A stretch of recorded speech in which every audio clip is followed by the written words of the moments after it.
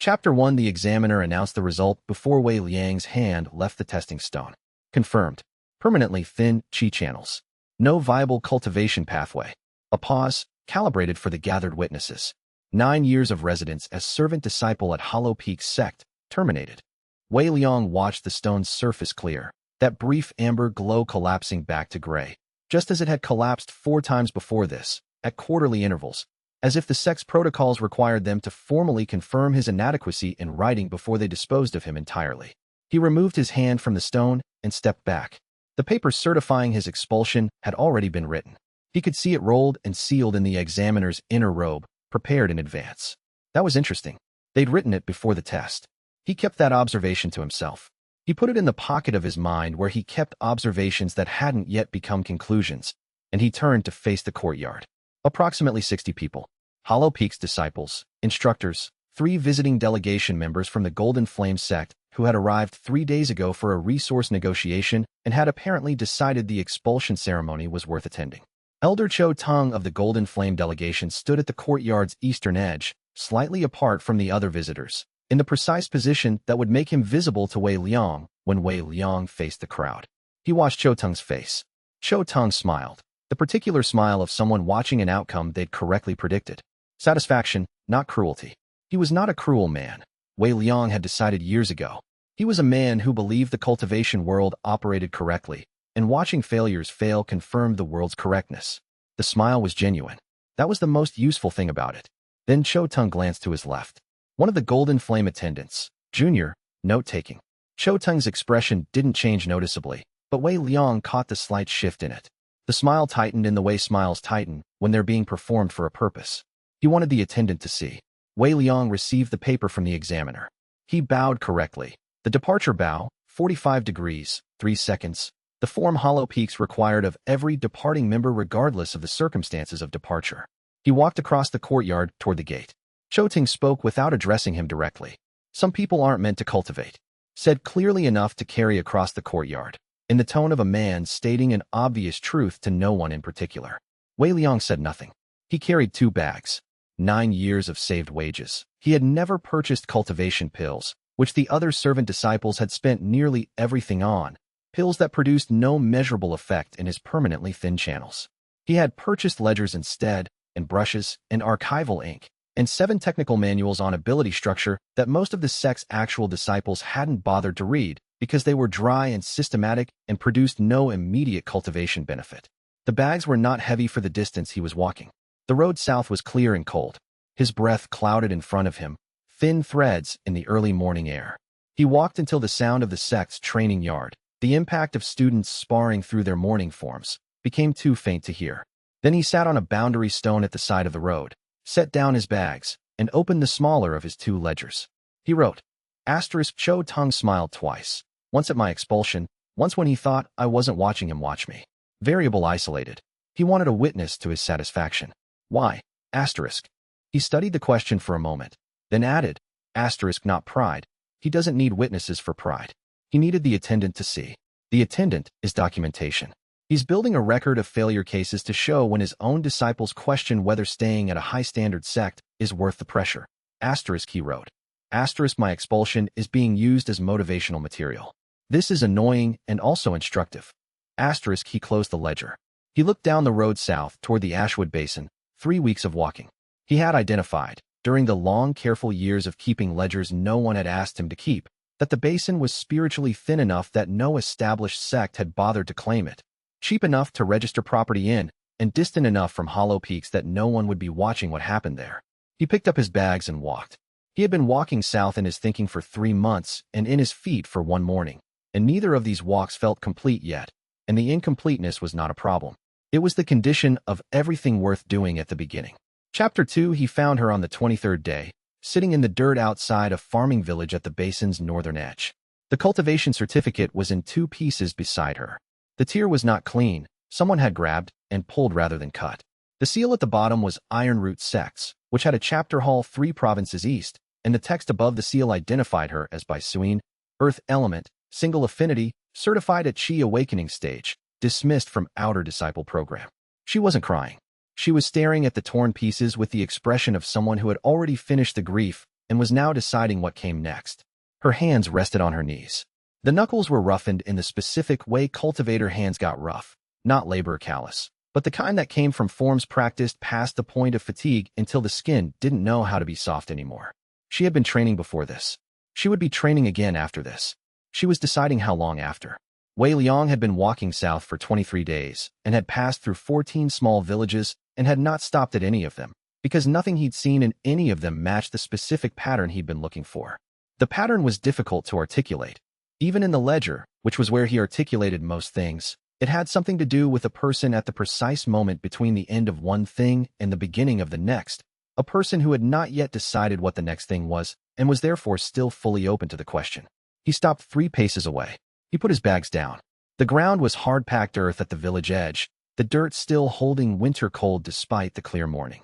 The road behind him was empty. The village's morning sounds were distant. He looked at her for a moment the way he looked at most things, not at the surface, at the logic underneath. Single earth element. Iron Root's program required 3 affinities for inner disciple candidacy and 2 for outer. 1 was a disqualification.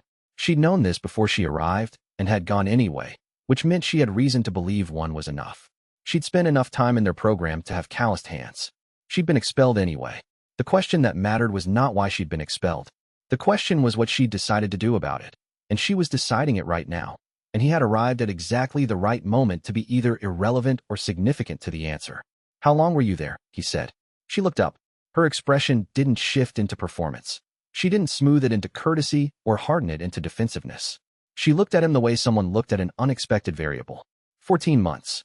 And they gave you the certificate at intake, not at expulsion. Yes. Then they kept you for the labor value and used the single affinity as the mechanism of exit when they wanted you gone. He paused. That's a pattern I've documented in 11 other cases. It isn't personal. She stared at him. Who are you? Wei Liang. I was dismissed from Hollow Peaks SECT 3 weeks ago. Permanently thin chi channels. He held up the smaller ledger. I've been keeping records of this kind of pattern for 9 years.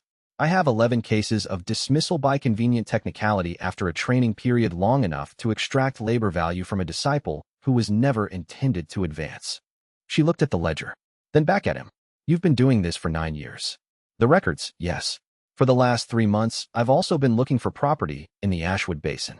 He considered what to say next and decided on the accurate version. I'm going to start a sect. She was quiet for 4 seconds. He counted. A sect? Yes. The requirement for membership is that you were rejected by somewhere else and you're willing to train honestly. I have enough savings to purchase a compound and operate for approximately 18 months. After that, the finances depend on whether any of this works. He paused. I'm not going to lie to you about the odds. She looked at the 2 halves of her certificate, then up at him. You said the requirement was rejection and willingness to train honestly. Yes. You didn't say anything about the element count. The element count is not a meaningful measure of potential in my current theory. Your single earth affinity is what you have. The question is what it can do. She stood up. She was taller than he'd estimated. She left the torn certificate in the dirt without looking back at it. Show me the property. He showed her the property. Chapter 3. The deed was signed in the basin's southern registry office on a morning when the fog hadn't lifted from the valley floor. Wei Liang paid in full. 9 years of wages, converted to cultivation coin, presented to a clerk who looked at the sum and then at Wei Liang and then at the property description and said, that compound has been vacant for 30 years. I know. The price reflects this. The formation arrays have deteriorated. The chi gathering structure is non-functional. I know. The main hall roof has partial collapse. I am aware. The clerk stamped the deed.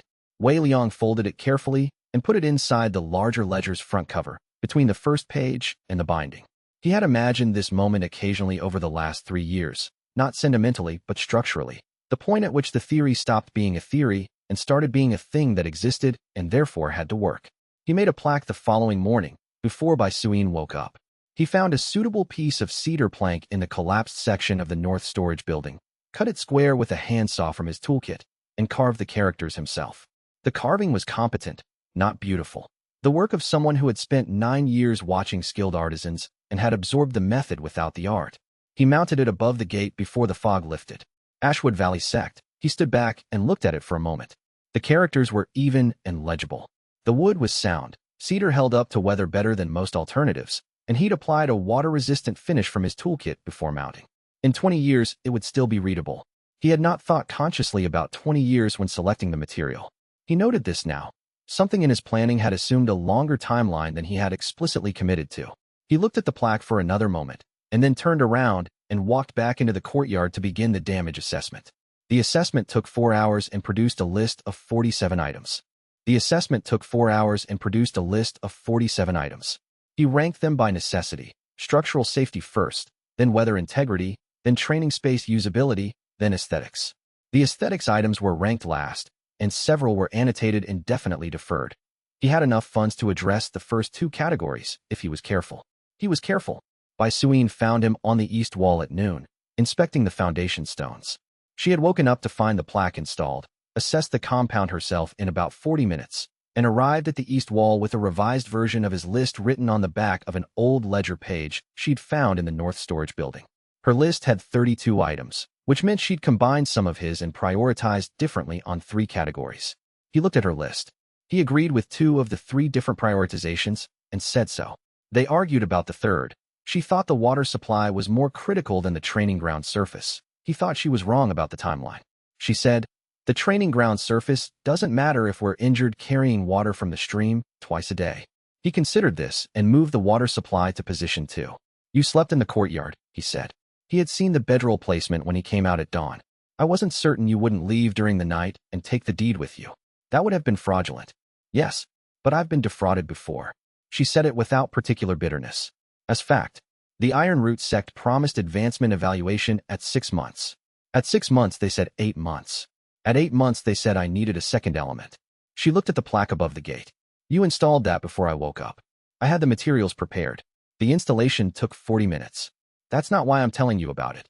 She paused, and something in her expression shifted into honesty the way a hand relaxed. "You didn't wait to see if I'd stay."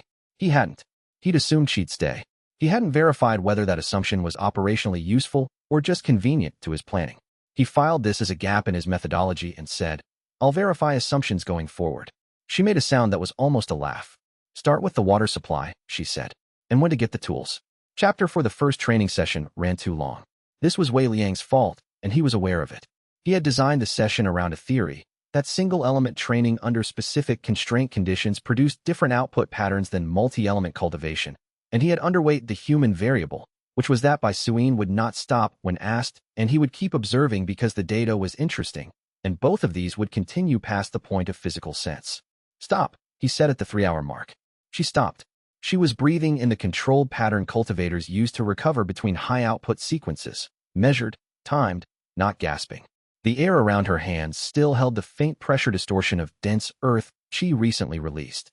He had watched her attempt 11 different applications of the same affinity over 3 hours, each application pushing against the boundary of what single-element technique was supposed to achieve, and each one had revealed a different structural quality of how her chi actually moved. "Your chi doesn't compress evenly," he said. She looked at her hands. "I know. It pulls toward the left side. The instructors at Ironroot told me this was the structural consequence of only having one affinity, that my chi would always be slightly eccentric without a second element to balance it. They were interpreting a symptom as a cause." He flipped back through the notes he'd taken during the session. "The left side pull isn't a deficiency. It's a bias. Your chi has a preferred directionality, which means if you train against that directionality, you get the instability they documented. If you train with it." He stopped. He had noticed something in the last 40 minutes that he hadn't been looking for. He set down the ledger. "Your secondary meridian. The closed one. When your left side pull reaches maximum during the high output sequences, I want to look at it." She extended her right forearm without argument. The secondary meridian was palpable even without chi sensing. He could feel where it ended, abruptly, a few inches below the elbow, not gradual narrowing but a hard stop, like a channel that had been sealed rather than simply unused. He placed 2 fingers at the point and waited while she ran a low-level output cycle. The structure around the seal wasn't uniform damage. He'd examined enough meridian structures over 9 years of watching other cultivators, formally limited to servant-grade observation, but he had observed carefully from every available distance to know what closed meridians felt like. They felt like vacancy, dead space. This didn't feel like vacancy. It felt geometric. He took his fingers away and picked up the ledger and opened it to a fresh page. He made a sketch, not artistic, diagrammatic. He documented the pattern he could feel through her skin, the lattice structure where the seal met the functional meridian, the irregular density that suggested not simple closure, but something that had been trying to form a new configuration and had been interrupted mid-process. He studied the sketch for a moment. He had no conclusion. He had a pattern he had never seen in any of the technical manuals, in any of the combat records he'd studied, in any of the 11 documented cases in his expulsion files. He had something that didn't fit the existing taxonomy. He closed the ledger around the sketch without labeling it.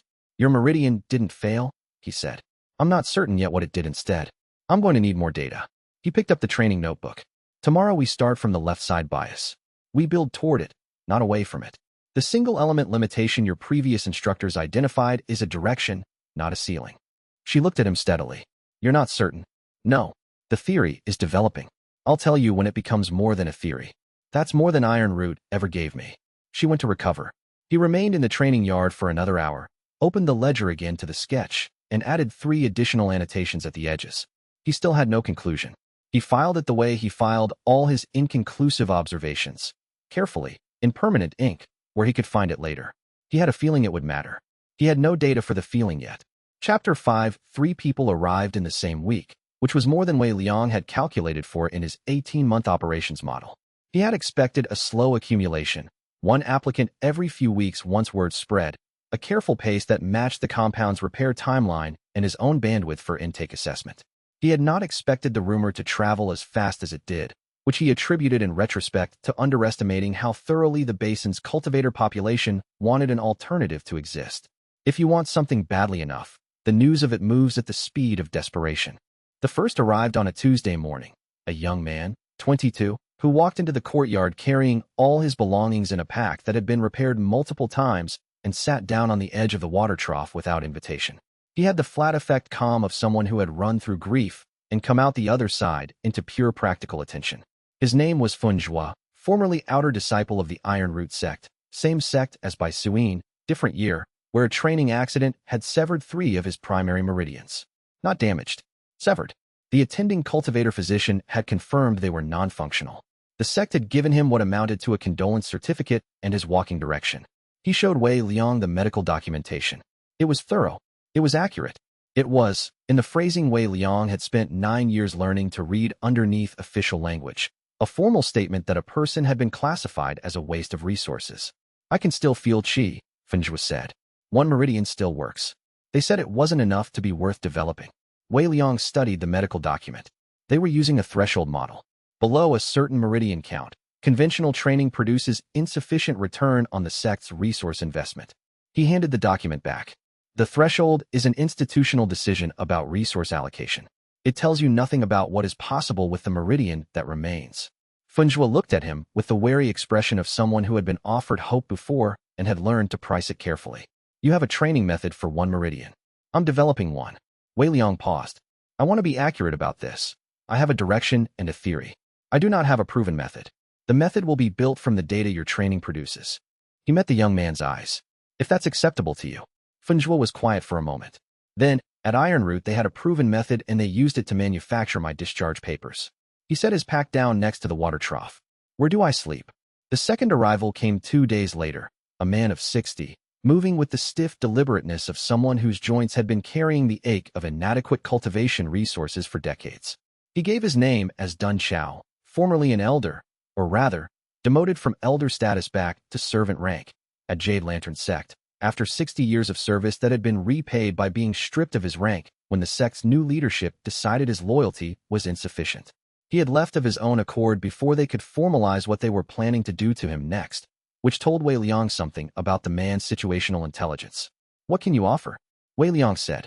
He asked it without softening because Dun Chao had not sat down and had not offered his documentation, and his posture said he was here to negotiate, not to petition.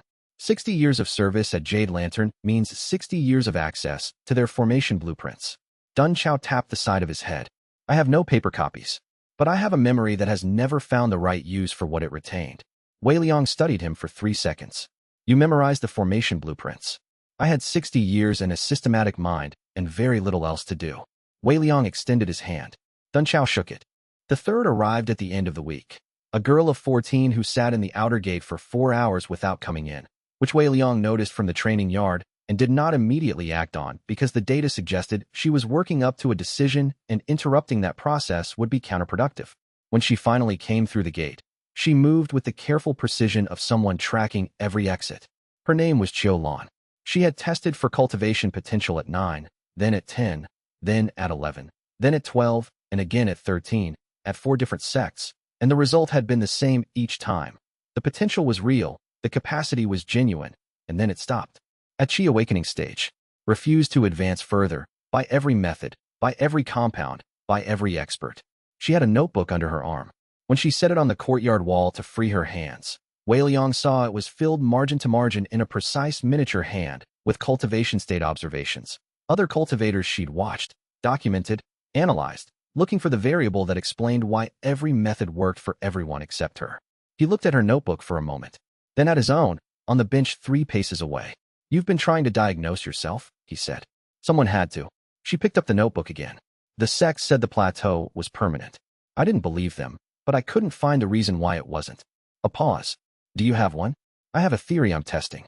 He looked at the 5 of them, Bai Suyin, Funzhua, Dun Chao, Xiaolan, and himself. "There is no talent requirement here.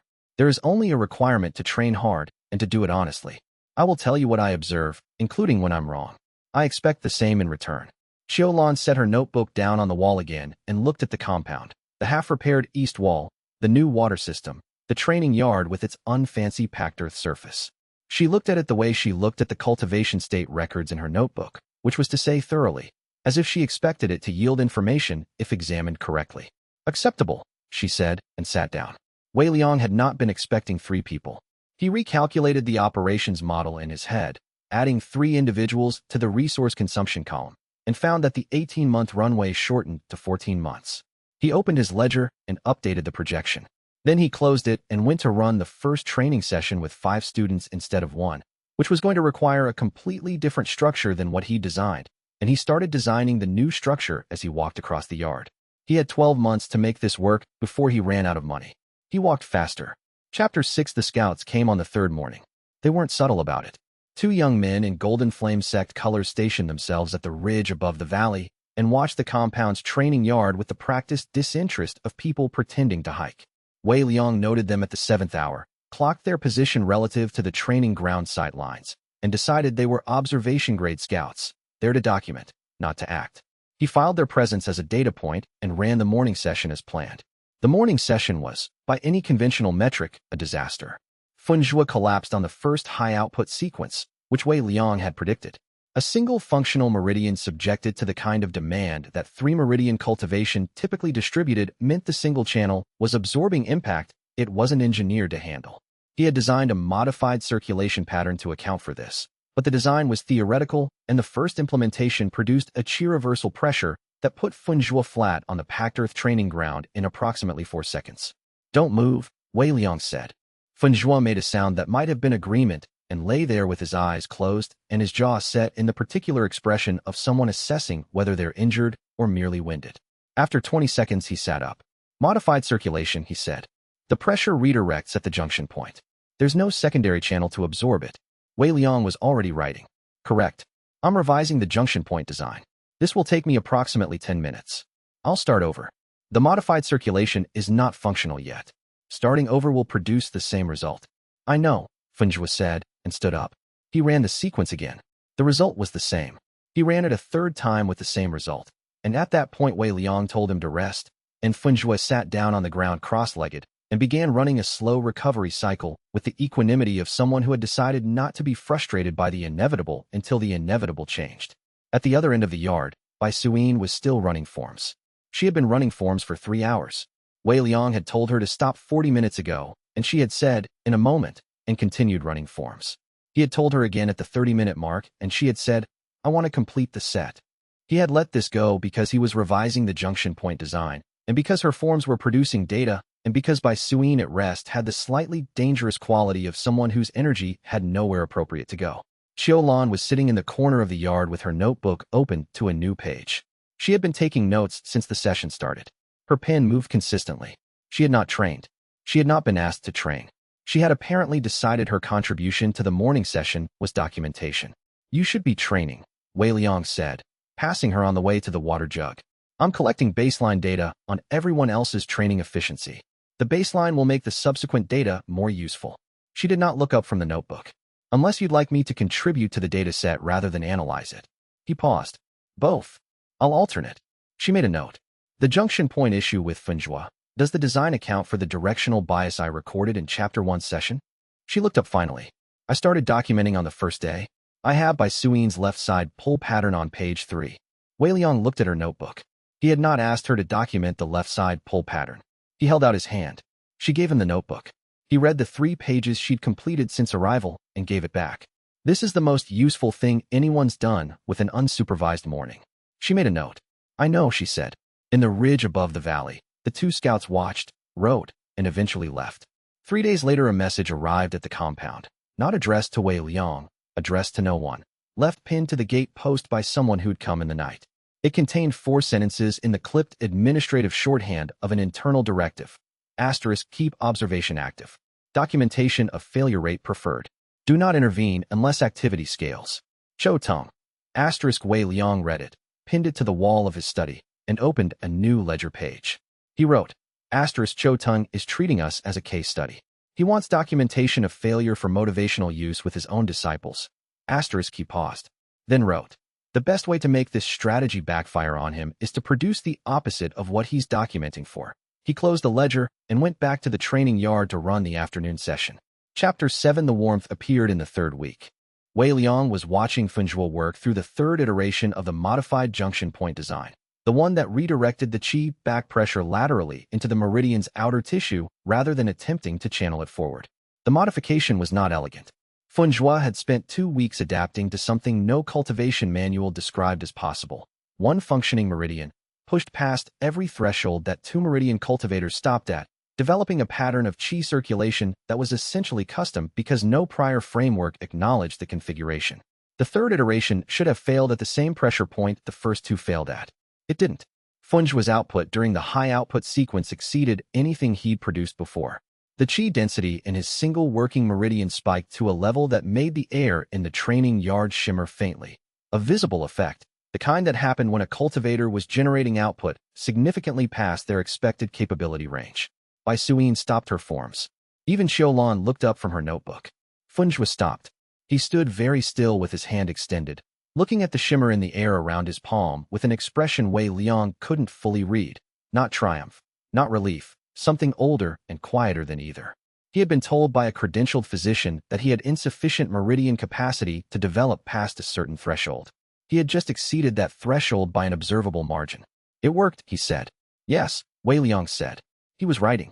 He was also experiencing something he could not immediately categorize. A warmth that started at his sternum and spread outward through his ribs, a physical sensation that had no obvious source because he wasn't the one who had just broken through anything, and the air temperature hadn't changed, and he hadn't been doing anything in the 30 seconds before it appeared except watching Fenjua's qi circulation pattern and feeling the warmth arrive. He noted it in the ledger. Asterisk 3rd week, training session 11. Fenjua achieves high output qi generation through single meridian modified circulation, exceeding prior threshold by approximately 40%. Simultaneous, internal warmth sensation, origin unclear, duration approximately 90 seconds. No physical cause identified. Asterisk he paused, then added, document if it recurs. He didn't know what it was yet.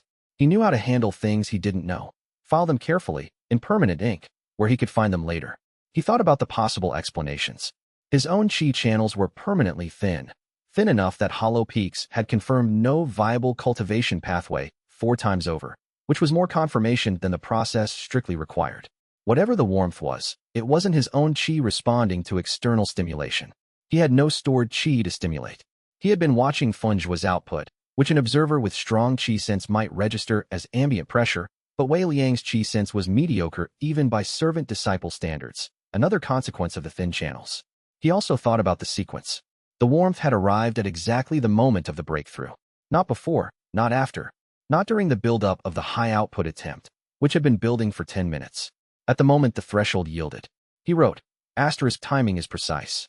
If this is a response to the breakthrough rather than to the preceding effort, the mechanism is not accumulated qi exposure. It's event-triggered. Asterisk he looked at this for a moment. Asterisk the breakthrough is the cause, not the training. The specific moment of overcoming. Asterisk, he didn't know what to do with this yet. He had one data point. One data point was not enough to build a conclusion from, but it was enough to build a question. Fenjua held the output for 3 more seconds, then let it drop. The shimmer in the air dissipated. He exhaled once, sharply. Then he looked at Wei Liang. How do I keep it from being a one-time event? We run it 40 more times until the pathway becomes structural rather than accidental. Wei Liang set down the ledger. Rest for 20 minutes. Then we start. Fenjua sat down on the ground, stretched his neck, and said, You know, at Iron Root they had a rest schedule with proper intervals and recovery compounds, and a full medical staff. Yes, Wei Liang said. How did that work for you? Fenjua made the sound that wasn't quite a laugh, but was in the same neighborhood. 20 minutes, he said, and closed his eyes. In the corner of the yard, Xiaolan was writing at a pace that suggested she was trying to record everything she'd just seen before any detail faded. Wei Liang glanced at her, and then back at his own ledger, at the notation about the warmth, and thought. Asterisk, something shifted. I don't know what. I'll know when it happens again. Asterisk, he was correct on both counts. He usually was, about things that were questions of timing and observation rather than questions of outcome. The outcome was never certain. The question's recurrence was. Chapter 8 Rome May arrived on a day when everything was going wrong simultaneously, which was not unusual for the compound's 4th week, but was pronounced even by those standards. The water system had developed a leak in the South Junction. Dun Chao was mid-assembly on a basic qi gathering array using locally sourced materials, a project that required sustained concentration, and had been explicitly asked not to be interrupted. Fenjua had reached the 41st run of his breakthrough pattern, and the pathway was cementing, but his hands were shaking from sustained output.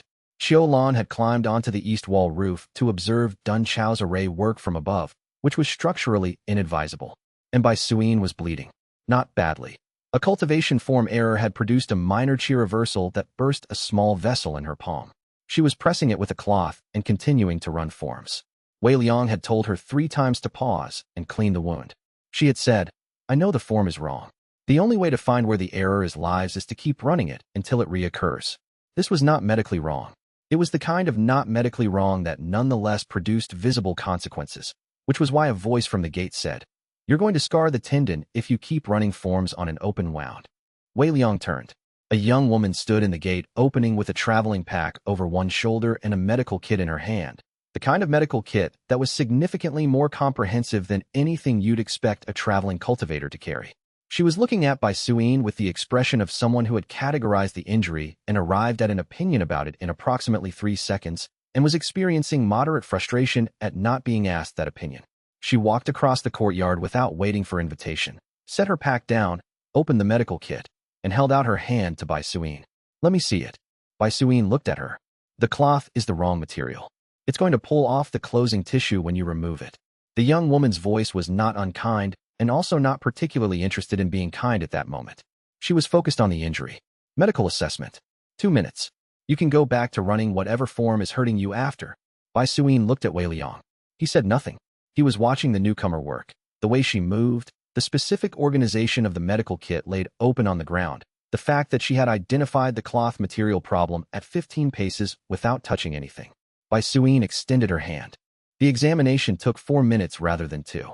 When it was done, the wound was properly cleaned, the correct material applied, and the young woman had a small calibration technique she'd used that Wei Liang recognized from descriptions in the 2nd of his 7 technical manuals as a diagnostic qi sensing method typically used in formal medical facilities. You're from a medical academy, he said. She looked up. She had the expression people got when they'd been asked to confirm something they were still angry about. Serene Cloud Medical Academy. Former student. Expelled. A pause that contained several things she wasn't saying. Late bloomer. My cultivation reached qi awakening when I was 12. My medical qi sensing ability didn't manifest until I was 15. They have a late manifestation policy. She closed the medical kit. I'm not interested in discussing the policy. I wasn't going to discuss it. Wei Liang looked at her hands. The grip that came from precision work, the specific callous pattern of someone who spent significant time with fine instruments. Do you have formal medical training documentation? 3 years of coursework before the policy activated. The documentation exists, but the academy didn't give me a completion certificate. Her jaw set briefly. They did give me 3 years of training they don't get to take back. Do you want to establish a medical training program here? She had been scanning the compound while he spoke. The east wall, the water system, the array Dun Chao was building, Funj was shaking hands, Qiulan on the roof. She turned back to him. You don't have one. No. And your disciples are training with inadequate medical support. Currently, yes. She looked at Bai Suin's hand, newly dressed. Then at Funjua's hands, trembling from overuse. She picked up her medical kit. I'll design the program myself. I know what's actually necessary as opposed to what the academy's curriculum said was necessary, and those are different lists. She looked at Wei Liang directly. My name is Rongmei. I'm staying. Yes, Wei Liang said. I assumed so. She made a sound that was somewhere between a laugh and something sharper. The water junction is leaking at the south seal, she said. I noticed it when I came through the gate. She walked toward the medical supply corner he hadn't had before this morning.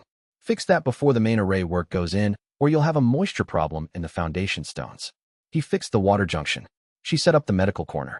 The compound, that afternoon, had 6 people in it doing 6 different things that were all necessary and none of which were what had been scheduled. Wei Liang updated the operations model. The runway extended by 3 weeks. A healer on site reduced training downtime from injuries, which the previous projection hadn't accounted for. He noted this in the ledger and thought, the variable had improved the model. He also noted, without fully examining the thought, she had seen what was wrong the moment she walked in. He found this, unreasonably, something like reassuring. Chapter 9. The magistrate arrived at the 9th hour on a clear morning, which Wei Liang had been told to expect, and which he had spent the previous evening preparing for by doing nothing different.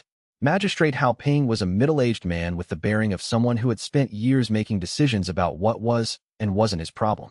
He arrived with 1 assistant, no guards, and the expression of a person who had been in his position long enough to have learned that spectacular entrance was inversely correlated with actual authority. He stood in the gate for approximately 30 seconds, looking at the compound with the systematic attention of someone performing a genuine assessment rather than a scripted inspection, and then walked in. Wei Liang met him at the center of the courtyard. He had not assembled the disciples for presentation. They were doing what they normally did at the 9th hour, which was training. Hao Ping watched Bai Suin's forms for a moment. He watched Funjua's single meridian high-output sequences.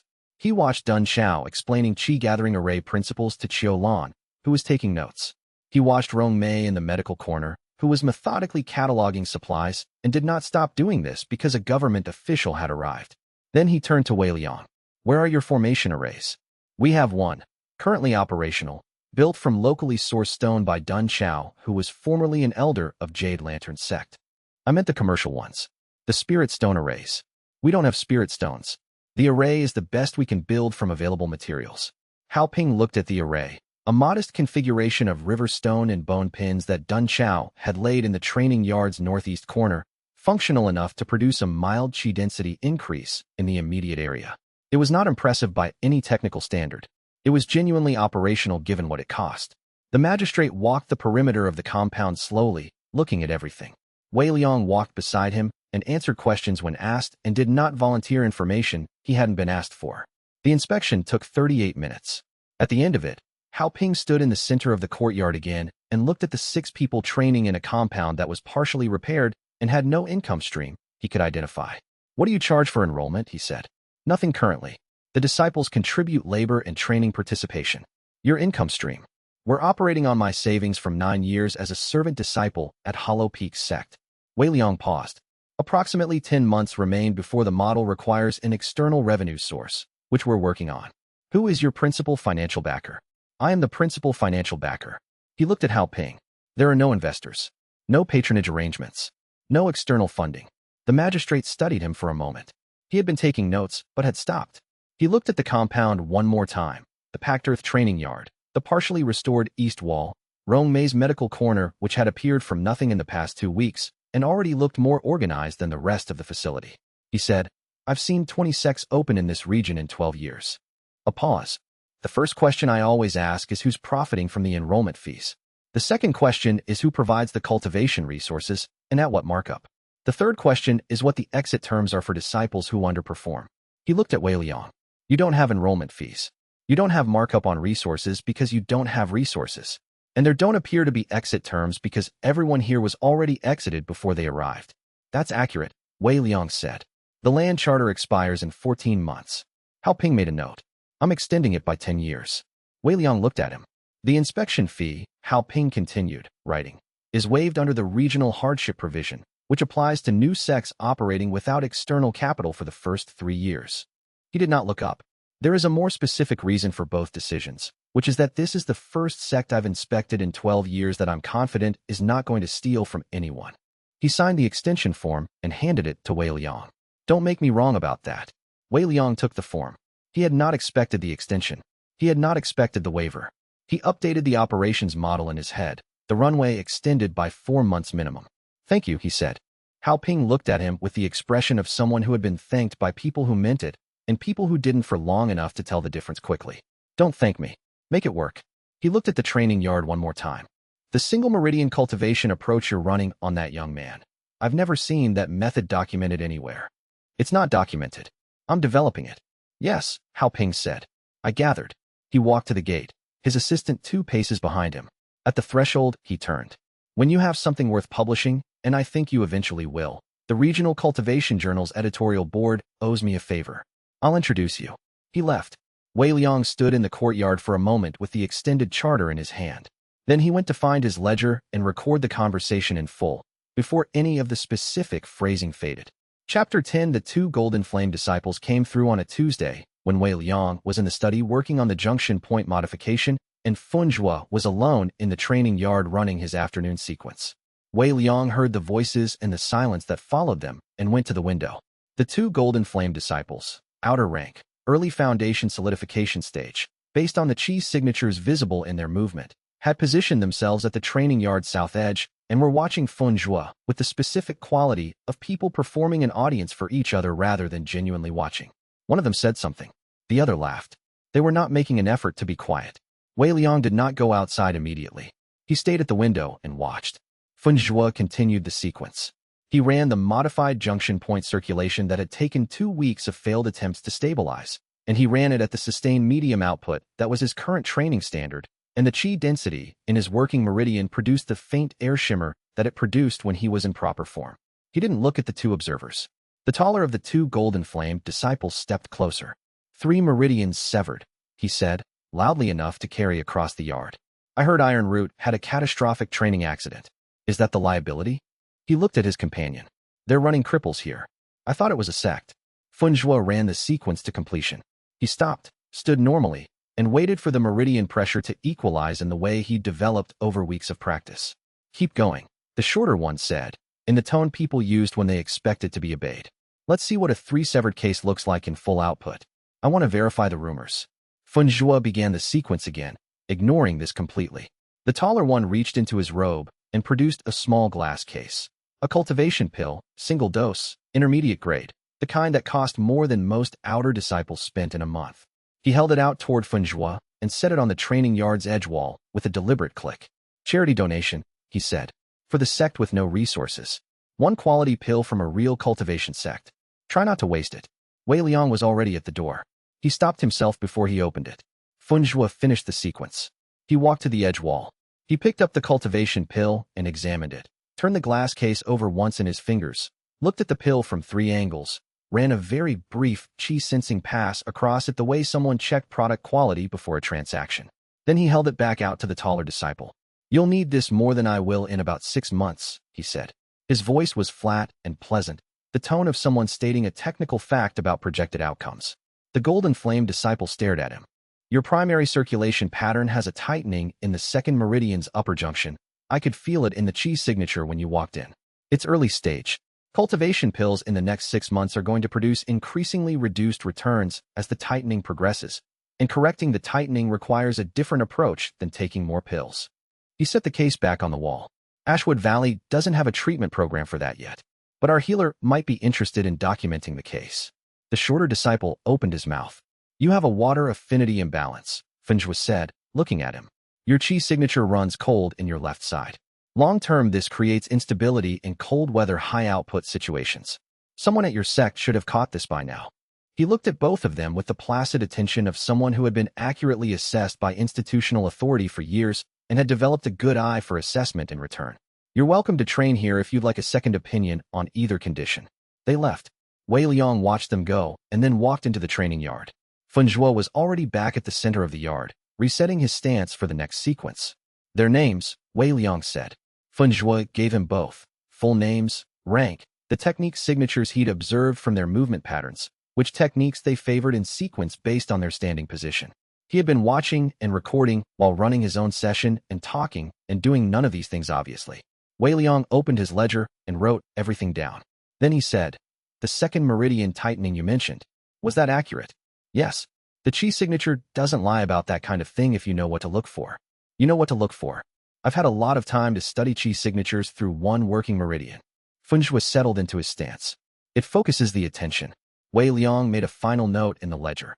Feng's single meridian constraint has produced compensatory qi reading sensitivity. The limitation has generated a capability it would not have generated in a conventional development path. Then he wrote, variable confirmed. Constraint is not always deficit.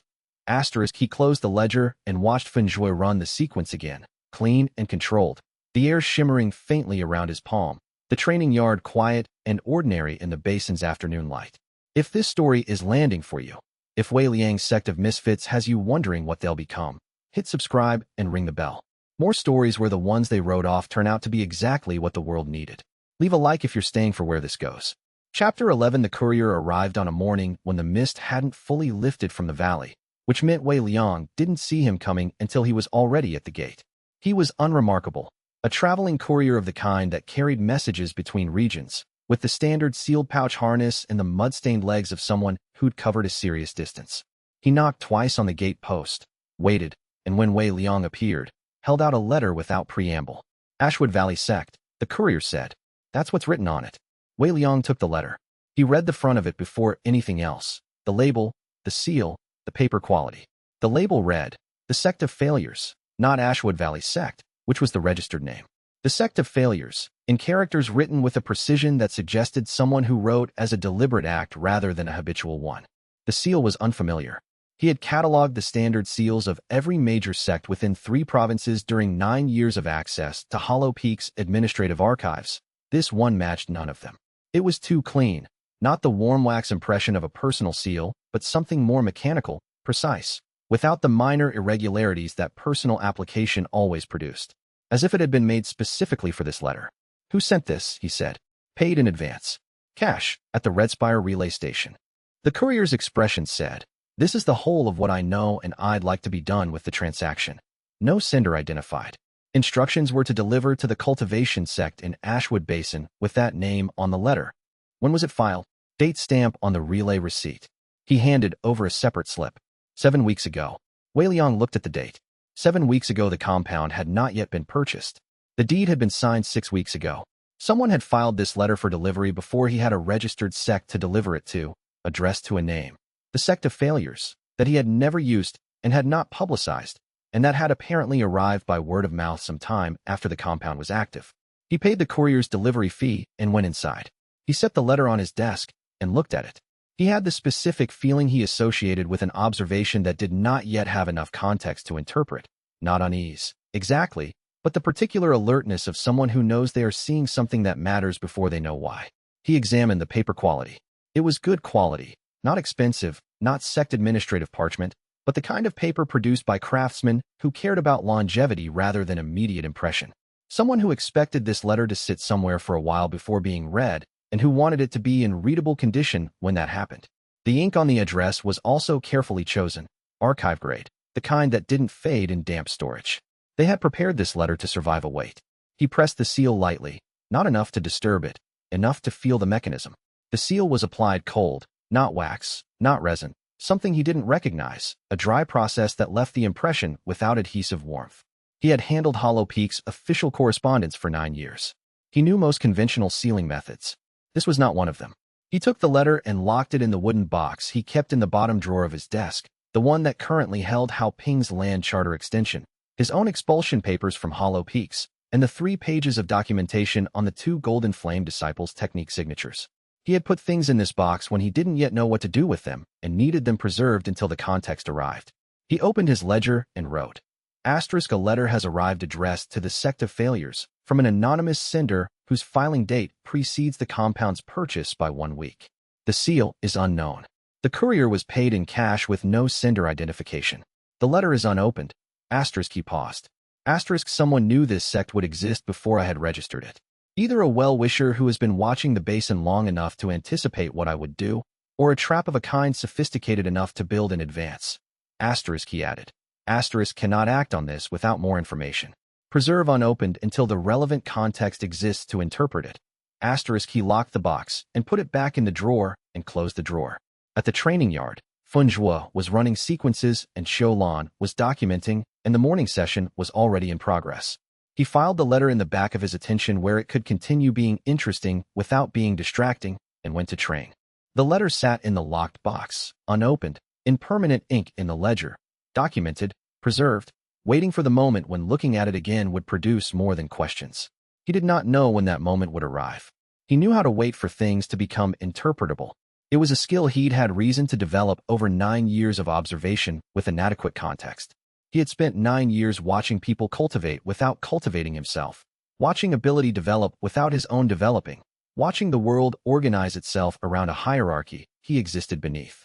You learned patience in that position, or you didn't last. He had lasted. The patience was not passive. It was the patience of someone accumulating, in a private ledger, the observations that would eventually become the basis for something that could not be predicted from the pattern of what had come before. Chapter 12. The first sign that Dun Xiao was not merely a disillusioned former elder was the morning he stopped pretending he was starting from scratch. They had been discussing the problem of the qi-gathering arrays. Wei Liang's understanding of formation array theory was adequate. He had access to the technical manuals that Hollow Peak's servant disciples were permitted to read, which covered the basics thoroughly and the advanced implementations not at all. Dun Xiao had been nodding along to his analysis for 3 days in a way that Wei Liang had at some level registered as patient rather than agreeing. On the 4th morning, Dun Xiao said, "You're working from the single-source collection model. The basin's qi density doesn't support it. What you need is a distributed low-pressure intake configuration, 12 nodes, positioned along the slope's natural qi flow channels, feeding to a central reservoir rather than drawing from a single point." Wei Liang looked at him. The channel spacing for the basin's composition, Dun Xiao continued, pulling out a paper he had apparently already started drawing on, needs to be approximately 30 meters in the north-south axis and 20 in the east-west, because the basin's geological formation creates a lateral pressure differential that. He looked up and found Wei Liang looking at him in a specific way. He stopped. "You're not approximating," Wei Liang said. "No. This is a documented configuration." "Yes. Where did you document it?" Dun Xiao set down the paper. "At Jade Lantern Sect, there was, when I was there, a formation array in the disciples' training compound that has been in continuous operation for 240 years. The original design was specific to a geological formation roughly analogous to this basin. I spent approximately 12 years studying the original blueprints, adapting them mentally to different geological conditions, as an exercise in applied formation theory." A pause. "I had 60 years and a systematic mind, and very little else to use them on." Wei Liang sat down across from him. "How much of the Jade Lantern Formation archive do you have?" "All of it," Dun Xiao said. "All that I was given access to, which was approximately 60% of the full archive. The other 40% was restricted to Elder rank." He looked at the paper in front of him. "I was Elder rank until 14 months ago." He spread the paper on the table. It was already a working blueprint. Not a rough sketch, but a technical drawing with scale indicators and material specifications and notation that matched the formal convention of cultivation formation documentation Wei Liang had seen in his manuals. He had drawn this before the conversation. He had been waiting for the question. Wei Liang looked at the blueprint for a moment. Then he opened his ledger to a blank page and picked up his brush. "Tell me the specifications for the node placement. I'll document as we go." They worked through the morning. The materials Dun Xiao required were not standard. No spirit stones, which were beyond the compound's budget, but specific local materials chosen for their natural qi conduction properties. River stones from the basin's eastern tributary, which had a particular mineral composition that supported low-level qi flow. Processed bone pins, which Dun Xiao was specific about regarding animal source and treatment method. And a set of copper connectors that cost Wei Liang a non-trivial portion of his remaining operational funds and were worth every coin. The array took 8 days to install. On the first morning after completion, Wei Liang walked into the training yard before the others woke up and stood in the northeast corner where the central reservoir node was positioned and felt, very clearly, the difference. The qi density in the compound had increased. Not dramatically. This was a low-pressure intake system working with a spiritually thin basin, not a major sect's power core. But where before the training yard had the baseline ambient qi of uninhabited wilderness, it now had something measurably more. a slight thickness in the air that a trained chi sense would register immediately, and that even a beginning cultivator would feel as a faint warmth. He felt the resonance warmth again. It had the same quality as the moment Fenjua had broken through the high output threshold, the same sensation of something shifting in a way that had nothing to do with his own cultivation. He was not developing, the array was not his breakthrough, but the compound had become more of what it was supposed to be, and something in that change registered in him as clearly as if he had been the one to advance. He wrote it in the ledger. Second resonance warmth event. Trigger, Dunchao's formation array activation and resulting compound chi density increase. Duration, approximately 4 minutes. Correlation with previous warmth, similar origin quality, not a personal advancement, but a genuine improvement in the sect's foundational capability. He was beginning to form a theory. He did not have enough data to call it a conclusion yet. He added, the warmth is connected to the sect becoming more real. Each time it becomes more of what it should be, I feel it. Document. He closed the ledger and went to wake the others for morning training. Chapter 13. Wei Liang designed the experiment carefully because the thing he was trying to understand could not be forced. The resonance warmth had appeared twice now, once during Fenjua's single meridian breakthrough, once during the array installation. The common factor, as best he could identify it, was genuine overcoming, not the appearance of progress, not incremental development, but the specific moment when a limitation that had been declared permanent turned out not to be. He needed more data points. He needed to understand whether the warmth was a consequence of his observation or a consequence of the breakthrough itself. He called the 6 of them together on a Saturday afternoon. I want each of you to push past the point where you've always stopped before, he said. Not past your limit. Past the point you've been trained to treat as your limit. Those are different points. I want you to find the difference, if it exists. Xiaolan raised her hand, which she had started doing rather than interrupting, which was an improvement that had taken 3 weeks to achieve. My cultivation is plateaued. I have been past every conventional threshold I've been given. There is no further threshold to push past. The conventional thresholds assume cultivation moves forward, Wei Liang said. That's an assumption. Remove the assumption and see what's left. She looked at him for a moment, then looked at the training yard with the expression she used when reclassifying a problem. He stepped back and watched all of them. Bai Suyin pushed into a high-density compression that her single-element training had been building toward for weeks. She hit the point where the pressure usually produced reversal, and she kept going, her jaw set, her feet widening slightly for stability. Fenjua ran his sequence at a sustained output duration that was 30% beyond his previous maximum. Dun Chao attempted a formation configuration he had not been willing to try before, a higher complexity array that his 60-year-old chi channels made technically demanding. Xiaolan stood still for 7 minutes. Wei Liang had been watching everyone else. He looked at her and found her standing with her eyes closed and both hands slightly extended, palms up, in a configuration he didn't immediately recognize from any technique he'd documented. Then she opened her eyes and looked at her hands and said, "Oh, what is it?" he said. "The chi isn't moving forward." She looked at Fenjua, who was running his sequence. "It's moving sideways." She moved her hands slightly, an adjustment in orientation that produced no visible effect, but was clearly meaningful to her. "I can feel his meridian pattern from here."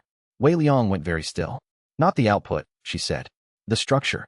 The way the chi is arranged inside the working meridian." She tilted her head slightly, the way she tilted it when reading her own documentation. "There's a compression at the upper junction. Tighter than it was 3 days ago. She paused. "Is that what Fenjua was talking about?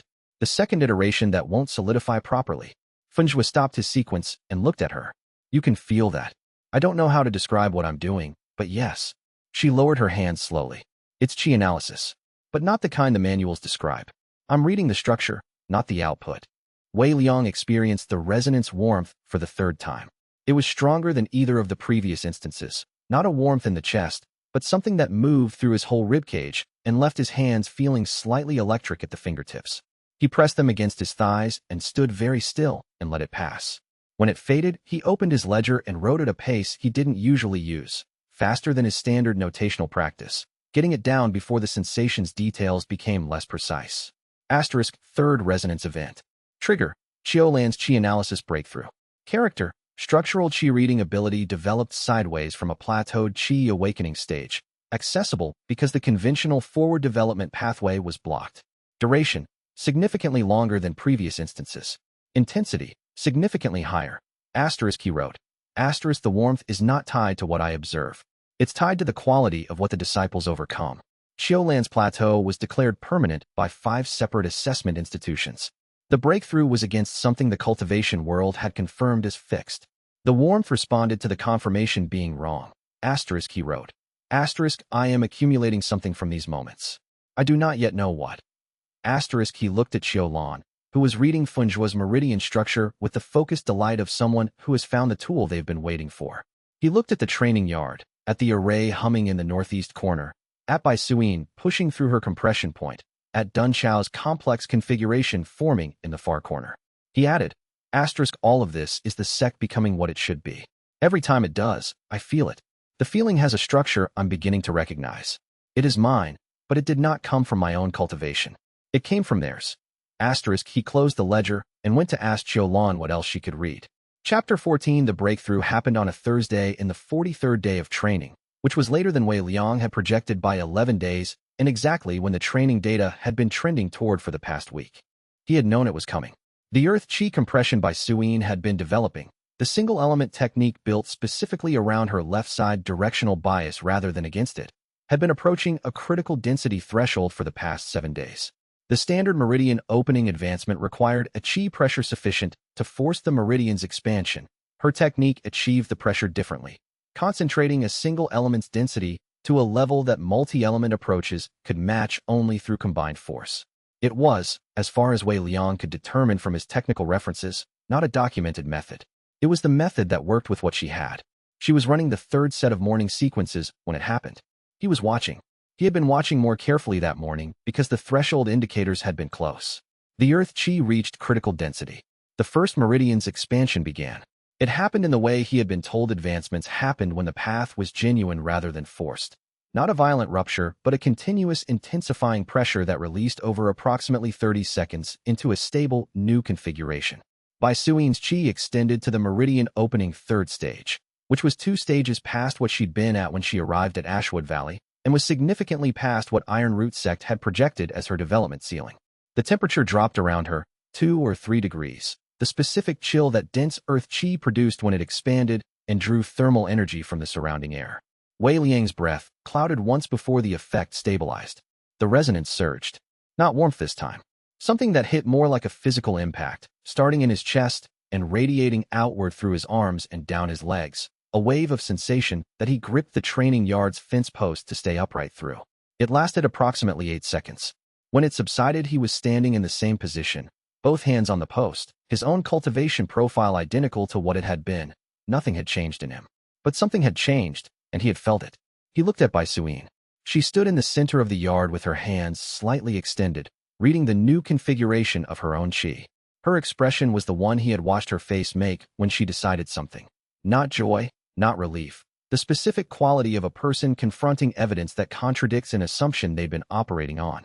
3rd stage, she said. Yes. The Iron Root assessment said I plateau at 1st stage. Single-element progression ceiling. Yes. The ceiling was based on their model, which was calibrated for multi-element cultivation and therefore overestimated the practical ceiling of single-element technique when the technique is built correctly. He pushed off the fence post. 3 months faster than Iron Root's fastest multi-element student. I need to note this. He was already opening the ledger. While he wrote, he was also working through the resonance data. The surge had been significantly larger than the previous 3 instances. He could map it now with some precision. He had 4 data points, which was enough to begin identifying the pattern. The magnitude tracked with the weight of what had been overcome. Xiaolan's breakthrough against a 5-institution consensus had produced a strong surge. Bai Suyin's breakthrough against a projected ceiling, achieving something 3 months ahead of the fastest documented rate, had produced the strongest so far. He wrote, asterisk, the resonance magnitude is not proportional to the advancement's absolute power level. It's proportional to the depth of the rejection the disciple was given before arriving here. How thoroughly the cultivation world declared their limitation permanent. The more authoritatively they were told they were limited, the more resonance their breakthrough generates when the limitation fails to be permanent. Asterisk, he looked at this. Then he wrote, asterisk, this means every enemy they ever made, every institution that told them they couldn't cultivate, every assessment that declared their development ceiling fixed, every one of those has been contributing to what I'm accumulating. Without knowing it. Without intending to. Asterisk, he closed the ledger. Bai Suyin looked at him across the training yard. She had the expression she used when she was going to say something direct. Congratulations are traditional, she said. Third stage meridian opening, 3 months faster than any documented single-element case. Your left side directional bias is an asset under the current technique framework. He paused. Congratulations on being correctly assessed. She made a sound that was a laugh. She did this rarely enough that it was always surprising. That's the strangest congratulation I've ever received. It's the accurate one. He picked up the ledger and walked toward the study. Take the rest of the morning to stabilize the new configuration. I'll have the afternoon session redesigned around your current threshold before noon. She went to stabilize. He went to redesign the session. The resonance continued its quiet vibration in his chest for the rest of the morning, warm and specific, like a fire that had found good fuel. Chapter 15. The Ironwood League's recruitment officer arrived on a clear afternoon in the 6th week and introduced himself as though he was doing Wei Liang a professional courtesy. His name was Meng Su, and he had the particular confidence of a man who had spent years visiting minor sects on behalf of a larger organization and had never been turned down by anyone whose alternative was continuing to be a minor sect. He wore the Ironwood League's colors with the relaxed authority of someone who did not need to announce his affiliation, because his affiliation announced itself. He looked around the training yard with the appraising eye of someone assessing inventory. I've heard interesting things, he said. The regional proving application. The single meridian cultivation work. The chi analysis technique your student is running. He gestured toward Xiao Lan, who was reading the meridian structure of one of the 2 brothers who'd arrived the previous week. Unconventional. But the outputs are producing data. Yes, Wei Liang said. The Ironwood League controls the basin's river trade routes. We have a substantial interest in stable cultivation infrastructure in this region. Meng Su smiled with the practiced ease of someone who had delivered this opening many times. We'd like to offer Ashwood Valley a junior alliance arrangement. The specific terms: formal affiliation, access to league resources, priority placement for your disciples in commercial trade route protection contracts, which pay well, by the way, and in exchange, first refusal rights on any disciple who outgrows the sect's capacity to develop them. Wei Liang looked at him. Standard junior alliance terms, Meng Su continued. The refusal right is mutual. Your disciples would be asking to transfer, not being required to. We simply have the first offer. I understand the terms, Wei Liang said. Tell me the premise. Meng Su paused. The premise is mutual benefit. The League provides resources, you provide. The premise of the refusal clause, Wei Liang said. You're assuming a disciple can outgrow this sect. What does that mean, in your model? Meng Su's expression adjusted slightly. Not quite recalibration, but a recognition that the conversation had moved to different terrain. When a disciple develops sufficiently that a larger institution can offer better development resources, more advanced techniques, higher-ranked instructors, larger cultivation grounds. So the premise is that this sect is a stepping stone, a remedial program for disciples who begin here and advance to somewhere more suited to their actual capability once they've demonstrated that capability. I wouldn't phrase it as remedial. I would, Wei Liang said pleasantly. Because that's what you mean, and I want to make sure we're discussing the same thing. He looked at the training yard. Bai Suyin was running forms on the east side. Fun Zhua was demonstrating the modified junction technique to the 2 brothers, who were watching with intense attention. Rong Mei was in the medical corner, working through a diagnostic protocol she had designed and was teaching herself. Xiao Lan and Dun Chao were at the array site discussing the next configuration expansion. No disciple outgrows this sect. Meng Su studied him. Every sect has a ceiling. The Ironwood League's ceiling is set by its best instructor's knowledge and the highest technique resources it can acquire. This sect's ceiling is set by a different factor entirely, one that doesn't track with conventional resource accumulation. Wei Liang looked back at Meng Su. I'm not explaining that factor to your recruiting division, but the practical consequence is that the Junior Alliance Clause assumes a dynamic that doesn't exist here. The resources, we don't need League resources at this stage of development. If we need them later, I'll contact you. He said this without dismissiveness, as a statement of operational reality. The alliance arrangement as proposed requires giving the League structural access to a process that the League's model would interfere with. That's not useful to either party. Meng Su was quiet for a moment. He looked at the training yard again.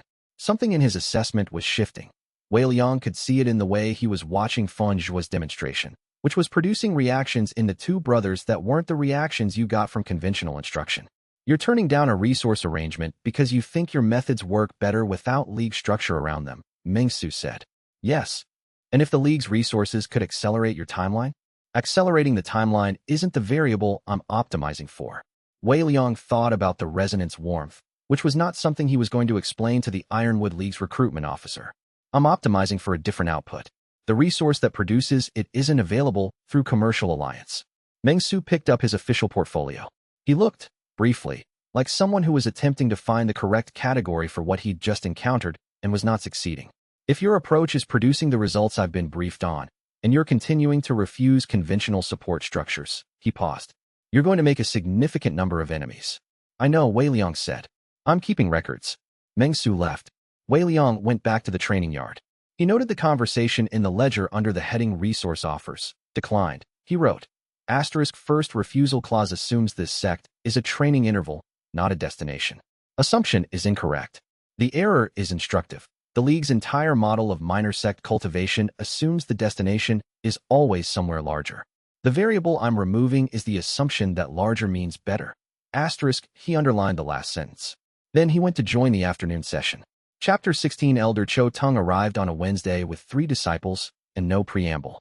Wei Liang saw him coming from the east wall, where he'd been reviewing Dun Chao's expanded array configuration. 3 golden flame inner disciples in formal training colors, moving with the relaxed precision of people who did not expect the ground they walked on to offer resistance. Cho Tung himself behind them, in senior elder robes, with the expression he'd worn at the expulsion ceremony. Not cruelty, correctness. A man confirming a thesis he had already proven. Wei Liang came down from the wall and waited in the courtyard center. Wei Liang.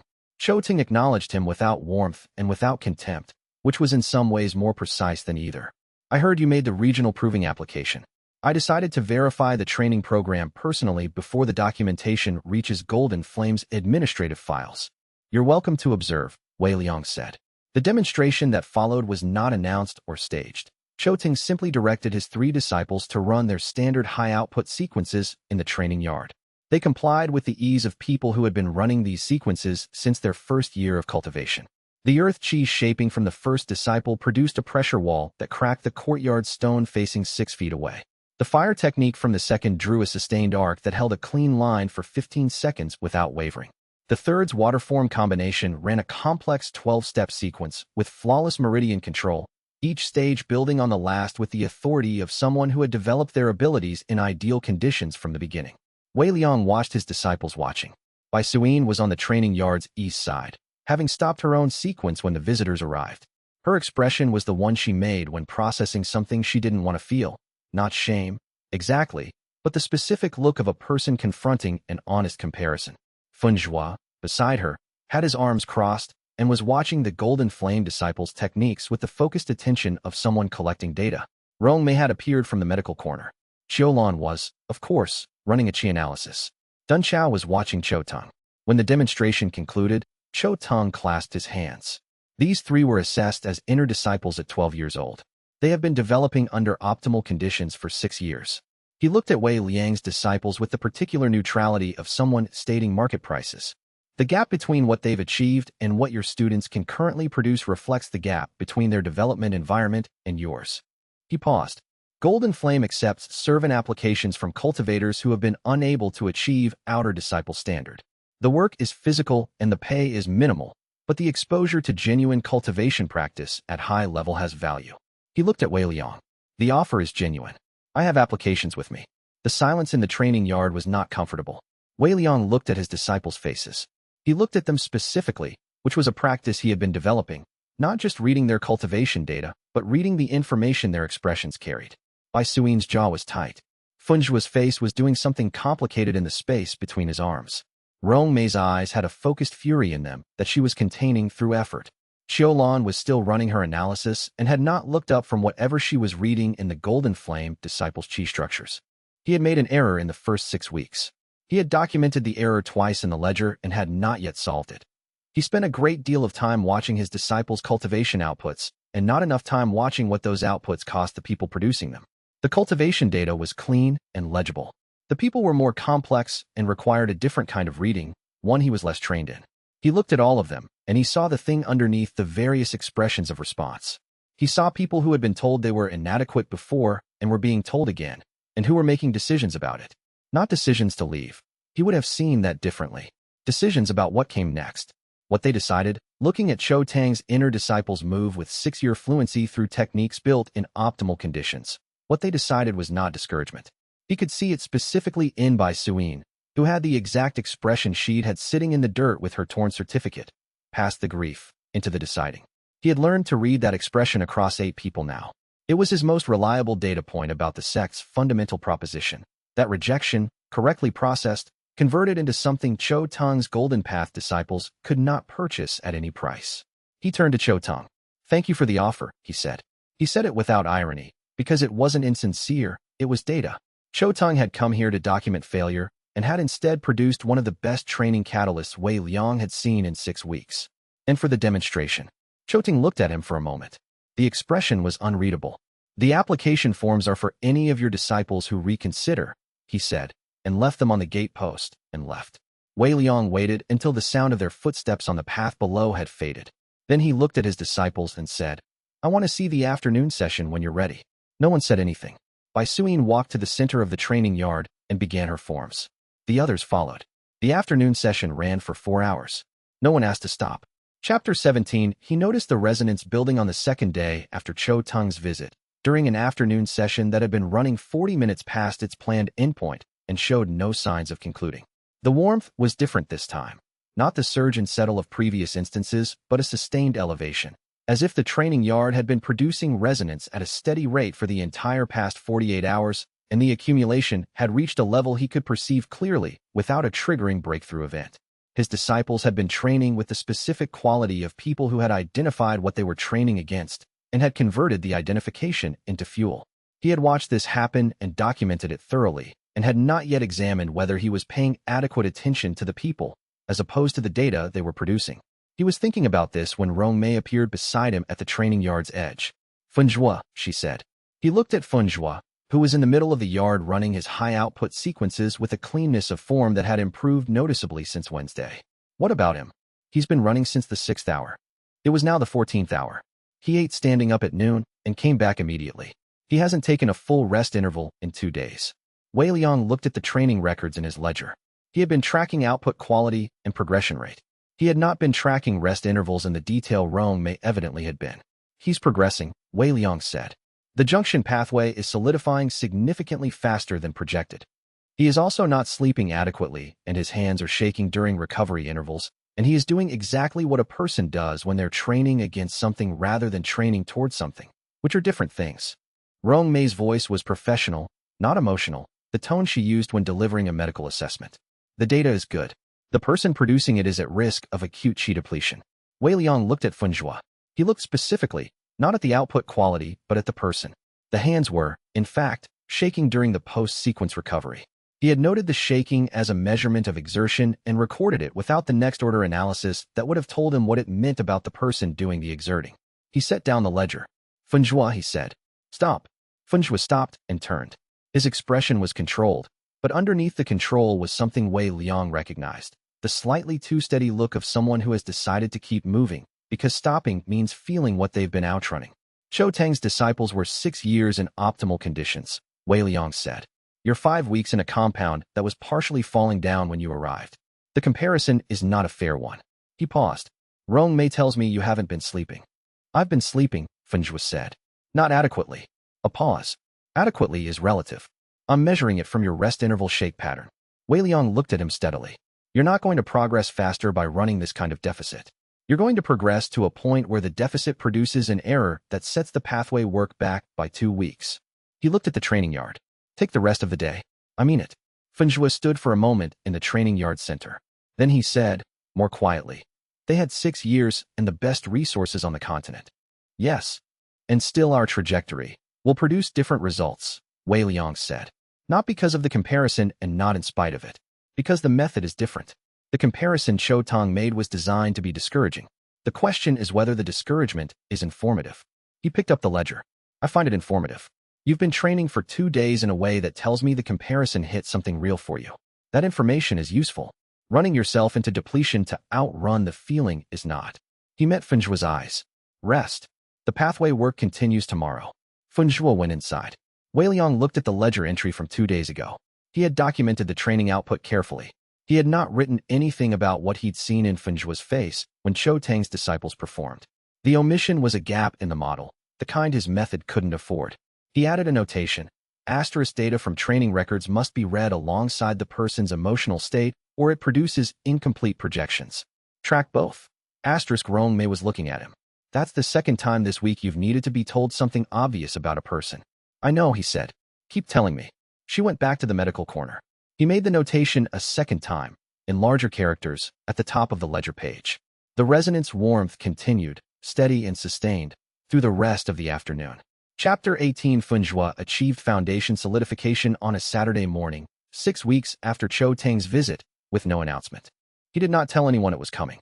Wei Liang had known for 3 days. The junction pathway's structural density had crossed the threshold for foundation solidification advancement in his resonance sensing, a new capability that had manifested in the weeks since Cho Tang's visit, a passive ability to feel qi blockages and structural configurations in his disciples' meridian networks without requiring physical contact. The sensing was imprecise. He was reading it through the ambient qi field rather than direct examination, but it was accurate enough to tell him that Fenjua was within 2 or 3 training sessions of the advancement. He hadn't told Fenjua. He had wanted to see the advancement when it wasn't being performed for observation. It happened during Fenjua's 5th set of morning sequences, 23 minutes into the session. The single working meridian's density reached the critical threshold, and instead of the reversal that had characterized every previous attempt to push past foundation solidification pressure, the backlash that had ended 3 months of attempts in the same place, the meridian held. The pressure built, and then the meridian structure shifted, expanding to the foundation solidification configuration through a compressed, intensely dense process rather than the conventional broad-channel expansion a 3-meridian cultivator would use. The compression produced a visible effect. The air around Fenjua contracted slightly for approximately 2 seconds, a qi pressure wavefront so dense it was almost visible before settling. His eyes opened. He stood still in the training yard for a long moment, feeling whatever foundation solidification felt like from inside when achieved through 1 meridian instead of 3. Then he sat down in the training yard and put his face in his hands. Not distress, not pain. The specific posture of someone who has been working toward a thing for so long that arriving at it requires a moment that isn't about the next thing. Wei Liang let him have the moment. The resonance surged. Not the previous pattern, not a wave that passed. A restructuring. Something shifted in the resonance's quality, a fundamental reorganization that he felt from sternum to crown, as if the accumulated warmth of the previous events had been building toward a new configuration and had now reached it. He put both hands on the fence post and stayed there until the restructuring stabilized, which took approximately 90 seconds. When it was done, he had something new. It was subtle enough that he might have missed it if he hadn't been paying very close attention. A faint awareness that extended past his own qi sense, beyond his own body, into the training yard itself. Not a full perception, nothing so clear as sight, but a dim sense of the compound's qi field, the way Fenjua's meridians were organized within it, the way the qi moved through Dun Chao's arrays and into the compound's ambient environment. A sense that the training yard was producing slightly less qi waste than it had yesterday. Not because anything external had changed. Because of the SECT principle that had just settled into the compound's qi field, quiet and passive, a consequence of the resonance reaching a new tier. He opened the ledger to a blank page and wrote, Fenjua achieves foundation solidification through single meridian compression. First confirmed achievement of this configuration in available cultivation records. Resonance event, tier restructuring. Duration, 90 seconds. New capability, SECT principle activated. Training qi waste reduction, estimated 6 to 12% efficiency gain across all training in the compound. Mechanism, unknown. Effect, measurable. He looked at what he'd written. He added, the SECT principle is not something I built. It's settled, as if it was always there, waiting for the tier, He closed the ledger. Fenjua had lifted his face from his hands and was looking at the training yard with the expression he'd had at the water jug on his first day. That specific assessment of whether something was real or a very elaborate bad feeling. Foundation solidification, Wei Liang said, from across the yard. Fenjua looked at him. 1 meridian. Yes. They said it was impossible. They said it required 3 meridians based on a model calibrated for 3-meridian cultivation. The model was wrong about 1-meridian cases because there were no prior 1-meridian cases developed correctly to calibrate against. Wei Liang picked up the ledger and walked toward him. You're the data the model was missing. He sat down on the bench beside Fenjua. How do you feel? Fenghua thought about this seriously. Like the thing I spent 2 years being told I couldn't be. Good, Wei Liang said. That's the right answer. No one outside the compound knew. The compound's 6 training records contained it. No announcements were made. By morning they were running the foundation solidification stabilization exercises, and by afternoon Fenghua was demonstrating his modified junction technique to the 2 brothers with the quiet authority of someone who had found the method in the only way methods like this ever get found, by needing it to exist. Chapter 19. Wei Liang noticed the interaction on a Tuesday, 3 weeks into the brothers' training. They had arrived as a pair, which was unusual enough that he'd documented it at intake. Chao Lei and Xiao Ming, dismissed from the Flowing River sect on the same day, for opposing reasons. Chao Lei's water affinity was too low. The Flowing River sect's assessment had categorized it as insufficient for any meaningful water technique development. Xiao Ming's water affinity was too high and too unstable. Uncontrolled qi surges that the sect's instructors had classified as a structural defect rather than a developmental variable. Rejected for having too little and rejected for having too much, simultaneously, from the same institution. Wei Liang had accepted them both and had run individual assessments and had begun building their training programs as separate cases, because that was the methodologically correct approach. The interaction he noticed on Tuesday was happening in the far corner of the training yard, during a scheduled individual session that had apparently evolved into something else. They were training together, not in a coordinated way he'd assigned. They had been working on separate sequences and had drifted into proximity and then, apparently by mutual tacit agreement, had begun running their sequences simultaneously. The effect was immediate and strange. The qi instability that characterized Xiao Ming's output during solo training was absent. His water affinity ran clean in proximity to Chao Lei's, the too much and too little qualities canceling each other's excess rather than compounding. Chao Lei's too thin water qi ran richer in his brother's presence, drawing from the ambient field that Xiao Ming's stable output was creating. Wei Liang stopped and looked at this for a long moment. He walked to the northeast corner and stood where he could observe without being in their peripheral vision. The resonance warmth was present, low level, a consistent background hum that had become familiar since the tier restructuring.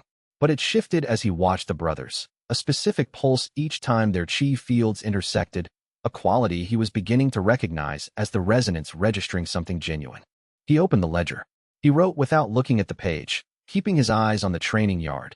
Asterisk Chao Lei and Xiao Ming, solo training characteristics. Lei's affinity underpowered, Ming's affinity overloaded. Combined training characteristics. Mutual stabilization through field proximity. The opposing affinities are not opposing deficiencies. They are complementary pressures that normalize each other when in range. Asterisk, he looked at the 2 brothers. They were not aware of the effect. They were running sequences with the focused efficiency of people who hadn't been focusing on why it was working better today. He wrote, Asterisk 2 cultivators rejected for opposing reasons are more valuable together than any single balanced cultivator. The rejection itself selected for the pairing. No balanced cultivator would have produced this configuration. Asterisk, he looked at this sentence for a moment. Then he wrote, Asterisk generalize. Begin identifying other complementary failure pairings across the training roster. Asterisk, he looked at his current roster of 8, by Suin's single earth element. Fenghua's single surviving meridian. Rong Mei's late manifesting medical qi.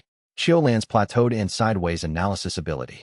Dun Chao's accumulated knowledge in an undertrained body. The brothers' opposing water affinities. He began writing. The training pairs that emerged from the matrix were not all obvious, but several of them were extremely clear once he removed the assumption that complementary meant similar. He wrote for 20 minutes. He filled 2 pages. Then he walked out to the training yard and said, Chao Lei, Xiao Ming, come look at this. They came. He showed them the page, not explained, shown. He let them read the documented pattern of what their training had been producing and what the qi field interaction mechanism was. Xiao Ming read it twice. We've been doing this for 11 days, in the afternoon, when your assigned sequences put you within 12 meters of each other. Wei Liang indicated the pattern on the page. The stabilization increases with proximity and with synchronized timing. I want to run 3 days of structured paired sessions and document the output. Chao Lei was looking at the page with an expression that was harder to read, something careful behind the surface interest. The Flowing River sect assessed us separately, he said. They didn't run a combined assessment. No, Wei Liang said. They assessed individual cultivators against an individual cultivator standard. He took the ledger back. That was the wrong unit of analysis for your case. He paused. The wrong unit of analysis was their error. It was not a reflection of your value or your brother's. Lei looked at his brother. The look that passed between them was not translatable into ledger notation. Wei Liang. The notice claimed that Golden Flame Sect held historical cultivation rights to the Ashwood Basin's sparse qi resources under a provision that had been intended to regulate large-scale qi extraction by major sects, and had been phrased in terms broad enough that a creative reading could interpret it as applying to any cultivation activity in the region. The demanded fee was 50,000 spirit coins, enough to purchase 3 established compounds at fair market value. Payable within 3 days, or the compound would be subject to administrative closure for operation without territory license. Wei Liang read it twice. He read the territory code provision twice. He requested an extension of the payment deadline from Golden Flame's administrative office and received a formal denial by messenger within 4 hours, which suggested the denial had been prepared in advance. He called his disciples together at the evening hour. They gathered in the compound's main space, which had been serving as a combination dining and meeting hall since Dun Chao had reinforced its structural integrity. 8 people, Bai Suyin, Fen Zhua, Rong Mei, Qiu Lan, Dun Chao, the brothers. He put the notice on the table and did not soften what it said. This is extortion, he said. The provision it cites does not apply to cultivation sects under the standard reading of territorial law. Golden Flame Sect is applying a creative interpretation to force compliance. The creative interpretation would not survive a formal legal challenge. He paused. A formal legal challenge takes 8 to 12 months. We have 3 days. The table was quiet. Fen Zhua said, "So we fight." It was not a complicated statement. It was the statement of someone who had been fighting his own body for years and had developed a generalized orientation toward the word. Bai Suyin was already on her feet. "Obviously," she said. Wei Liang looked at them. He looked at all of them. The visible anger, the various qualities of readiness that his disciples had developed over 10 weeks, and that Cho Tang's visit and 2 months of training against rejection had sharpened considerably. He looked at this, and he also looked at the math. 8 cultivators at their current stages against Golden Flame Sect's outer disciple roster, and Elder Cho Tang's personally motivated supervision. The math did not produce a good outcome under combat conditions. As I went to the locked box in the desk across the room, the unopened letter, addressed to a sect that didn't exist yet, from someone who had known it would. He looked at it for a moment, and then looked away. "No," he said. He heard the table settle slightly as they processed this. "Not because we can't make it expensive for them. We could. But a physical confrontation on their terms, under their timeline, with 3 days to prepare, that's the fight they're designing for. They've been watching us for 10 weeks. They know our capabilities." He looked at the notice again. The territory code has a specific exemption provision. A cultivation sect that earns an officially recognized inter-sect tournament win receives automatic exemption from territorial fees for 5 years. He looked up. "The regional proving is in 3 months. We applied 12 weeks ago. We qualify. We haven't fought in a tournament format," Chao Ming said. "No. We've been training in a training format." Wei Liang looked at Bai Suyin, who had not sat down. "The 3 months gives us enough time to convert the training we've been doing into competition-effective form. The Provings rulebook has 3 provisions that our current capabilities can exploit that conventional sects won't anticipate." He looked at all of them. "This is the fight. Not their fight, ours. The one we design, on our timeline, that we win on our terms." The table was quiet for a different reason now. Not the quiet of contained anger, but the quieter quality of people thinking. Qiu Lan raised her hand. She had been running a qi analysis since before the meeting, reading the room's energy with the systematic habit she applied to everything. "There are 12 sects in the regional proving application pool. I have partial qi signature data on 7 of their known competitors from market observation over the past 3 months. I'll have full profiles ready by Thursday." "Good," Wei Liang said. He looked at Fen Zhua. "You still want to fight?" "More than before," Fen Zhua said. "I just want it to be worth something." Wei Liang picked up the notice. He folded it precisely, the same fold he'd used on Cho Tang's internal directive pinned to the gate post, and set it in the stack of documentation beside the ledger. He opened the ledger to a new section and wrote at the top, "Regional Proving Strategy." "Then let's make it worth something," he said. "Training schedule revision begins tonight." They stayed at the table until the lamps needed refilling, and the schedule emerged from 8 people's knowledge of their own capabilities and 1 person's knowledge of the rulebook's gaps, and the morning would be different from any morning before it. And that was the point. In the locked box, undisturbed, the letter waited for the context that would make it interpretable. Outside, the basin's thin qi field moved through the compound's arrays and came out slightly cleaner, a small efficiency that only 1 person in the valley could explain, and that 1 person was already working on the next problem. Chapter 21. Wei Liang had read the regional proving rulebook 3 times before he mentioned it to anyone. The first reading had been on the day Hao Ping extended their land charter. He had pulled the publicly available competition documents from the magistrate's records as a matter of general information gathering. In the same way, he maintained general information on everything that affected the basin's cultivation landscape. The second reading had been 2 weeks later, when the Golden Flame territorial fee notice arrived, and he began seriously assessing the options. The third reading had been last night, with the notification still on the table in front of him, annotated in 3 colors of ink. He gathered his disciples in the main hall the following morning with the rulebook, his annotations, and the specific expression he used when he had something that was not good news, but was workable. The regional proving is a cultivation competition held every 2 years by the Ashwood magistrate, he said, open to all registered sects in the basin and surrounding provinces. The winning sect receives a 5-year exemption from territorial fees. He looked around the table. We have 3 months. The competition is designed around power levels we cannot match. Then why are we discussing it? Chao Ming said. Because the competition has 3 provisions that the major sects have never needed to exploit and therefore haven't closed. He opened the rulebook to the first annotated page. The first, one of the 3 elimination rounds can be substituted for a non-combat demonstration of cultivator ability. The substitution requires pre-registration before the competition, but there is no specification of what the demonstration must demonstrate. The provision was written for medical sects and support function sects that don't have combat specialists. We are not a medical sect, but we have Qiu Lan, who had been taking notes since before he started speaking, looked up. I can demonstrate the analysis ability in an elimination round. The provision says demonstrable cultivator ability. Your Qi analysis reads cultivation states to a precision that no standard assessment technique achieves. That qualifies. He turned to the second annotation. The second provision, team format scoring uses cumulative points rather than wins. A strategic loss that scores maximum available points is worth more in the final standings than a dominant win with minimum points. The competition is designed to reward performance standards, not raw power. He looked at the table. I have been analyzing the scoring matrix for 2 weeks. We don't need to win every round. We need to score specifically. How specifically? Funjua said. I'll have the round-by-round strategy built within the week. The short version. Every team we fight for the scoring profile that benefits us, not for the result that looks impressive. He turned to the third annotation. The third provision is the most important. The demonstration round has no rank ceiling.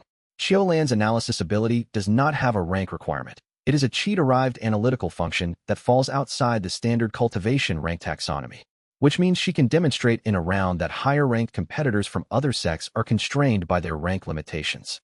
She can perform at full function where a core formation disciple is limited to core formation output. Qiulan set down her pen. I'm the strongest person here, technically. In the demonstration round, yes. Within the round's specific scoring parameters.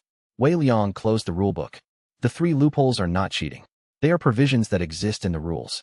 The major sects haven't used them because they don't need to. Their power advantage makes the provisions irrelevant. For us, they are the entire strategy. He looked at all of them. We have 3 months. I'm rebuilding the training schedule around these 3 facts. The schedule revision begins today. He opened his notebook. By Suyin, I need your assessment of each team member's current scoring profile in the cumulative point format.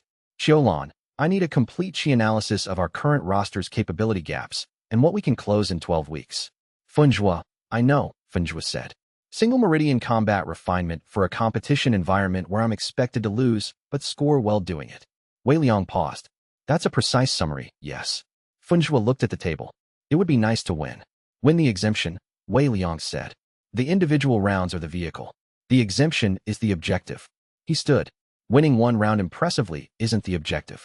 Winning the competition is the objective. Those are different things.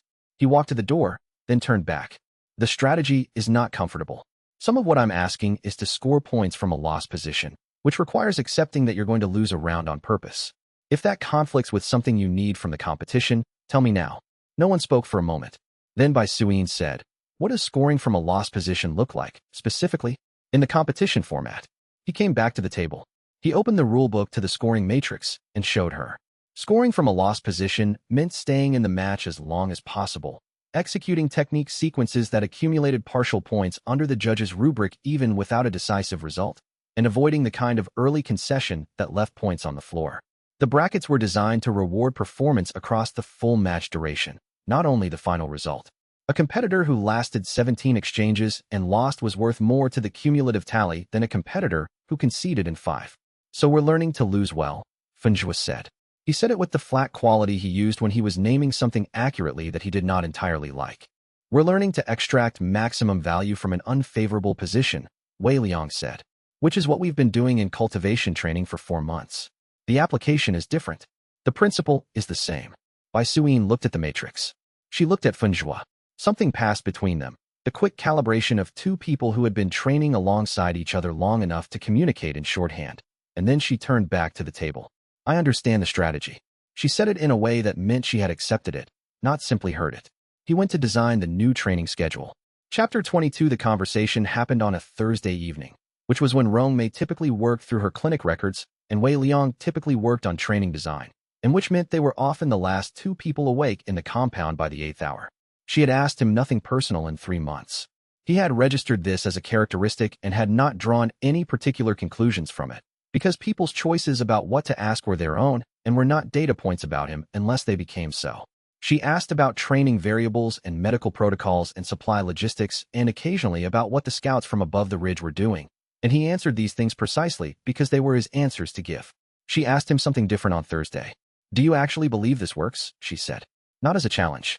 As a genuine question from someone who had been watching carefully for 3 months and was now ready to ask what she'd been thinking about.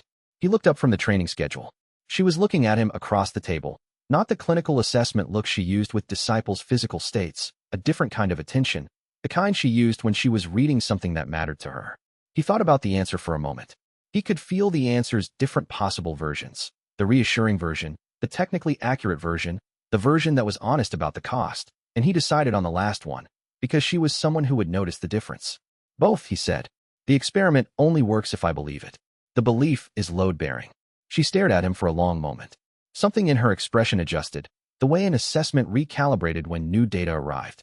That's either the most honest thing a sect leader has ever said or the most frightening, she said. Probably both. He went back to the training schedule. If it's only an experiment, the disciples are test subjects and the sect is a methodology rather than a place. I can't build what I'm trying to build if that's what it is. He didn't look up from the schedule. So I believe it. Not blindly. I'm testing the belief against data every day. But the belief is prior. The data tests whether it's valid. It doesn't generate the belief in the first place. She was quiet for a moment. He could hear the clinic notes being picked up across the table. What happens if the data contradicts it? She said. I update the belief. He stopped writing. He looked up. The experiment doesn't prove that my specific theory about rejection and desperation is correct. It proves that there's something here that works differently than conventional cultivation development. I've been watching that thing work for 3 months. Fenjua achieved foundation solidification through 1 meridian. Xiaolan developed a chi analysis function from a plateaued awakening stage. Bai Suyin reached meridian opening 3rd stage faster than Iron Root's fastest documented multi-element case. He looked at the training schedule. The belief is load-bearing. The data is confirming it. Both of these are true and neither one of them proves the other. She set down the clinic notes. She looked at him in the way she sometimes looked at Fenjua after he'd run the single meridian output sequence. The look of someone who understood, on a cellular level, exactly what it cost to do something that couldn't have been done before. I thought this was going to be a refuge, she said, for people who had nowhere else to go. I came because I had nowhere else to go. A pause. It isn't just a refuge. No, he said. It's actually going somewhere. Yes. She picked up the clinic notes again. She went back to her records. He went back to the training schedule. Nothing explicitly changed. Something had shifted between them in the same way things shifted in the training yard when a technique finally seeded. Not dramatically, just permanently. He thought about what she'd said. Asterisk, I thought this was going to be a refuge. It isn't just a refuge asterisk, and he recognized the specific weight of the observation. She had come here with nowhere else to go, which was the same condition all of them had arrived in. But the nowhere else quality of arrival didn't determine what a place became. The place had become something because of the work the people inside it did. She had done her share of that work. He had watched it. The routing technique development alone was something no conventional medical academy would have allowed her to attempt, on the grounds that the theoretical basis was unverified and the test cases were all anomalous. She had attempted it anyway, on Fenjua's severed meridians, with the specific patience of someone who understood that unverified didn't mean wrong. She had been right. The technique worked. The work had made the place what it was, in the same way that all the work had. He noted it in the ledger later, In the margin of the training schedule, asterisk the belief has to be load-bearing. Don't forget, asterisk he thought, and then wrote below it. Asterisk she said, it's actually going somewhere. She said it like a discovery. Note, the people doing the work are the last to see the direction clearly. Keep telling them. Asterisk he underlined the second sentence. He was not generally a person who underlined things. He left it there. Chapter 23. The first time Wei Liang documented the complementary failure theory, he had 23 words. Two cultivators rejected for opposing reasons are more valuable together than any single balanced cultivator. He had written it the night he watched the Chow brothers' combined output stabilize in a way that neither of their individual outputs could achieve. He had spent the following 3 weeks testing it against every other pairing on the roster, refining the theory into something that could be reproduced rather than observed once and hoped for. By the time it entered the sect's first official training manual, a bound document that Dun Chao had suggested they create, and that Xiao Lan had volunteered to organize, and that Wei Liang had spent 2 weeks drafting, the theory filled 4 pages and had 17 annotated case examples. The primary example was the brothers. He called Chao Lei and Chao Ming in on a Tuesday to run the first formally structured paired session. They were in their 3rd week of paired training by then, and the combined output had been developing in a direction that Wei Liang's datasets were beginning to resolve into something specific. They ran the standard sequence, opposing water affinities working in the stabilizing proximity configuration he'd developed, and the air in the training yard produced the controlled torrential shimmer that the combined output generated at sustained pressure. Chao Ming's water affinity, too high and too unstable in solo training, ran clean in the configuration. Chao Lei's, too sparse to produce meaningful output alone, ran richer. The combination didn't average them, it inverted each other's deficit. The result was a paired water technique that neither could reproduce individually and that required both of them to be operating simultaneously to exist at all. Wei Liang documented the output levels. He mapped the chi-flow interaction against Xiao Lan's analysis data, which she had been providing since the first paired session. He calculated the effective cultivation tier of the combined technique. You're operating at effective core formation output, he told them. Chao Lei looked at his brother. Chao Ming looked at his hands. We're at foundation solidification individually, Chao Ming said. Yes, the interaction produces output at a level neither of your individual tiers supports. Wei Liang turned the datasheet toward them. This is not the average of your 2 tiers. It's a multiplication effect. The opposing affinities don't cancel each other. They create a constructive interference pattern. The too much and the too little produce a stable middle that neither of you can access alone. Chao Lei said, if we're separated, you return to your individual tier. The technique is bonded to the proximity configuration. You are most effective as a unit. Wei Liang looked at them. The flowing river sect assessed you individually, against individual standards. That was the wrong unit of analysis for your case. He folded the data sheet. I am writing this into the manual specifically because it will recur. You are not unique in this. You are the clearest current example of a general principle. Every disciple I have here was rejected by a system calibrated for a different kind of cultivator. The question is not how to make them fit the system. The question is what they can actually do. What we can actually do in a competition format, Chao Lei said, is require us to be within proximity range. Most combat formats separate combatants. I know. The Provings team format allows paired combat positioning within 5 meters. I've already checked. Wei Liang opened the manual draft. Your round assignments place you as a unit. The opponent will be expecting to fight Chao Lei and Chao Ming separately. They'll be fighting the combination. Chao Ming looked at the manual. You already planned for us. 3 weeks ago. Wei Liang turned to the next section. The theory was building for 2 weeks before that. Your case is documented on page 12. I'll show you. He showed them. Chao Lei read page 12 with the focused attention he used for everything he took seriously. Chao Ming read it and said, this is the most flattering academic document I've ever been the subject of. It's accurate, not flattering, Wei Liang said. That's why it's flattering, Chao Ming said. Wei Liang looked at the datasheet. He wrote in the manual margin, asterisk Chao Lei and Chao Ming, primary example of the opposition principle. Effective proof of concept at effective CF tier output. The system that rejected them identified the wrong unit. Asterisk, he sent them back to training. Chapter 24. Shinro arrived on a rainy morning with a piece of paper in her hand and tears on her face, and Wei Liang assessed both pieces of evidence carefully because they were evidence. The paper was a golden flame SECT examination rejection notice, the 3rd one, as the sequential numbering confirmed. She had failed the entrance examination 3 times. The 3rd rejection notice included a handwritten assessor comment in the margin, which Wei Liang read when she extended the paper toward him. Qi signature anomalous, borderline corpse Qi presentation, categorically unfit. The tears were genuine in the biological sense. Her eyes were red, the kind that came from sustained crying rather than immediate upset, which meant she'd been crying for hours before arriving. She was 17. The traveling pack on her back had the worn quality of something that had been worn for most of a day. "My name is Shinro," she said. "I failed Golden Flame 3 times. The last examiner told me I had the Qi signature of a corpse." Her jaw was tight underneath the evidence of the crying. "I'm not accepting that assessment." Wei Liang looked at the rejection notice. He looked at her. He applied the same analysis he applied to every intake situation. What does the evidence show, and what questions does the evidence leave open? The rejection notice was standard in format. The anomalous Qi signature note in the margin was unusual. Most rejection notes listed the specific affinity deficiency or rank limitation without the additional characterization. The corpse Qi phrasing was Golden Flame administrative shorthand for a Qi signature that ran cold and still rather than the warm active signature their cultivation framework was built around. It was a real diagnostic category, and it was sometimes accurate, and it was sometimes applied to Qi signatures that were simply organized differently from what Golden Flame's training protocol was designed to develop. He filed this analysis and moved to the practical questions. "Sit down," he said. "Tell me what your training history looks like." She sat. She stopped crying with the efficiency of someone who had finished what needed to be finished and was now in a different phase. She gave him 3 years of examination history in precise detail, dates, locations, the specific techniques she'd been tested on, the techniques she could feel herself reaching for that the examinations never asked for. The description of what she felt reaching for was interesting.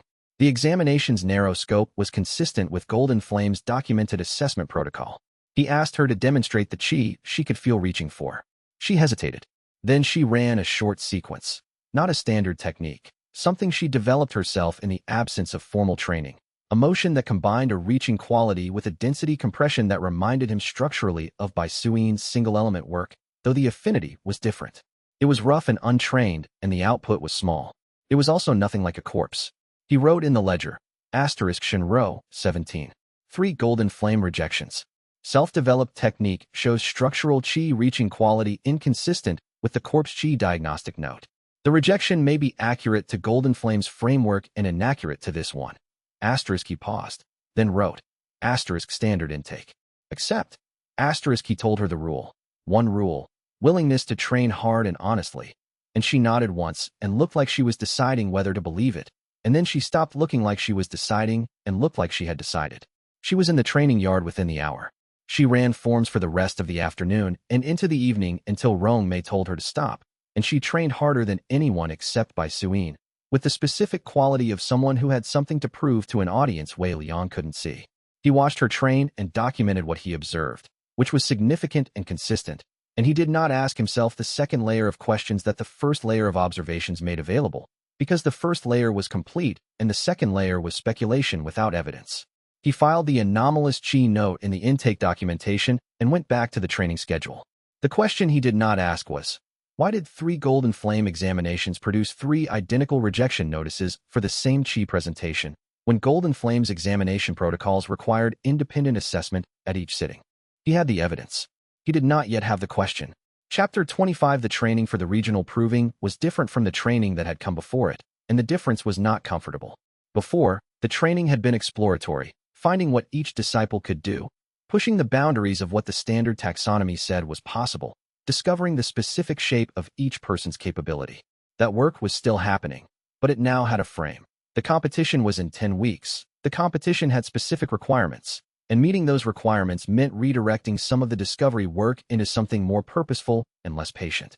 Wei Liang spent 1 full day redesigning the schedule before presenting it. The 3 loopholes structured everything. The first loophole, substituting the demonstration round for an elimination round, meant Xiaolan's training shifted from general Qi analysis refinement to competition-specific preparation. She needed to be able to demonstrate her ability under observation, in a timed format, with a subject chosen by the competition rather than by herself. He spent 2 sessions with her mapping the specific types of cultivation states the competition was likely to provide as demonstration subjects and building her analysis protocols around those types. "You're not preparing me to improve," Xiaolan said, on the 3rd session. "You're preparing me to perform. For this specific context, those are the same thing." Wei Liang looked at the analysis protocol sheet. The demonstration round requires a public demonstration with observable results. An improvement to your analytical range that the audience cannot see produces no competition points. You need to demonstrate what you can do in a way that is legible to non-analytical observers. That's constraining. Yes, it's the constraint of the format. The question is whether the format's constraint is worth accepting for what the win produces. He set down the sheet. Do you think it is? She looked at the sheet. Yes, I'm noting the constraint in my records. Good, he said. Note the constraint and then solve for it. The second loophole, cumulative point scoring, meant the training shifted towards scoring awareness rather than win focus.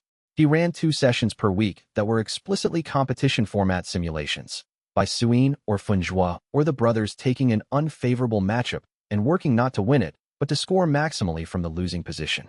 The first simulations were difficult because winning was the instinctive goal and strategic loss management required overriding the instinct. Funjua had the most difficulty with this. He was better in the simulations than he admitted to being. His single meridian technique had a precision that made strategic loss management feel like waste. After the third simulation, he stopped at the edge of the training yard and stood there with his arms crossed and said, "If I can fight to a maximum score from a losing position, I can also fight to a win from that same position." Yes, Wei Liang said. But winning the round and winning the competition are different optimization targets. I need you to optimize for the competition. I know. Funjua was quiet for a moment. I'm telling you what I'm capable of so you can update the strategy. Wei Liang updated the strategy. He revised Funjua's round assignments based on the updated capability assessment. The revision produced a round structure where Funjua wasn't tasked with strategic loss management at all. He was assigned to rounds where his actual ceiling allowed for wins, while the loss management rounds went to the brothers and the newer disciples who could absorb the round structure more naturally. The third loophole, the demonstration round's absence of a rank ceiling, meant Xiaolan's preparation was the sect's most strategically significant work. Her analysis ability had no rank in the conventional taxonomy. She could perform at the ceiling of her actual function regardless of what her official cultivation rank said she should be capable of. He spent 4 sessions with her working on the specific presentation, how to make the analytical function legible to an audience, how to call the results in real time so the judges could follow them, how to make the demonstration conclusive rather than ambiguous. I need to be certain of what I'm reading, she said. Yes, and you need to say so clearly when you are and aren't certain. He looked at the protocol sheet. The demonstration's effectiveness depends on the judges trusting the results. The judges will trust the results if you differentiate between what you can confirm and what you're estimating. The estimation uncertainty will undermine the demonstration unless you name it first. Qiulan made a note. Call the confidence level before the finding. Yes, that's how we build trust from an ability no one in the room has seen before. She made more notes. She was always making notes. Wei Liang thought sometimes that Xiaolan's notes were going to eventually constitute the most complete record of the sect's early development that anyone possessed, including his own ledgers. By week 3 of the revised schedule, the training had a different quality than it had before. Not better, not worse. Purposeful in a way that the exploratory phase hadn't been. The disciples were working towards something specific. The something specific had a deadline. The deadline had stakes that everyone in the compound understood without being told. Xiaolan's preparation sessions had become a daily fixture, a subset of the day's training in which she worked through her analysis protocol specifically for competition delivery. She had built a format for calling findings aloud in real time, specifying confidence levels as a prefix to each observation, separating confirmed readings from estimated ones. The first sessions had been halting, not because her analytical ability was uncertain, but because public performance of something she had only done privately required building a different kind of fluency. By the end of week 3, she was running through demonstration protocols with the efficiency of someone who had run them enough times to stop thinking about the running. 43, she told him, at the end of a session in the 3rd week. The number of times she had rehearsed the full protocol. 43 is the right number, he said. He didn't know how many times were right. He knew 43 was more than enough, because after 43 repetitions the protocol had moved from practice to automatic, and automatic was what worked under observation when the automatic responses of trained experience were more reliable than the conscious responses of in-the-moment decision. She looked at him with the expression she used for data she found satisfying. How many times did you practice the strategy before you told us? He thought about it honestly. 340, he said. Approximately. She wrote this in her notebook. Wei Liang updated the probability assessment on the proving application each week based on the training data. By week 3, the assessment had moved from uncertain to viable with specific execution requirements. He noted this in the ledger without ceremony. The requirements were being executed. The plan was load-bearing. The belief was load-bearing. Both things needed to be true. He was watching to see that they were. Chapter 26. Dun Xiao brought it up on a Wednesday afternoon. In the way he brought up most significant things, not with preamble, in the middle of something else, as if he had been holding the thought for a while and had decided this was the right moment to set it down. He had been explaining the formation array's second expansion to Wei Liang, the modified node spacing required by the array's new northern reach, and he stopped mid-sentence and said, "The reason they demoted me wasn't what I told you when I arrived." Wei Liang set down his notes. "What was it?" "I told you it was insufficient loyalty." Dun Xiao looked at the array diagram on the table between them. Loyalty was the official reason. The actual reason was that I raised concerns, formally and in writing, about a specific practice that Jade Lantern sect had been running for approximately 30 years. He paused. The practice of deliberately administering a cultivation suppressant to outer disciples at the meridian opening stage, slowing their advancement enough to keep them in the outer disciple labor pool longer. Wei Liang was still, not eliminating their cultivation capacity, not destroying it, slowing it, by 18 months to 3 years, depending on the dose. The suppressant was administered in the standard cultivation support compounds the sect provided to outer disciples. They had been doing it for 30 years, and the outer disciples had been too inexperienced to recognize the suppression signature. Dun Xiao folded the array diagram. I identified the pattern by accident, monitoring a specific disciple's development over 4 years and noting that her advancement rate was inconsistent with her actual chi capacity. I began testing the support compounds. I found the suppressant. You reported it. Formally. In writing. With documentation. His hands were steady on the folded diagram. The response was that I was reassigned to compound maintenance, and my elder status was placed under review pending a disciplinary hearing that never occurred. When the review finished not occurring after 14 months, I left. Wei Liang opened the ledger. He was writing before Dun Xiao finished the sentence. The documentation you have, I brought copies. Dun Xiao reached into the inside pocket of his robe and produced a folded envelope. He set it on the table. 12 years of monitoring records. 3 independent chemical analyses of the support compound. The formal complaint I filed, with the sect administrator's response notation, which says reviewed and dismissed on grounds of insufficient evidence, which is interesting because the response was written 3 days after the complaint was filed, and I had attached 2 chemical analyses. He looked at the envelope. It's not nothing. Wei Liang took the envelope. He opened it and read through the documents quickly, not the detailed reading, the structural reading, looking for what the documents proved and what they required for corroboration. He read for 4 minutes. This is leverage, he said. Yes. Against Jade Lantern specifically, but the broader practice. If the suppressant was being used at Jade Lantern for 30 years, it's unlikely they developed it themselves. He looked at the chemical analyses. This is a compound. Someone manufactured it. Someone sold it to them. If it's been in use for 30 years, there may be other purchasers. He paused. This is bigger than Jade Lantern. I know. Dun Xiao looked at the window. I've been sitting on it for 14 months because I didn't know what to do with it. I left because I couldn't stay, not because I knew what came next. He looked at Wei Liang. You might know what comes next. Wei Liang read the documentation a second time, more slowly. The chemical analyses were done in 2 different handwriting styles, which meant 2 different people. Dun Xiao hadn't done them himself, had found someone willing to analyze the support compound without asking too many questions about why a Jade Lantern elder wanted an independent test run on sect-issued cultivation materials. That took more planning than a single act of conscience. He had been building toward this documentation for a long time before he was demoted. How many outer disciples, over the 30 years? Wei Liang said. I estimated 400, over 3 cycles of the suppressant's use.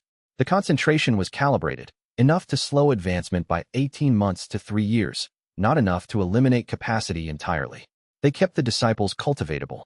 They just kept them outer disciple tier cultivatable. Dun Xiao's voice was steady. It had the steadiness of something that had been processed repeatedly, over years, until the grief had been replaced by something more technical and therefore more manageable. 400 is conservative. Wei Liang put the documents in the locked box, with the anonymous letter and the golden flame documentation and Hao Ping's charter extension. He locked the box. I don't know yet, he said. But I know where things go when they're waiting for me to know. He picked up his notebook. Don't discuss this with the other disciples yet. Not because I don't trust them, because incomplete information on this kind of thing is more dangerous than no information. Dun Xiao nodded. He unfolded the array diagram and went back to explaining the northern node spacing.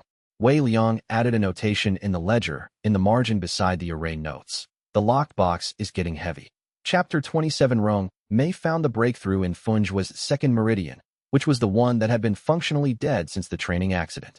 She had been working on the routing technique for 8 weeks. Not 8 weeks of medical theory. 8 weeks of applied development on actual severed meridians, which meant she had been working on Funjua's specific anatomy, because he was the clearest case available and because he was willing to sit in the medical corner for extended examination sessions without complaint, though he did frequently observe that the examination table's cushion was inadequate. The technique she had developed was not a healing technique. She was specific about this distinction consistently because the difference mattered medically. Healing a severed meridian required rebuilding tissue that no longer existed. The routing technique taught the qi to move around the severed section, to find an adjacent pathway through tissue that wasn't designed as a meridian channel but was functional enough to carry a limited qi load if the circulation pattern was trained into it. 60% efficiency compared to a functional meridian, in her best cases. The route was inefficient. It was also infinitely better than zero. She tested it on Funjua's first severed meridian 3 weeks in. The routing partially succeeded. The adjacent tissue carried the load imperfectly, dropping to 30% efficiency, which was a partial result rather than the full 60 she'd been modeling for. She ran the test 12 more times before concluding that the first severed meridian's tissue architecture was too disrupted for full routing success. She moved to the second severed meridian. The second one was different. The tissue around the severance point was organized in a pattern she hadn't seen before, not the disordered disruption of impact severing, but a crystalline arrangement that she recognized, after a long moment, from the sketch in Wei Liang's notebook. The same lattice structure, the same geometry that Wei Liang had drawn from Bai Suin's secondary meridian 8 months ago and filed without conclusion. She stared at it for a moment. Then she ran the routing technique on the second meridian. The routing succeeded at 80% efficiency. She sat with this result for a long time before telling Wei Liang, because the result needed to be checked twice, and she had checked it twice, and was now sitting with the implications rather than the data. When she told Wei Liang, she included both things, the routing result and the crystalline structure match. He read the medical records she'd assembled. He opened the notebook to the sketch of Bai Suin's meridian and compared it to the diagram she'd drawn of Funjua's second severed meridian. He did not speak for approximately 2 minutes. The second meridian's routing is functioning as a passive qi battery, she said. The adjacent tissue is holding a low-level qi reserve between sessions. It's not generating qi, it's retaining it. The meridian has been dead for 3 years, and it's doing something useful now. The routing technique doesn't explain the battery function. No, she said. The crystalline structure might. The geometry suggests natural qi retention properties in the tissue arrangement. She looked at the notebook. I've seen this structure in 2 cases now, Bai Suin and Funjua. Both were from the Iron Root sect. Both had meridian disruption that was attributed to training accidents or structural insufficiency. She looked at him. Iron Root sect's training accidents have a specific signature in the meridian tissue. Wei Liang wrote for a long time. The resonance surged while he was writing. A long, sustained wave that was more sustained than any previous instance, with a quality he hadn't felt before, something richer and more complex than the standard breakthrough resonance. He put the pen down and wrote it out. When it faded, he picked the pen back up. He wrote, * revised mechanism. Resonance is generated not only by cultivation rank advancement, but by any genuine overcoming of a limitation declared permanent by institutional authority. Rong Mei has developed a routing technique that produces partial function in a meridian classified as permanently severed. The limitation was permanent under the existing medical paradigm. The paradigm was wrong. The resonance registers the paradigm being wrong. He looked at this for a moment. He added, everything the cultivation world has declared permanently impossible is a potential resonance source. Every person we've been told can't be helped is a potential breakthrough. The inventory of declared impossible is the inventory of the sect's potential. He sat with the implication. The resonance system he'd been building for months had a structural property he hadn't fully articulated until now. The more thoroughly the world had rejected a person, the larger the resonance response when that rejection was proven wrong. The mechanism was not compassion. It was arithmetic. The magnitude of the institutional certainty matched exactly the magnitude of the resonance when the certainty was overturned. 6 institutions telling Su Feng she had no qi, and a resonance surge that shifted the air pressure in the training yard when her distributed array activated. 2 institutions telling Funjua his severed meridians were total losses, and a routing technique that turned dead weight into passive storage. He wrote, The sect's power is proportional to the world's mistakes. Every mistake the cultivation system has made about a person becomes our resource when we correct it. This is either justice or mathematics. I am not certain of the distinction. He looked at the ledger. He added, probably both. Chapter 28. The Ironwood League's second envoy arrived 6 weeks before the proving with 2 deputies and a contract addendum and the specific confidence of someone who believed the negotiating leverage had shifted since the last conversation. He was named Advisor Tung Cho, no relation to Elder Cho Tung, though Wei Liang made a note of the naming coincidence, and he explained, without preamble, that the Ironwood League had become aware of Ashwood Valley's regional proving application and had determined that the application represented an alignment concern for their trading interests in the basin. You're going to win the exemption, Tung Cho said. Our analysts reviewed the rulebook and your registered team composition and determined the strategy you're likely running. The cumulative scoring approach, the demonstration substitution, the chi analysis demonstration. He looked at Wei Liang with the respect that one tactical mind extended to another. You found the loopholes. If you execute, you win the exemption. Wei Liang waited. The Ironwood League controls river trade in this basin. An independently operating cultivation sect with a 5-year territorial exemption and a growing reputation would potentially compete with league-aligned cultivation services. He set the contract addendum on the table. We're prepared to offer a withdrawal payment, a figure that would extend your operational runway significantly, in exchange for your application's withdrawal. Wei Liang looked at the contract addendum. He read it. If we withdraw, he said, Golden Flame's territorial fee demand becomes active in approximately 2 months. The League can mediate that situation. Mediation gives the League an ongoing position in the sect's operational decisions. The same dependency problem as the Junior Alliance. Wei Liang set the contract down. The offer is generous in absolute terms and structurally identical to the prior offer, which I declined. Tung Chao's expression was professionally neutral. The prior offer didn't include a payment. The payment is the mechanism for creating the dependency rather than naming it as an alliance arrangement. The effect is the same. You have leverage, we have taken the payment, and the leverage is permanent. He looked at the contract. I'm not interested in leverage arrangements. I'm interested in operational independence. Tung Cho looked at the contract addendum. He looked at Wei Liang. You understand that the League's opposition to your proving application changes your situation. Yes. Wei Liang picked up his ledger. I'm going to publish the sect's training manual theory section on the regional notice board this afternoon. Not the methods, the theory. Framed as educational material for any sect interested in alternative cultivation development frameworks. He looked at Tung Cho directly. Within the week, I expect to receive correspondence from several failed cultivators who will want to join the sect. Some of them will be from provinces outside the basin. When that happens, the sect's geographic scope expands beyond the Ironwood League's basin territory, which makes the territorial conflict less relevant. He paused. I'm not publishing the theory because of your visit. I was going to publish it next week regardless. But the timing is useful to note. Tung Cho stood. He took the contract addendum with him. At the door he turned. That's a more sophisticated response than I expected. The variables were clear, Wei Liang said. Identifying the variable isn't sophisticated. It's basic methodology.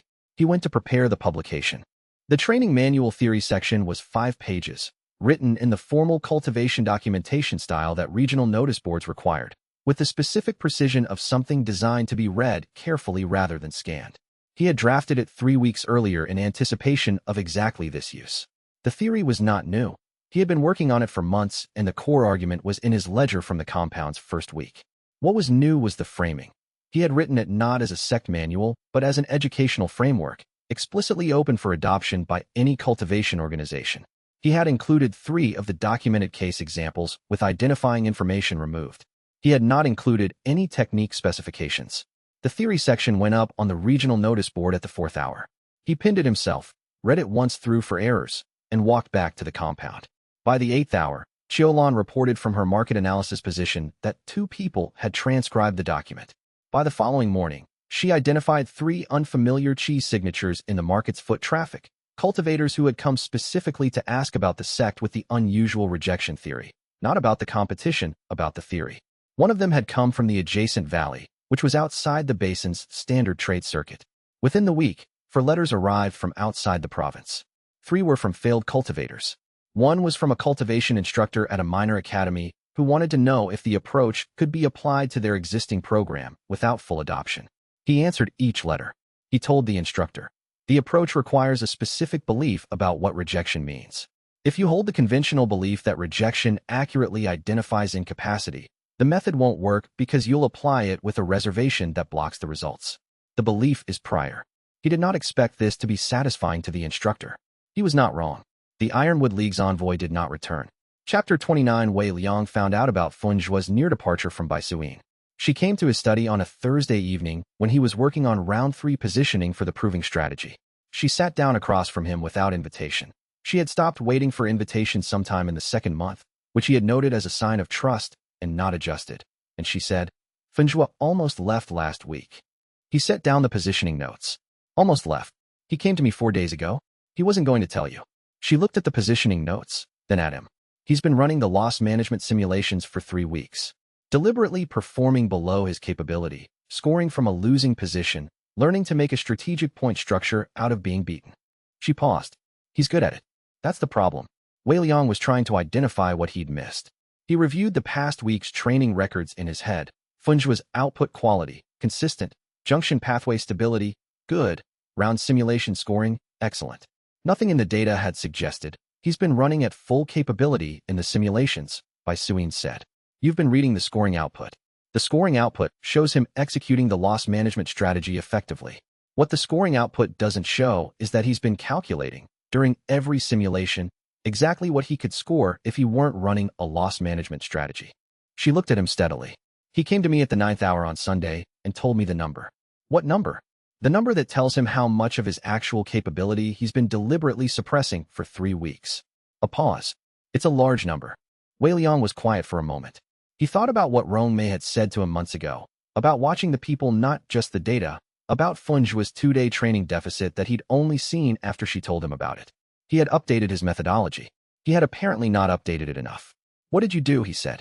"I found the worst wine available at the market. It was genuinely bad. There was something wrong with the fermentation, and I bought it, and we sat in the East Courtyard for 4 hours and I listened." She said it with the directness she applied to everything she decided to do. He wasn't going to leave because he didn't believe in the strategy. He was going to leave because nobody had acknowledged the cost of the strategy. Wei Liang thought about this. He thought about his 3 weeks of precise round assignment documentation and the scoring matrix revisions and the probability assessments, all of which were accurate and none of which had included the column for what it cost Feng Zhuo to deliberately perform below his capability in a competition context, after 3 years of being told he had no capability at all. "I should have done that," he said. The acknowledgement was simple, and he felt its weight specifically. "Yes," Baisuyin said. "You should have." She didn't say it unkindly. She said it the way she said everything that was true and important. "He's not going to leave. I told him the scoring matrix isn't the only thing that matters, and then I showed him what his win scenario assignments look like in the actual round structure. He saw that you'd already updated his assignments based on his capability update 3 weeks ago." She paused. "He's fine." He needed someone to acknowledge the cost before he could see that the plan had already adjusted for his capability. "I adjusted the plan based on the capability data," Wei Liang said. "I didn't acknowledge the cost." "Yes." She stood. The plan was right. The people need both. She went back to her quarters. Wei Liang sat at the desk for a few minutes, looking at the positioning notes. He thought about Dun Chao's suppression compound revelation, and Xiulan's first training session where she'd sat in the corner documenting instead of training, because she'd decided that was her contribution. He thought about all the data he'd collected and all the things the data couldn't show because the data was about outputs and people were processes. He opened the ledger to a new page and wrote, "Asterisk, the plan accounts for the capability. The plan must also account for the cost. These are not the same page." Asterisk, he wrote. Asterisk, Feng Zhuo nearly left. Baisuyin caught it. "I didn't. The variable I'm missing is not analytical. It's attentional. I'm watching the outputs and not adequately watching what it costs to produce them." Asterisk, he wrote, underlined. Asterisk, fix this. It is a structural flaw in the method. Asterisk, he closed the ledger. He went to find Feng Zhuo. He found him in the training yard, running the single meridian high output sequence alone in the dark, with the calm focus of someone who had resolved something and was back to the work. Wei Liang stood at the yard's edge and watched for a moment. Then he said, "The win scenario rounds are yours. The loss management rounds are the brothers and the newer disciples." Feng Zhuo stopped the sequence and turned. "I know. I read the updated assignments. I updated them 3 weeks ago." Wei Liang paused. "I didn't tell you the reason I updated them. I should have." Feng Zhuo looked at him for a moment. "Yes," he said. He said it in the same register that Baisuyin had said it. Not harshly, just accurately. "Go to sleep." Wei Liang said. Tomorrow's session starts at the 6th hour. I know, Fenjua said. He went inside. Wei Liang stood in the training yard for a few more minutes, alone, watching the compound's array-generated qi shimmer in the dark. Chapter 30. The list was 12 names long, and Xiaolan had been building it for 3 months. She placed it on Wei Liang's desk on a Tuesday with the same efficiency she brought to all her documentation. No preamble, no apology, direct placement. These are 12 cultivators within 20 kilometers of this compound who have been assessed as having insufficient qi capacity to cultivate. I've been running a qi analysis at market for 3 months. Every new person I encounter, I read them. Wei Liang picked up the list. Most of the assessments were from major sect entrance examinations, Xiaolan continued. Some were from the regional qi testing clinics. All 12 were told their qi was too low to develop into a usable cultivation base. She stood across from him with her notebook in her arms, in the posture she used when she was confident in the data. All 12 are wrong. He read the list. Names, locations, estimated affinity profiles based on her analysis, the institutional source of the rejection assessment, and a note on the specific pattern Xiaolan had observed that contradicted the rejection, the same qi distribution anomaly across all 12 cases, a pattern that suggested the standard assessment tools couldn't read their specific qi configuration rather than the qi configuration being insufficient. He looked at the pattern analysis. He compared it to Su Feng's case. The girl who had arrived claiming no cultivation potential whatsoever and had turned out to have enormous raw capacity distributed through her muscle tissue in a non-standard arrangement. The same underlying pattern, different manifestations, same root cause. The assessment tool was calibrated for one qi configuration type. The entrance examination qi test uses a resonance matching approach, he said. The test stone reads qi against a standard affinity template. If the qi doesn't match the template, it registers as absent rather than as different.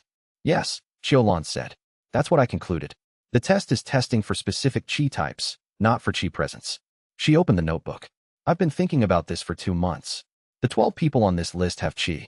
It's just not in the format the test is designed to detect. He set down the list. Send invitations. She blinked once, the gesture she used when something happened faster than expected. I have addresses for 9 of the 12. The other 3 I've only seen at market. Start with the 9. Invite them to come for a preliminary assessment. No commitment required, just an assessment. He looked at the list.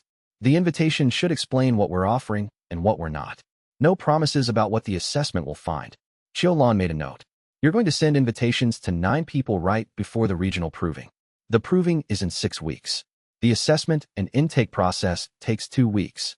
If any of them join, the onboarding timeline is tight, but workable. He paused. The timing isn't ideal. But if they're within 20 kilometers and they've been told they can't cultivate, waiting 6 weeks is 6 weeks of additional time spent believing something false. Xiaolan wrote for a moment. She had the expression she used when she was recording something that satisfied her analytically. You're going to say yes to everyone on the list, aren't you? I'm going to say yes to everyone who meets the one requirement, Wei Liang said, which is the same requirement I've applied to everyone. She put the notebook under her arm. I'll draft the invitation letters. She moved toward the door, then stopped. 3 of the 12 live in the village whereby Suyin was sitting when you found her. You'll probably want to go yourself for those 3. Why? Because the village has heard about us. The word of mouth has been going since the proving application was posted. The 3 people in that village are probably already half decided. She looked at him. You have a specific effect on people who are half decided. I've watched you do it 4 times now. Wei Liang looked at the list. The 3 names in the northern village. He thought about the 23rd day and the woman in the dirt and the torn certificate. I'll go Friday, he said. Xiaolan made a note. She left to draft the invitation letters. 3 of the 12 showed up the following week. Not the 3 from the northern village, who came separately the week after with by Suyin's particular quality of certainty that Wei Liang had learned to recognize as meaning they'd already decided before they arrived. The first 3 came from the market invitations, nervous and quiet and watchful in the way that people who had been told they were failures watched everything for evidence that the assessment might be true. He ran the intake assessments himself. He told each of them what the analysis showed, accurately and specifically, without softening or inflating. He told them the one rule. He showed them the training yard. The first one asked, what if I'm actually wrong about my own capacity? What if the tests were right? He had heard variations of this question in every intake assessment, phrased differently, but structurally identical. The question was always about whether hope was safe to have. He said, we'll know within 2 weeks of training. The assessment tells us what the tests missed. The training tells us what the assessment shows is there. Both are necessary.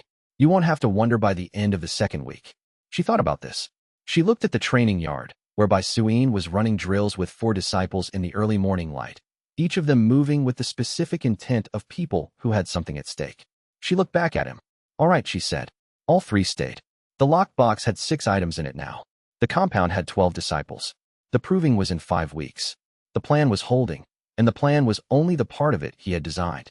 The part he hadn't designed. The way people who had been told they were impossible chose to train, the specific quality of effort that came from being believed in after a long period of not being believed in. That part was running on its own. He was not sure what to call the force that produced it. He put it in the ledger as asterisk compound effect. Each disciple's belief in their own capacity strengthens every other disciple's. Not a spiritual effect, a witnessing effect. They can see each other succeeding. The successes are visible. Asterisk, he thought about this for a moment, then added, asterisk resonance. A different kind. Asterisk, he went to run the morning session. Chapter 31 Su Fang's intake assessment was the most unusual Wei Liang had run. She was 23, from the northern village, one of the 3 who had come with the particular quality of having already decided, but whereby Suyin's decision had been visible in her posture and Fengjua's in his flat-effect stillness. Su Fang's was visible in the way she described herself. Flat, precise, factual. The Qi test had said no at 4 different institutions. The Qi was simply absent, she explained, as if reading from a medical report about someone else. There was nothing to work with. She had come because Qiu Lan's invitation described something unusual, and she found it easier to eliminate options than to sit with ambiguity. Wei Liang ran the intake assessment. The standard Qi reading confirmed what the entrance examinations had found. No Qi in the standard meridian channels. The meridian network was anatomically present but functionally quiet. No circulation, no activation, no affinity signature. By the conventional measurement, she had no cultivation capacity. Then Xiu Lan's analysis, from 2 feet away. She's full of Qi. Wei Liang looked at Su Fang. He felt, through the passive resonance sensing he'd developed over the past months, something he hadn't noticed in the first few seconds of the assessment because he'd been reading the standard channels. A faint distributed warmth, not channeled, spread through the ambient field around her body, not emanating from the meridians, but from something else. He put his hand on the desk. He felt the warmth increase at the contact point. Muscle tissue, he said. Xiulan was already writing. Her Qi isn't in the meridian network. It's distributed through the musculature and pockets. The entrance examination test stones read meridian-channeled Qi. They don't detect distributed pocket Qi because the standard anatomy assumption is that Qi resides in the channels.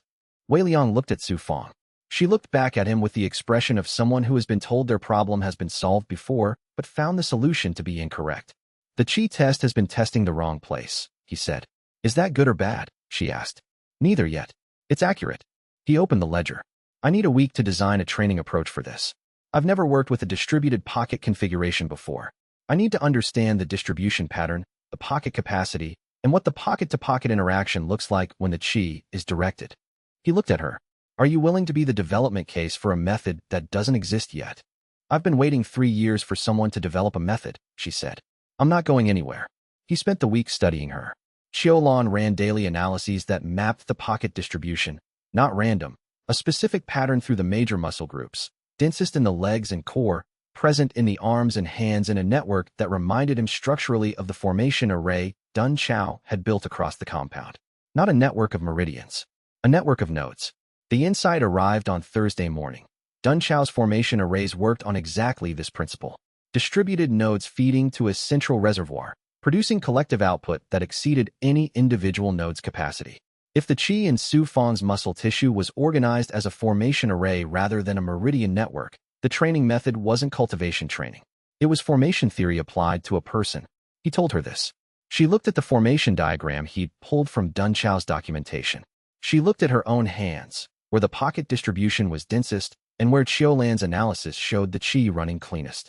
So I'm not built wrong, she said. No, Wei Liang said. You're built for a different architecture. He looked at the diagram. The major sects don't train formation theory as personal cultivation because their cultivators are built for meridian architecture. You're not. He turned the diagram toward her. The training I'm designing is going to look nothing like what everyone else here does. Good, she said. He spent another 2 days building the method, and they started on Saturday.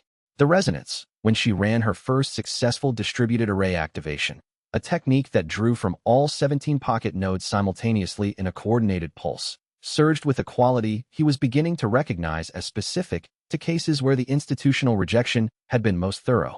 Every institution that had told Su Fong she had no qi, every test that had confirmed the absence of something that had been there all along, every one of those had contributed to what Wei Liang felt when the distributed array activated and the training yard's air pressure shifted in a way that no single meridian cultivator at her conventional tier should have been able to produce. He wrote in the ledger, the test was testing the wrong thing. He underlined it twice. Chapter 32. Funjua found Shinro outside the compound walls at the 11th hour on a Tuesday, 1 week before the regional proving. He had been running a personal practice session in the west training area and had taken the long route back through the northern perimeter. She was standing in the shadow of the wall at the compound's northeast corner, approximately 30 meters outside the gate, in the specific posture of someone who was listening to something. He stopped. She didn't see him immediately. She was facing away from the compound, toward the ridge path, with her head slightly tilted. After a few seconds, she turned and found him standing there, and her expression cycled through 3 things in rapid succession before settling on the look she used at training. Focused, present, undefended. Sleepwalking, she said. No, he said. I was. She crossed her arms. Competition anxiety. I walk when I'm anxious. I've been doing it since I was 12. He looked at her, then at the ridge path, where in the first weeks he'd watched the Golden Flame Scouts stand and document. Nothing was there now. In the dark.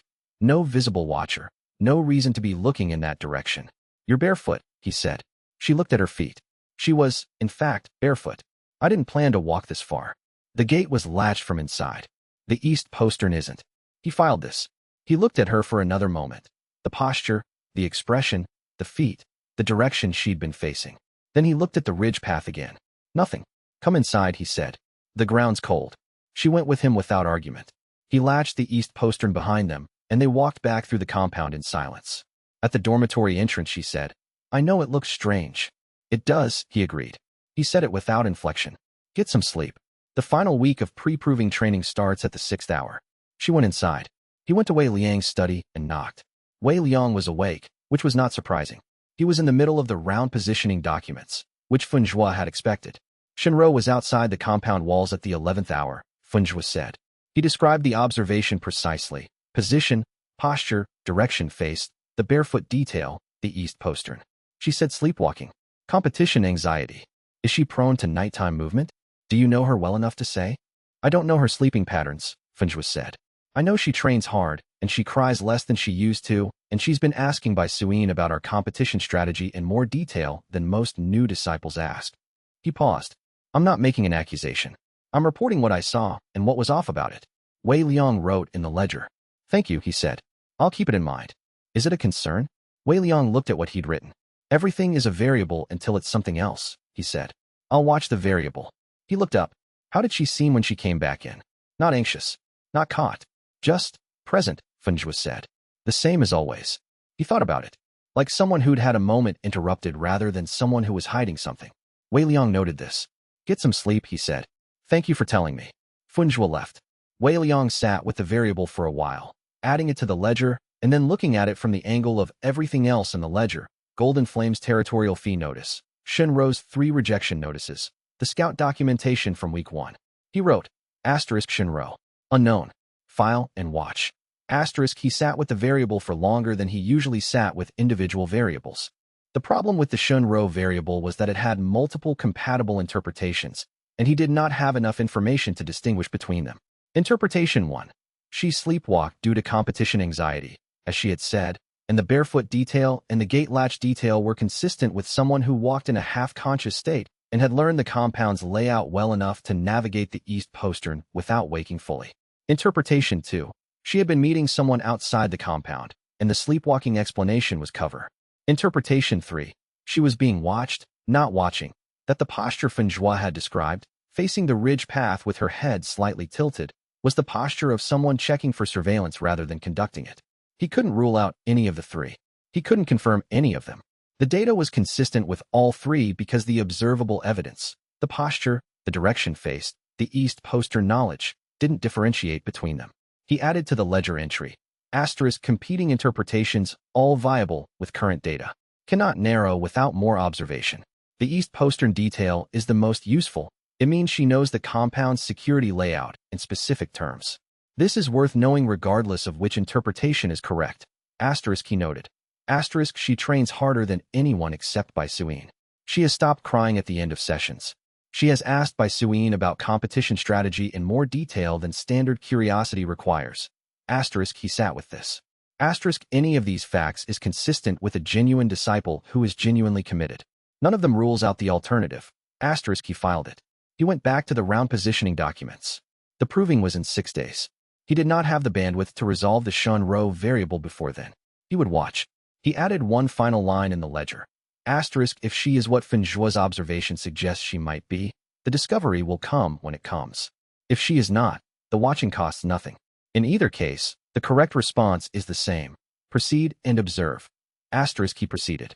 Chapter 33. Wei Liang gathered the 7 competition participants the night before the proving at the 8th hour, in the main hall, with the round assignments, the scoring matrix, the contingency plans, and the specific intention of not giving a speech.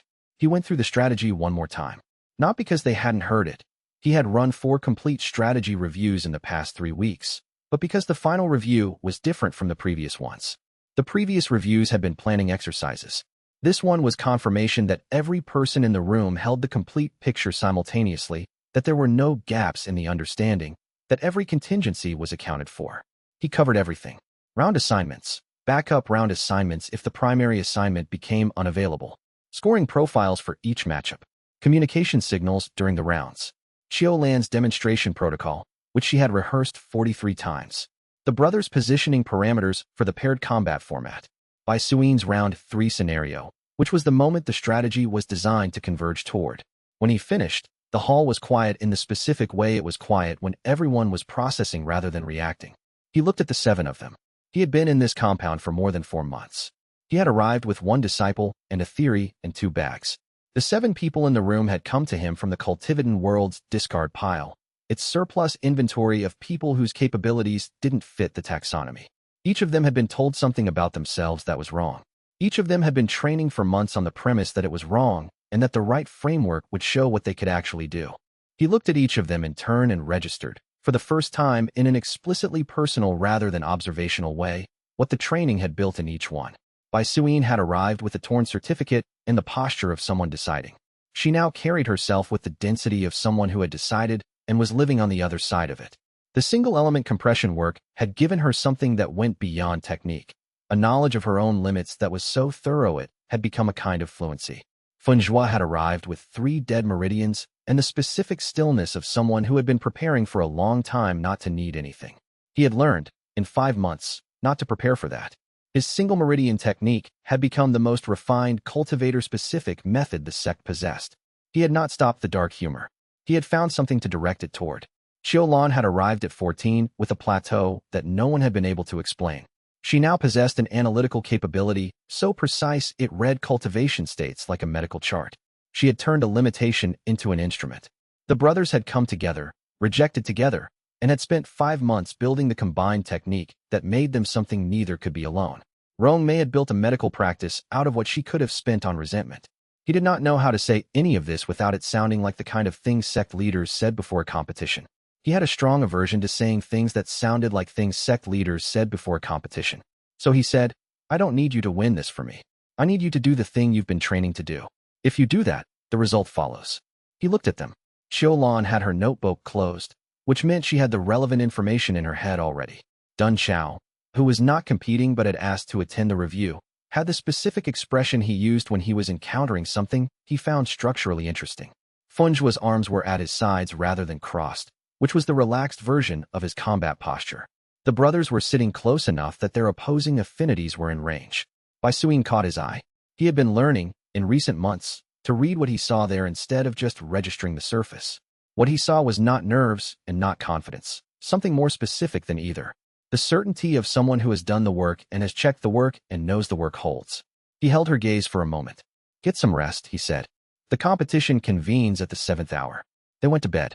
He stayed in the hall for a few minutes with the round assignments spread on the table, going through the scoring scenarios one more time. Not because there was anything to find. The strategy was sound, the plans were accounted for, the contingencies were covered. He stayed because the belief needed to be present before the morning. Not certainty about the outcome, certainty about the work. He confirmed it was present. He went asleep. Chapter 34 The Regional Provings Opening Convocation drew 37 people from 12 sects, plus the judges, plus Magistrate Hao Ping and his officials, plus a crowd of basin residents who attended the biannual proving as community entertainment and had heard rumors about the new sect from the southern ridge.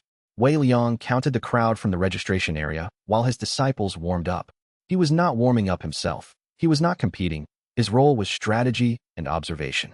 He had a clean ledger open to a fresh page and was noting what he observed about the 12 competing sects' disciple compositions before the rounds began. The Golden Flame team was exactly what he'd expected. 6 outer disciples at foundation solidification to core formation stage, trained under optimal conditions, moving with the fluid certainty of people who had never needed to work around a limitation. Chou Tung himself sat in the sectional viewing area with the 2 attendants he always brought, in the position that gave him the best view of the competition floor. 5 other sect teams occupied the confident tier. 3 teams occupied the mid-range. 3 teams, including Ashwood Valley, occupied the uncertain tier, which was where the proving's rulebook provisions produced their strategic value. Round 1 of the proving was a team formation exercise. Each team ran a coordinated chi output across a pressure measurement grid, and the cumulative score reflected both power and precision. The power tier he couldn't match. The precision tier was a different question. He watched his team run the formation exercise. Bai Suyin led the positioning. The brothers ran the combined output from their paired configuration. Xiaolan placed herself at the grid position that maximized her analytical contribution to the team's precision. Fun Zhua held the anchor position Wei Liang had assigned. Not the highest output position, the position that produced the most consistent measurement for the scoring grid. The result was not dominant. Ashwood Valley's power output placed them 6th out of 12 in the raw power component. Their precision component placed them 2nd. The cumulative scoring formula weighted precision at 30% and power at 70%, which meant the result was a 5th-place score in round 1. 5th was where the strategy needed them. The 3 sects that dominated the power tier scored 1st, 2nd, and 3rd in round 1. The 3 sects in the mid-range scored 4th, 5th, and 6th. Ashwood Valley, in 5th position, had outscored 2 of the 3 mid-range sects on precision. Their cumulative point total after round 1 was within 1/10 of the 2nd-place mid-range sect. He documented the round 1 results. He updated the cumulative score projections for the remaining rounds. The major sects representatives, who had been watching Ashwood Valley's team performance with casual disinterest, began watching with less casualness. He noticed this in the second half of the round. The shift from peripheral attention to focused attention, the conversations happening in the sectional areas. He noted who was talking to whom. Chou Tung was not talking. He was watching the scoring board with an expression that Wei Liang recognized as computational rather than emotional. 5th place after round 1. Within striking range of the cumulative scoring structure that produced the exemption win. He wrote in the ledger, Phase 1 complete. Position, as projected. He didn't stop working when he closed the ledger. He opened his 2nd page and began the observation he'd been intending since before the competition convened. A full composition assessment of each of the 11 competing sects, read not from the competition's power ranking perspective, but from the strategic one. The power rankings were already settled. The strategic picture was more useful. The Ironwood League's team had not registered a demonstration slot, a rational decision for a combat-oriented group with no specialized analysis function, but one that capped their scoring ceiling. Their precision component in the formation exercise had placed them 4th. 4th was a position Wei Liang had designed for. Their combat rounds in the 2nd phase were his primary concern, and he'd already built the assignments to minimize the overlap. Funj was round drew from the League's 3rd-ranked combatant. The League's 1st and 2nd ranked were beyond Ashwood Valley's current combat ceiling. He wasn't sending anyone against them. The Clear River sect was the calculation that mattered. They'd placed 2nd in round 1, 6 points ahead of Ashwood Valley in the cumulative standings. Their power output was strong and their precision was mediocre. They'd scored on the weight of the 70% power component and lost points in precision where Ashwood Valley had gained them. In the combat rounds, Clear River fought conventionally. Their lead cultivator had a 3-element affinity profile that produced solid technique variety, but no particular depth in any one element. Wei Liang had watched his warm-up sequence and noted 2 things. He relied on technique switching under pressure, and his transition window between technique types was approximately a half-second longer than his primary technique delivery. That half-second was in the notes. It would be in the round briefing. He watched Chou Tung for the half-hour after the first round scores posted. The man sat still in his sectional area with his 2 attendants, not consulting them. looking at the competition floor with the expression Wei Liang had been learning to read across 5 months of watching him from a distance. It was not the expression of satisfaction. Cho Tung had expected Ashwood Valley to place lower. The 5th-place score had moved something in his calculation. He was adjusting his model of what Ashwood Valley could do, and a man adjusting his model was more predictable for the next 20 minutes than a man who had already finished adjusting. Wei Liang wrote in the margin beside the cumulative score projection, * he expected lower. Recalibrating. His round 3 interventions, if planned, will be slightly behind his actual capability during the adjustment window. Use the window. * round 1 had done its work. He closed the second ledger page and went to find by Suyin. Chapter 35. The demonstration round filled the competition floor's eastern half. Each team registered for a demonstration round submitted their demonstration format before the proving began. Ashwood Valley had registered for a chi analysis demonstration. 1 practitioner, 1 subject, 10 minutes, with the judges scoring on observable analytical precision. The format was unusual enough that the other competing sects had looked up from their registration forms when it was filed. Xiaolan had rehearsed 43 times. She took the floor with the specific equanimity of someone who had run a protocol enough times to stop being afraid of it. She set up the analytical positioning Wei Liang had developed with her, a standing configuration that maximized her lateral range, and waited for the designated subject. The competition format required the demonstration subject to be drawn from a pool of volunteers who had agreed to the process. The pool included disciples from all 12 competing sections. A judge drew 3 names and offered Xiaolan first choice. She chose the Golden Flame inner disciple. She had the specific reasons for this choice, which she had discussed with Wei Liang before the competition, and which were tactical rather than malicious. The Golden Flame disciple's cultivation history was documented in the competition registration materials, which meant Xiaolan had baseline data to verify against. If her analysis matched the documented history, the judges could confirm her accuracy against the record. If the analysis found something not in the documented history, the judges would have to decide whether to credit the discrepancy. The Golden Flame disciple stood in the center of the floor and looked at Xiaolan with the mild contempt of someone 6 cultivation stages above her. She ran the analysis. It took 4 minutes and 30 seconds. She called the findings aloud as they resolved, which was the protocol she and Wei Liang had developed, real-time verbal delivery, specifying her confidence level before each finding, differentiating clearly between what she could confirm and what she was estimating. Left secondary meridian, foundation solidification stage, confirmation confidence 96%. A pause. Fire affinity, first order, primary. Earth affinity, secondary, suppressed at approximately 30% of primary output. The suppression is consistent with an injury pattern rather than a cultivation limitation. She tilted her head slightly. The left shoulder. An impact injury, approximately 3 months ago, that disrupted the Earth affinity pathway's junction point. The pathway is functional, but the junction is generating interference during high-output techniques. She looked at the Golden Flame disciple directly. Your right-side techniques have been stronger than your left-side techniques for 3 months because of the interference. The injury has not been disclosed to the competition officials. The floor was quiet. The Golden Flame disciple's expression had changed. Not guilt. The expression of someone whose carefully maintained concealment has just been named specifically in front of 40 people. Objection, said the Golden Flame team's designated representative. The analysis technique is unverified. The findings cannot be confirmed. The head judge looked at the competition rulebook. He looked at the demonstration format registration. He said, the demonstration round's evaluation criteria assess observable analytical precision and the demonstrator's clear communication of confidence levels. The registration confirmed the format. There is no provision requiring external verification of technique origin. He looked at the other judges. They conferred briefly. The objection is noted. The demonstration proceeds. Xiaolan continued. She found 2 more significant observations in the remaining time. One that could be verified against the competition medical documentation and one that could not, and called both with their appropriate confidence levels. When the 10 minutes concluded, she returned to the Ashwood Valley section. The judges scored the demonstration. Maximum points available in the demonstration round, 120. They awarded 118. Wei Liang updated the cumulative score projection. Ashwood Valley was now in 3rd place overall. In the sectional viewing area, Elder Cho Tung had stopped watching the scoring board. He was watching Wei Liang from across the competition floor, with the specific expression of someone who has just upgraded their assessment of a situation they thought they had already correctly assessed.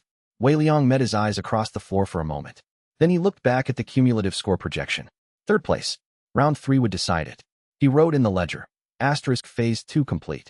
Position, better than projected. Asterisk he closed the ledger and waited for round 3.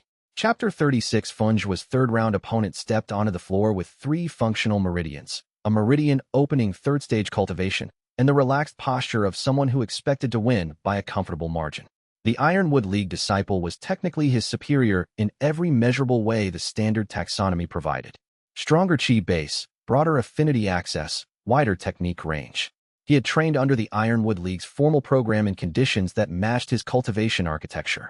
He moved through his pre-match chi release with the fluid efficiency of a system that had been optimized for his specific inputs.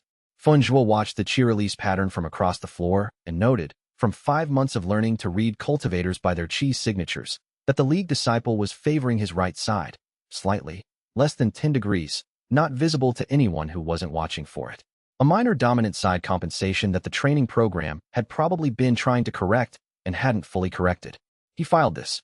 The match opened with the league disciple pressing forward with a wide field water technique designed to produce area denial, the standard Ironwood League opening for opponents they outranked. The technique generated a pressure wave that swept the floor from edge to edge, designed to disrupt positioning and create an opening for the follow-on strike. Funge didn't dodge it. He dropped his stance and let the impact hit him, not passively, actively, the way he'd been training for 5 months to absorb kinetic input and direct it rather than deflect it. The impact hit his meridian network and the routing technique Rome may had developed activated automatically. The force distributed through the adjacent tissue pathway, dissipating longitudinally instead of punching through, and what emerged from the receiving end was not a stumble, but a stable position at a different floor location. He was 6 feet closer to the league disciple than he'd been. The second exchange, the league disciple adjusted to the failed opening, switching to a targeted technique rather than an area 1. Higher precision, higher power, directed at Funge's left side positioning, the statistically stronger side for this technique. Funge read the winding up indicator in the league disciple's right shoulder, the slight load into the stronger side that said the strike was coming from that direction, and moved left before the technique completed. The technique caught the edge of where he'd been. He absorbed the edge impact the same way, distributed, redirected, emerged closer. He was now 3 feet from the league disciple, inside the technique's optimal range. The league disciple's 3 meridians gave him more power at distance. At 3 feet, power was less decisive than application speed. Third exchange, the league disciple reached for a close-range technique, which Funge anticipated because it was the logical response. He watched the technique begin to wind up and used the single meridian compression burst Wei Liang had built for him. The technique that concentrated his entire chi capacity into one directed output with a density that exceeded what 3 mediocre meridians could match. Not a wide technique, a point technique, aimed at the right side, where the dominant compensation meant the defensive response would be half a second slow. The league disciple took the strike and stumbled. Not a clean hit. He absorbed most of it, and it took 4 exchanges rather than 3. But in the 4th exchange, he hadn't recovered his footing, and Funge's second compression burst landed in a follow-up that the floor judges scored as a decisive point. The match was over. The crowd was not loud. They weren't watching a standard proving match where the winner was clear from the opening techniques, and the crowd's job was to confirm their prediction. They were watching something they didn't have a framework for, and the response to that was a specific kind of silence. Not boredom, not confusion, the silence of people updating their understanding of a thing they thought they already understood. In the sectional viewing area, the Ironwood League's lead representative was writing. Funge walked back to the Ashwood Valley section. He passed Wei Liang on the way and said, without stopping, right side compensation in the opening movement. He's been trying to fix a dominant side bias and hasn't fixed it. I know, Wei Liang said. I saw it in the chi release. Did you update the analysis for next time? It's in the ledger. Wei Liang marked the scoring sheet. Rest by Suyin is next. Chapter 37 The final round of the regional proving had a specific geometry to it. 3 teams within striking range of the tiebreaker threshold, each knowing that the next round's results would determine the 5-year exemption. Ashwood Valley was in 3rd. Golden Flame was in 1st. A mid-range sect named Clear River was in 2nd, 3 points ahead of Ashwood Valley and 8 points behind Golden Flame in the cumulative scoring. The tiebreaker threshold required outscoring Clear River in the final round, not beating Golden Flame. Outscoring Clear River specifically, which was a different problem with a different solution. Golden Flame's team captain made the decision that Wei Liang had projected as the most likely outcome of this configuration.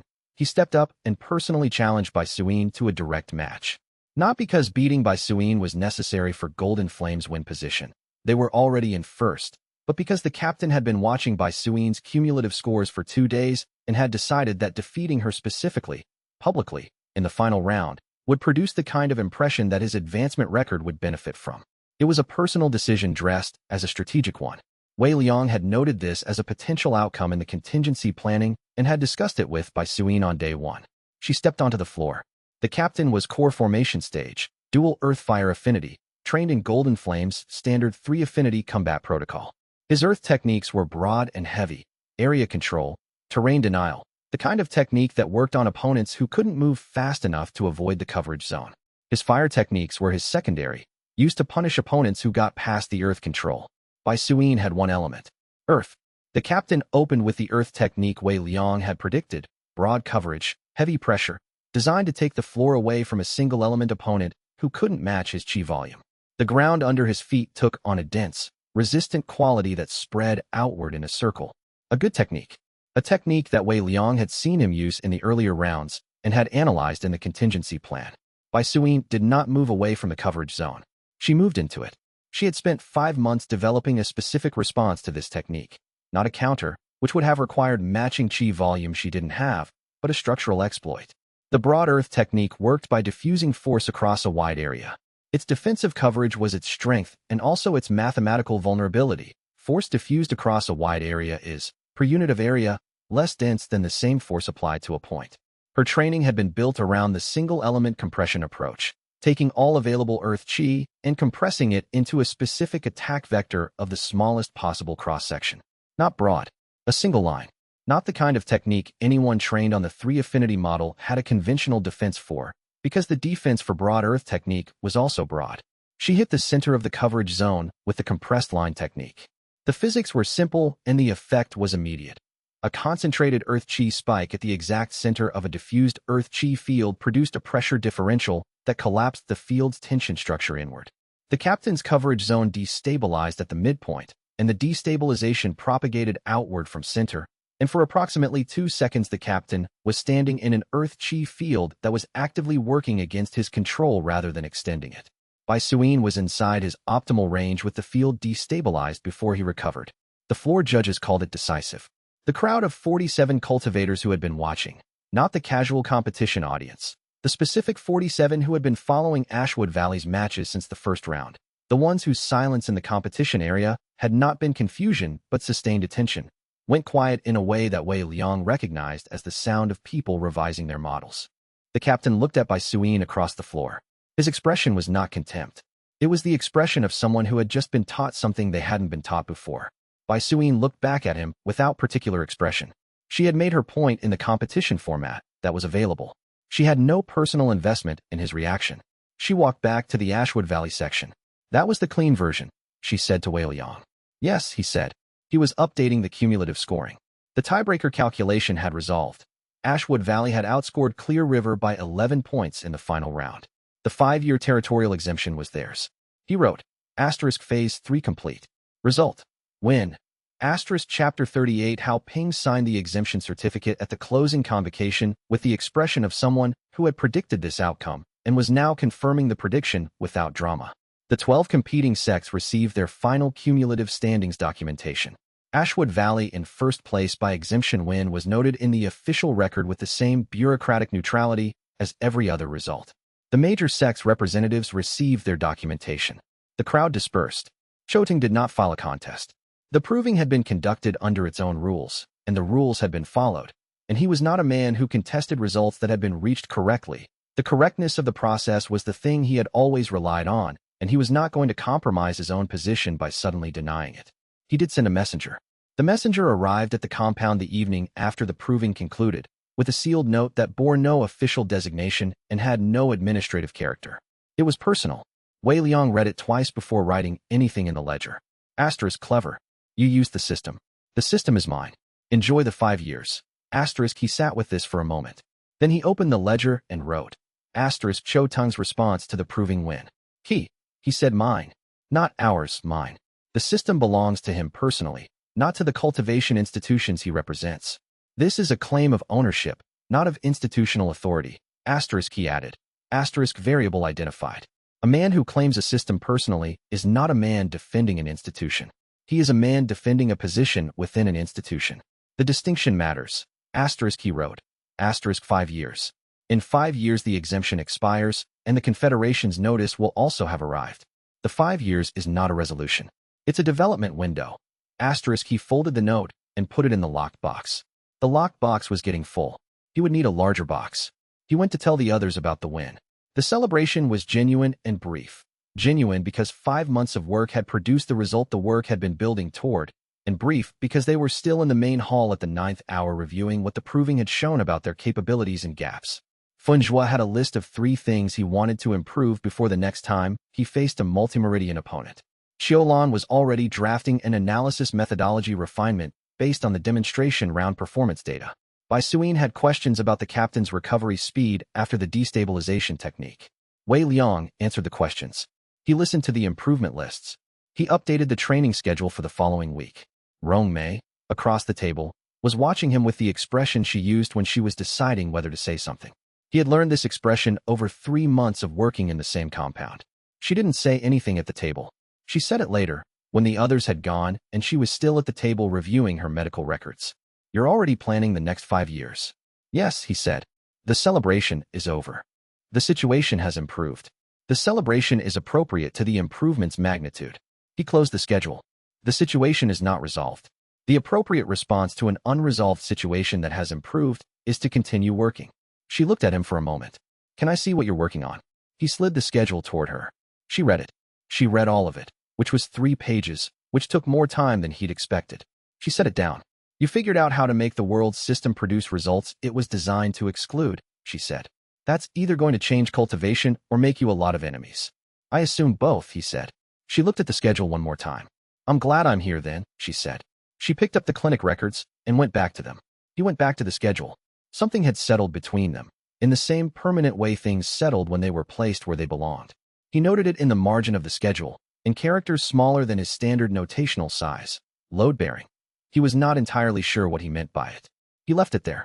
Chapter 39. 3 days after the proving victory, the schedule had returned to normal, and the compound's morning looked the same as it had for 5 months, and Bai Suyin was complaining that the formation array's northeast node was producing an interference pattern during high-output sessions that hadn't been there before the proving. And Dun Chao was explaining with patient precision why the array's adjustment timeline was 2 weeks and not 2 days. Wei Liang was in the study working on the training manual when Xiaolan knocked. She came in with her notebook open and her chi analysis running and the expression she used when the data was interesting. 22 disciples, she said. Current compound resident count. He looked up. I know the count. I know you know the count. She set the notebook on the desk. I've been running the 12-name list in parallel with the proving preparation. 4 of the 12 have confirmed they're coming for intake assessment within the next 2 weeks. 3 of those 4 have already demonstrated, in market interaction, that their chi capacity is significantly above what the entrance examination results suggest. She paused. I have been sending invitations for 3 months. He looked at the notebook. The 4 intake appointments were confirmed and scheduled. He'd been aware of 2 of them. The other 2 had come in while he was deep in the proving strategy work. Good, he said. The intake schedule is open. The intake schedule is open, she agreed. I also have 17 new names from provinces outside the basin. The training manual theory publication produced correspondence from 4 failed cultivators in the first week. The proving documentation, once it entered the official record, produced 13 more. She closed the notebook. We will be at 30 disciples within 6 to 8 weeks at the current intake rate. I know. She looked at him.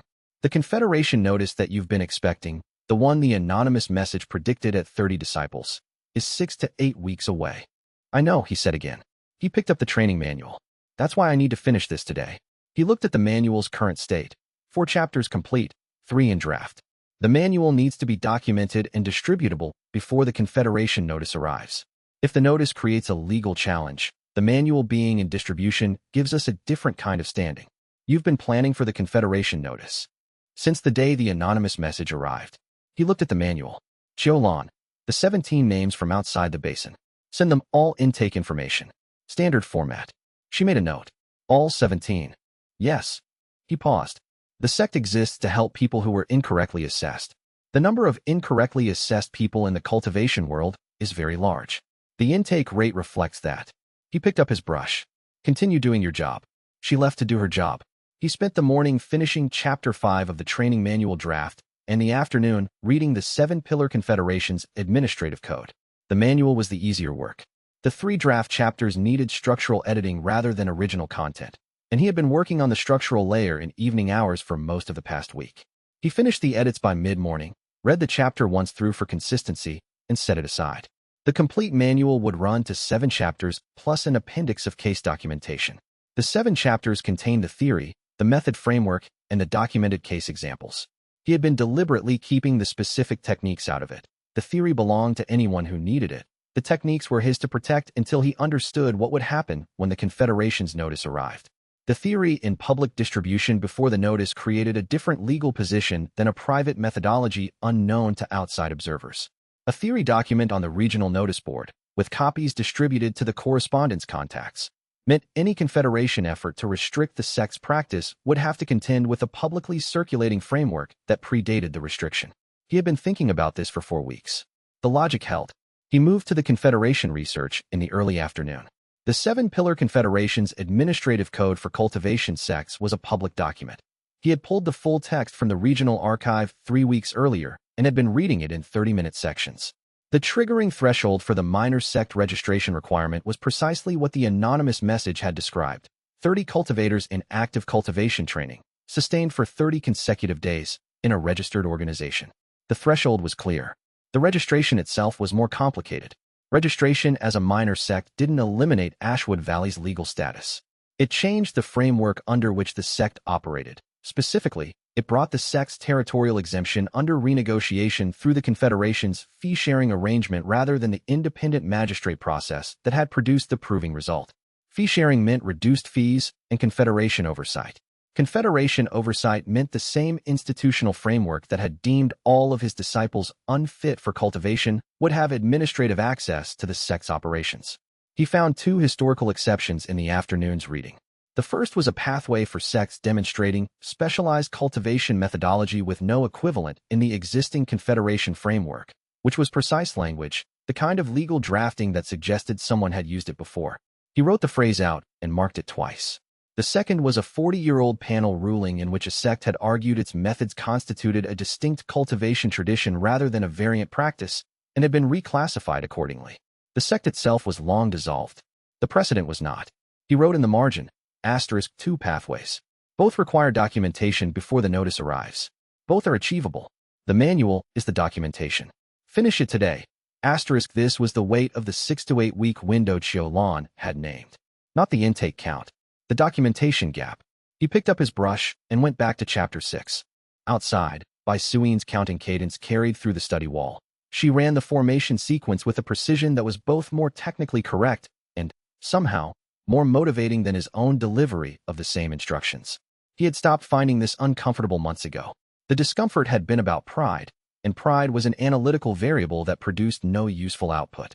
Chapter 40. The message was pinned to the gate on a Friday morning, written in a hand he didn't recognize on paper that had no distinguishing quality whatsoever. He found it at the 6th hour during his pre-session walkthrough of the perimeter, a habit he'd developed in the 3rd month, after the Ironwood League's second envoy visit, of checking the compound's external surfaces before the day's training began. He read it standing at the gate. *, you have 22 disciples now. When you have 30, the 7-Pillar Confederation will notice. When the Confederation notices, your 5-year exemption becomes irrelevant. 30 is the threshold. A friend. * he read it twice. Then he looked at the compound. The main hall, the training yard where Bai Suin was already running forms, the medical corner where Rong Mei was preparing the morning's treatment supply. 22 people. He went inside and counted the intake appointments. For confirmed, 3 probable within the month, 10 possibles from the external correspondence. The timeline Xiaolon had given him. 6 to 8 weeks to 30.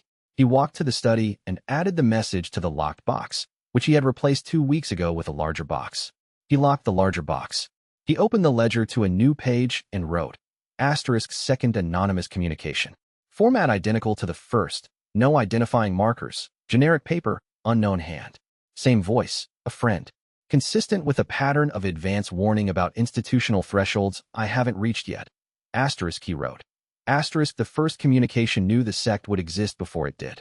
The second communication knows the Confederation's administrative threshold for intervention. This is institutional knowledge held by someone who is not in the Confederation's public records. Possibly inside access. Possibly historical knowledge of Confederation policy. Asterisk he wrote. Asterisk 22 disciples. The threshold is 30. I have a window. Asterisk he thought about the window. 6 to 8 weeks before 30, per Xiaolan's projection. The Confederation's notice, per the anonymous message, arrives when 30 is reached. After the notice, the 5-year exemption becomes irrelevant. He had used approving to by the 5-year window. The Confederation's notice would close the window by a different mechanism than the territorial fee. He needed to understand the mechanism before it arrived, which meant he needed to research the Confederation's administrative law for cultivation sects while he had 6 to 8 weeks to do it. He wrote, asterisk Confederation research. Start today. Asterisk he closed the ledger. He picked up the training manual draft, 4 chapters finished, 3 in draft, and went to the training yard. Bai Suyin had finished her morning forms and was standing at the yard's edge looking at the gate. Message, she said. He hadn't told anyone yet. She had seen him come from the gate with a specific expression. Yes. Good news or bad news? Information, he said. The useful kind. He looked at the training yard. I'm working on the Confederation research today. I need you to run the morning session. She nodded. This was not unusual. He deferred morning session leadership to her regularly, because she ran it better than he did in the same way that Rong Mei diagnosed better than he did and Xiao Lan analyzed better than he did. His job was the framework. The people filled it. He went inside to start the research. In the training yard, Bai Suyin called the session to order. 22 people came to the formation positions. In the northeast corner, Dun Chao's array hummed with the specific efficiency that the compound sect principle had been producing since Feng Zhuo's foundation solidification advancement. The qi waste in the training was measurably lower than it would have been anywhere else. At Xiaolan's market stall position, 3 kilometers north, she was running intake screenings for the morning's 2 scheduled appointments and cataloging qi signatures in the market foot traffic and adding names to the list. 22 disciples. The threshold was 30. Tomorrow there would be 23. Chapter 41. 6 months after the proving victory, Ashwood Valley had 31 disciples.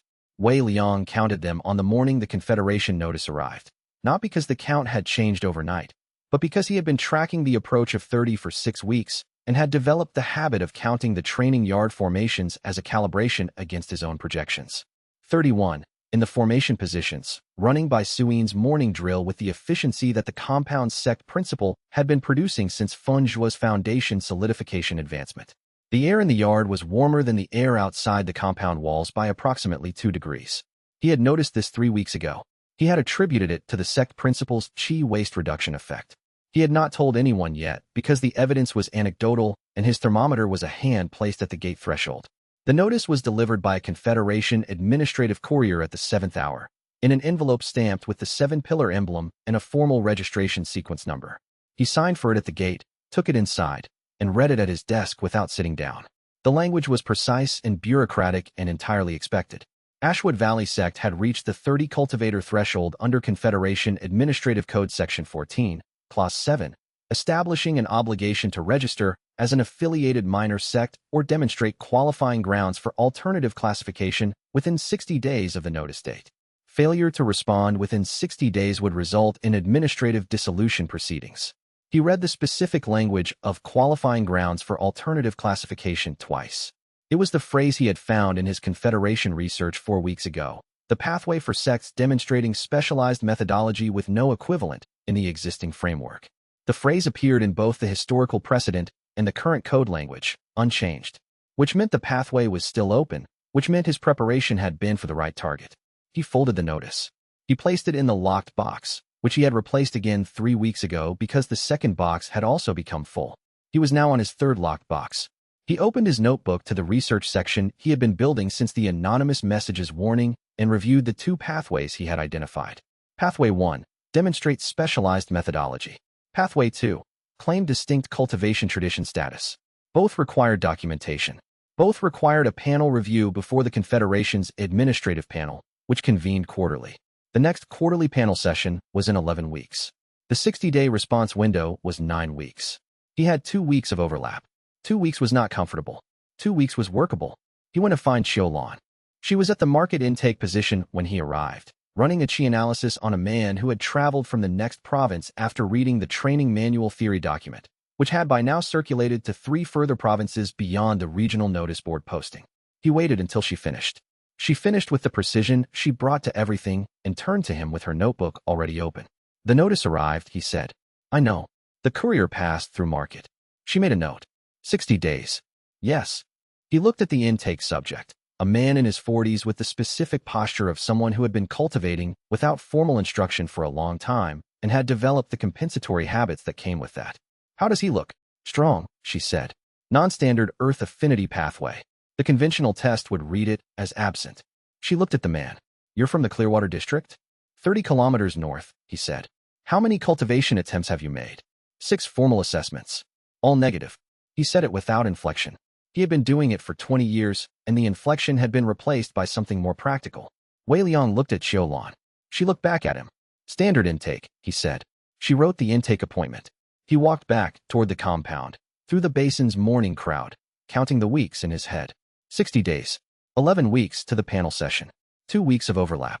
He had research notes, documented cases, and a training manual that had been in public circulation for 4 months. He needed a legal argument. He went to write one. The first attempt lasted 4 pages before he identified the structural problem. He was writing from the premise that the Confederation's administrative framework was correct and his sect was an exception to it.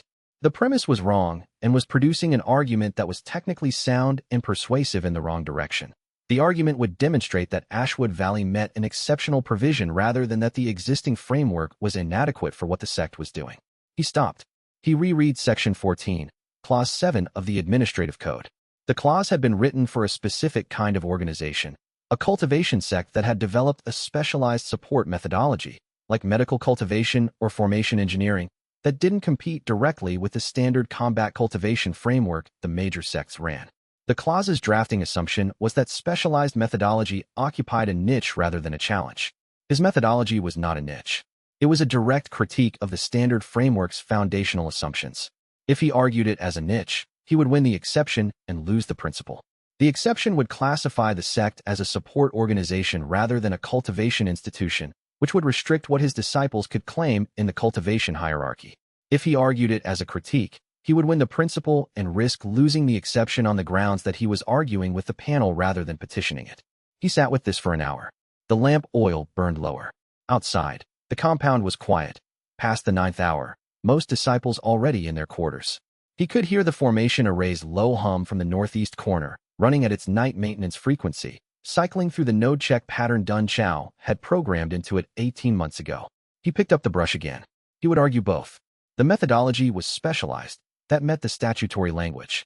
The methodology also challenged the framework's foundational premise. That was the documentation's purpose. He would let the panel decide which framing was more appropriate. What he would not do was decide it for them by choosing a single framing. The documentation would carry both. He wrote until the 3rd hour and went to sleep. He needed a legal argument. He had started one. By morning it would be wrong in 3 new ways, and he would fix them. This was how useful things got built. He went to write one. Chapter 42. The legal argument took 3 days to draft, 1 day to revise, and 1 evening to show to Bai Suin, who read it without a background in Confederation law and told him that it was clearly right but unpersuasive. You've written it for someone who already agrees with you, she said. She was sitting across from him at the study table with the 14-page draft flat in front of her. The oil lamp was burning low. You're explaining why your methodology is distinct. You're not explaining why the panel should care that it's distinct. The legal framework doesn't require them to care. It requires them to find that the methodology meets the statutory definition of specialized cultivation methodology with no equivalent in the existing framework. The panel members are human beings, and they will care or not care before they apply the statutory definition. She turned to page 7, which was the case documentation section. These case studies are excellent. These are the argument. The legal language before them is the least useful part of this document. He looked at page 7. Then he read the preceding 6 pages through her framing. She was right. The legal language framed the case studies as supporting evidence for a statutory claim. What the case studies actually demonstrated, in concrete, observable, documented terms, was that the Confederation's existing framework had produced systematically wrong assessments for every disciple in the compound. The wrongness was documented in before and after records, entrance examination results, intake assessments, and progression tracking. The documentation was as thorough as anything he had ever assembled.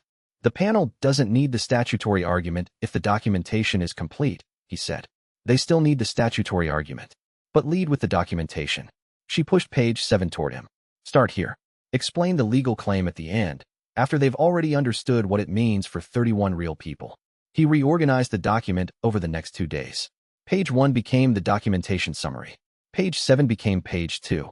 The statutory argument moved to the final section. He added an introduction that named 12 of the 31 disciples by their entrance examination outcomes and their current cultivation stages, side by side. The gap between what the entrance examination had predicted and what the sects training had produced was the argument. The statutory language was the mechanism. He sent the reorganized draft to Qiu Lan, who read it and said, better.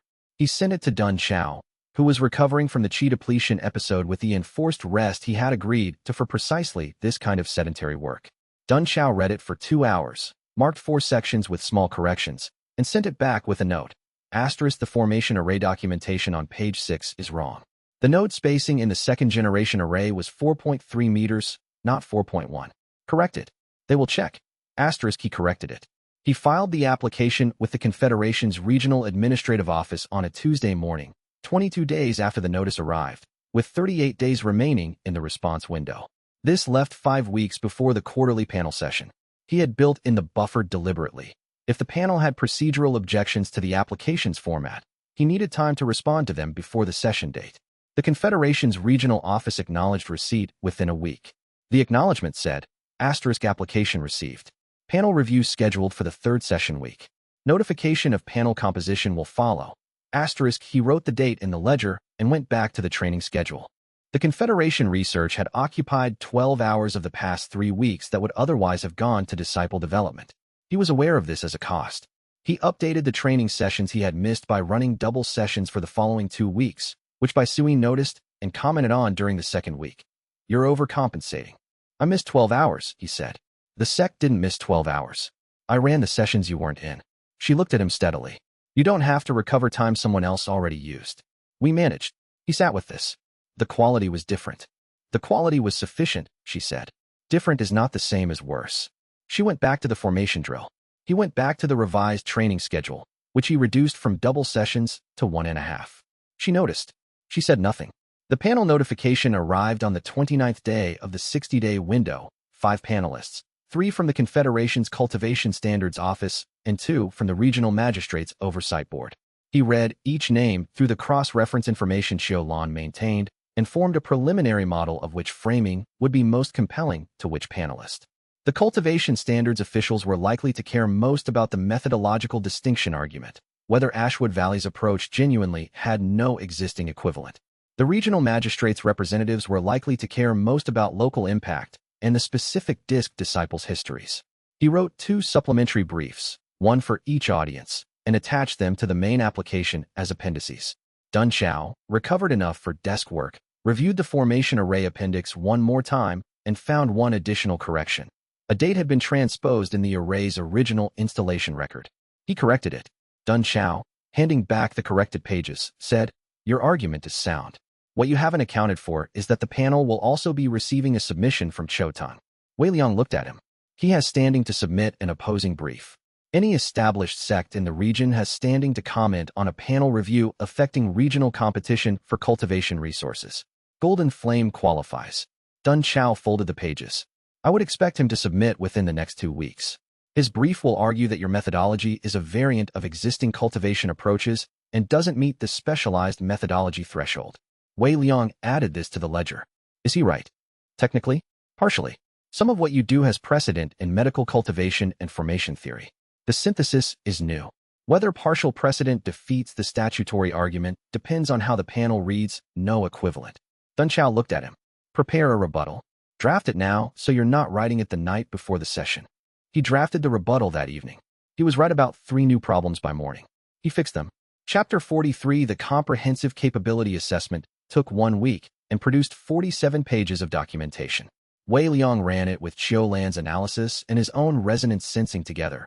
Her range was broader, his depth was greater, and the combination produced readings on each disciple's current state that neither could generate alone. He had been doing informal capability tracking since the compound's first month. This was the first time he had run a formal structured assessment of all 31 disciples simultaneously, with the tournament in mind. The Ashwood Basin Open was 11 weeks away. It was a real tournament, not the proving's cumulative scoring format, not the demonstration substitution provision, not the loophole architecture he had built the proving strategy around. Combat rounds, individual and team formats, with advancement determined by wins rather than scoring profiles. His disciples had to win fights, not accumulate points. He sat with the 47 pages of assessment data for 2 full days before the evaluation resolved. The pattern was consistent with what he had been observing but had not fully synthesized. His disciples' combat effectiveness was highest in situations where the opponent had a template for fighting them, and the template was wrong. Funjua's single meridian technique was most effective against opponents who expected single meridian cultivators to fight defensively. They opened with wide field techniques designed for area control and found themselves with an opponent who wasn't retreating, who was inside their optimal range before the first exchange resolved. Baisuin's single-element compression was most effective against multi-element opponents whose defensive coverage was calibrated for broad field attacks.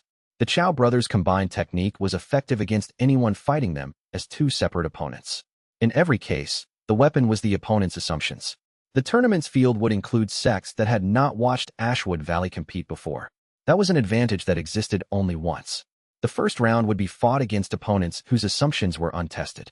The later rounds would be fought against opponents who had watched the earlier rounds.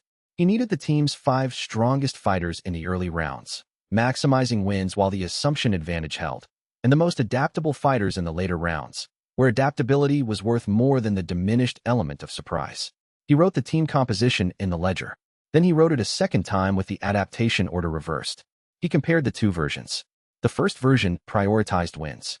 The second version prioritized longevity. For a tournament where independent sect status required reaching the final round, longevity was worth more than early wins. He changed the composition. Su Fong is in the team, he told the assembled disciples 2 days later. There was a pause. Su Fong had been at the compound for 6 months. Her distributed chi array technique had become more sophisticated in that time. She had mapped all 17 pocket nodes and had developed coordination patterns between them that were unlike anything in any cultivation manual he had read, because the technique had been invented by watching formation array theory and applying it to herself. Her combat output at maximum sustained activation exceeded what her conventional rank indicated. The pause from the other disciples was not objection. It was the recalibration of people who were updating their model of what the competition team looked like. She's more adaptable than anyone in the second bracket, he said. The late rounds need adaptability more than power. She goes. Su Fong looked at the table in front of her. Then she looked at him. Then she began working on the problem of what her technique looked like at tournament application speed, which was faster than training speed, which required a specific preparation sequence she had not yet developed. She pulled out her notebook and started designing it. He watched her begin and wrote in the ledger margin, *, the best people don't need to be told twice. They're already working on the next problem. *, the rest of the team composition announcement was received with the focused attention he had come to expect from a roster of people who had been training for something specific. The brothers' combined technique had developed to the point where their tournament round assignment was a given. They went in paired, or they didn't go in at all. Rong Mei was not competing, which she had made clear 6 weeks ago when the tournament registration opened. I'm not the medical healer who steps back and watches. I'm the medical healer who makes sure every person who fights can fight at full capacity. That's my competition contribution. He had agreed without hesitation. Her competition contribution in this context was worth more than an additional combatant in the bracket. Funjua had said nothing during the team composition announcement. This was unusual. Funjua's characteristic response to official decisions was a dry comment that acknowledged the decision while noting its complications. The silence was data. Wei Liang noted it and added it to the observation queue. After the others left, Funjua remained seated. He said, I've been thinking about the opponents the Copper Spear division will bring. Wei Liang waited. 6 months ago, I won a match at the Proving. The entire crowd watched it, including Cho Tung's people. He looked at the table, not at Wei Liang. If they've been training specifically for me since then, I need to know what they've built before we're in the same ring. His jaw was set in the way it set when he was being honest about something that cost him. I'm not adjusting the strategy at the last minute. I'm asking so I can prepare correctly. Wei Liang looked at him. The man who had arrived 18 months ago with 3 dead meridians and the flat effect quality of someone who had stopped expecting things. He now sat in the main hall of a functioning sect and asked questions that were about winning rather than surviving. The shift was one of the most significant data points in the training record, and Wei Liang had not noted it until this moment. I'll tell you everything I know, he said. And I need to know what you think they missed. Funjua finally looked up. What did they see? The proving match. One fight. One fight. He considered. They saw the routing absorption. They saw the close-range positioning. They saw the compression burst aimed at dominant side compensation. He was quiet for a moment. They didn't see what happens after the first compression burst if it doesn't resolve the match. What happens? Funjua almost smiled. Something I haven't shown anyone. Wei Liang opened the ledger to a new page. Chapter 44. The shift in Shun Ro's questioning happened gradually enough that Wei Liang might not have noticed it if he hadn't been maintaining the file and watch notation from the pre-proving week. He had been watching. The shift was there. Before the proving, her questions had been about training, about technique mechanics, about the theory behind the compression methods, about why the routing technique worked differently in different meridian architectures. These were the questions a disciple asked who was genuinely trying to understand the method rather than simply execute it. He had found them useful because answering them required him to articulate aspects of the theory he had not previously articulated. After the proving, the questions shifted. She began asking about operational structure rather than training theory. Where did Wei Liang spend his evenings? What was his working schedule? What did the locked box in the study contain? Who handled correspondence from the Confederation? When she asked about the locked box, she framed it as curiosity about administrative organization. When she asked about the correspondence, she framed it as interest in helping. Both framings were plausible. Both framings were slightly more specific than genuine curiosity required. He had been noting the questions in the ledger since the 4th week after the proving. He now had 11 entries. He did not have enough to be certain. He had enough to be careful. Funjua mentioned it to Bai Suyin on a Thursday, in the training yard's north corner after the afternoon session. Wei Liang was not present but learned about it through Bai Suyin, who came to the study that evening and said, Funjua wanted you to know about the conversation without it being a formal report. He waited. He said Shinro asked him this week whether the sect had a secondary storage location, somewhere off compound where sensitive documentation was kept. She framed it as concern about the Confederation notice, whether the evidence was in a safe location. Bai Suyin looked at him. Funjua told her the documentation was Wei Liang's responsibility and he didn't know the specifics. Which is true, Wei Liang said. Yes, which is why he's not calling it an accusation. She paused. He also said she's been training as hard as she always has. Nothing about her work has changed. Wei Liang added the 11th entry to the ledger. He added a 12th entry. Asterisk Funjua reports secondary storage query. Reframe from file and watch to active variable. The question about documentation location is more specific than the previous questions. It has operational character, not curiosity character. Asterisk he thought about what this implied. A disciple concerned about the Confederation notice would ask whether the documentation was safe. A planted informant would ask where specifically the documentation was stored. He had been building the 11-entry pattern for 6 weeks without acting on it because the pattern was still compatible with innocent explanation. The 12th entry was less compatible. What complicated the calculus was everything else about Shun Ro that the ledger also contained. The training records showed no reduction in effort, no decrease in quality, no signs of the kind of disengagement that characterized a disciple going through motions.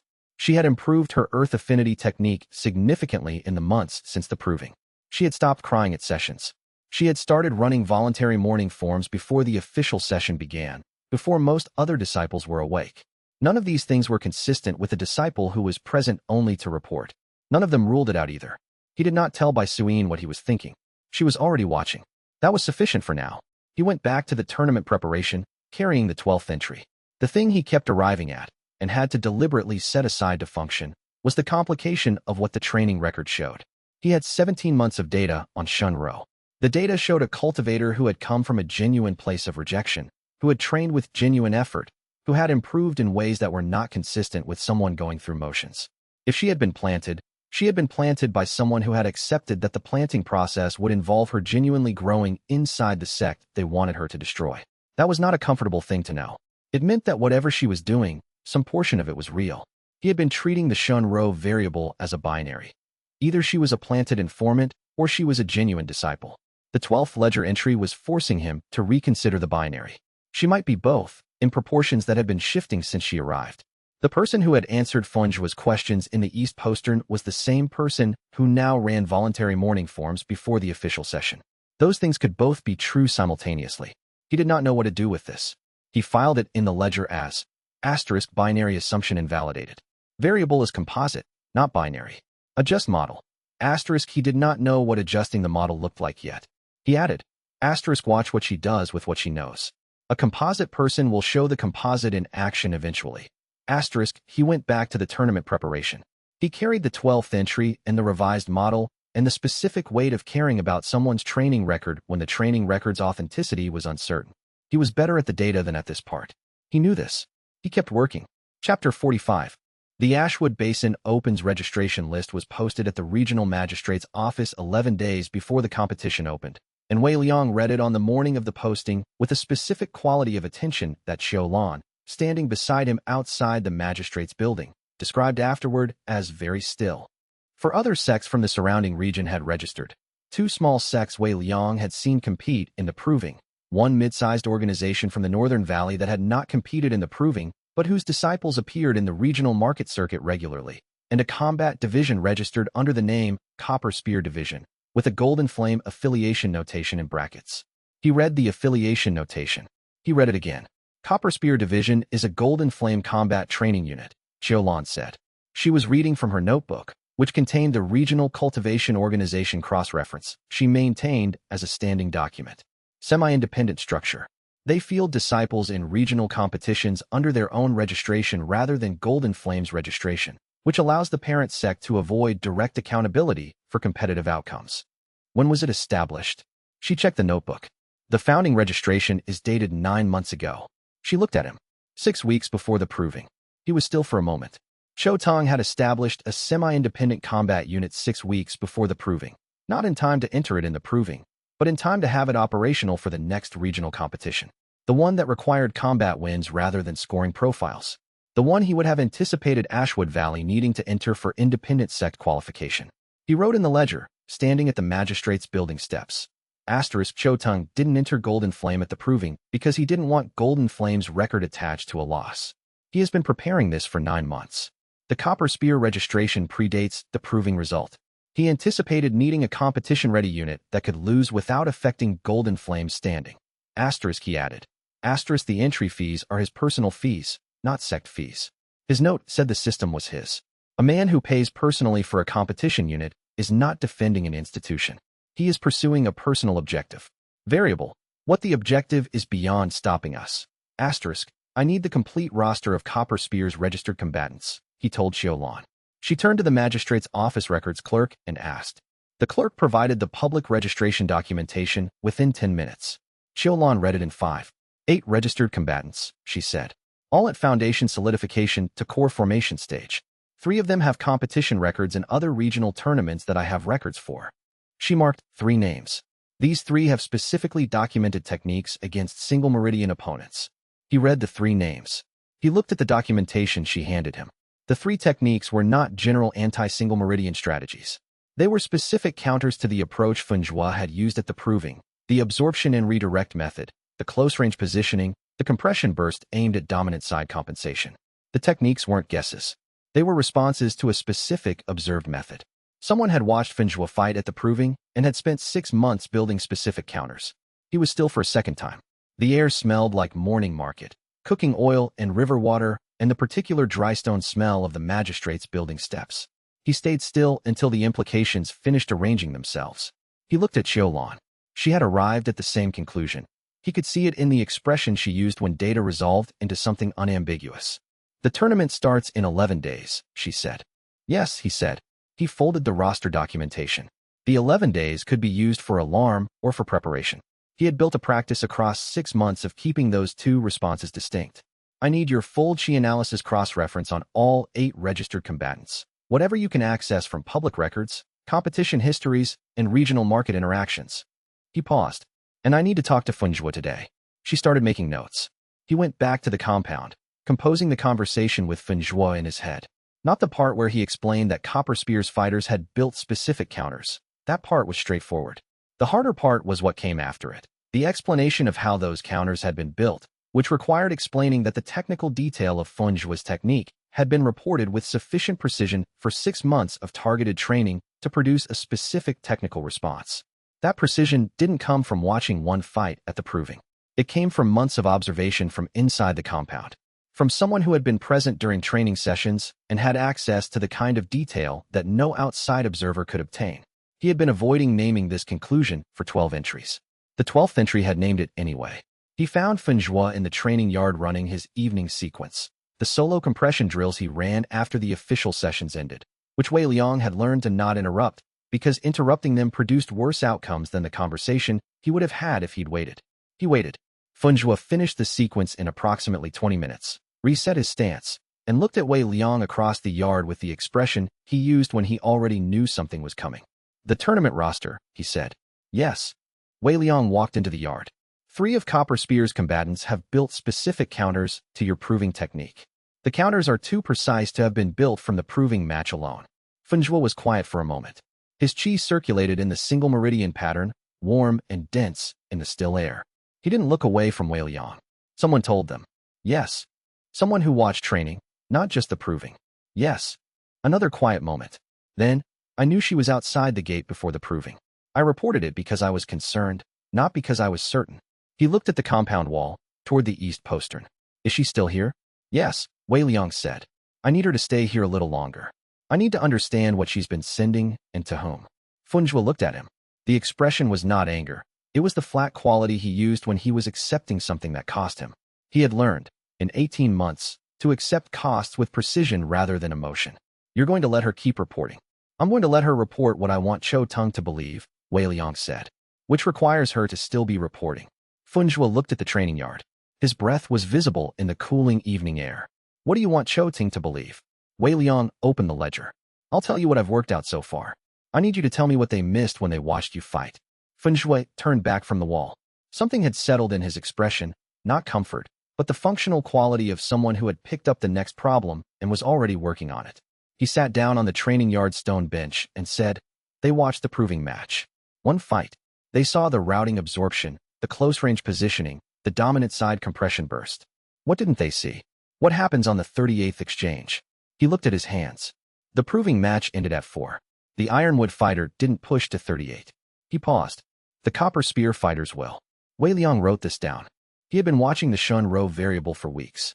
The variable had just resolved. But Fenjua, sitting in the training yard in the early dark, was already past it and working on what came next. Wei Liang noted this too. The sect ran on this quality. He was not sure it had a name. He would find one. Chapter 46. Rong Mei brought the comparison to Wei Liang on a Tuesday morning. With her medical notebook open to a page he recognized immediately, the sketch he had made of Bai Sui's secondary meridian 22 months ago, reproduced in Rong Mei's hand with the precision of someone who had been looking at the original structure so long she could reproduce it from memory. She set the notebook on the desk beside his ledger. "2 new disciples," she said. "Both have it." He looked at the reproduction. He looked at Rong Mei's medical notes for the 2 new disciples, which were clipped to the page. He looked at the original sketch in his notebook from month 1. The crystalline structure was identical. Not similar, identical, down to the specific lattice angle and the distribution pattern through the meridian tissue. He had found it first in Bai Suin, then in Fenjua's second severed meridian. Now in 2 more disciples who had arrived in separate intake waves, one from the southern coast and one from the highland provinces, 3 months apart, who had never met before arriving at the compound. For cases, the same crystalline structure. For different institutions of origin. For different rejection assessments. "When did you first see it in the new cases?" he said. 3 weeks ago in the first, last week in the second." She sat down across from him. "I didn't bring it immediately because I wanted to run the full comparison before I said anything." She turned to the next page, which was a side-by-side diagram of all 4 cases. The structure appears in cultivators who had chi activation events that were then suppressed. Not naturally suppressed, suppressed by external intervention. The crystalline formation is the meridian tissue's response to a forced interruption of an active chi cycle. She looked at him. Someone stopped a cultivation attempt while it was in progress. In all 4 cases. "The suppression compound," he said. "That's my hypothesis. I don't have chemical confirmation for the new cases. The compound has a 48-hour detection window in standard analysis, and both of these cases had their suppression events years ago." She turned back to the side-by-side diagram. "What I have is morphological. The structure is diagnostic. If I can confirm the mechanism in a controlled case, someone whose suppression event we can document, I can use the morphology as presumptive evidence in every case." He sat with this. Dun Chao's documentation covers Jade Lantern sect. These 2 cases came from the Southern Cultivation Academy and the Highland Ridge Collective. He looked at the 4-case diagram. 3 separate institutions. The same compound. or the same compound's precursor, or a compound from the same manufacturer. He opened the ledger to the section on Dun Chao's Jade Lantern documentation. He read the chemical analysis description, the compound's specific properties, the cultivation suppression mechanism, the 18-month to 3-year delay effect. He looked at the new cases. 2 disciples who had been told they had no cultivation potential, who had arrived at the compound with the specific quality of people who had been carrying that assessment for years, and whose meridian tissue showed the crystalline signature of a forced interruption. If the compound has multiple manufacturers, or if it's been distributed through standard cultivation assessment channels, the scope is larger than Jade Lantern, he said. Yes, she said. Much larger.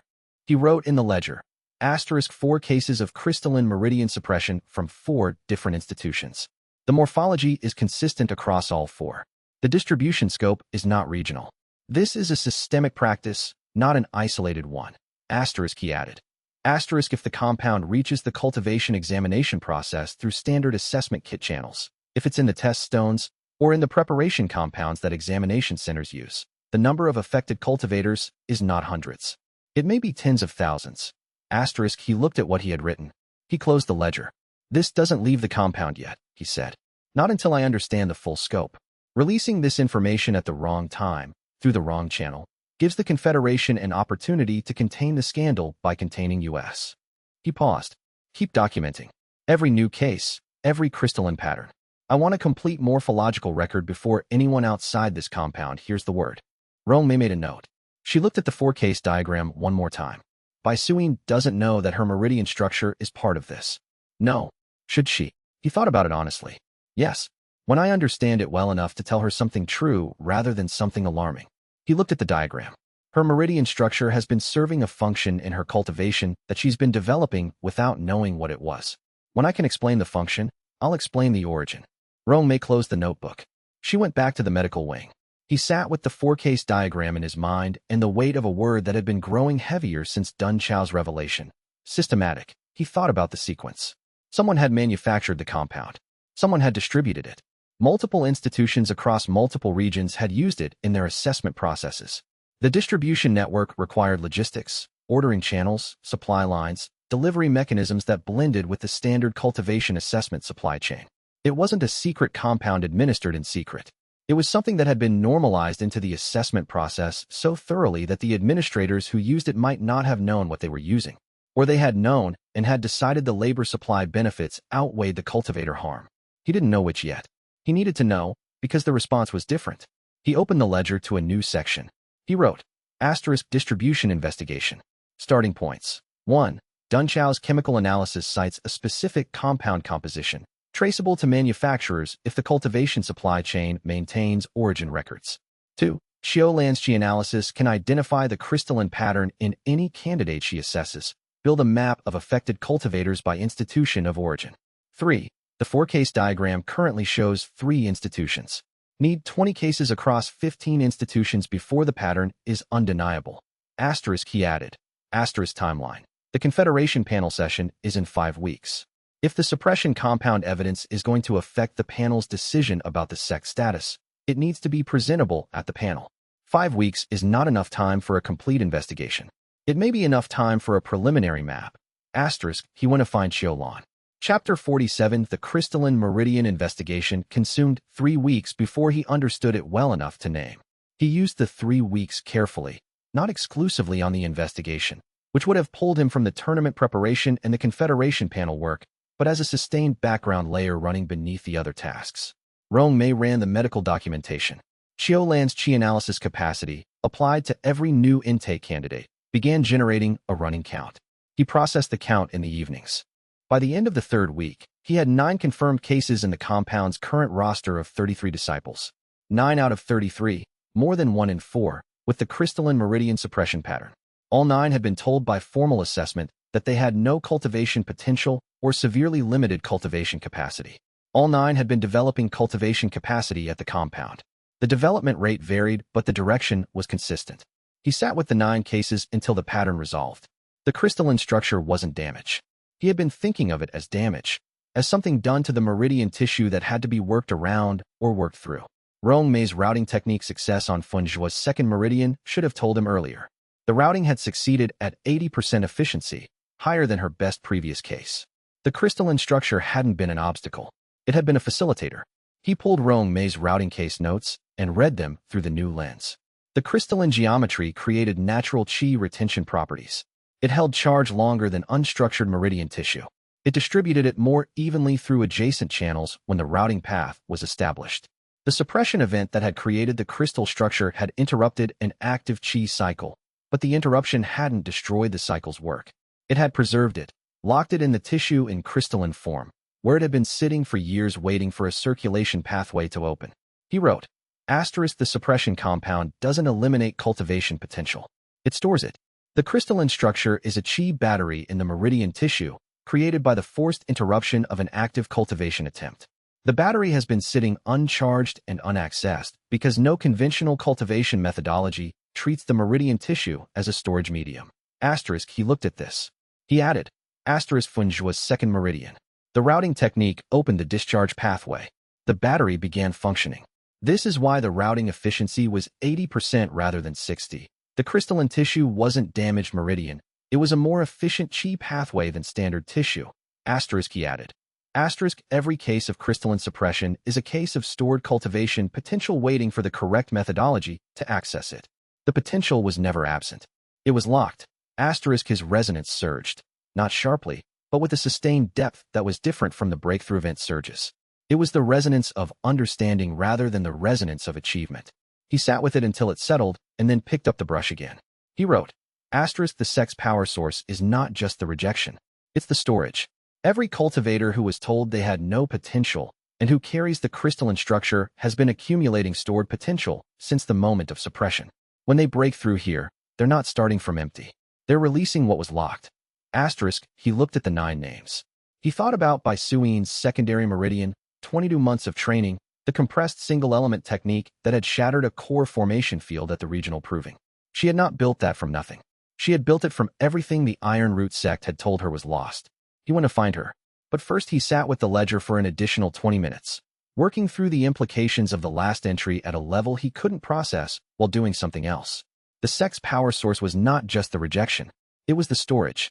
Every cultivator who carried the crystalline structure had been accumulating locked potential since the moment of their suppression event, a forced cultivation attempt that the external compound had interrupted and preserved.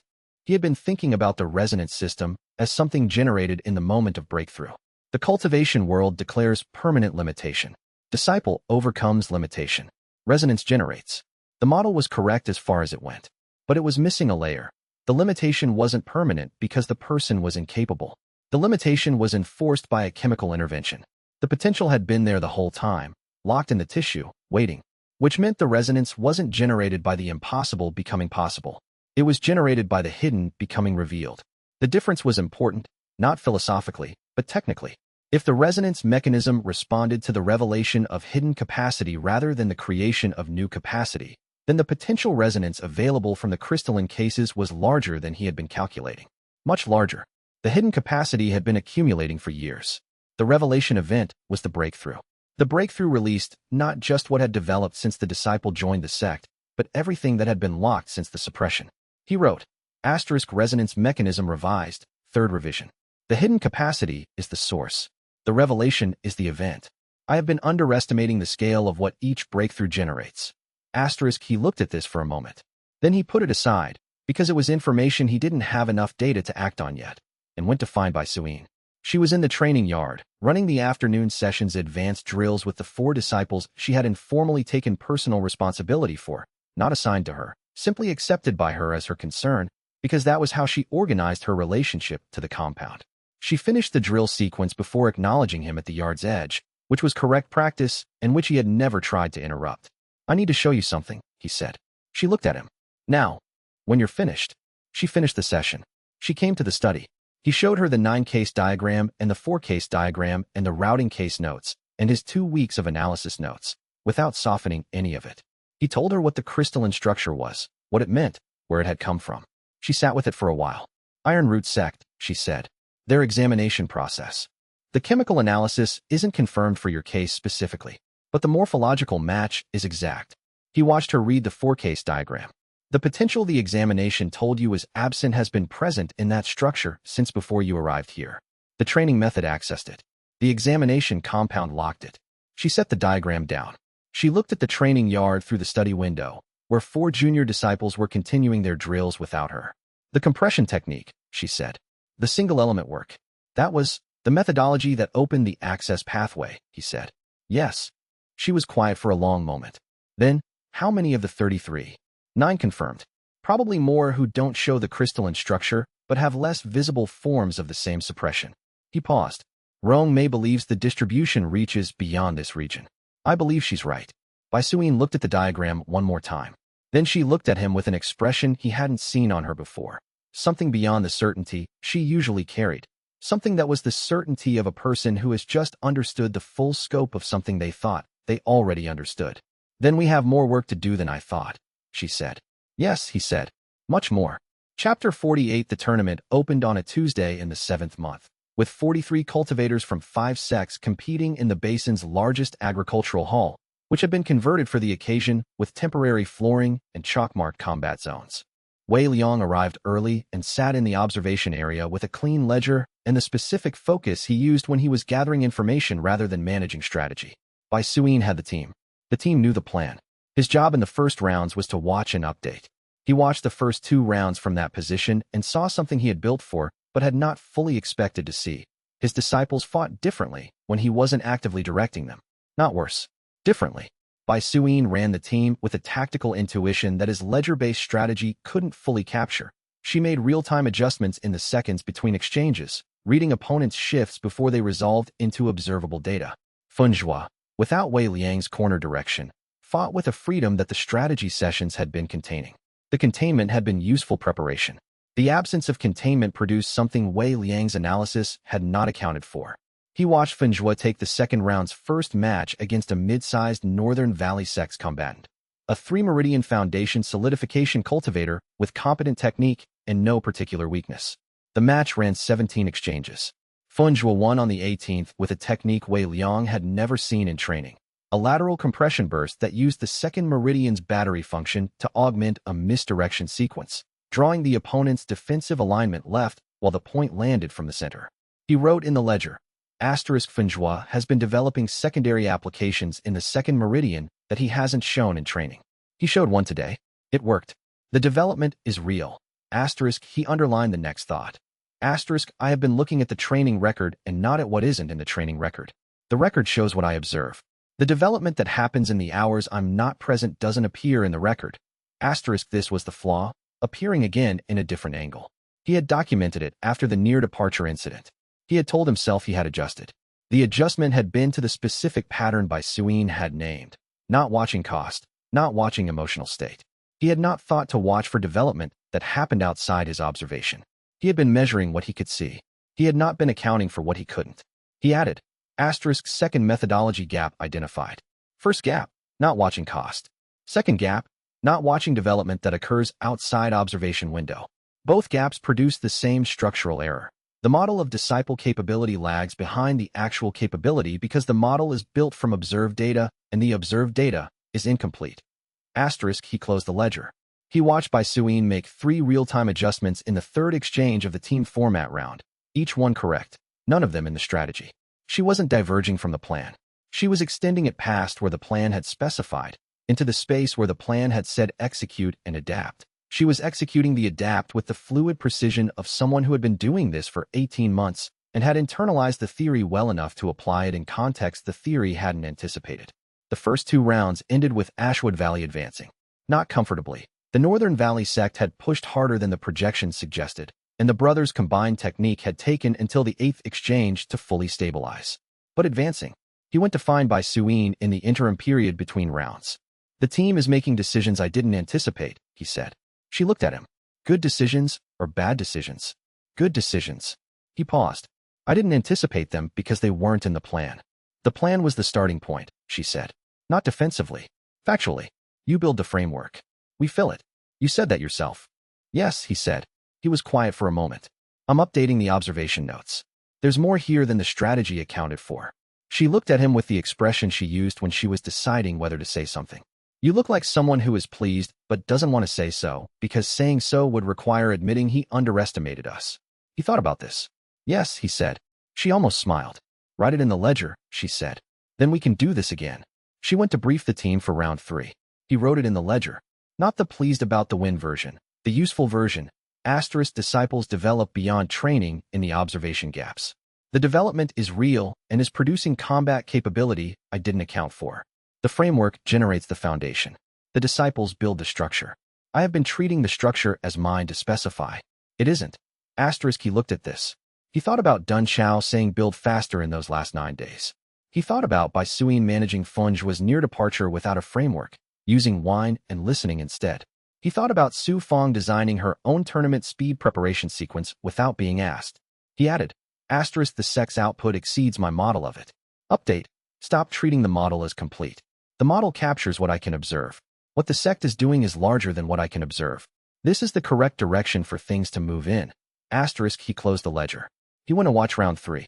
Su Fong's first tournament match was in round 3's opening slot, a mid-ranked cultivator from the Northern Valley sect, 2 stages above her in the conventional rank taxonomy. The opponent opened with a broad earth technique that covered 70% of the combat zone floor. Su Fong moved into it. She activated the distributed array at 60% capacity, and the spatial distortion field that the array generated at that capacity produced a localized pressure differential that the earth technique's broad coverage couldn't hold against in a single point. The opponent didn't understand what had happened. She pressed forward. Su Fong activated to 80%. At 80% distributed array activation, the spatial distortion was visible, a faint shimmer in the air around Su Fong's position that made the combat zone's geometry look slightly wrong. The opponent swung at where Su Fong appeared to be and connected with where she wasn't. 3 exchanges later, Su Fong's full array discharge hit the opponent from a vector that the pressure differential had been bending toward since the opening. The floor judge called it decisive in 7 exchanges. Wei Liang wrote in the ledger. Asterisk Su Fong's spatial distortion is more developed than the training sessions indicated. The 80% threshold produces a visible field effect. No opponent in the tournament will have seen this before. First deployment advantage, intact. Asterisk Chapter 49 Funjua's match against the Copper Spear Division's second-ranked fighter lasted 39 exchanges and was, at the moment it ended, the longest single combat match Wei Liang had documented. He had been counting. The Copper Spear fighter's name was Dai Qian. Early core formation stage, dual-element earth-water configuration, specifically trained in counter-single meridian technique in the 6 months since the proving. She entered the fight with the calibrated patience of someone who had a plan and was executing it. Absorbing the first exchanges, reading Funjua's distance management, testing the routing absorption with her first 3 technique applications, and correctly noting that the absorption was working at the scale she'd expected. She was not surprised by the absorption. She had prepared for it. The surprise came at the 37th exchange. Funjua had been running the fight defensively for 36 exchanges.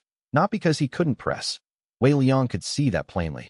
But because he was extending the fight to the point where Dai Qian's carefully planned counter-sequence had been fully deployed. She had used her 3 prepared counters by exchange 23. She had gone to improvisation at exchange 24. By exchange 34, she was fighting from intuition rather than preparation, which was a significantly different problem than the problem she had arrived with. At exchange 37, Funjua stopped absorbing. The second meridian's battery function discharged in a single controlled burst. Not a compression burst aimed at a dominant side compensation point, but a wide-field resonance pulse that Dai Qian's defense, calibrated for point technique blocking, let through entirely. The pulse didn't score a decisive point. It disrupted her qi circulation for approximately 2 seconds. In those 2 seconds, Funjua covered the distance to inside her optimal range for the 3rd time in the fight, and this time there was no absorbed impact to redirect, and she was still recovering from the pulse, and the compression burst that followed landed clean. The floor judges scored it decisive. 39 exchanges. The longest match in the tournament's first 2 days. Funjua walked to the edge of the combat zone and stood with his hands loose at his sides and his breathing elevated but controlled. He had taken significant damage in the middle portion of the fight. Exchanges 12 through 25 had been brutal, Dai Qian's counter techniques landing more often than not, her preparation having correctly identified his standard approach. His left side was carrying the qi bruising that came from repeated impact absorption at high frequency. Rong Mei was beside him before he had finished walking. She had the treatment supply kit and the specific efficiency of someone who had been waiting for an opportunity. Left side, she said. I know, he said. How bad? 4 exchanges from the point where I would have had to change the strategy. He let her access the left side tissue for the preliminary assessment. I had 4 exchanges of buffer. She worked fast. The treatment was not a healing session. There wasn't time, but she established the qi circulation supports that would keep the bruising from worsening during the rest interval. You'll fight with reduced left side capacity in the next match. I know, he said. The next match goes right. She looked up at him. All right side techniques. The left side holds form, the right side delivers. He said it with the flat quality he used for solved problems.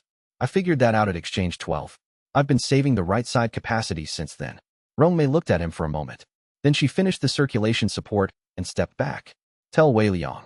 He saw it, Fenjua said. Wei Liang, riding in the ledger 15 feet away, had seen it. He had been watching Fenjua fight for 18 months, and he had never seen the second meridian battery discharge deployed as a wide field pulse rather than a directional compression burst. The technique was a genuine development, not an application of what they had trained together, but an application of understanding that Fenjua had built from the training and then extended in a direction neither of them had mapped. He felt the resonance respond when the pulse deployed, not the standard breakthrough event surge, but a slower, warmer vibration that he was beginning to associate with moments when a disciple's capability genuinely outpaced the methodology that had built it. The methodology was the foundation. This was the structure on top of it. Both resonated differently. He also saw something else. In the moment after the decisive point landed, Fenjua had looked at Dai Qian with an expression that wasn't triumph and wasn't satisfaction. It was the expression of someone who had just taken 39 exchanges to prove something they had known since the second exchange. The expression lasted approximately 3 seconds before the flat quality settled back into place. He wrote in the ledger, *, the fight was longer than it needed to be. He was making a point to someone, possibly to himself.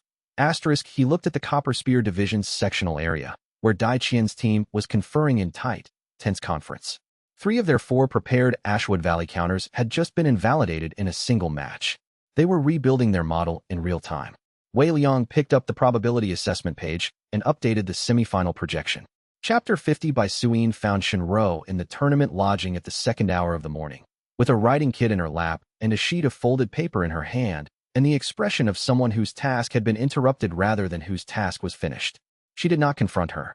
She stood in the doorway for 3 seconds, long enough to see the writing kit and the paper and the coded notation format she recognized from Wei Liang's description of Copper Spear Division's internal communication system. Then she stepped back, returned to her own room, and sat on the floor with her back against the door and worked through what she had observed until she had the clearest possible version of it.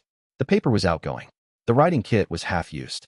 The coded notation was the same system Wei Liang had identified in Copper Spear's registration documentation. She sat with this for 20 minutes. Then she made a copy of what she'd observed, not the document itself, which she hadn't touched, but a precise description of what she'd seen, in her own notation, on paper she'd brought from the compound for personal training notes. She wrote the description 4 times until it was accurate and complete, and contained only what she had directly observed rather than what she had inferred. She went away Liang's room. He was awake. This was not surprising. She gave him the description. He read it without speaking. She watched him read it and noted that his expression did not change, not from surprise, because he wasn't surprised, but from the specific kind of neutrality that meant he was integrating information he had already been building toward. She's transcribing combat assignments, he said. Not techniques. Assignments. That's what the format looked like, from what I saw. He set the description down. Tomorrow's semi-final lineup, which you changed this morning. Bai Suyin looked at him. You changed it this morning. Yes. She was quiet for a moment. You changed it because you expected this. I changed it because the tournament strategy had evolved from the original plan. The change was legitimate on its own terms. He picked up the ledger. The fact that the change also means tomorrow's lineup doesn't match whatever she's transmitting is a secondary benefit. Bai Suyin looked at him with a level quality that she used when she was not expressing what she was feeling. Don't say anything to her. I wasn't going to. And don't just use her. You said you wanted to understand what she was sending and to whom. If you only wanted to feed Cho Tung false information, you could do that without her. She paused. You want to know who she actually is. He looked at the ledger. Yes, he said. Both. I want to know both things. She looked at him for a moment. Then, she was running morning forms again today, before the competition convened. I saw her at the 6th hour. I know, he said. I was up. She's not doing that because she was told to. Nobody told her to. He didn't speak. I'm not telling you what to do, Bai Suyin said. I'm making sure you have the complete picture. The complete picture is that she is doing both things simultaneously, he said. And I don't have enough information to know why. Then find out, Bai Suyin said.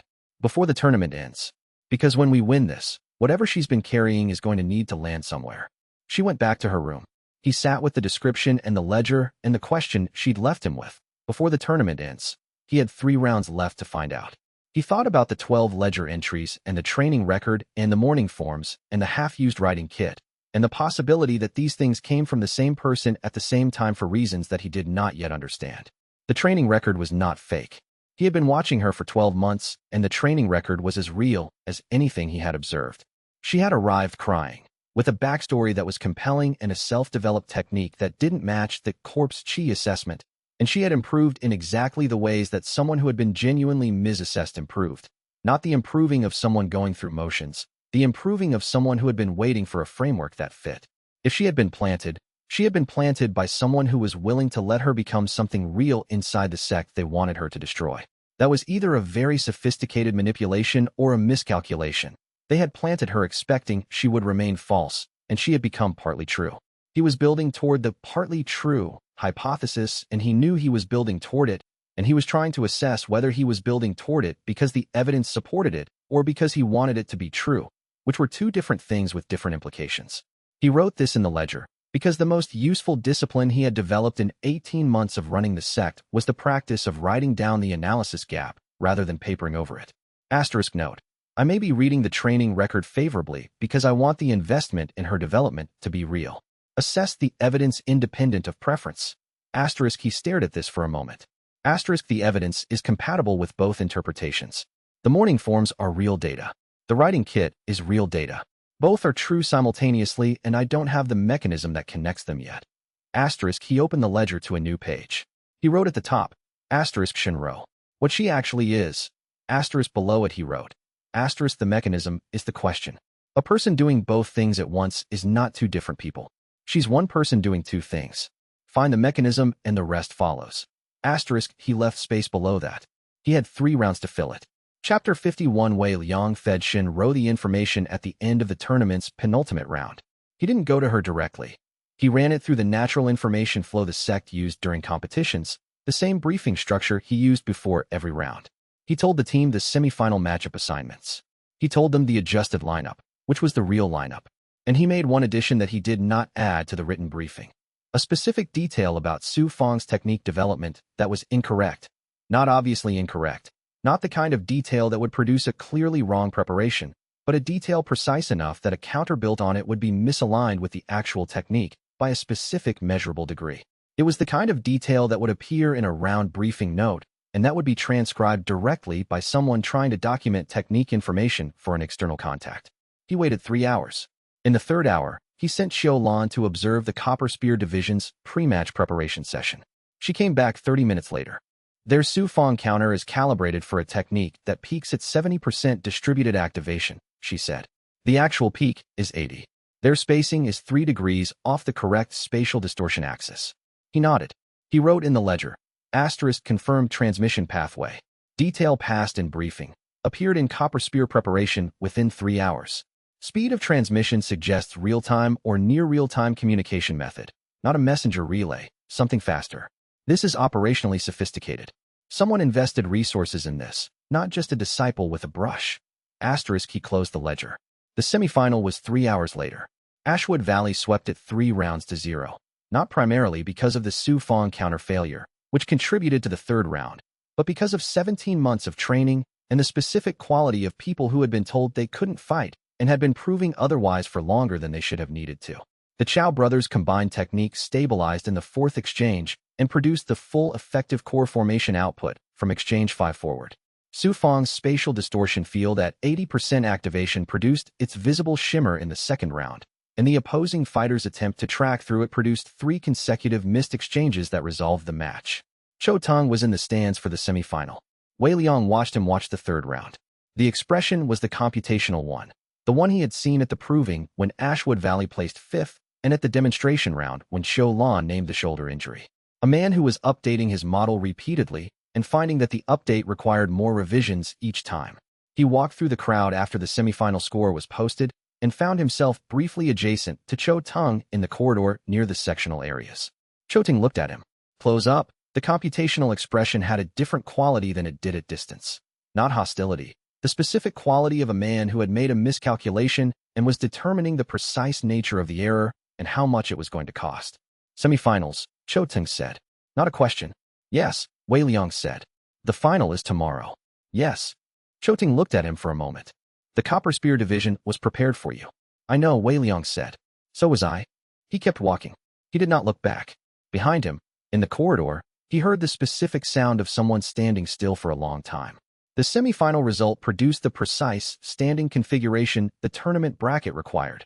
Ashwood Valley qualified for the final with a clean 3-0 sweep. The Copper Spear Division had won their own semifinal by the same margin, which meant both teams entered the final without significant damage. The final would be fought at full capacity by both sides. He updated the ledger when he returned to the sectional area. He wrote the updated capability assessment for each team member, based on what the semifinal had shown, and compared it against the strategy for the final. 3 items had changed. Su Feng's spatial distortion field had been deployed in the second round, and was no longer a first deployment advantage technique. Copper Spear had now seen it, which meant the final would require a modified application that couldn't be countered using the first deployment's geometry. The Chow brothers' combined technique had shown a weakness in the spacing calibration, a training error, fixable in 6 hours, not fixable in the overnight window before the final. And the Copper Spear captain's counter to the battery discharge was real and had been demonstrated in the division's own semifinal. He revised the final strategy around these 3 items. Su Feng's deployment sequence changed. She would not initiate with the distortion field. She would build it incrementally under the cover of positioning work, the same way Bai Suin's sustained field technique was being built. The brothers' spacing error required a different positioning configuration that reduced the risk window. Funjua's assignment changed to round 2, not round 1. The 3 items took 2 hours to work through. He sent the updated briefing to Bai Suin at midnight. She sent back 3 words. Asterisk understood. Rest now. Asterisk he rested. In the morning, the 12 provincial representatives were already in the stands when the competition hall opened. They had arrived early. This was, in itself, information. Provincial representatives who arrived before the competition day opened were not there for general observation. They were there because the specific outcome of this specific match mattered to organizations they reported to. He noted the early arrival in the ledger and added, asterisk the 12 were briefed before coming. They came knowing what they were looking for. Asterisk he didn't know whether this was advantageous or concerning. It was both, probably. People who arrived with a framework to assess against would write reports that used that framework. The framework shaped what the report confirmed. He would rather be assessed against a framework he understood than against an opaque one. He had submitted documentation to the Confederation panel for the same reason. The documentation controlled the framework. He went to find Bai Suin and give her the final briefing before the stands filled. Chapter 52. The tournament final drew 12 sect representatives from 3 provinces who had heard, through the regional cultivation network, that something unusual was happening in the Ashwood Basin. Wei Liang counted them from the competition floor before the final convened. Not casual observers. The specific quality of attention he had learned to recognize as institutional. Sect representatives who had come to make assessments, whose organizations were trying to determine whether the Ashwood Valley phenomenon was a local anomaly or a methodology with transferable implications. 3 of the 12 had the formal documentation satchels of people who intended to file reports. 2 had brought junior disciples who were clearly there to observe rather than to support. He stood at the edge of the competition floor while his team completed their warm-up, and he watched the 12 representatives, and he thought, this is the moment the sect stops being a regional curiosity. He had written that phrase in the outline he had made on the day Hao Ping extended the charter, 18 months ago, as one of the 4 phase markers he was building toward. He hadn't known when it would happen. It was happening now. The first round of the final was the brothers against 2 Copper Spear fighters in the team combat format. Wei Liang had placed them first deliberately, not because they were the strongest individual fighters, but because the Copper Spear division had built its counter-preparation around Funjua and Bai Suin. The brothers were a less analyzed variable, and starting with a less analyzed variable meant Copper Spear would spend their analytical resources in the first round and arrive at the second round with revised models and less time to apply them. The brothers won the first round in 11 exchanges. Not cleanly. The 7th and 8th exchanges had been genuinely contested, the Copper Spear fighters correctly identifying the combined technique's stabilization point and targeting it with coordinated disruption. But the brothers had trained the disruption response specifically, Chao Lei absorbing the disruption's main thrust, while Chao Ming swept around the opening it created, and the combined output that followed was the effective core formation discharge that no pair of foundation solidification fighters could hold against at close range. The second round was Fenjua against the division captain. He ran out of viable angles at exchange 27. The captain had built a thorough counter, and Fenjua, without 6 hours with the training set, didn't have a fifth approach pass before the captain had closed. He returned to the section without visible expression. "I need the training set," he said. 6 hours. Noted, Wei Liang said. He was already looking at the third round. The final round was by Suyin. The final match that Cho Teng had built the Copper Spear division for. The match designed to produce a result where his personal investment beat the sect that had embarrassed his public investment. Wei Liang walked to the ready area. Bai Suyin was not nervous. He had learned, over 18 months, to read the difference between the certainty of someone who has done the work and the confidence of someone who believes they'll win. Bai Suyin had never particularly cared about winning in the abstract. What she cared about was the match in front of her, and the match in front of her was one she had been training for since the day Wei Liang had shown her the competition analysis. She had the match's structure in her head in the same complete way she always held the complete picture. 12 observers, he said. 3 with documentation satchels. She glanced at the stands without making it obvious she was looking. Provincial representatives? 3 provinces, yes. He paused. This match produces a different kind of record than the proving. The proving's result was in the magistrate's official record. This is 12 institutional witnesses watching in real time. She looked at him. "You're not nervous. You're noting the scope." "Yes," he said. "Then I'm not nervous either." She turned back to the ready area. "They're going to watch us fight. We're going to fight the way we've been training to fight. The watching doesn't change the fight." "No," he said, "but it changes what the fight means afterward. Which is precisely why I need you to do exactly what you've been training to do and nothing more." She nodded. The specific nod she used when she had already decided. He went back to the observation area. He stood in the observation area and watched the 12 representatives settle into their positions. The documentation satchels appeared. 2 of the 12 were talking quietly, comparing notes before the match began. They had coordinated their observation protocol. That level of organization meant they had come from organizations that were already taking this seriously. He filed the detail. Across the competition floor, Elder Cho Teng was in the stands. Not in the sectional viewing area, in the general audience seating. He had paid the public admission fee. This was a specific choice. He was here as an observer, not as a sect representative. His name would not appear in the competition documentation. If the Copper Spear Division won, the win would be in their registration record, not Golden Flames. If they lost, the loss was the same. Either way, Cho Teng maintained distance. Wei Liang watched him settle into his seat and thought, "He's watching to see what I've built, not what his team will do." He already knows what his team will do. He wrote this in the margin of the final strategy page and then closed the ledger. The Copper Spear Division's captain was running his pre-match chi release with the specific efficiency of someone who was exactly where they had expected to be. 6 months of preparation, a semi-final win against a solid opponent, and a match that his preparation had been building toward since he first received the briefing on Ashwood Valley's capabilities. His confidence was not arrogance. It was the confidence of someone who had done their homework and was now submitting it. Wei Liang recognized this confidence. He had built similar confidence himself, repeatedly, over 18 months of preparation for competitions and confrontations and confederation letters. He had also learned, in those 18 months, that homework submitted before the conditions changed was homework submitted for the wrong exam. The final began. Chapter 53. The final was not a sweep. Copper Spear won the first round on a technical decision. The brothers' combined technique destabilized in the 9th exchange due to a spacing violation that the judges called correctly, and that Wei Liang had seen coming 2 exchanges before it occurred. The violation was a training error, not a technique failure. He wrote it down and moved forward.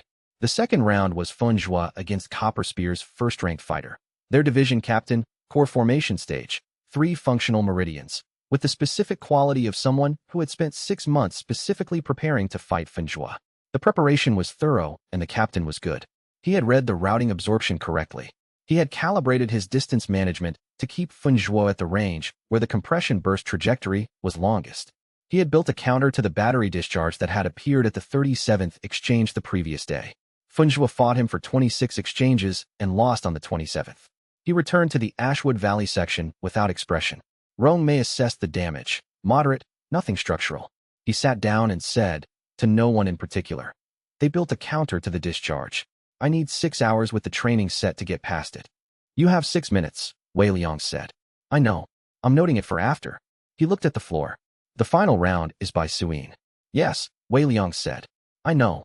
The final round was by Suyin against Copper Spear's division captain, who had just beaten Fenjua and was moving with the specific confidence of someone who had confirmed that his preparation was correct. He had never fought by Suyin. She was at core formation stage with a single earth element. He was at core formation stage with 3 elements and 6 months of Ashwood Valley counter-training. He had studied the proving match. He had prepared for the single-element compression technique. He stepped onto the floor with the calibrated patience of someone who had already decided the outcome. She did not use the compression technique. She had spent 2 weeks with Wei Liang developing an alternative, a technique that used the same compressed chi principle but applied it as a sustained field rather than a single strike. The sustained field wasn't dramatic. It built slowly, over the first 5 exchanges, saturating the combat zone floor with dense earth chi in a pattern that looked like standard positioning. The captain's counter-preparation was looking for the strike. The strike didn't come. On the 6th exchange, the sustained field's density reached the threshold where it interacted with his earth chi techniques as a medium rather than an interference pattern. His broad coverage technique, entering the saturated field, was amplified in the direction the field's density gradient pointed, which was not the direction he had aimed it. The chi hit the left edge of the combat zone with enough force to throw up a cloud of chalk dust from the boundary line. He had been using his own earth chi against a floor that had become by Suyin's instrument. She had 3 more exchanges to use it. She used 2. The 7th exchange, she pressed toward the center of the zone, which the captain read as an aggressive positioning move and responded to with a defensive earth wall technique. His most powerful earth application, designed to stop forward momentum and reassert the broad coverage control that had opened the match. The technique entered the saturated field. The density gradient bent at left. The wall formed at an angle that left the captain's right side exposed by 11 degrees for approximately 1 second. She used the 2nd. The compressed earth chi technique, not the broad sustained field, the targeted strike that had shattered the proving captain's coverage zone, deployed through the 11-degree window at the specific depth and angle that the density gradient had been building toward since the 2nd exchange. The impact hit the captain's right meridian junction at the compression threshold. The floor judge called decisive before the captain's footing stabilized. The stands were quiet in the specific way Wei Liang recognized. Not disengagement, not confusion. The silence of 12 institutional observers writing the same word in their documentation satchels while their analytical function processed what the 6 exchange field construction meant in terms of the methodology it represented. It was the silence of people encountering something they would be thinking about for a long time afterward. Cho Tung left before the trophy was awarded. He walked out during the judge's deliberation through the sectional area exit, without speaking to anyone. Wei Liang watched him go and wrote in the ledger. *, he's not contesting. He's leaving because the record now exists without his name attached to the loss. *, the trophy was awarded. The magistrate's representative, who had been sitting in the official section throughout the final, confirmed the independent sect qualifying result on the spot and provided the preliminary certification documentation before the crowd had fully dispersed. The certification was bureaucratic but final. The tournament win had produced exactly what it was entered to produce. Wei Liang accepted the certification with the specific neutrality he used for anticipated outcomes. He looked across the competition floor at the 12 provincial representatives, who were still in their seats, 3 of them actively writing, the other 9 watching by Suyin and Fenjua, and Su Feng, and the brothers in the immediate aftermath of the final. None of the 12 were writing about Ashwood Valley losing. He wrote in the ledger, * phase marker 4 reached. The sect stops being a regional curiosity. 12 institutional observers. 3 documentation satchels. The methodology has been witnessed at the provincial level for the first time. * he added. * the next phase begins with the Confederation panel session in 30 days. The methodology is documented. The cases are accumulating. The witnesses exist. Continue. * independent sect status was activated. Chapter 54. The independent sect documentation arrived 4 days after the tournament victory, on the same afternoon that the Confederation panel delivered its preliminary finding. Wei Liang read both documents at his desk within the same hour, which was not how he had expected the timing to work. The independent sect status was straightforward. The tournament win satisfied the qualifying condition. The documentation was bureaucratic. The result was absolute. Ashwood Valley was no longer subject to the 30-disciple Confederation registration threshold. The 5-year window had been extended by a different mechanism. The Confederation panel's preliminary finding read, * preliminary determination. The submitted materials present sufficient evidence of specialized methodology for advancement to full panel review. Panel review session scheduled in 30 days. Applicant is invited to present live demonstration of methodology in addition to submitted documentation. Asterisk, he read the words live demonstration twice. Then he read the sufficient evidence once more.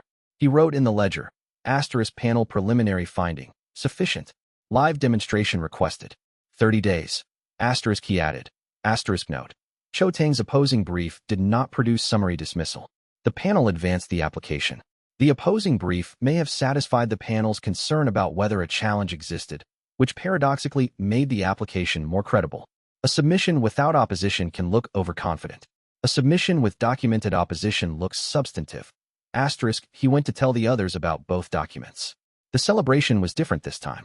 The proving celebration had been genuine and brief, compressed into an evening before the next round of work demanded attention. The tournament and confederation celebration had a more settled character. Not longer, not louder, but deeper. The character of people who had now proved something twice across two different frameworks and were beginning to understand that the proving was not a series of separate events, but a single ongoing demonstration. Funjwa said, at the table, I want 6 hours with the discharge counter problem before the next round of anything. He said it without preamble, without the competitive defensiveness that would have surrounded this admission 18 months ago. Scheduled, Wei Liang said. Also, I want a different cushion for the examination table, Funjwa said. The current one is worse than the one from 2 years ago. Rongmei, without looking up from the medical records. You've been complaining about the cushion since you arrived. And I've been consistently correct, Funjwa said. Xiaolan made a note in her notebook, which was a notebook for cultivation analysis, but which had, somewhere in its later pages, a running record of compound maintenance requests that Dun Chao had asked her to track. Dun Chao looked at the note and said, the cushion is a non-priority repair. The northeast array node is a priority repair. Bai Suyin was not at the table. She had gone to run forms after the celebration's first half hour, not because she was avoiding the celebration, but because running forms was, for her, the correct way to process a significant outcome. She worked better with her feet moving and her chi cycling than with wine and conversation. Wei Liang could hear the training yard's specific quiet from the study window. It was the quiet of one person, alone, moving with purpose. The celebration was genuine and appropriate and brief, and when it wound down naturally the sect returned to the work, which was the correct response to a situation that had improved but not resolved. Rongmei sat next to him rather than across from him. He noted this. Rongmei sat next to him rather than across from him. He noted this. He did not comment. After the others had drifted to their work, she stayed. The crystalline meridian investigation, she said. 17 confirmed cases across 6 institutions. 30 in 30 days, probably. I know. The panel session is also the right venue for a preliminary map. He looked at the calendar. Before we bring it to the panel, Hao Ping needs to know. She looked at him. This was the position she had been building toward for 2 weeks. She had not pushed it. She waited. Not before 30 confirmed cases, he said. But you're right that he should know before the panel. He trusted us before anyone else did. The information has to go through him first. He paused. After 30 cases. She made a note. She went back to the medical records. He went back to the calendar. He had 30 days. He was already planning them, and the planning had a different character than it had had before the tournament. Before, the planning had been reactive, responding to Golden Flame's territorial fee, to the anonymous message's warning, to the Confederation notice. Each planning cycle had been built around an external pressure that required a response. The next 30 days weren't reactive. The Confederation panel session was an opportunity he had earned by filing the application and surviving the preliminary review. The independent sect status was standing he had earned by winning the tournament. The crystalline meridian investigation was building towards something he had initiated, not responded to. He had gone from defending a position to building from one. The shift had happened gradually enough that he had not noticed it until this moment. Looking at the 30-day calendar and finding that every item on it was something he had chosen rather than something forced on him. He wrote in the ledger margin, asterisk, note the difference. The defensive posture produces survival. The building posture produces the thing being built. Don't confuse the two modes. They require different thinking and different measures of success. Asterisk, he added. Asterisk, the sect is no longer surviving. It is building. Update the operating model accordingly. Asterisk, he closed the ledger and went to run the afternoon session himself for the first time in 2 weeks. Outside, the compound air was warm, warmer than the surrounding territory, the sect principle's effect becoming more pronounced as the resonance built. He stepped into the training yard and called the session to order, and 33 disciples came to formation positions, and the work continued. Chapter 55 Shinro came to him on a Thursday morning, 11 days after the tournament's end. She knocked on the study door and stood in the doorway with a quality in her posture that he had been noticing for 11 days, something that sat differently in her than the training quality did, a weight she was carrying that was visible in the specific way things were visible when someone has decided something and hasn't acted on it yet. He set down the brush. "Come in." She sat. She didn't look at the locked box. She looked at the desk. "I was placed here by Golden Flame Sect," she said. "My rejection history is real.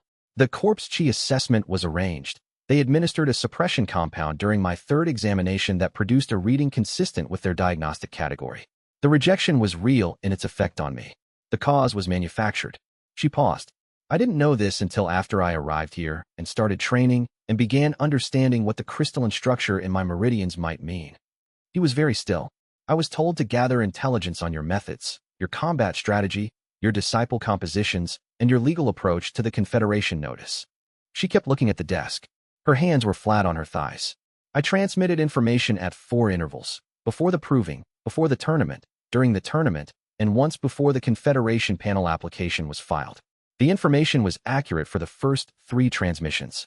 The 4th transmission contained the detail about Su Feng's technique that you fed me in the semifinal briefing." "I know," he said. She looked up. "I've known the shape of it since the tournament," he said. "I didn't know the suppression compound detail. That part is new." He looked at her.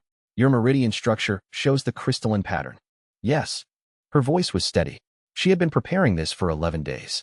The preparation was visible, not in the delivery, which was controlled, but in the specific way the control was being maintained, the specific quality of someone saying something they have rehearsed many times and are not letting become recitation. He thought about what it cost to sit across from a person you had been deceiving for over a year and name the deception precisely. He thought about the morning forms before the competition, before the official session, when no one was watching. He thought about the training record. He thought about the fact that she had sat on the suppression compound discovery for 11 days rather than sitting on it for 11 months. "I found Rong Mei's medical notes when I was looking for your documentation archive during the pre-tournament period. I read them. I recognized what they described." She paused. "I spent the tournament thinking about what it meant that the sect I was supposed to report on was the only place that had ever correctly diagnosed what was actually wrong with me." Another pause. "I stopped transmitting after the tournament. I have sent nothing since." He looked at her. "I have everything," she said. She set a folded bundle of papers on the desk. The Golden Flame briefing documents. The cover identity materials. The communication drop locations. The notation system. The contact protocol. All of it. "I'm not making a negotiation. I'm giving you everything because I don't know what else to do with it, and because I owe you the information more than I owe them any continued loyalty." He looked at the bundle. He didn't touch it yet. "You said one rule," she said. "Willingness to train hard and honestly." Her jaw was set in the same way it had been set on the morning she arrived. "I trained hard. I wasn't honest. I'm trying to be honest now." He was quiet for a moment. He thought about the ledger entry from 3 weeks ago. Find the mechanism. He thought about what Bai Suyin had said. Before the tournament ends, he thought about 17 months of a training record that was real. "You're a disciple of Ashwood Valley Sect," he said. "That's who you are now. What you do with what you've learned about yourself is your decision." She didn't cry. She sat for a moment. Then she nodded once, with the specific quality of someone who has put down something that was very heavy, and she went. He picked up the bundle. He read it for 2 hours. He added the most relevant documents to the locked box and locked it. He wrote in the ledger, *Shinro. Full disclosure. The suppression compound connection explains the identity fracture. She discovered her own case, while working as a plant in the case that was discovering the problem. The fracture was not between conflicting loyalties. It was between the person she was told she was and the person she turned out to be. He added. This is the mechanism Bai Suyin was asking about. Now I know it.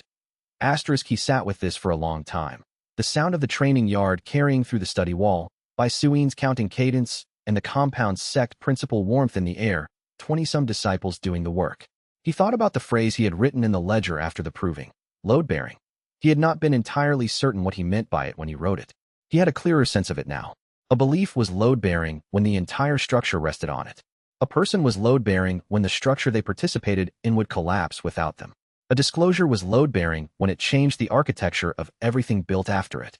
Shinro's disclosure had changed 3 things. The evidentiary case against Golden Flame's suppression compound distribution, the intelligence picture of Copper Spear Division's communication infrastructure, and his understanding of what had happened to a specific person over 14 months.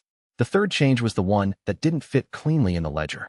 He let himself sit with the third change for a full 10 minutes before writing anything else.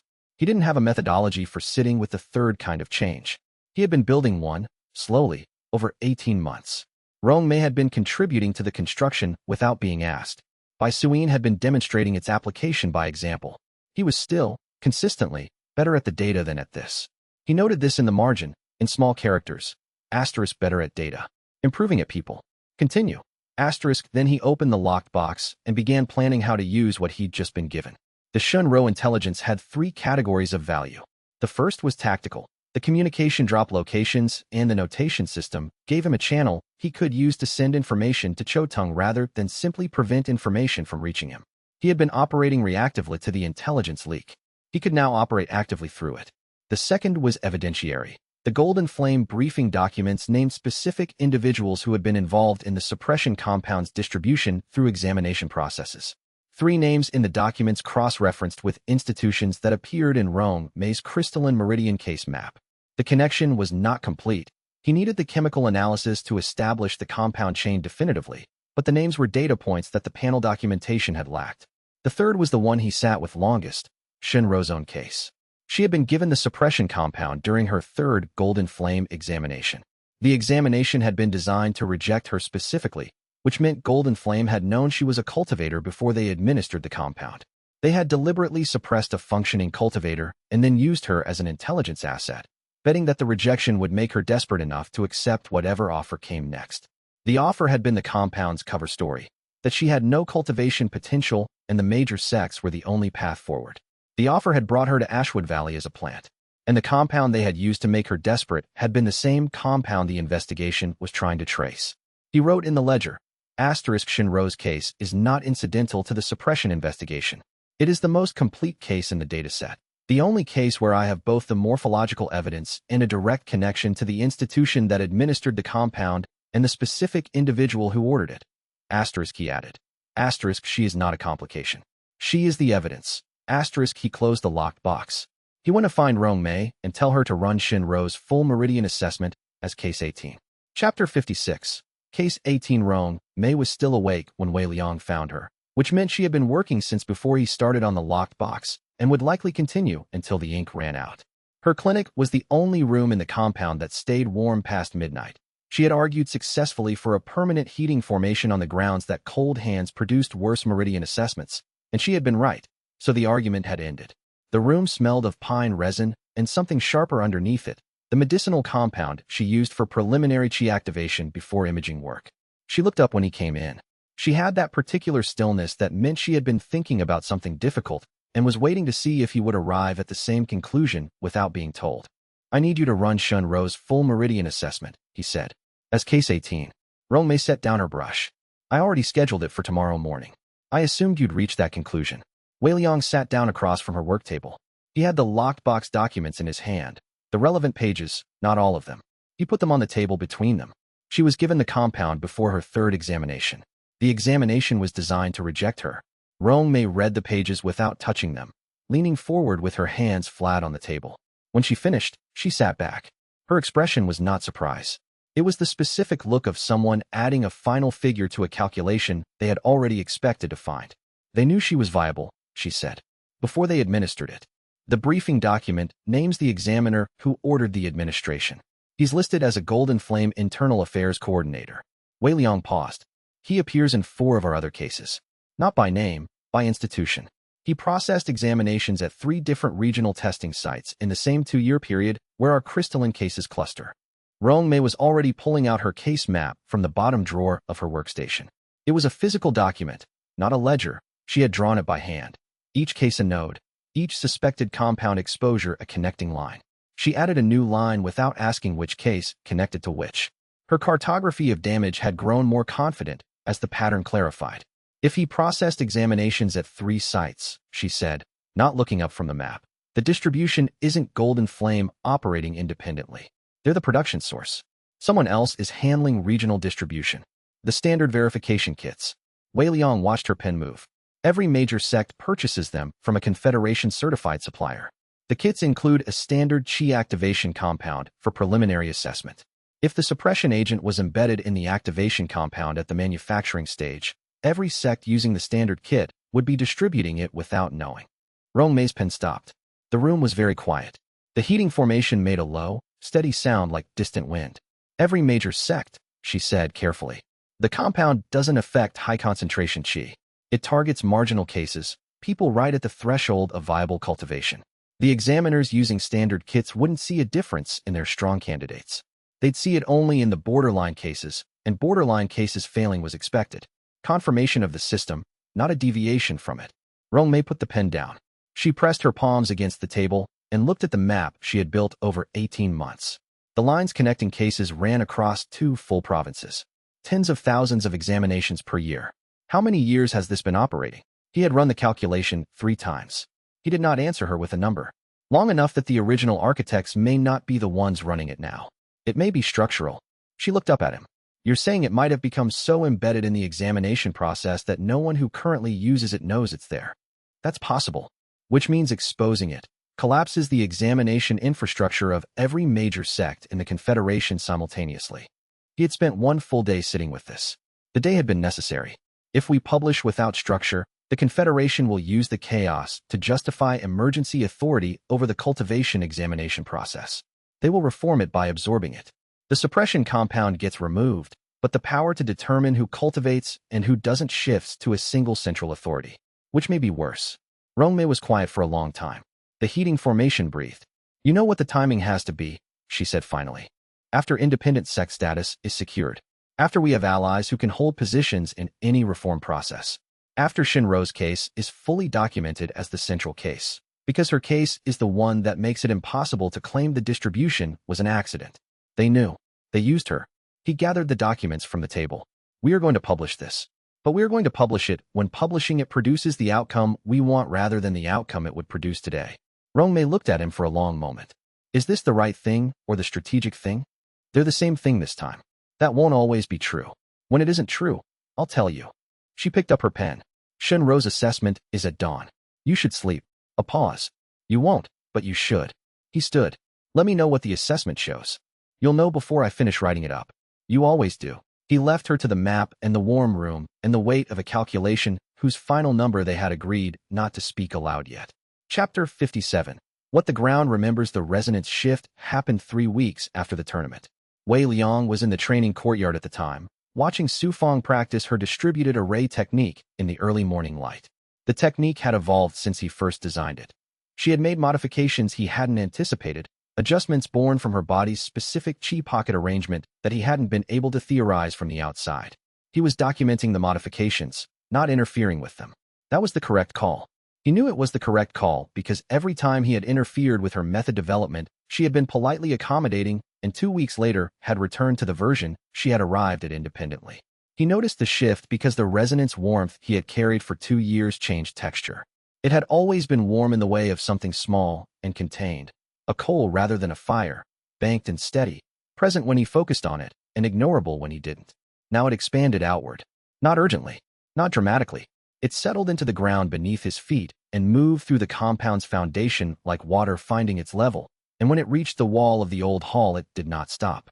He felt it reach the perimeter, and then, gently, it held.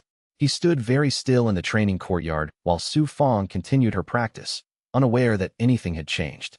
The sensation was spatial. The resonance was no longer only in him. It was in the ground. He wrote 3 pages in his notebook before breakfast, working through what the expansion implied for the cultivation theory. If the resonance had extended into the compound's territory, then the properties of the resonance, its orientation toward failure overcome, its sympathy with damaged pathways attempting repair, would extend with it. Passively, without anyone choosing to activate it. Rong Mei found him 2 hours later. She did not look alarmed. She looked like someone who had found an unexpected result and was determining how to describe it accurately without overstating the case. Something happened to Funjua's tertiary meridian overnight, she said. The sealed one. He waited. It's still sealed. But there are new chi traces along the crystalline lattice. Not from external application. From the inside. She held up her meridian imaging paper, the one she used for before and after comparisons, transparent vellum that could be layered over previous assessments. When she held the new tracing over the old one, the difference was visible even to someone who hadn't spent 2 years studying crystalline suppression patterns. The qi is moving through the damage rather than around it.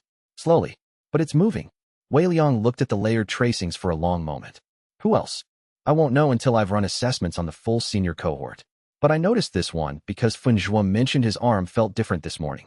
He said the numbness was less. I thought it was a temperature effect from the warming weather. A pause. It wasn't. He looked at the compound wall. He looked at the ground. He thought about the resonance settling into the foundation stones during Su Fang's practice session, spreading quietly through 18 months of accumulated training history embedded in the dirt. Run the full assessments, he said. Document every change you find, however small. Don't tell the disciples why yet. I want the data before the interpretation. Rongmei had already turned to go. Then she stopped. Wei Liang. What happened? He thought about how to say it accurately, without claiming more than the evidence supported. The sect's resonance has reached a new tier. The principle that comes with this tier appears to affect qi pathways within the compound's territory. He paused. Specifically, damage pathways. Specifically, the kind of damage our disciples have. She turned back around. Her expression was doing something careful and controlled that meant she was feeling something she wasn't going to name yet. The meridian repair. That's what the principle does. It appears so. I didn't know until now whether the principles would manifest this way. The theory suggested they should. The theory was correct. Rongmei looked at the imaging vellum in her hands. At the new qi traces moving through crystalline damage that had been declared permanent by every institution that had looked at it. How many of our disciples have this kind of damage? 41 confirmed cases. 6 probable. She folded the vellum carefully and put it in her assessment case. She did not say anything else before she left to begin the assessments. But her stride was different. Faster. The walk of someone who has been doing careful, slow, painstaking work for a long time and has just found out the work is ahead of where she thought it was. Wei Liang opened his journal to the back pages where he kept his private notations, the ones that were too tentative for the formal training manual, the observations he didn't want to commit to until confirmed. He found the entry he had written 2 years ago, the day he first theorized what a Tier 3 resonance principle might do. He read it once. Then he wrote below it, asterisk confirmed. The principle is real. The sect is becoming what I theorized. Continue. Asterisk, he closed the journal and went to watch Su Fang finish her practice. Chapter 58. The application form. The 7 new applicants arrived in the same week, which was notable on its own. Ashwood Valley had never received 7 applications in a single week. The tournament coverage had reached provinces Wei Liang hadn't tracked, and word moved faster than he had calculated when it attached itself to a story with the specific shape of this one. The sect that nobody expected, winning the thing nobody thought they could win. He processed the applications himself. The first 3 were genuine. He could tell within 3 questions, not because they were less polished, but because their answers contained the kind of specific, embarrassing detail that people only included when they were describing something real. A girl from the northern basin who had been told her water affinity was too diluted to develop past the first gate. 2 brothers from a different province than the Chow brothers, with a similar complementary failure pattern in their qi signatures. A former medical apprentice whose cultivation had stalled because his healer's qi allocation technique required steady meridian flow, and his primary channel had a congenital narrowing that the medical academy had deemed unfixable. The next 4 were different. He didn't say anything during their initial interviews. He asked the standard questions. He listened to their answers. The answers were good, carefully researched, plausible, containing enough real detail about the cultivation world's rejection mechanisms that they had clearly done preparation work. The girl claiming single-element limitation had her story straight. The man claiming damaged meridians had the correct vocabulary. The other 2 had prepared their histories with enough internal consistency that a standard intake assessment would not have identified them. He gave all 7 applicants the standard first day, compound tour, introduction to current disciples, brief observation of afternoon training. He watched all 7 watching the training. The 3 genuine applicants watched with the specific attention of people who were calculating whether they could do what they were seeing, covertly measuring distance between their current state and something they wanted badly. The 4 scouts watched with a different quality, cataloging rather than hoping. Qiu Lan had flagged all 4 before the afternoon training ended. She had not said anything to any of them. She had simply appeared at Wei Liang's shoulder during the final training demonstration and said quietly, "The girl with single-element story, the damaged meridian man, and both of the ones from Redspire province." Their qi signatures read as deliberate presentation rather than structural limitation. The attenuation patterns are too symmetrical. Real limitation has irregular edges. Wei Liang considered this for exactly as long as it took to watch Bai Suyin correct a junior disciple's earth chi stance with the particular impatience she reserved for mistakes she had explained more than twice. Consistent with your previous assessments? The same methodology as the two from last season. She paused. Actually more confident than last season. My range has improved. He called the four together the following morning, in his study, before the day's training.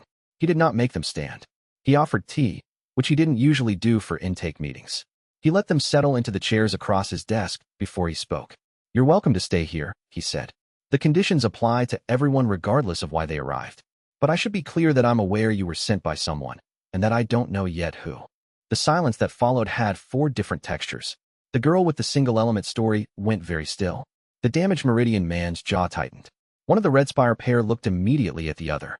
The other one from Red Spire spoke first.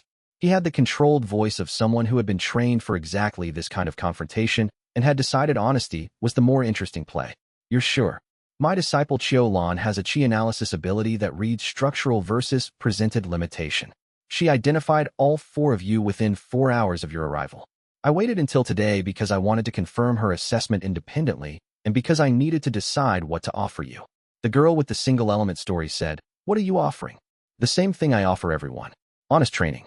Methods that work for whatever cultivation situation you're actually in, not the one you said you had. Whatever sect sent you. I don't know which ones, and I'm not asking. They may have assumed you'd have nothing to learn here because you're not failed cultivators. That assumption may be wrong. He looked at her specifically. Real limitation isn't the only thing this sect knows how to train around. We also know how to train people who were educated in a system that told them only conventional approaches are valid. That kind of constraint is less visible and less dramatic, but it's a real limitation. The damaged meridian man, who had held his face carefully neutral since Wei Liang began speaking, said, You're not angry.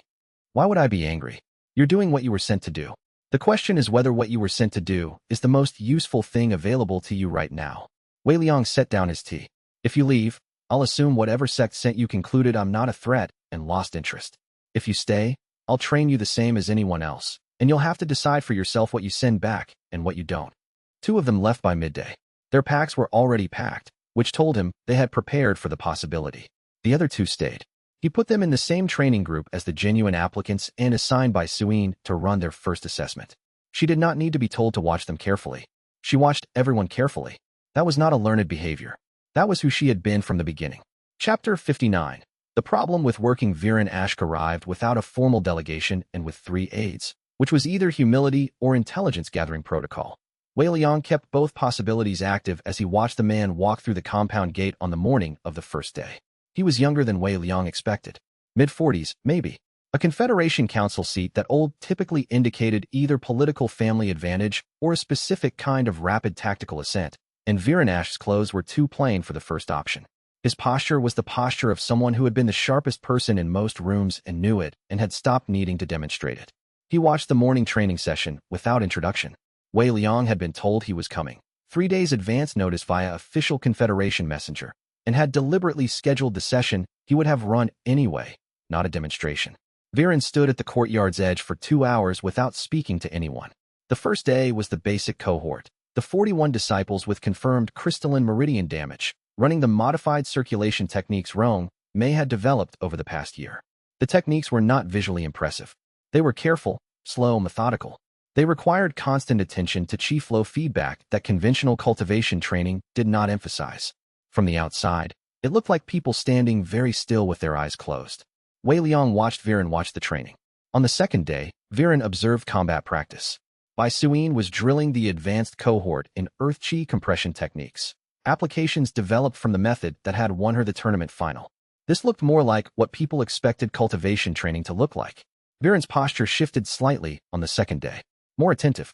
On the third day, Wei Liang brought the 2 scouts who had stayed 3 weeks into genuine training now, and placed them in Qiu Lan's analysis session. Qiu Lan ran the session the way she always did, which was with complete disregard for whether anyone was watching, and a running commentary on chi distribution patterns that was simultaneously a teaching session and a demonstration of exactly what her ability could do. Viren Ashk requested a meeting on the 4th day. Wei Liang sat across from him in the room he used for external meetings. Not his study, not the training courtyard, a neutral space with 2 chairs and no desk, because he had found that desks created a specific kind of defensive posturing he wasn't interested in. He offered tea. Viren accepted it and did not drink it. Your methods work, Viren said. Wei Liang waited. That's the problem. I don't understand how working is a problem. Viren set down the teacup. He had the careful voice of someone delivering an argument he had rehearsed, not because he didn't believe it, but because he knew it would sound wrong before it sounded right. Every major sect in the Confederation bases its recruitment model on a foundational assumption. That cultivation capacity is fixed, testable, and used to identify people worth investing in. The entire structure of cultivation education, who gets resources, who gets teachers, who advances, and who serves, is built on that assumption being reliable. The assumption is wrong. Yes. Viren looked at him. That's the problem. If the assumption is demonstrably wrong, if the people your sect rejected actually can cultivate, actually can reach soul-tempering stage and beyond, then every major sect's recruitment process becomes indefensible. Not just flawed, indefensible. They have been deliberately, if unknowingly, excluding viable cultivation candidates for centuries. The political and social implications of that acknowledgement are, he paused, significant. Wei Liang said, the word you're reaching for is catastrophic. For the sections. For the stability of the cultivation world as currently structured. Yes, I understand that that's true, Wei Liang said carefully. I understand it's a genuine concern and not only a political one. Institutional instability affects real people. He paused. I am also not willing to keep the theory quiet because acknowledging it correctly would require those institutions to change. They should change. The fact that changing them would be disruptive is an argument for managing the disruption, not preventing the change.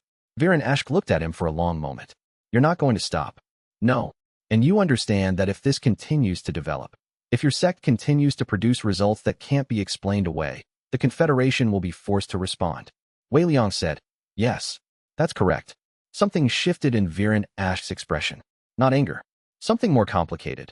The look of a man who had spent his career believing that systems could be managed and has just encountered a variable he cannot place inside any of his management frameworks. He was genuinely uncertain. Wei Liang noted it as data. Genuine uncertainty in a Confederation Council member was either the precursor to good faith engagement or the precursor to a response designed to eliminate the source of uncertainty. He kept both possibilities active. Viren stood. I'll report my observations to the Council. I expect you will. I'm recommending a second observation visit. In 6 months. He paused at the door. Your disciple, the one who does the qi analysis. How long has that ability been developed? Xiaolan has been working on range and precision for 2 years. She could identify your qi distribution type accurately if you stood in the courtyard for 30 seconds. Viren was quiet for a moment. That's not an ability any examination curriculum currently teaches. No, we developed the training framework here. She developed the ability.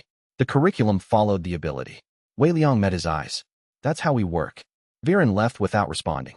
His 3 aides followed him through the gate at a pace that suggested they were all keeping up rather than walking at their natural speed. Wei Liang went back to his study and wrote a single line in his notebook. Asterisk, he said, response, not reform. Variable isolated. Asterisk chapter 60. The empty building the resonance woke him at 3 in the morning, 12 days after Viren Ash's departure. It was not an alarm. It was not a surge of the kind that signaled a disciple's breakthrough. It was the compound's resonance field reacting to something in the foundation stones. A charge building in the southeast corner of the compound. In the oldest section of the building, where Dun Chao's first formation arrays were still embedded in the wall. The feeling was wrong in the specific way that a sound wrong means something is happening that shouldn't be. He was out of his room before he had consciously decided to move. The corridor was dark. He did not take time to light a lamp. He went to Bai Suin's room first, closest to the senior quarters, and did not knock. Simply opened the door and said one word, outside. She was upright and moving before he reached the next door. He went through the senior quarters in 40 seconds. 8 rooms, 8 doors, 1 word at each.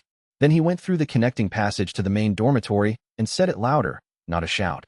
A voice pitched to carry clearly through walls. Outside. Main courtyard. Now. He did not explain. He had learned that explanation during evacuation produced the specific delay of people deciding whether the reason was good enough. 1 word did not give them anything to evaluate. He counted as they came through the courtyard door. 3, 7, 12, 21. He watched the count and kept watching the southeast corner and felt the charge in the foundation building with the steady accumulation of something that had been laying dormant for a very long time. Old formation work. Older than Dun Chao's arrays. embedded below them in the stone itself. 45 seconds from his first wake-up to the 41st disciple stepping through the courtyard door. The southeast hall activated. The sound was not loud. It was a low, sustained frequency that came through the ground rather than the air, and then a crackling cascade as chi-disruptive pulses moved through every room in the old hall simultaneously. The windows in the building blew outward in sequence. One, then 3 seconds later another, then 2 more, then the rest in a single simultaneous burst as the pulse reached maximum propagation. The air smelled of burnt stone and something chemical underneath it, a compound that dissolved chi flow patterns in organic tissue. Wei Liang stood in the courtyard with 41 disciples and watched the old hall burn with no fire visible, only the heat of formation dissolution and the crack of stones separating along stress lines, and he counted the faces around him. 41. All of them. Funjua, standing at Wei Liang's left shoulder, said very quietly, "If we'd been in there." "We weren't. That's not the same as it not matching." "No." Wei Liang watched the southeast corner's window frame collapse inward. "It's not." Bai Suyin moved to his right. She had dressed in under 30 seconds and was still pulling her outer robe closed. Her voice was flat in the way it got when she was doing assessment work rather than feeling what she was assessing. Formation work. Pre-existing. Below instructor Dun Chao's arrays. Significantly older. Someone put it there before we arrived. Or before the sect existed. Bai Suyin looked at the old hall. Then she looked at Wei Liang. That's a very specific thing to know. He waited until the building's secondary structural collapse is finished. 3 minutes. 4. And then he went in through the main entrance. Rongmei called after him to wait for the chi saturation to clear. He waited 90 seconds, which was not enough, and went in anyway because the thing he needed to find would not survive repeated exposure to the ongoing chi dissolution effect. The southeast corner's activation stone was in the rubble of the wall. He found it because the resonance was drawn to it. Whatever had powered the formation had used resonance-compatible energy, which meant the stone retained a trace of it even after discharge. He dug it out with his hands. The stone was the size of his fist, dark gray, unremarkable except for the engraving on its flat underside. The engraving was an administrative seal. He stood in the smoking ruin of the old hall with the stone in his hands and looked at the seal in the pre-dawn light filtering through the collapsed windows. He had seen this seal before. On official correspondence. On inspection notices. On the quarterly reporting requirement the Confederation had issued when they first registered as an independent sect. It was the 7-Pillar Confederation's regional administrative mark. He turned the stone over once. Then again. The seal was deep-cut, professional work, the kind done by Confederation stonemasons. Not something a private actor could manufacture convincingly. Not something that could have been placed without access to official formation installation protocols. Viren Ashk had sat in his study 12 days ago and said the Confederation would be forced to respond. He had come to observe. He had reported to the council. The council had responded. Wei Liang carried the stone out of the smoking hall into the courtyard where 41 of his disciples stood waiting in the early morning dark, and he said nothing yet because he had not finished the calculation. He needed to be certain of the answer before he named the variable, but his hands were very still around the stone, with the particular stillness of someone who has removed an assumption and found the result underneath. He looked at his disciples. 41 people who had been told by the cultivation world's institutions that they had nothing worth developing. 41 people who had been in the main courtyard in 45 seconds because he had said one word. He looked at the stone. He began planning. Chapter 61. Dead Man Switch. Wei Liang did not sleep after the building stopped burning. He sat in the courtyard with the stone until the sky turned gray, and then he went inside and made a list. The list had 2 columns. The first was what they knew. The second was what they could prove. He had been applying this distinction since his first year as a servant disciple, when he learned that knowing something and proving it were different skills that the cultivation world trained separately, and that sects with power generally required only one of the two. He knew. The formation was Confederation work. He could prove. The seal fragment was authentic. He knew this because he had the original Confederation administrative correspondence from their sect registration, and the seal geometry matched to the millimeter. He knew. Viren Ashk's visit preceded the formation's activation by 12 days. He could prove. The timing. The observation visit was documented. The formation activation was observable by 41 witnesses. He knew. Reporting this to the Confederation's standard complaint process would route the complaint to the administrative body whose seal was on the activation stone. He could prove. Nothing if the complaint disappeared, which it would. He called Dun Chao to his study at dawn. Dun Chao arrived looking like a man who had been awake since the sound came through the floor at 3 in the morning and had spent the intervening hours doing formation assessment work in the rubble of the old hall. He had chalked dust on his knees and a piece of the old stone in his pocket. He set it on Wei Liang's desk without comment. Secondary anchor point, Dun Xiao said. The primary activation stone you found was the trigger. This was the power source. The formation was embedded in 3 separate foundation layers. Whoever built it understood Jade Lantern formation architecture well enough to use our own compound structural patterns against us. The arrays I laid created a containment geometry they used to amplify the discharge. Wei Liang looked at the secondary stone. When was it installed? Below my formation work. Before I arrived. Before the compound was ours. Dun Xiao sat down without being invited. He had long since stopped waiting for invitations. It could have been placed when this was a grain storage facility, 60 years back. The power source has that kind of age signature, which means the formation was waiting before we arrived. Someone prepared this location. Dun Xiao looked at him steadily. That is an alarming thought. Yes. Wei Liang picked up the secondary stone and placed it with the first. I need you to travel to Linming City. Dun Xiao said nothing. He was listening. Wei Liang described the task precisely. 3 independent archivists. He had names. He had identified them 6 weeks ago during his research into Confederation legal mechanisms, because this had been a contingency he had been building toward. 1 cultivation journal editor named historian Xin Wei at the Cultivation Record Quarterly, who had a demonstrated record of publishing evidence-based investigations that the major sects disliked. Dun Xiao would carry copies of 4 documents. The seal fragment tracings, Shinro's full intelligence disclosure, Rong Mei's complete crystalline meridian case map with chemical analysis, and a summary Wei Liang would write tonight that connected the suppression compound to the standard examination kit distribution chain. The archivists hold an escrow, Wei Liang said. The instruction is automatic publication if they receive no confirmation from Ashwood Valley within 60-day intervals, or upon confirmed report of significant harm to this sect. Dun Xiao was quiet for a moment. You're building a dead man's switch. I'm building an information structure that makes us significantly more expensive to attack than we currently are. If the Confederation wanted the array to eliminate us quietly, the alternative to quiet elimination is very loud elimination with full documentation. They will calculate whether the political cost of that option is worth it. And you believe it isn't. I believe the faction that authorized the array is not the entirety of the Confederation. Viren Ashk is 1 council member. The calculation I'm making is that the faction willing to do this quietly is not willing to do it loudly, and the proof package I'm sending to Linming makes it impossible to do it quietly. Dun Xiao stood and picked up his travel pack, which was already against the wall near the door. He had packed it sometime in the gray morning hours, before being asked, "What am I telling the editor?"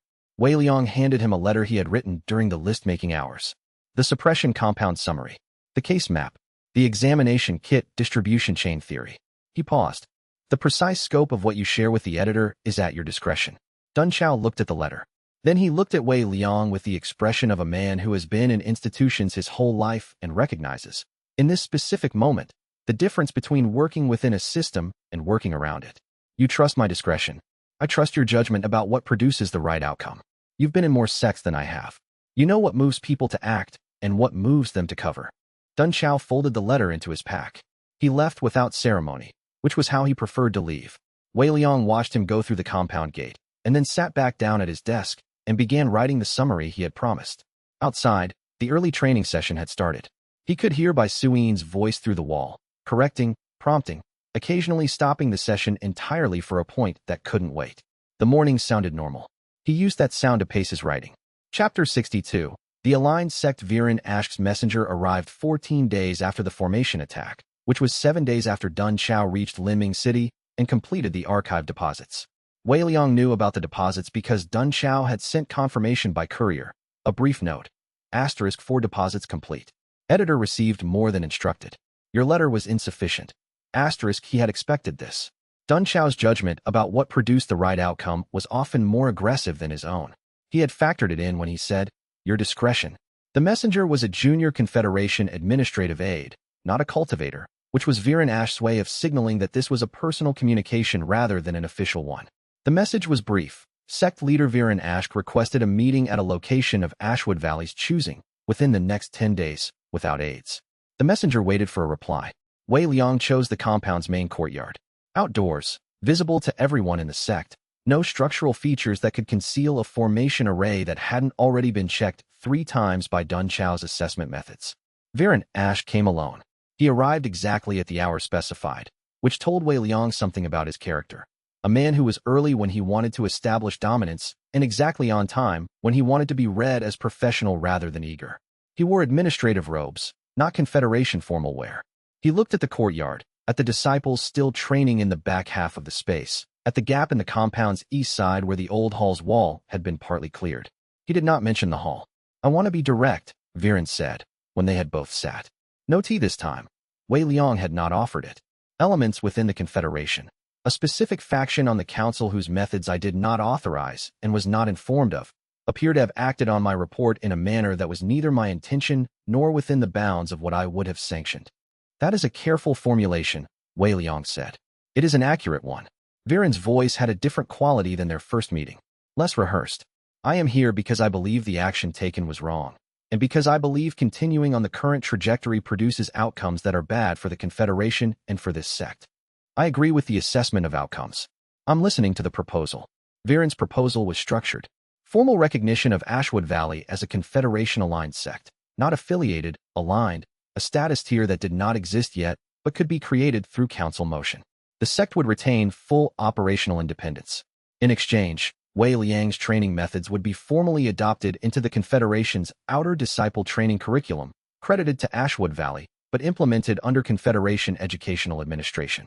It was a genuinely attractive proposal. Wei Liang spent 20 minutes examining it from multiple angles in the space of the conversation, which was visible to Viren as silence and was actually rapid structural analysis. The problem was the suppression compound. If Ashwood Valley aligned with the Confederation and the suppression compound investigation, then implicated Confederation distributed examination kits, which it would, because the evidence pointed there, the sect would be inside the institution being investigated. The faction that had authorized the array attack would have a legitimate administrative mechanism to argue that the investigation was an internal matter. What could currently be published as independent evidence would become internal documentation subject to Confederation document management protocols. He would be handing them the ability to bury it. "The offer assumes," Wei Liang said, "that the suppression compound investigation resolves before or separately from the alignment process." Viren went very still. "What suppression compound investigation?" Wei Liang looked at him for a moment. "You don't know about the meridian suppression evidence." "I don't know what you're referring to." The statement was true. Wei Liang had become, over 3 years of training his observation habits on his own disciples, fairly accurate at distinguishing performed ignorance from actual ignorance.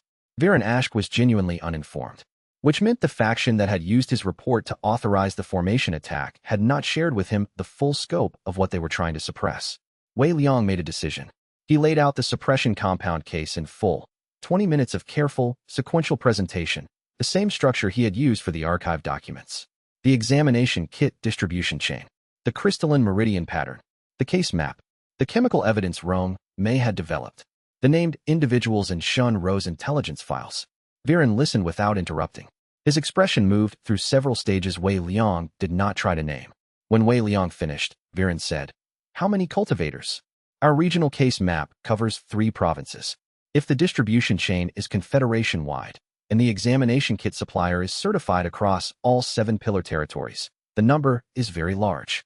Viren was quiet for a long time. "If this is accurate, it is accurate.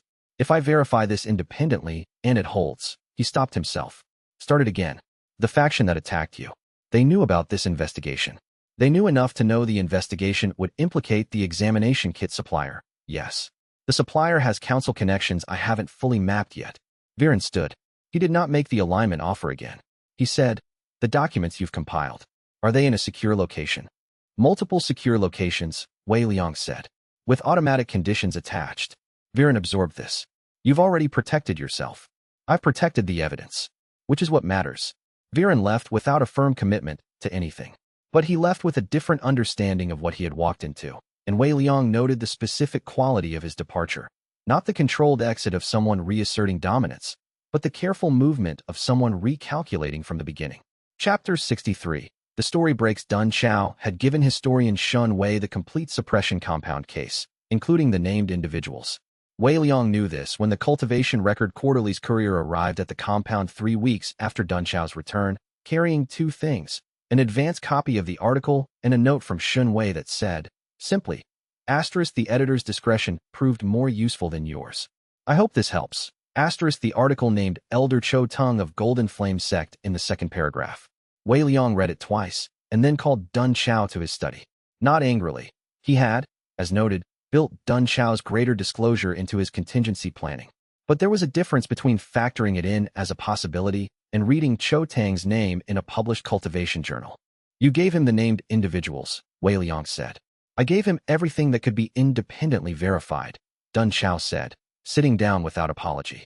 He had his particular instructor's posture in the chair, comfortable, deliberate, the posture of someone who has decided they are right and is prepared to explain why. Naming the institutions without naming the individuals would have produced a story that the Confederation could characterize as speculative.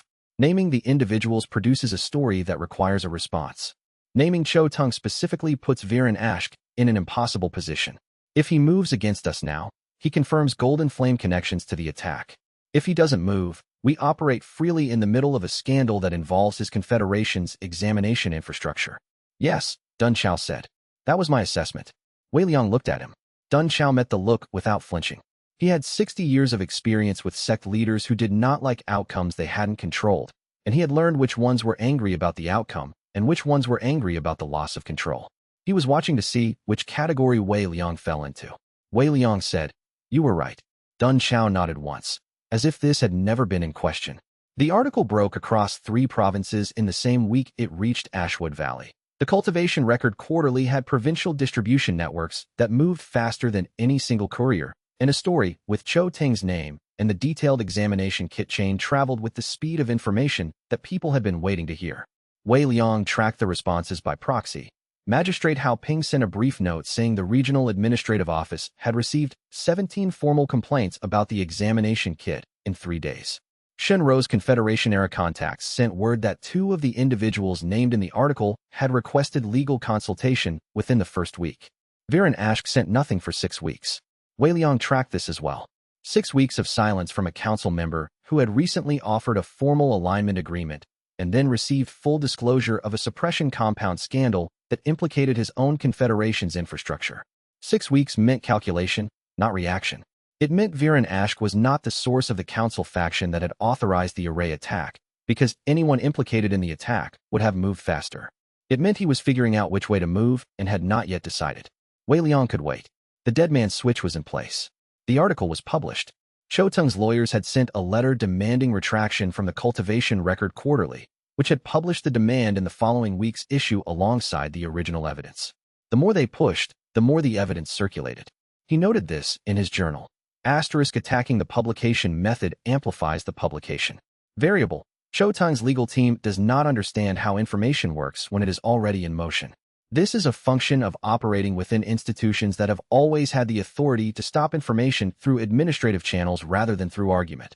Asterisk outside his study window, the afternoon training session was running. He could hear it. He put down his pen and went to watch. Chapter 64. The page 63 application letters arrived in a single month. He had not anticipated the scale. He had anticipated increased interest following the tournament victory and had planned for a moderate influx. 10, perhaps 12 new applications in the subsequent quarter. What arrived instead was the specific phenomenon of a story attached to a result. People who had been told for years that the problem was them now had evidence that the problem was the system, and the evidence had a location. The location was Ashwood Valley. Wei Liang read every letter himself.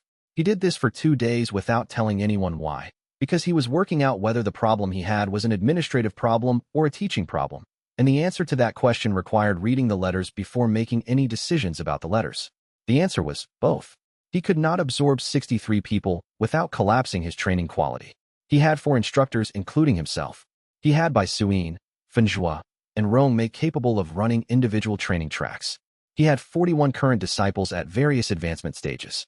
The compound had physical capacity limits and training attention limits, and the specific limit that no one had named, but everyone understood. If Wei Liang became an administrator of scale rather than an instructor of quality, the thing that made the sect work would stop working. He read 63 letters and sorted them into 3 piles. The first pile was 22 letters. These contained the application that worked. Specific, embarrassing, real failure, described with the kind of detail that required having lived through the thing and not having gotten over it yet. They did not argue that the failure was unjust.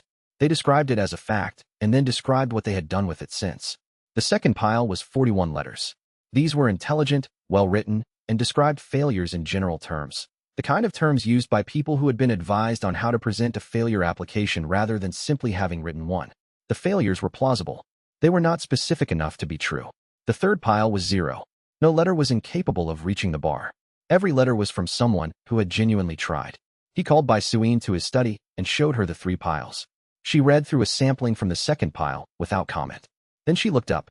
You're turning away 41 people. Yes. Bai Suyin was quiet for a moment. This was not the quiet of someone considering the decision. This was the quiet of someone who had a strong reaction and was choosing how to express it. She had been his first disciple long enough that he knew the difference. Some of these 41 are people who are bad at writing letters, not people who are bad at failing, she said. That's a real concern. It's not just a concern. You're using a writing test to screen for the quality of experience. Those aren't the same thing. Wei Liang looked at the second pile. He had weighted the specificity criterion heavily because specificity was the proxy he had developed for genuine experience. But Bai Suyin was identifying a legitimate structural flaw. The test tested articulation, and articulation was unevenly distributed in ways that had nothing to do with cultivation failure. What would you do, he asked. Interview the borderline cases. 20 minutes each. Ask them to describe one specific moment. She paused. You can hear in 20 minutes whether someone is describing a real thing or a presented thing. You've been doing that since I arrived. He looked at the second pile. 41 conversations at 20 minutes each was significant time.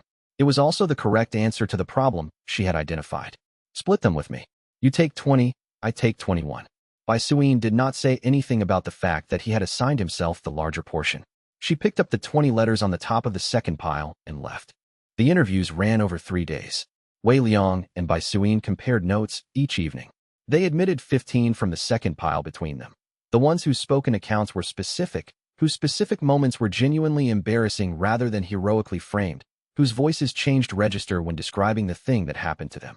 The remaining 26 were thanked in writing with a form letter he had drafted with Rong Mei's help, which was more honest than most rejection letters in the cultivation world because it said, the sect is not in a position to train at the quality level your situation deserves with our current instructor capacity. If you remain interested in 6 months, we encourage you to apply again.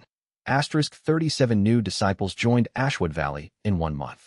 Wei Liang noted, in his journal, that he had nearly gotten this wrong. He had been reading letters as data and had missed the structural limitation in the data source until Bai Suyin named it.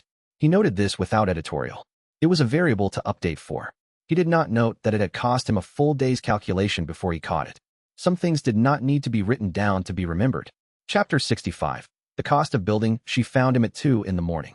He was at his desk with the original notebook, not the training manual drafts, not the formal case documents, the private notebook he had been keeping since the day he left Hollow Peaks SECT 9 years ago. The pages were dense with cross-referencing notation, single lines and small characters that connected observations made months or years apart. The crystalline meridian sketches were in the middle section, with 22 months of margin annotations layering outward from the original drawing like rings in a cut tree. Rong Mei knocked twice and came in without waiting for an answer, which was not her usual approach. She was carrying 2 cups of the medicinal tea she kept warm through the night for clinic emergencies. She set one on his desk without asking and sat down in the chair across from him.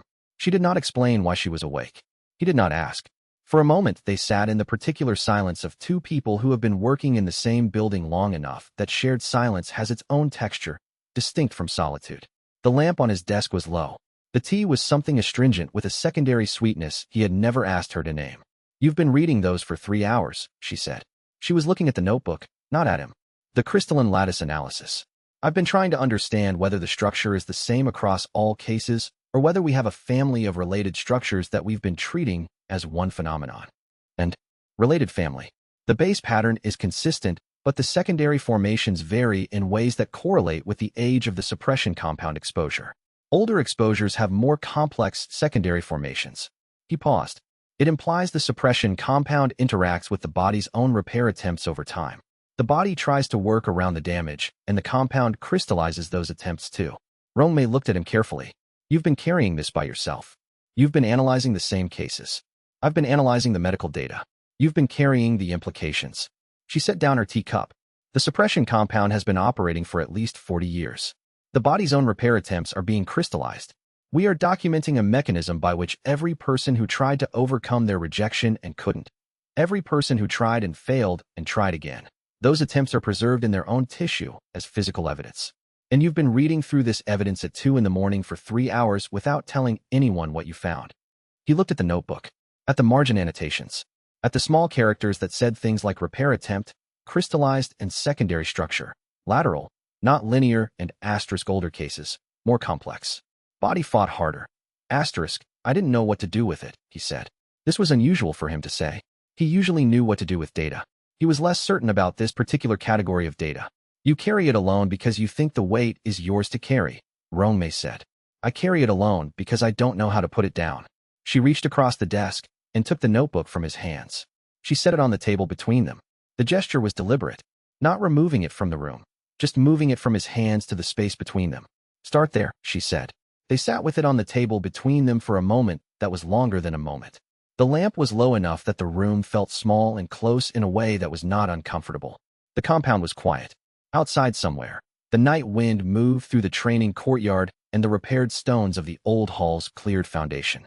He said, I didn't plan for this part. She said, I know. The sect, the theory, the methods, those I planned for. I had frameworks. I had variables to isolate. A pause. I don't have a framework for this. No, she agreed. You don't. And then, carefully, because she understood that some things needed to be said plainly to a person who would otherwise file them under insufficient data. I'm glad I'm here. Not as a healer and not as a disciple. Here, specifically, with you. He looked at the notebook on the table between them. The 22 months of annotation around the crystalline sketch. The evidence of every person's body trying to repair something it had been made to fail at. He said, I'm glad you're here too. It was not an eloquent answer. It was, for Wei Liang, something considerably more significant than eloquence. He did not reach for better words. The words he had were sufficient and specific and true, which were the qualities he had always valued over polish. Rongmei picked up her tea. He picked up his. They sat in the low lamp and the quiet compound until the sky changed at the window, and then she stood and said she had clinic rounds starting at dawn. He said he would sleep for 2 hours. She did not say whether she believed him. She left him with the notebook on the table between where they had both been sitting, and the teacup still warm where she had put it down. He looked at the notebook. Then he closed it, put it in the desk drawer, and slept for exactly 2 hours. Chapter 66. The quarterfinal ruling by Suyin received the invitation on a Thursday by courier from the Linming Provincial Tournament's independent registration office. The tournament was the largest formally recognized combat event in the region, 3 tiers above the Ashwood Basin Open. Open to individual unaffiliated combatants for the first time in 6 years following a rule revision that nobody had bothered to use until now. She brought it to Wei Liang without recommendation attached. She set it on his desk and stood back, which was her way of making clear the decision was not hers.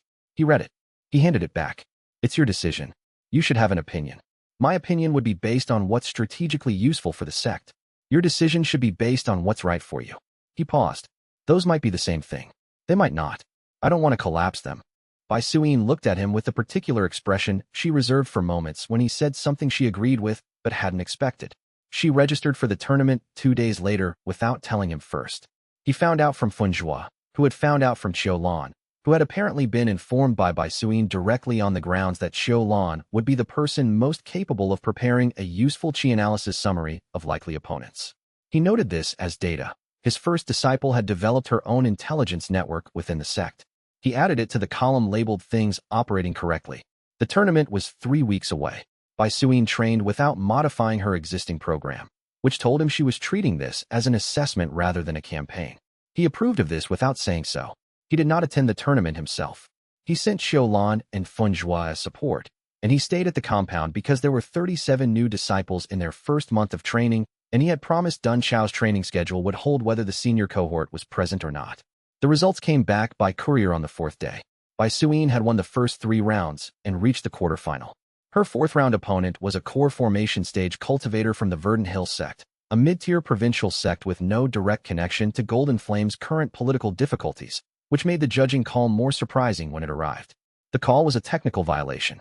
Rule 37, subsection 4, a combatant using terrain modification techniques in a designated no-modification zone. Bai Suyin's Earth Chi compression technique, at its advanced stage, created a localized ground density effect as a byproduct of stance maintenance. The judges ruled this a terrain modification. The technique had been used in all 3 previous rounds. The judges had not ruled in those rounds. The judges who called the violation in the 4th round were both from institutions with documented professional connections to the Golden Flame Sects Academic Training Division. Funjua's courier report was 7 pages long. The final line read, asterisk the crowd knew. 312 people in the stands went quiet in the specific way that means they understood what happened and cannot prove it. Bai Suyin did not contest the ruling. She thanked the judges for their time. She has not said anything else about it. Asterisk Wei Liang read this line twice. He pulled out the documentation ledger and began a new entry.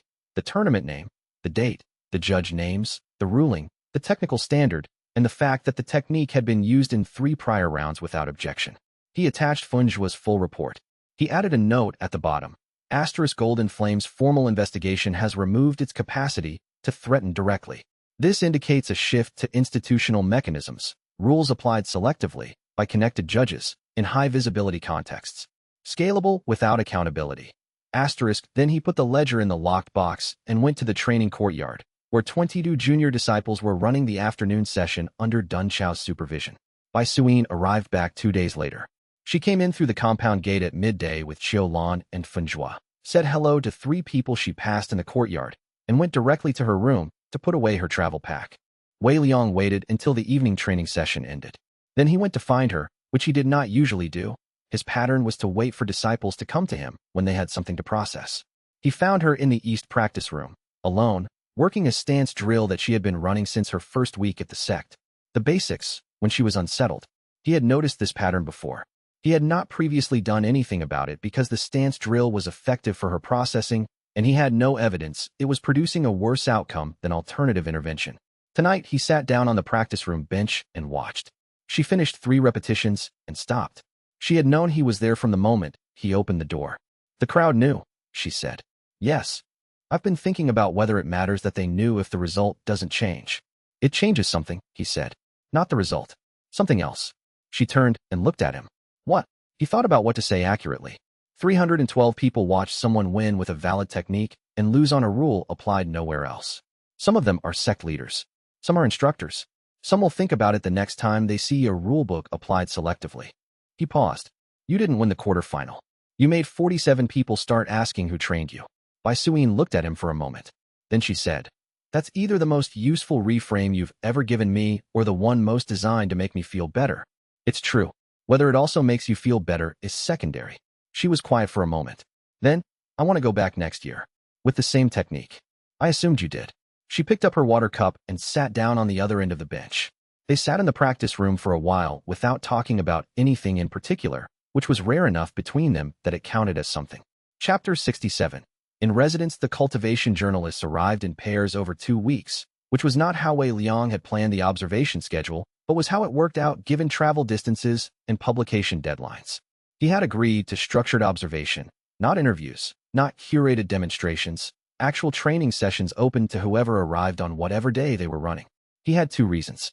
He explained them honestly to Bai Suyin before the first journalist arrived, because she was running half the training sessions they would observe, and she had the right to know the calculation. Documentation protects us, he said. Visible activity is harder to attack than invisible activity. The array attack happened at 3 in the morning when we were asleep, and there was no public record of what happened on this property. He paused. And the observation tests the theory.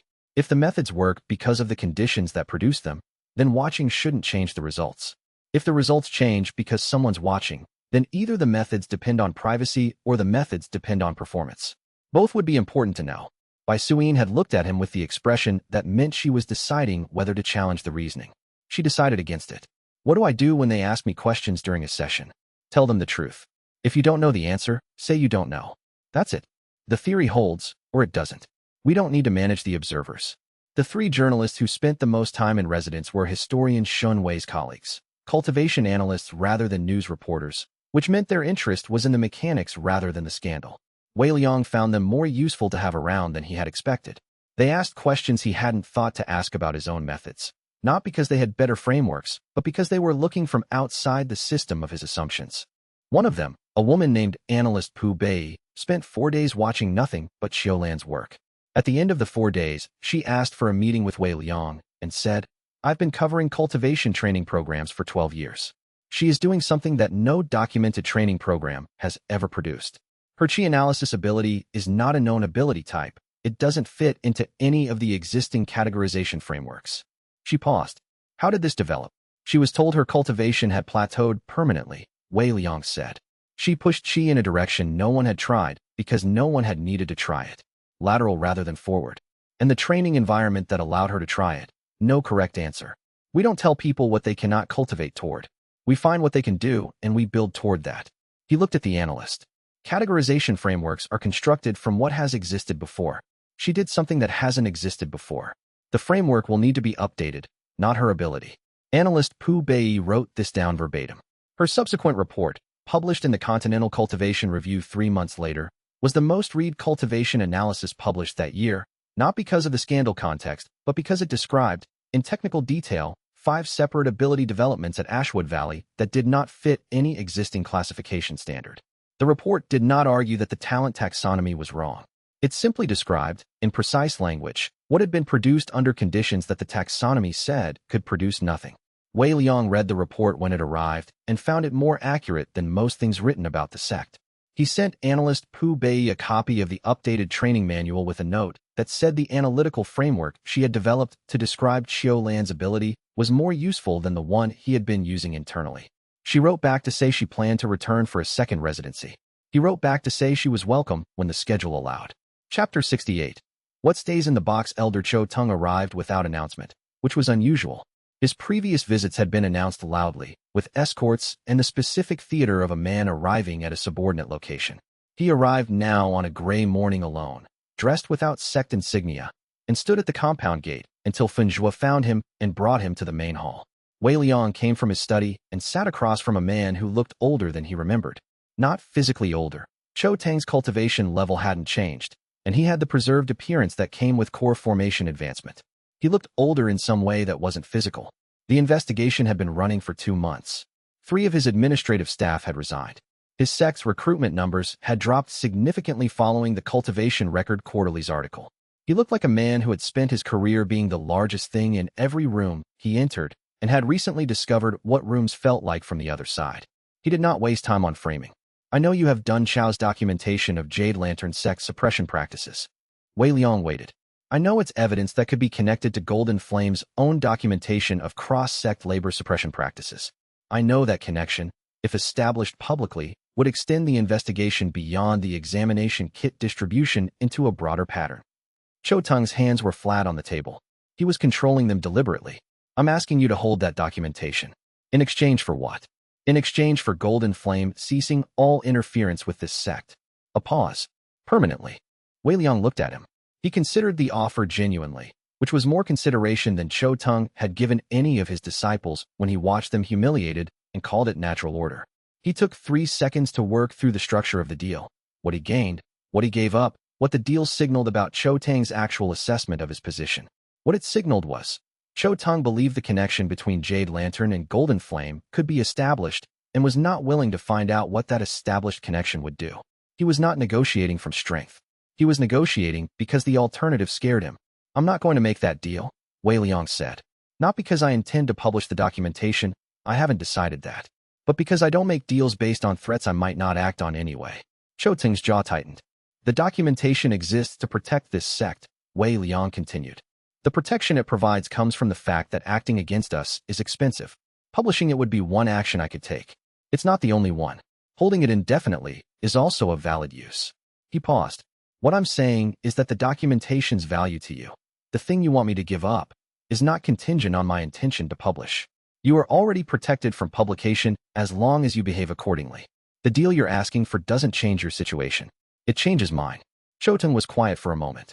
He had the face of a man working through a calculation and finding the result unfavorable. Behave accordingly, Wei Liang said. That's the condition. It doesn't require a negotiated agreement. It just requires you to stop doing what you've been doing. Cho Tung stood. He looked at Wei Liang in the way people looked at things they had underestimated for a long time and were now recalibrating. It was not a respectful look. It was the specific look of someone updating a threat assessment on a factor they had previously filed under negligible. You're very sure of yourself for a man running a sect with 40 disciples and no spirit stone income, he said. 52 disciples now, Wei Liang said. And correct. Choteng left. Wei Liang sat in the main hall for a moment after the gate closed, noting that his hands were completely still and had been throughout the meeting. This was relevant data about his own internal state and therefore data about how accurately he had been reading the situation. He added it to the relevant entry in the documentation ledger and went back to work. Chapter 69. Bureaucratic Geometry. The SECT Capacity Review Notice arrived on a Thursday. It was an official Confederation document, formally stamped and properly transmitted, which meant it was not the kind of thing that could be ignored. The notice required Ashwood Valley SECT to appear before a Confederation Educational Standards Tribunal in 3 months to demonstrate that its training methods met the evidentiary requirements for safe and effective cultivation instruction across all disciple types. Wei Liang read it 3 times. Then he read the specific evidentiary standards referenced in the appendix. The standards were designed for sects with spirit stone formation arrays, standardized qi circulation assessment tools, documented lineage methods traceable to recognized grand sect teaching traditions, and training materials that had been reviewed by at least 2 Confederation-certified cultivation academics. Ashwood Valley's methods met none of these standards technically, not because the methods were inferior, but because the standards had been written to describe conventional cultivation infrastructure that Ashwood Valley had never used. He went to find Dun Chao. Dun Chao read the notice and its appendix with the careful attention of a man who had spent 60 years navigating institutional documents as a servant disciple and knew every mechanism a major sect could use to produce paperwork that looked like policy and functioned as punishment. He read the evidentiary standards 3 times. The spirit stone formation requirement, Dun Chao said finally. It specifically requires a documented formation review by a Confederation formation assessor. We don't use spirit stone formations. I know, but I laid 11 formation arrays in this compound using locally sourced materials. If a Confederation formation assessor were to review them, he paused, they would find that my arrays are, technically, qi-gathering formations. Inefficient by spirit stone standards, but functional as documented formation work. Wei Liang looked at him. Would that satisfy the requirement? It would require them to argue that my formation work doesn't count because it's made of the wrong materials. The evidentiary standard says formations, not spirit stone-powered formations. Dun Chao set the notice down. The standard was written by people who could not imagine that anyone would build a qi-gathering array out of animal bone and local stone. They left the category unqualified. Wei Liang was already thinking through the other standards. The lineage requirement was harder. They had no traceable lineage to a recognized grand sect. But the ancient manual in the cliff chamber was a documented cultivation text. If the text was formally authenticated, it represented a lineage older than most grand sections. I need to have the cliff chamber manual authenticated by an independent cultivation historian, he said, before the tribunal. That will be interesting for the historian, Dun Chao said dryly. Yes. Wei Liang was already writing a list. Who else do we have who qualifies as a Confederation-certified cultivation academic? Analyst Pu Bei. Her credentials are Continental Cultivation Review, which is Confederation accredited. She reviewed our methods independently. That's arguably a review by a Confederation-certified academic. A pause. You'd need a second one. I'll invite historian Shen Wei. He published the original article. He has Confederation academic credentials, and he has reviewed our documentation extensively. Wei Liang finished the list and looked at it. The evidentiary standards were written to exclude us by people who assumed we wouldn't have the resources to technically meet them. They forgot to write the exclusions carefully enough. Dun Chao smiled, the particular smile of an old man who has watched institutions try to exclude people for 60 years and has developed a specific appreciation for the moments when the mechanism fails. What do you need me to do? Get a Confederation formation assessor to come review your arrays. I don't care who. Anyone with the credential will do. Dun Chao stood. I know 2 assessors who owe me professional favors from my Jade Lantern years. I'll have someone here within the month. Wei Liang looked at the SECT Capacity Review Notice for a moment longer. He was thinking about Viren Ashk, who had sent nothing since the tribunal notice, and who was either behind this mechanism or watching it operate. He wrote at the bottom of his list, * determine whether this is Viren Ashk's action or the council faction's action. The distinction matters for the tribunal approach. * Then he began the letter to analyst Pu Bei. Chapter 70. 11 hours. The tribunal was scheduled for 4 hours. Wei Liang had read the standard tribunal format 3 times and determined that 4 hours was the traditional allocation for a sect with a small cohort and straightforward documentation. He had no intention of producing straightforward documentation. He brought 12 disciples. He had selected them with the specific criteria of documentation quality. Cultivators whose full case history existed in the record, prior rejection documentation, pre-Ashwood Valley cultivation assessment, arrival assessment, current assessment, and every training milestone in between. Cases with the crystalline meridian suppression pattern had Rong Mei's full medical documentation attached. Cases with unusual ability developments had Xiao Lan's Qi analysis reports attached. He had the Cliff Chamber Manual, authenticated by historian Fun of the Continental Cultivation Archive, who had spent 6 weeks with the fragments and produced a 40-page provenance report establishing the text as a genuine cultivation document of at minimum 6th century age. This established a lineage. He had Dun Chao's 11 formation arrays, assessed and certified by formation assessor Ku Jian, who had visited the compound for 3 days, reviewed every array, and issued a formal certification that the arrays constituted documented qi-gathering formation work. He had written reviews by analyst Pu Bei and historian Xin Wei, both Confederation accredited. He had analyst Pu Bei present in the tribunal room, credentialed, prepared to answer technical questions. He had the 3 journalists who had been in residence, seated in the public gallery. The tribunal was technically a public proceeding. The tribunal panel was 3 members. They had read the advanced documentation package Wei Liang submitted and had the specific expressions of people who had been expecting a brief proceeding about a minor sect and had received a documentation package that required 2 hours to read. Wei Liang did not make an opening argument. He introduced each disciple by name. He asked each one to state their cultivation history in their own words, where they had applied, what they had been told, how long ago, and where they stood now. The first disciple was a woman who had failed the standard entrance exam at 5 different sections. She was currently at Foundation Solidification, 3rd stage, which was the rank at which she had been told she would permanently plateau by 3 separate sect assessors. She described each rejection in specific detail. She described her current cultivation state in specific detail. The gap between those 2 descriptions was the entire argument. The second disciple was Fenjua. By the 6th disciple, the panel had stopped looking at their notes. They were watching the people in front of them. By the 9th disciple, a young woman with the crystalline meridian suppression pattern, whose before and after meridian imaging showed the pattern actively repairing under the unbroken meridian principle. Rong Mei was presenting the medical documentation, and the panel's primary member was asking questions that had moved substantially away from the evidentiary standards checklist.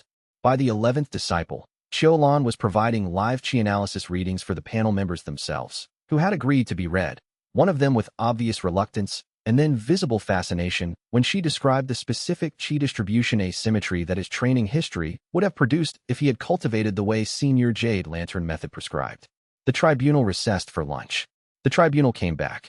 The tribunal continued for 4 more hours. Wei Liang sat at the front of the room and answered questions when asked and did not speak when not asked, which was his preferred mode in institutional contexts because it kept the institution from generating a reaction to manage instead of a case to evaluate. Rong Mei, sitting beside him, occasionally passed him notes. The notes were useful.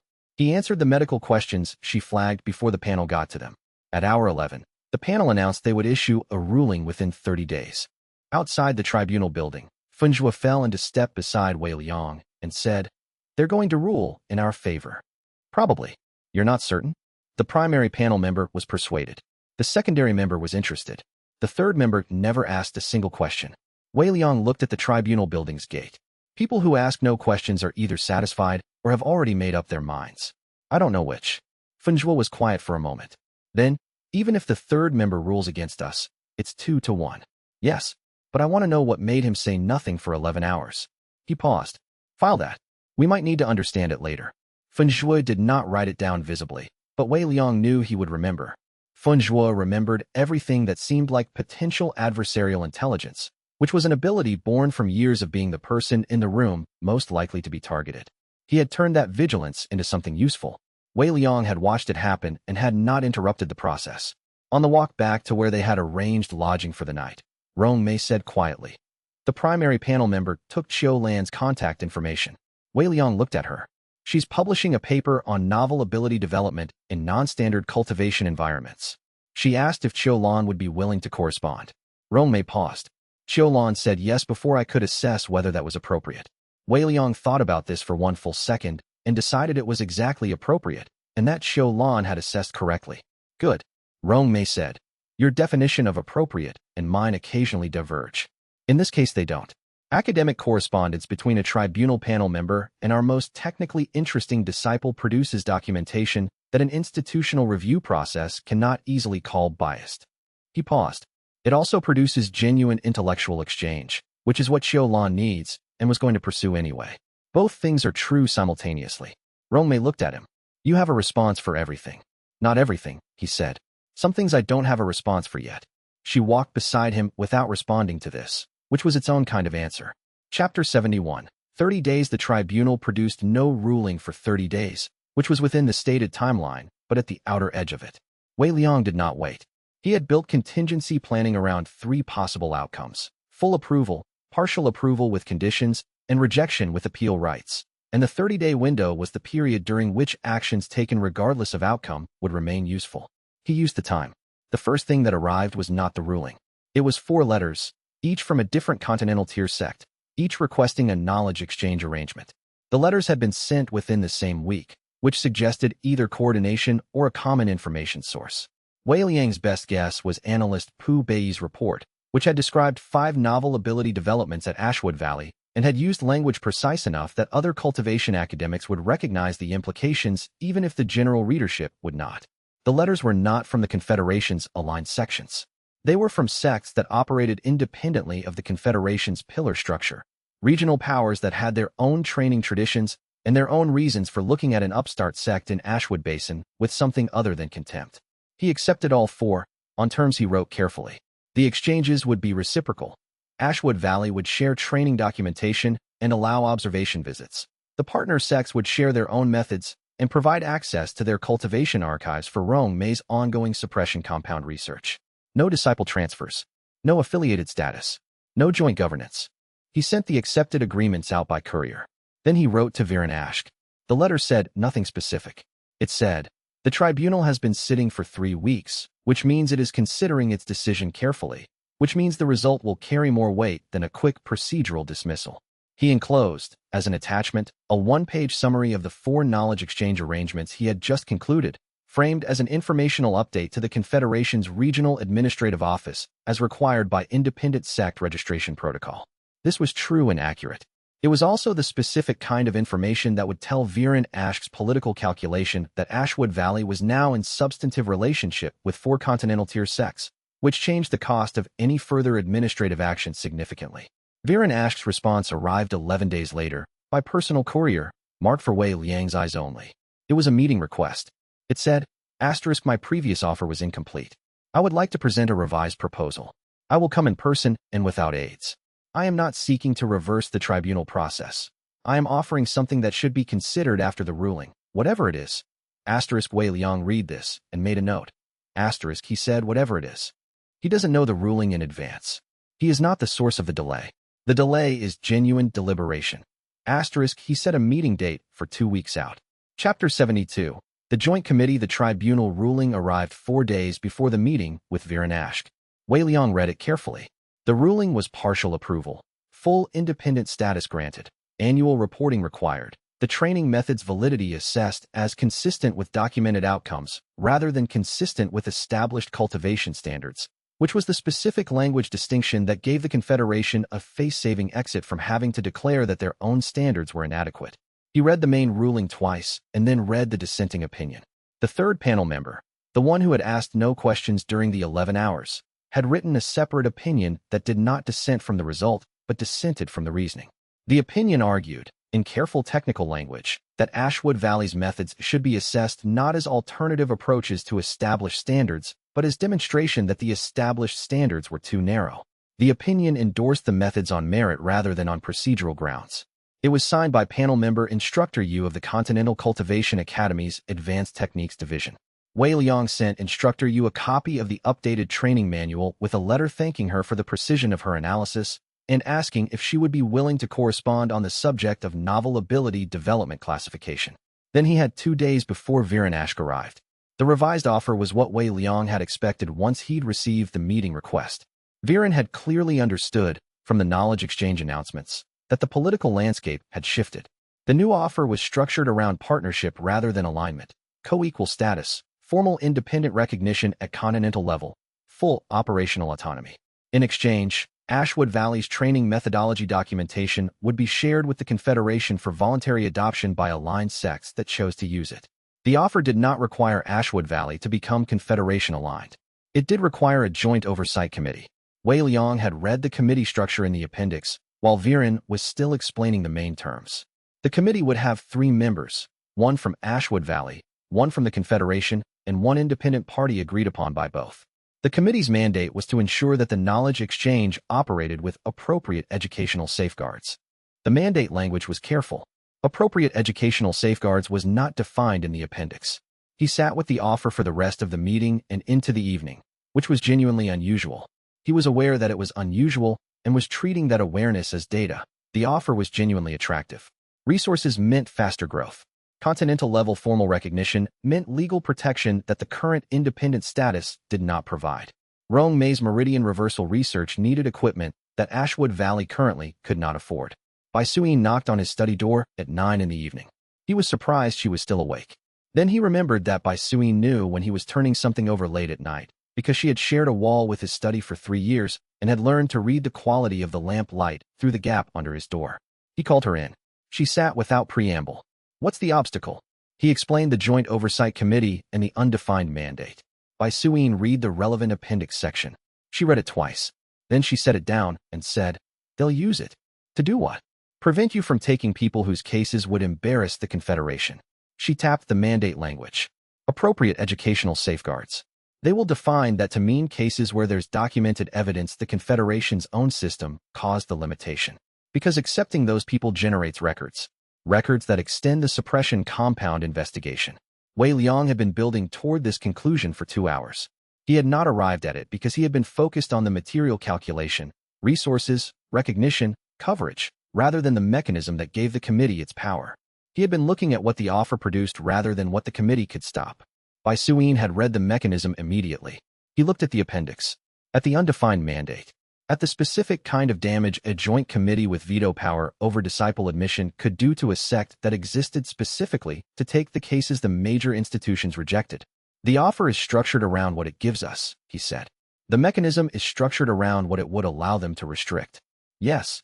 Wei Liang closed the appendix. He wrote a short note to Viren Ashk, which he would deliver in the morning.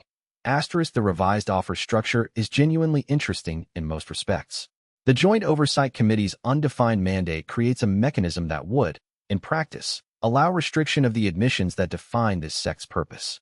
I cannot accept a structure that gives a committee veto power over which failed cultivators we take.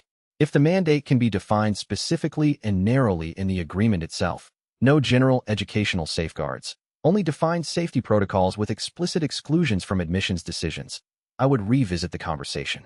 If that's not acceptable, then I think we've reached a genuine impasse, and I respect that. He thought about what Bai Suyin had named. How did you see it so quickly? She looked at him with the expression she had when he asked a question she considered obvious. I've been rejected by enough institutions to know exactly where they put the mechanism that lets them keep rejecting you after they've stopped saying they will. She stood. Get some sleep. She left. He sent the note in the morning. Viren Ashk did not reply with another counterproposal. He replied with a single line, understood. The impasse is real. I believe you are correct about the mechanism, which is why I left the mandate undefined. I thought it would be flexible. I see now that undefined means whoever has more institutional power determines the definition. My mistake. I will note it. Wei Liang read this and wrote in his journal, variable updated. Viren Ashk operates in good faith within his institutional framework. The institutional framework is the problem. He knows this now. Chapter 73. Partial ruling. Full manual. The Confederation accepted the tribunal's partial approval outcome without public comment, which meant the political calculation had resolved in the direction that made comment costly. Wei Liang watched the silence for 2 weeks and determined that the faction responsible for the formation attack had decided the current situation was preferable to the alternative, which meant they believed they had more to lose from escalation than from a functioning independent sect in the Ashwood Basin. He was cautious about how much confidence he placed in this conclusion. The conclusions you could draw from institutional silence were always partial. What he was more confident about was instructor-use correspondence. She wrote back within a week of receiving the training manual. Her letter was 4 pages of detailed methodological annotation, the kind of technical engagement that the manual had received from practitioners inside the sect, but not from anyone outside it. She identified 3 places where his terminology was imprecise in ways that would make it difficult for practitioners from other training traditions to implement the method accurately. She suggested alternative language for each. She asked, in a footnote, if he had considered submitting the manual to the Continental Cultivation Academy's practitioner's library. He had not considered this. He considered it now for approximately 30 seconds and determined that formal submission to the Academy's library would create a documented academic record for Ashwood Valley's methods that would be significantly harder to administratively challenge than self-published training documentation. He wrote back accepting all 3 terminology corrections and asking about the submission process. Instructor Yu's second letter contained the submission forms. He corrected the 3 terminology issues, added an acknowledgement that credited Rome May's medical documentation and Xiaolan's Qi analysis framework as the empirical foundation for the ability classification section, and submitted the manual through the Academy's formal process. The review period was 6 months. He was not concerned about the review period. The review period meant that 6 months from now the manual would be formally assessed by people whose job was assessing training documentation, and whatever they found would be a matter of academic record.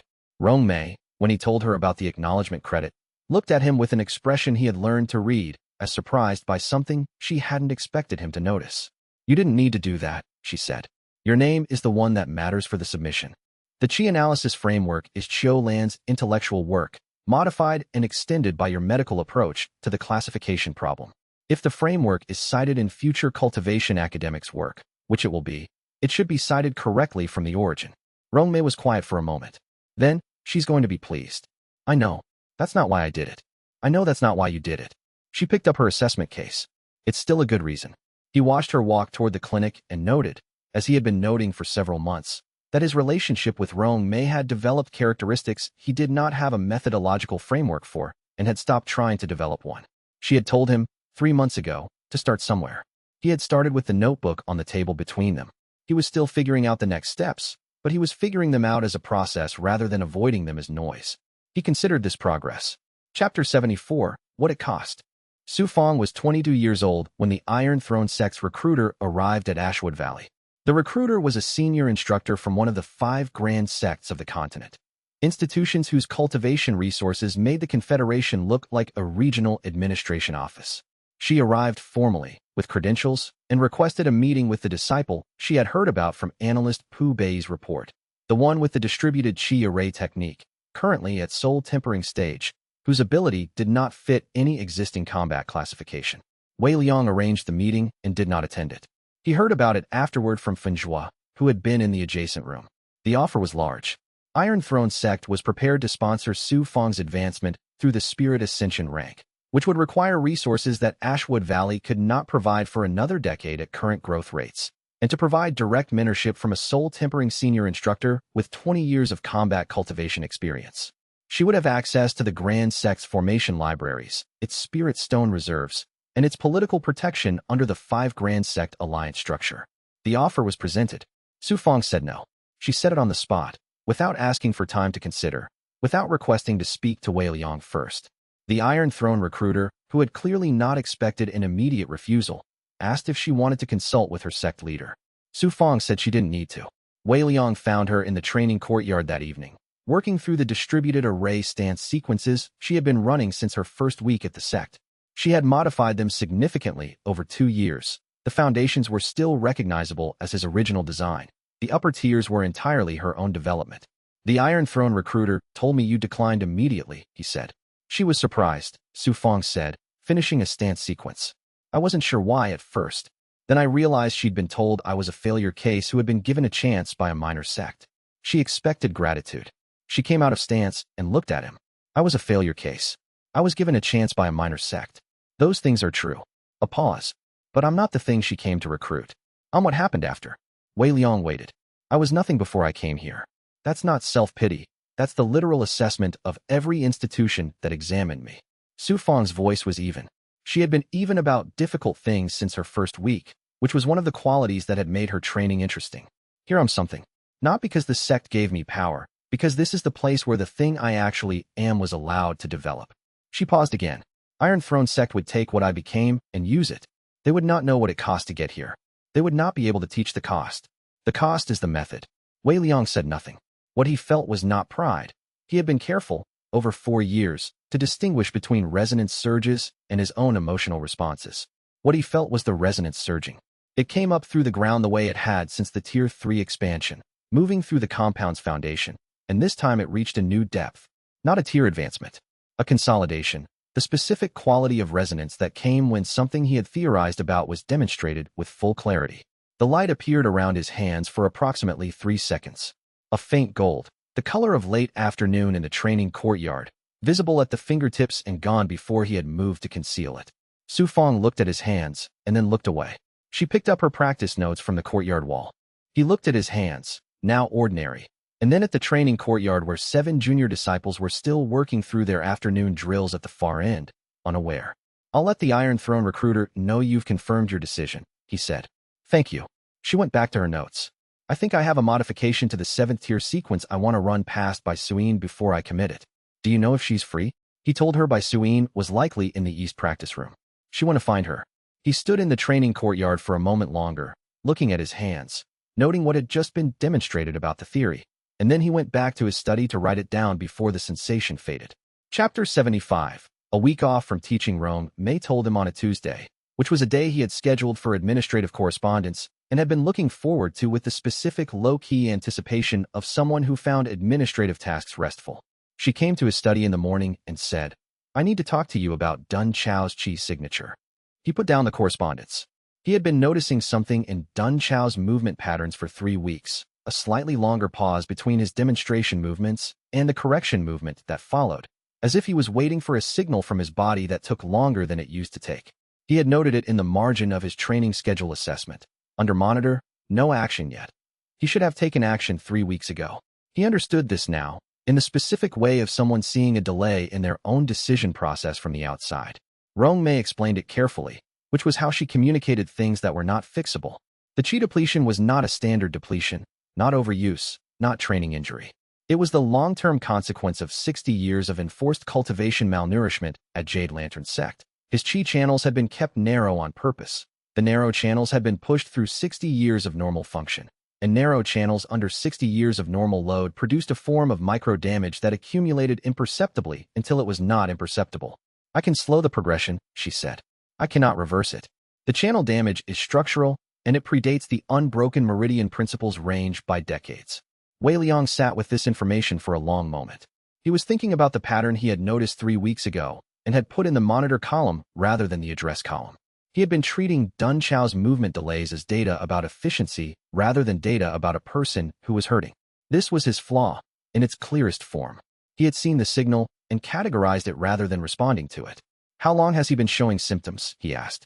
"The acute phase began about 6 weeks ago. There was a slower build-up before that." She looked at him carefully. "He's been managing it without telling anyone." 6 weeks. He had noticed the movement delays 3 weeks ago and had categorized them. 3 weeks before that, Dun Chao had been managing acute symptoms alone. He went to find Dun Chao. The instructor was in the formation assessment room, reviewing the array diagrams he had been cataloging from his Jade Lantern memory.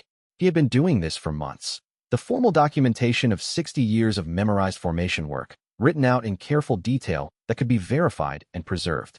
The room smelled of ink and the mineral dust that accumulated around his working space from whatever compound he used to clean the old brushes. Dun Chao looked up when Wei Liang came in. He did not look surprised. "Rong Mei told you," Dun Chao said. "Yes." Dun Chao set down his brush. He was quiet for a moment. Then he laughed. The specific laugh that wasn't performance. The one that came from the particular irony of a situation meeting a long-held private certainty. 60 years they kept me at half capacity. I spent 60 years functioning at half of what I could have done, and they still couldn't get everything they wanted from me, because I was the one who decided what I remembered. Wei Liang sat down across from him. "Tell Rong Mei I'll take a week off teaching," Dun Chao said. "She's been trying to get me to rest for 2 weeks. I've been giving her arguments instead. She was right, and I was wrong, and I'd like to acknowledge that before she has to say it again." He picked up his brush. "I'll keep working on the formation documentation. That I can do sitting down." The week extended to 3 weeks. Dun Chao recovered, partially. His movement patterns returned to something close to normal. His chi circulation stabilized at a level Rong Mei described as manageable, and he went back to teaching with a modified schedule that excluded the full demonstration work and kept him in the assessment and correction role that required less physical chi expenditure. He did not tell Wei Liang the recovery was partial. He told Rong Mei, who told Wei Liang, who sat with the information and noted, "Asterisk, he is protecting me from the calculation." He believes I will adjust his role in a way that will make him feel diminished. He is wrong, but he is also making a decision about what I will do rather than asking me. Asterisk, he went back to Dun Xiao's room. The instructor was working on the formation documentation, as he had been every day for weeks. The formation documentation is the most important institutional knowledge we have, Wei Liang said. When it's complete, I want to teach it, have you teach it, as a formal course. The complete Jade Lantern Formation Archive, under your name. Dun Xiao looked up from the diagram he was working on. Something moved in his expression that Wei Liang recognized as the specific quality of a person hearing something they had not known they were waiting to hear. That's what they wanted to prevent, Dun Xiao said. When they kept me as a servant. The formation knowledge was supposed to die with me. Yes, so let's not let it. Dun Xiao went back to the diagram. He worked for another hour before putting the brush down for the evening. Wei Liang noted that the formation documentation accelerated after this conversation. Dun Xiao was still not fully recovered. He was working considerably faster. Wei Liang put the observation in the column it belonged in. Chapter 76. The theory became the petition arrived by 3 separate couriers on the same day, which told Wei Liang that its organizational origin was distributed. No single person had coordinated the delivery, which meant no single person had coordinated the petition. 200 names, from 11 different towns across 3 provinces, all demanding that the Confederation investigate the suppression compound's distribution through standard examination kits. Every name on the petition cited Ashwood Valley's research documentation. He had not organized this. He had published the documentation through historian Shun Wei's article and through the tribunal record that was now publicly accessible, and the documentation had moved through channels he hadn't opened. It had reached people he hadn't reached. Those people had done what people who have been waiting for permission to be angry generally did when permission arrived. They organized. He read the petition in full and then sat with it on his desk for an hour. Rong Mei was in the doorway when he looked up. She had developed, over the years, the ability to appear in doorways at useful moments without giving the impression she had been waiting in them. She came in and sat down and looked at the petition. 200 names, she said. From provinces I've never visited. Through channels I didn't open. He paused. This is no longer a sect's local legal dispute. This is a movement with its own momentum. You built a sect to prove a theory. The theory proved itself. She picked up the petition and looked at the first page, at the dense list of names in varying handwriting, some formal, some shaky, some in the deliberate print of people who did not write often but wanted their names legible. Now people need you to lead the thing the theory became. I'm better at building systems than leading movements. He said it not as an argument, but as an accurate statement of his capabilities. He had been turning this over since the petition arrived. Movements require a different kind of trust between leader and followers. I know how to build trust in a training environment. I know how to make disciples believe in a process because the process has visible outcomes. A movement requires people to trust a direction when they can't see the outcomes yet. I don't have that skill in the same way. Then build the system the movement needs. She put the petition back on his desk. A movement without a system fractures when the initial momentum runs out. You're good at systems that produce reliable outcomes. What would that look like here? He looked at the petition, at the 200 names, at the 11 towns. A reporting mechanism, he said slowly. A way for people who have the crystalline meridian pattern to have it documented and added to the case map. Documented cases become evidence. Evidence becomes a legal claim. A legal claim has a process, which is more durable than a petition. He paused. I need Rong Mei's case map to be scalable. I need a trained examiner who can teach the Qi analysis protocol to people in other towns, Rong Mei said. That person exists. She's currently the most precise Qi analysis practitioner I know, and she's been wanting a practical application for her range development. Xiao Lan. He thought about Xiao Lan at the Continental Cultivation Academy Symposium, presenting her alternative taxonomy framework to an audience of people who had never imagined her kind of mind existed. I'll ask her. She'll say yes immediately, and then ask if she can bring her own documentation protocols. I'll tell her to bring the protocols. Rong Mei stood. You're not the figurehead of this movement. You're the person who built the structure it needed before anyone knew the structure was going to be needed. She paused at the door. That's not the same as leading a movement. You can be both. He looked at the petition for a moment longer. At the 200 names who had found each other because a theory he had been testing for 4 years had reached them. He thought about what it meant that the theory had reached them. That somewhere in those 3 provinces, people had been waiting for someone to name the mechanism that had held them down, and the name had arrived in a cultivation journal article that a 60-year-old disgruntled instructor had chosen to give too much information to. He thought about Dun Xiao, working on the formation documentation in his room. He picked up his pen and began designing the distributed examination protocol. Chapter 77.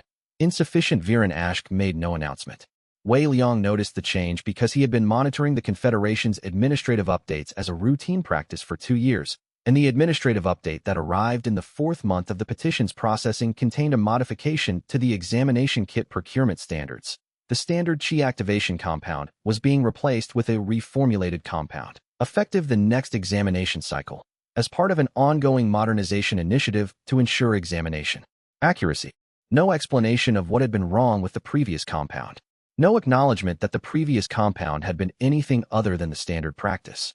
No admission that the change was driven by anything external to the Confederation's own review process. It was the most institutional way of doing a correct thing that Wei Liang had ever witnessed. He sent Viren Ashk a private message through the administrative courier network that connected their offices as part of the knowledge exchange agreement. Asterisk, I noticed. Thank you. Asterisk, the reply came back in 3 days.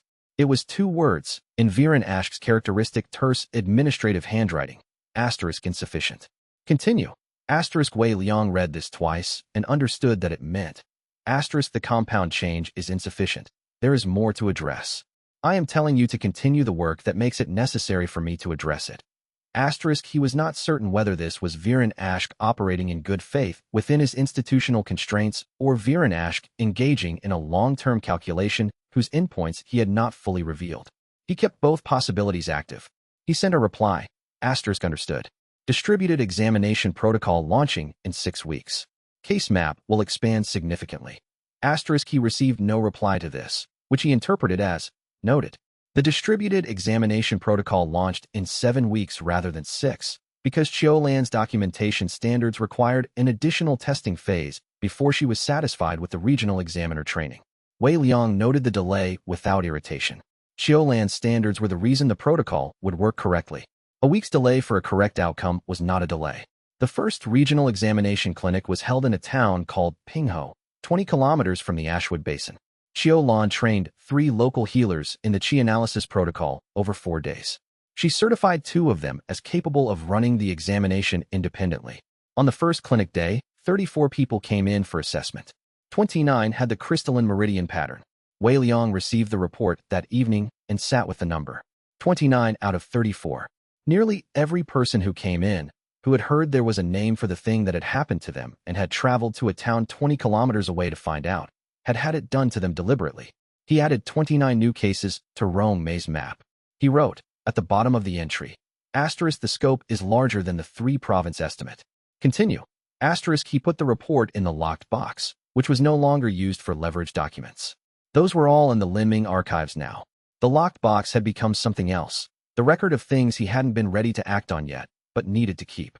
Chapter 78. The letter in the chamber. Wei Liang opened the locked box on a night in late autumn, 6 months after the distributed examination protocol launched, and 14 months after the letter had arrived by anonymous courier addressed to the sect of failures. He had been sitting at his desk reviewing the petition's progress.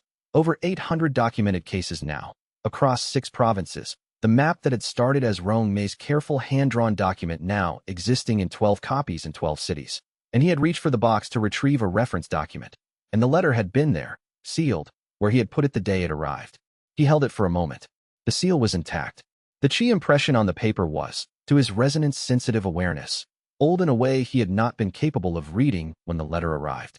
The resonance-compatible energy in the paper had a texture like stone rather than like water, settled, compressed, layered with time rather than flowing.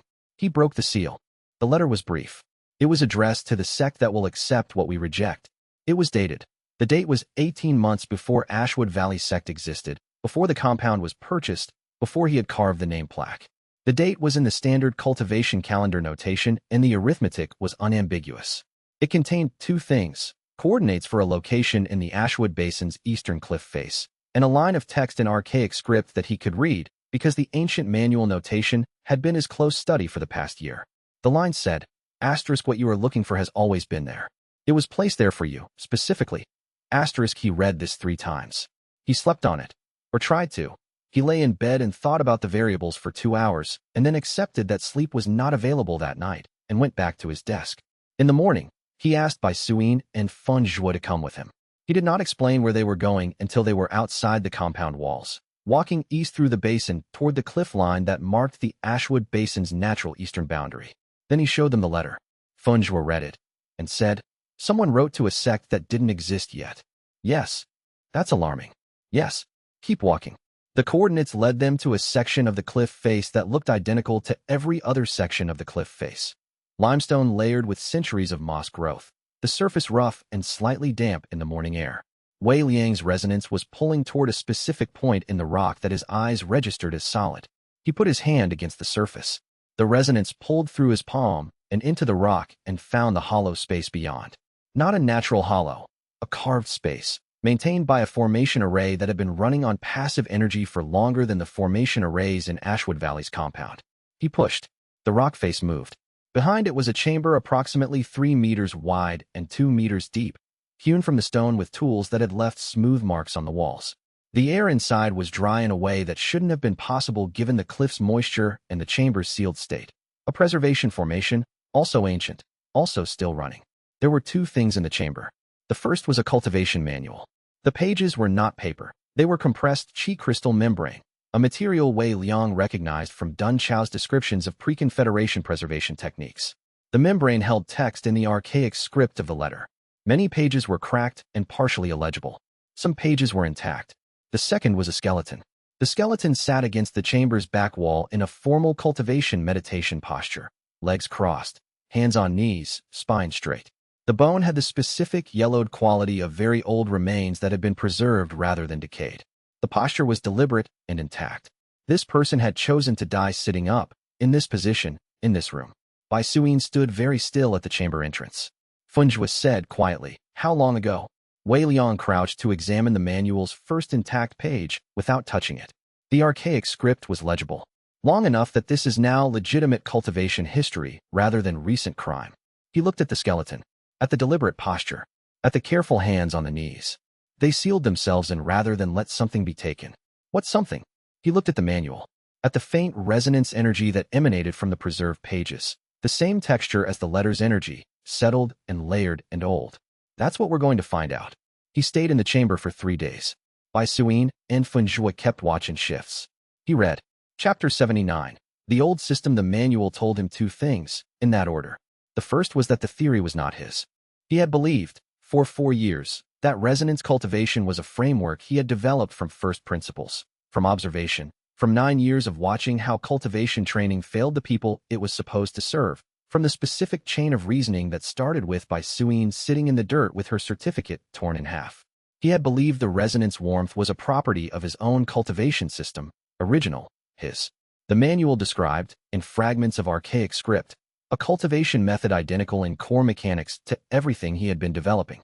The practitioner accumulates resonance not through personal chi cultivation, but through the genuine overcoming of limitations that external systems have declared permanent. Breakthroughs by motivated disciples flow back to the practitioner as layered resonance. Power is collective. Power scales with the depth of the rejection that preceded the breakthrough. He had not invented this. Someone had invented it before him, centuries ago, and had hidden it in a cliff face. The second thing the manual told him was why. The sect that developed this method had been destroyed. Not dissolved, not abandoned. Destroyed by a force the later fragments described only as the Patriarch and the Hollow One. The method's originator had spent decades building a resonance field through hundreds of disciples' genuine breakthroughs, and then the Patriarch had come and drained it. All of it. The sect's entire accumulated resonance, transferred in a single ritual at the moment the field was at its deepest. The disciples had survived. The practitioner had not. The person in the meditation posture had been the sect's second-generation leader. They had rebuilt a smaller version of the method after the destruction, working alone and in secret. They had understood that the Patriarch's harvest required the resonance field to be unified and deep, a single concentrated pool. They had not known how to prevent this. They had died in this chamber with the knowledge that the method was real and the knowledge that the method was a trap, and they had hidden both pieces of knowledge in the hope that someone would find both together and be warned. Wei Liang sat on the stone floor of the chamber for a long time after finishing the last legible fragment. The resonance he carried was not exclusively his. It echoed through cultivation history.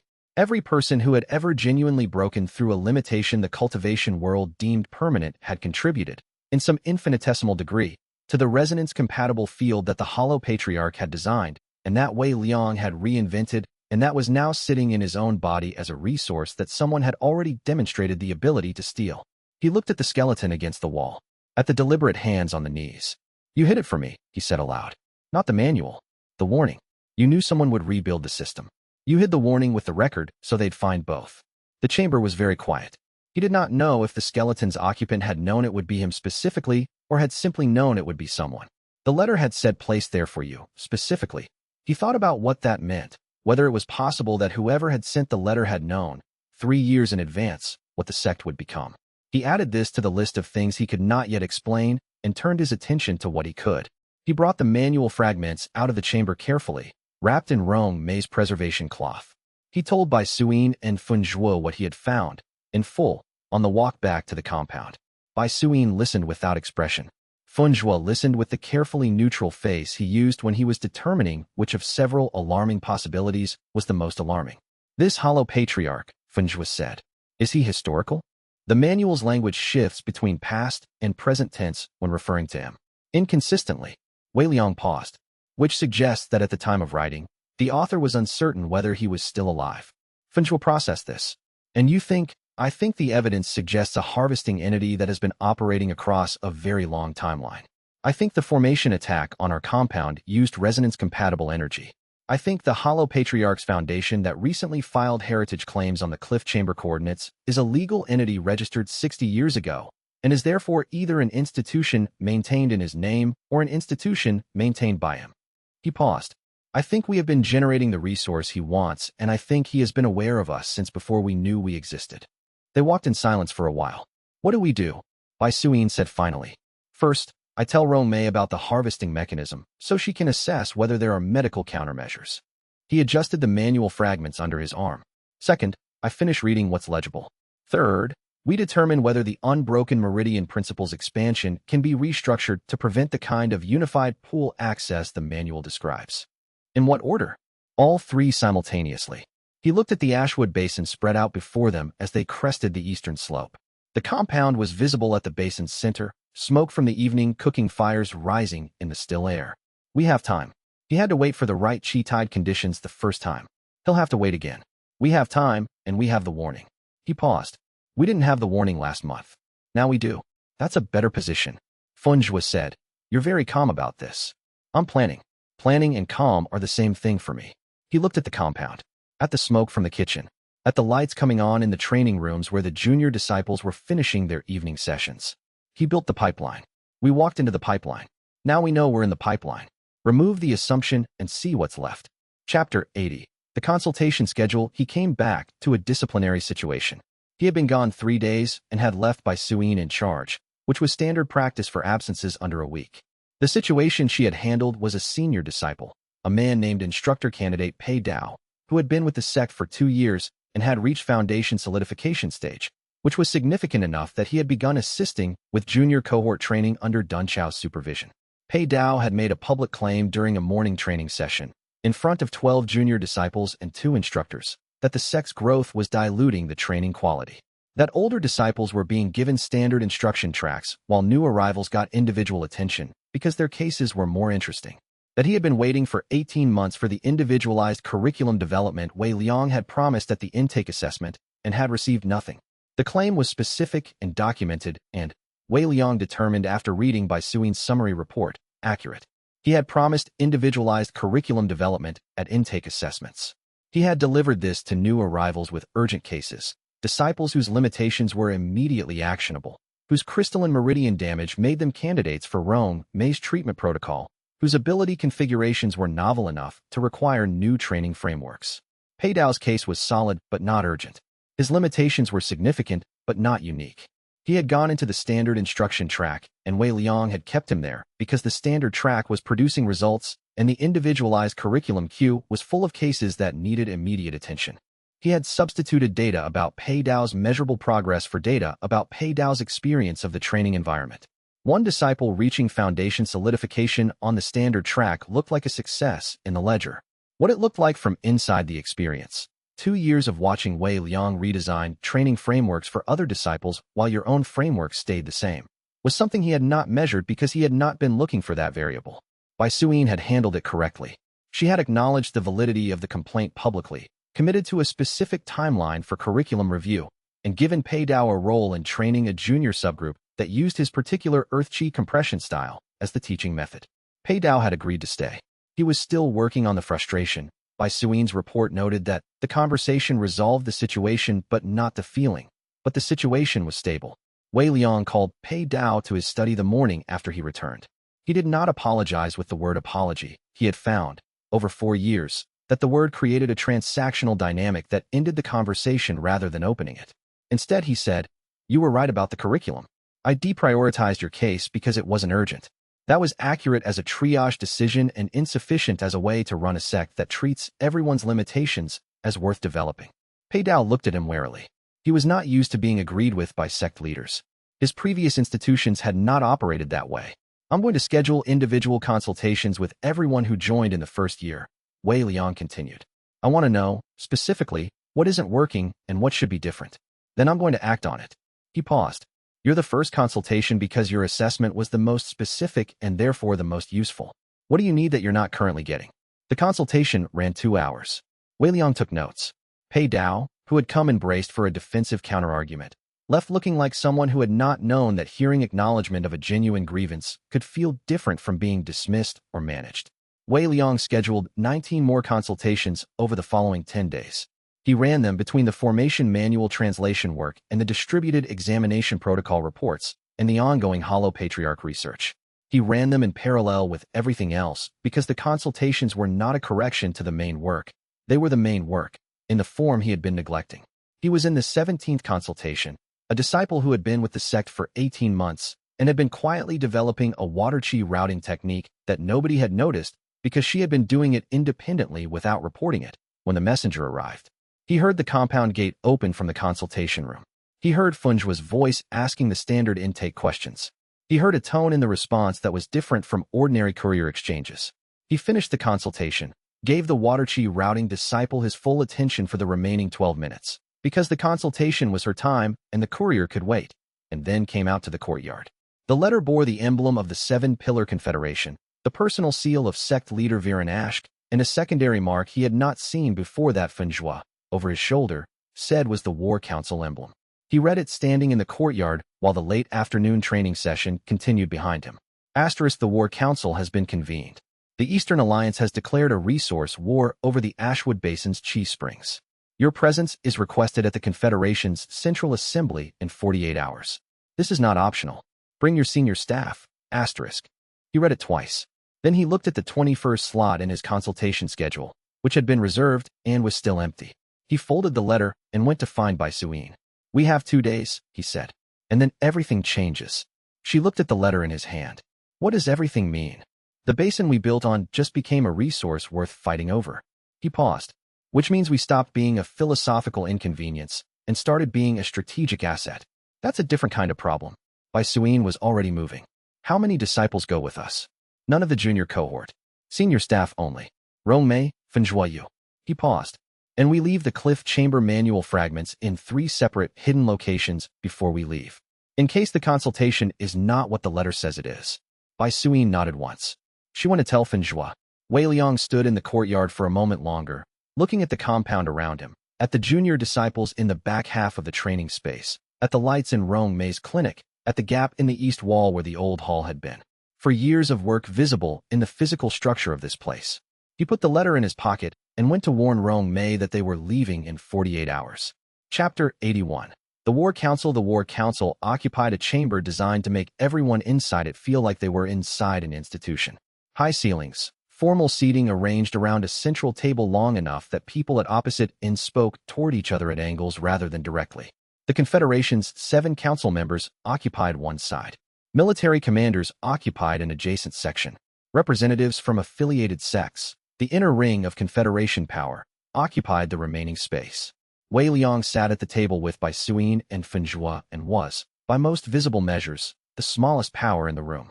He had spent the 48 hours of travel preparing for this by reading every formal war declaration document the Confederation had issued in the past century, 3 histories of the Eastern Alliance's territorial disputes, and 2 administrative analyses of Chi Spring resource valuation methodology. He understood why the basin was suddenly worth fighting over. The suppression compound scandal had demonstrated that the Ashwood Basin's population had substantially more unrealized cultivation capacity than standard qi yield assessments had projected. The qi springs that had been considered too thin for serious exploitation were now understood as sufficient to support a much larger cultivation community than anyone had previously developed there. The basin was valuable because of what he had proven about the people in it. Viren Ashk ran the council briefing with the efficiency of someone who had been managing institutional consensus for years. The Eastern Alliance had declared a resource claim on 3 qi springs along the basin's eastern edge, citing a pre-Confederation land treaty that had been historically ignored because the springs had been assessed as too thin. The Confederation was mobilizing 2 divisions. The war was expected to be brief. The Eastern Alliance had the legal argument, but the Confederation had significantly more military capacity. Wei Liang waited through the mobilization briefing. When Viren opened the floor for Alliance contributions, he stood. Ashwood Valley will not contribute combat personnel, he said, into the specific quiet of a room that had been expecting a different response. Viren's expression was carefully managed. The Alliance expects all registered independent sects within the conflict zone to contribute to the collective defense. We are a medical and intelligence operation. We have 17 disciples with medical training under Rong Mei's direction, and we have Qiulan's Qi analysis capability, which can provide real-time assessment of enemy cultivation states and injury patterns during combat operations. Those are more valuable contributions than combat personnel. He paused. Ashwood Valley's combat personnel are not trained for unit operations. Training people to fight as individuals and training them to hold a battle line are different skills. We would be a liability in formation fighting. We would be an asset in the support role. The room debated this for 20 minutes. The debate was not really about the logic of the contribution. Wei Liang's framing was accurate, and the military commanders who had reviewed Ashwood Valley's personnel files during the briefing preparation knew it was accurate. The debate was about precedent. Could an independent sect within the conflict zone decline to send fighters? Viren ended the debate by accepting the counterproposal. He accepted it, as Wei Liang had predicted, barely, with a specific quality of restraint that suggested he was also managing at least 2 council members who thought the acceptance was too accommodating. Commander Dai Wuhan was assigned as Confederation military liaison to Ashwood Valley 3 hours later. The assignment was framed as a coordination role. Dai Wuhan would help integrate Ashwood Valley's medical and intelligence contributions into the broader military operation. Dai Wuhan's file, which Wei Liang had obtained through the administrative research process before the War Council meeting, described a mid-general with an unusual background. He had been nearly dismissed from the Iron Cliff Sect's military division 20 years ago for insufficient cultivation potential, had been redirected into tactical training instead, and had built an exceptional record over 2 decades. His work included a published tactical methodology specifically designed for managing combat units with varied cultivation capacities, units that included people the major sects had rejected from their elite divisions. He arrived at Ashwood Valley 3 days after the War Council. He was of middle height, mid-40s, with the relaxed posture of someone who had spent 20 years in field conditions and had stopped finding them remarkable. He shook hands with Dun Xiao at the gate. They recognized each other from some older professional context Wei Liang had not tracked, and spent his first afternoon asking questions rather than giving directives. Wei Liang watched him carefully and noted all the correct qualities in the correct proportions. He kept the observation in the undecided column. Chapter 82. The correct qualities. Dai Wuhan was good at his job in the specific way that made it difficult to identify where the job ended. He sat in on training sessions without commenting unless asked. When he was asked, his commentary was technically useful. He had a background in multi-capacity unit tactics that overlapped in interesting ways with Wei Liang's complementary failure theory, and he asked questions about the theory's application to coordination that Wei Liang had not fully thought through. The questions were genuinely interesting. Wei Liang found himself answering them at length and then noting, afterward, that he had disclosed more about the training methodology than he had planned to disclose. He noted this without alarm. Disclosure about methodology was not itself dangerous. He continued watching. Dai Wuhan's backstory was authentic in every checkable detail. Wei Liang had Shun Ro run a check on the Iron Cliff Sect's records. She had access through her Golden Flame intelligence networks, which had been redirected to useful purposes over the past 2 years. The records confirmed the near dismissal, the tactical reassignment, the 20 years of field command. 3 people Shinro could reach who had served under Dai Wuhan gave consistent accounts of a commander who was hard to surprise and harder to anger, who assigned tactical roles based on capability rather than rank, who had once requisitioned cultivation recovery resources for a unit of injured outer disciples over the objection of his commanding general and had been right about the return on the decision. Xianxia analysis found nothing unusual. His cultivation state was consistent with his documented rank. His qi distribution patterns showed no signs of suppression compound exposure, which meant he had not been in the system that targeted marginal cultivators. He had been genuinely near the boundary and genuinely redirected, not manufactured. He was, in every observable respect, exactly who he said he was. What the observations could not find. His family was in Confederation administrative housing in Red Spar City. His wife had been transferred there 6 weeks ago from her previous residence under a relocation assistance program that existed on paper and had been used, in this specific case, to ensure that a useful commander's family was in a location where institutional access to them was convenient. His 2 children were in the city's cultivation academy, enrolled in a scholarship program whose terms included residence requirements. None of this appeared in any document Wei Liang could access. The faction that had arranged it had learned, from the formation attack's failure, that Wei Liang maintained deadman switches and public documentation. They had not made the same kind of traceable institutional move twice. They had done something quieter. They had made Dai Wuhan's family comfortable and visible and present in a location they controlled, and then they had sent him to a posting that required him to gather specific intelligence. Dai Wuhan knew all of this. He had agreed to the posting because he had been told, clearly, that the agreement was the condition under which his family's comfortable situation remained comfortable. He had been given a specific list of information they wanted from Ashwood Valley. He was delivering nothing on the list. He was extending the timeline by sending reports that were accurate about general operations and uninformative about the specific vulnerabilities the faction wanted to know. He was doing this because he was a man who had spent 20 years making tactical decisions under pressure, and the tactical decision he had made upon arriving at Ashwood Valley was that he had been sent to infiltrate a sect that he had immediately recognized as doing something he had spent his career trying to do and being prevented from doing. He had not yet decided what to do about this. He was keeping the contradiction in the undecided column, the same way Wei Liang was keeping him. 2 careful people, watching each other, neither one ready to name what they were watching. Chapter 83. Medical posts. The first wounded arrived on a Tuesday. They came in 3 groups over 6 hours. Confederation fighters from the Eastern Engagement, Eastern Alliance fighters who had been separated from their unit and found the nearest building with lights, and 3 farmers who had been caught in the perimeter of a formation exchange and had qi saturation injuries that Rong Mei recognized as second exposure, which meant they had been near cultivation combat before and their bodies had not cleared the residual properly. Rong Mei treated all of them. She had been doing this for 2 hours when Dai Wuhan appeared at the clinic entrance and watched for a moment and then said, "The Eastern Alliance fighters. Bed 3 and bed 7. Rong Mei said without looking up from the formation array she was calibrating for a deep meridian flush. The Confederation liaison's position is that treating enemy combatants, the Confederation liaison's position is noted. She adjusted the calibration by a quarter turn, watching the feedback. They are injured people who came to a medical facility. We treat injured people. A pause. If the Confederation wishes to send a military physician who will decline to treat certain categories of injured people, they are welcome to do so. In the meantime, these people have injuries that will produce permanent meridian damage if not treated in the next 3 hours, so I am treating them." Dai Wuhan was quiet for a moment. He was watching the bed 3 patient, an Eastern Alliance fighter, female, approximately 20 years old, with a compound qi rupture in her primary meridian that Rong Mei had been addressing for 40 minutes. The fighter was conscious and watching Rong Mei's hands move over the assessment formation with an expression of someone who was trying to understand what was happening and could not locate a framework for it. "She asked if you were going to hurt her," Dai Wuhan said quietly. "What did you tell her?" "I said I didn't think so." A pause. "I didn't know that for certain." "Tell her, I am repairing the meridian rupture. It will take 2 hours.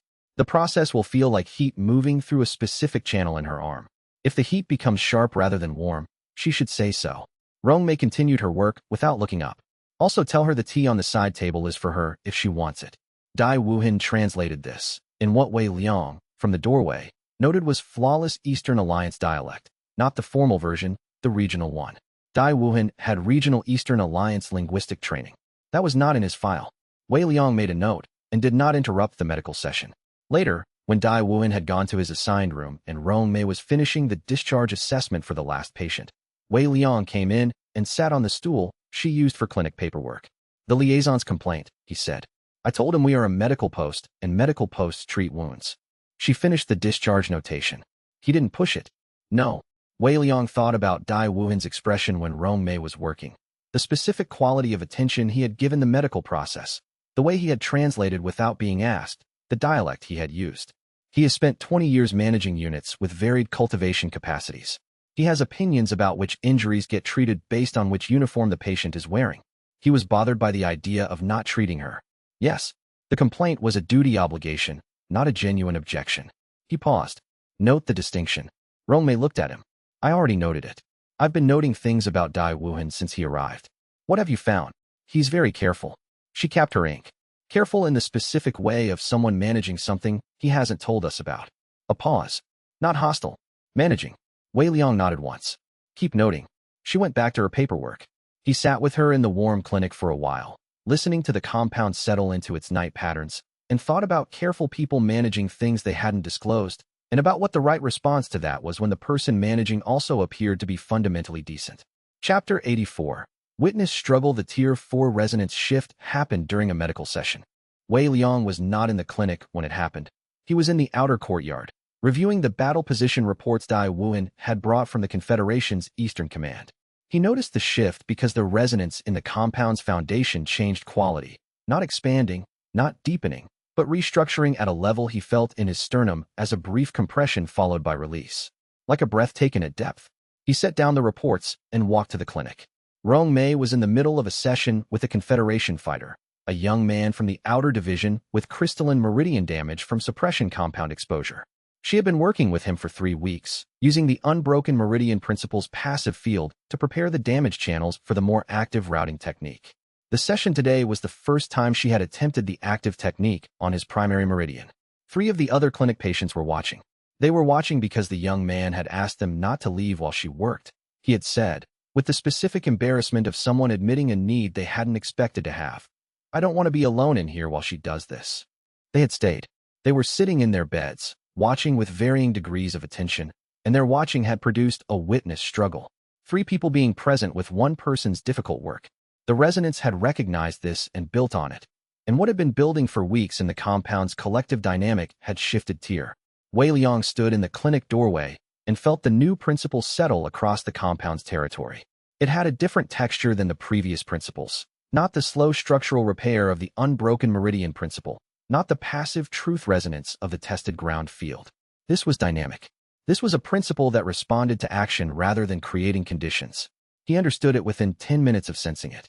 Any cultivation attempt made in the presence of genuine support, not observation, not monitoring, genuine presence with investment, generated a field effect that increased chi yield for both the practitioner and the witnesses. Not the observers, not the watchers. The people who were actually present, actually invested in the outcome. He found Rong Mei after the session, in the small rest space off the main clinic. She looked tired in the productive way, the tiredness after work that went well. The young fighter's session had worked. She had told him before she left that the primary meridian was showing new growth along the routing pathway, and that in 3 more weeks they would know if it was going to hold. Something changed in the compound, she said, before he could say anything. Yes, Tier 4. She thought about this. He watched her thinking, the slight change in her posture that meant she was running implications forward. Then, witness struggle. Collective presence during cultivation attempts. Yes. She sat up. The training schedules. The solo practice time. Need to be redesigned. Paired observation, structured support, not solo drills. He paused. You already know what needs to change. I knew 20 seconds after I understood what the principle was. She stood. I'm going to start with the medical sessions. I've been running them with patients attending individually.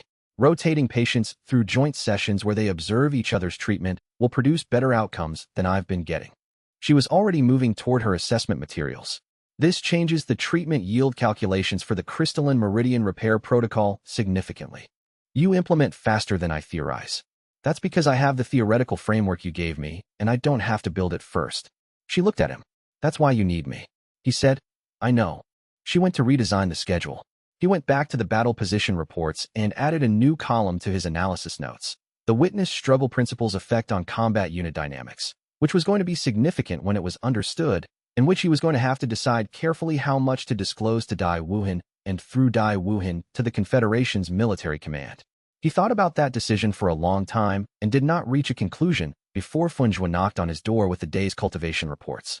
Chapter 85. The inaccurate assignment list. Dai Wuhan asked for the internal assignment layout on a Thursday, framed as military necessity.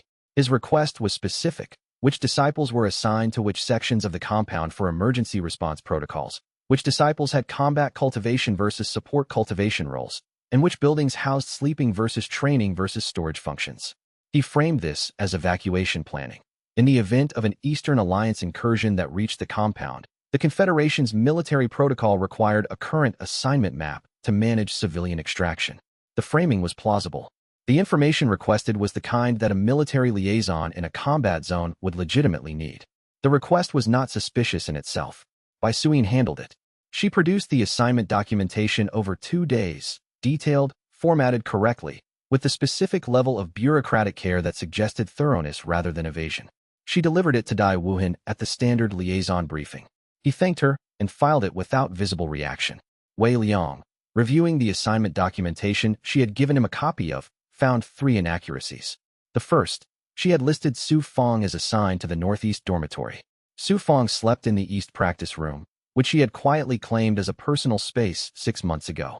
The Northeast dormitory was where the junior cohort slept, and it was the section of the compound most exposed to the eastern perimeter. The second, she had listed Funjua's night training schedule as ending at the 2nd hour of the early morning. Funjua's actual schedule, which Wei Liang knew because he had helped design it, ended at the 4th hour.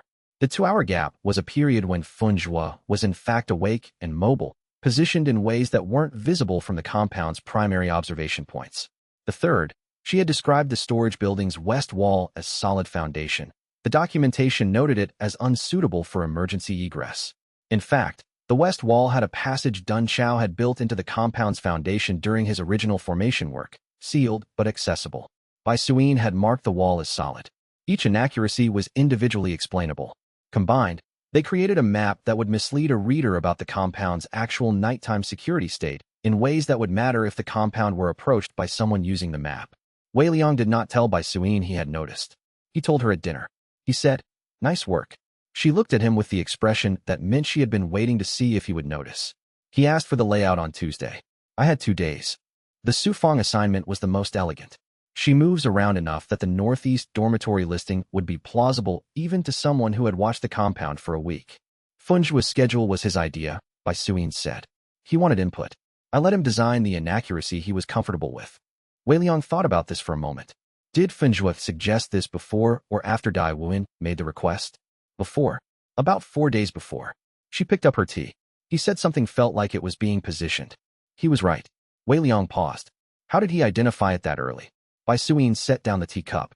She looked at him with the expression that meant she was going to say something she considered obvious, but that she had determined he needed to hear said plainly. Funjua has spent his entire cultivation life being assessed as a liability and then watched to confirm the assessment. He knows exactly how someone looks when they're gathering information to use against someone. He recognizes the body language of a person who is deciding what to write down and what to leave out.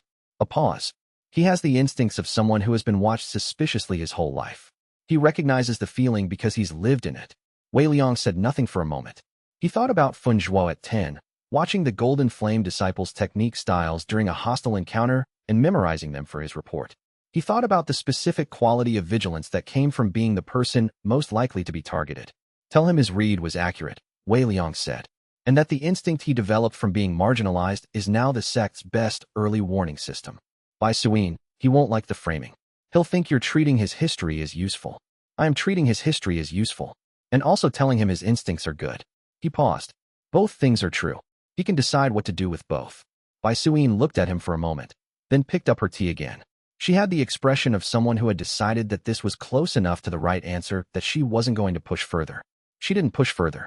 Wei Liang ate the rest of his dinner in the specific quiet of a compound that had, somewhere in its foundation, a principle that turned witness struggle into measurable cultivation yield, and thought about what Dai Wuhan intended to do with an assignment map that was wrong in 3 places, and decided to wait and see what he did before deciding what that meant. The waiting was part of the method. Let the variable show itself. Remove one assumption at a time. See what was left. Chapter 86. 200 civilians. The refugees arrived on the 2nd day of the Eastern Alliance's push toward the basin's primary chi spring. They did not arrive all at once. They came in groups of 3 and 5, and then a group of 12 that included 2 children and a grandmother who had walked 14 kilometers on a foot that was not right, and then a group of 23 farmers who had been between the advancing Eastern Alliance line and the Confederation's counterformation and had made the decision to go perpendicular and find the compound they had seen from a distance with its lights. By the third day, there were 211 people in Ashwood Valley's non-cultivation spaces. The training courtyard had been converted to sleeping area. The storage building had been reorganized to accommodate the overflow.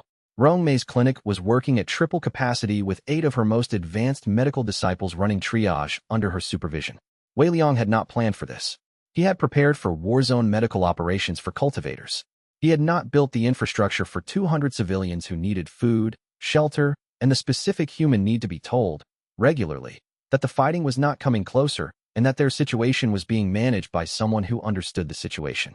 He held a morning briefing for his disciples on the second day and was direct.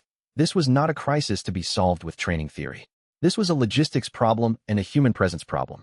He needed people to commit specific hours to specific tasks: cooking, sanitation, information management, child supervision, and he needed them to do these tasks continuously while also maintaining cultivation training at reduced intensity.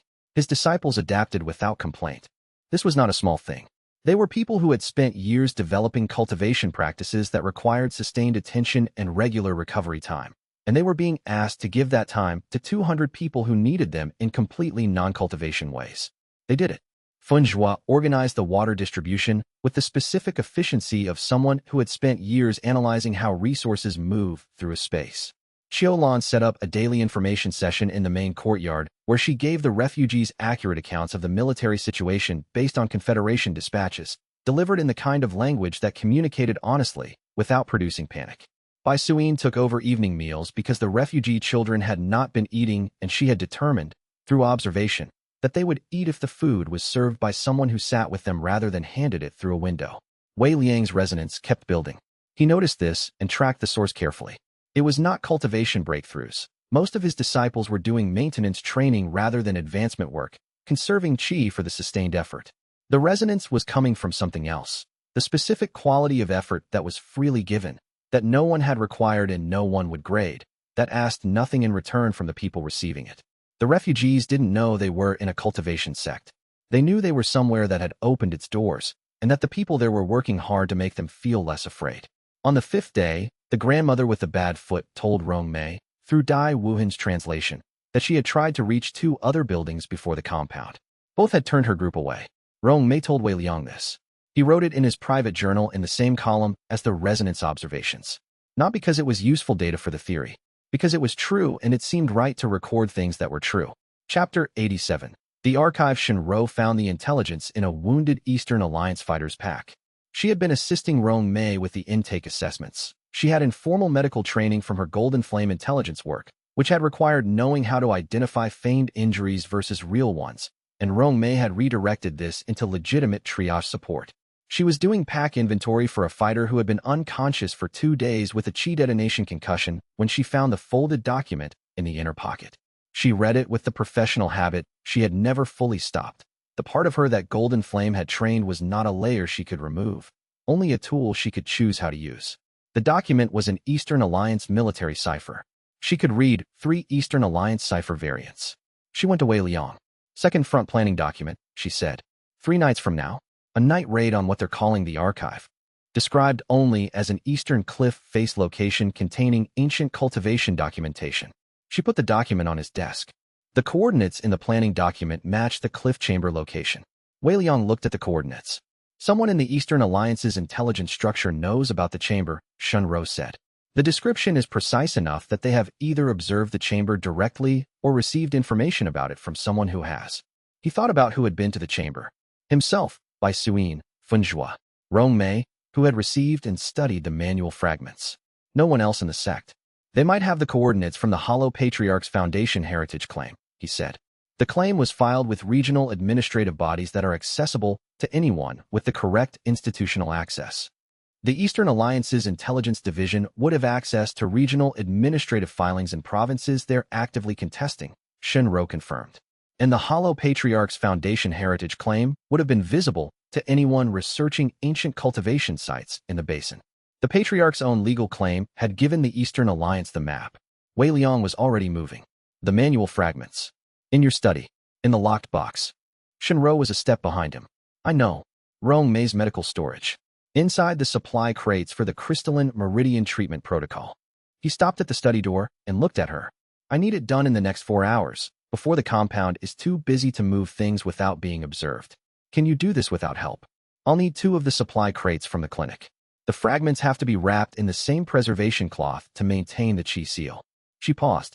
I know what I'm doing with sensitive document transfer. I know you do. He led her into the study and stood back while she assessed the locked box contents with the crisp, efficient movements of someone who had been trained to do exactly this kind of thing. After this, I need to know if the cipher in that document tells us anything about who in the Eastern Alliance ordered the raid. It uses a specific variant that the Eastern Alliance's intelligence division uses for operations coordinated with external partners rather than purely internal operations. She wrapped the first set of fragments carefully.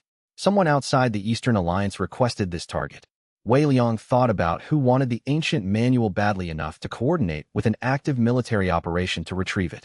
He thought about the Hollow Patriarch's Foundation filing the heritage claim. He thought about a cultivation entity that had been monitoring resonance-compatible sites across a very long timeline. Move quickly, he said. Shinro moved quickly. The fragments were in Rong Mei's supply crates within 3 hours. The study's locked box was refilled with documents Wei Liang was comfortable having found. The Confederation's administrative correspondence, the formal tribunal record, Dun Xiao's formation documentation. Real documents. Just not the ones that mattered. 3 nights later, the Eastern Alliance team arrived at the cliff chamber coordinates. They found the chamber. They found the preservation formation still running. They found nothing inside it except an empty clay vessel in the corner that the last occupant had apparently left behind. Shinro's report on the cipher variant was delivered the morning after. Definitely coordinated with external partners. The operational language uses the Foundation's standard contact protocol. Wei Liang filed this in the column labeled Confirmed. Chapter 88.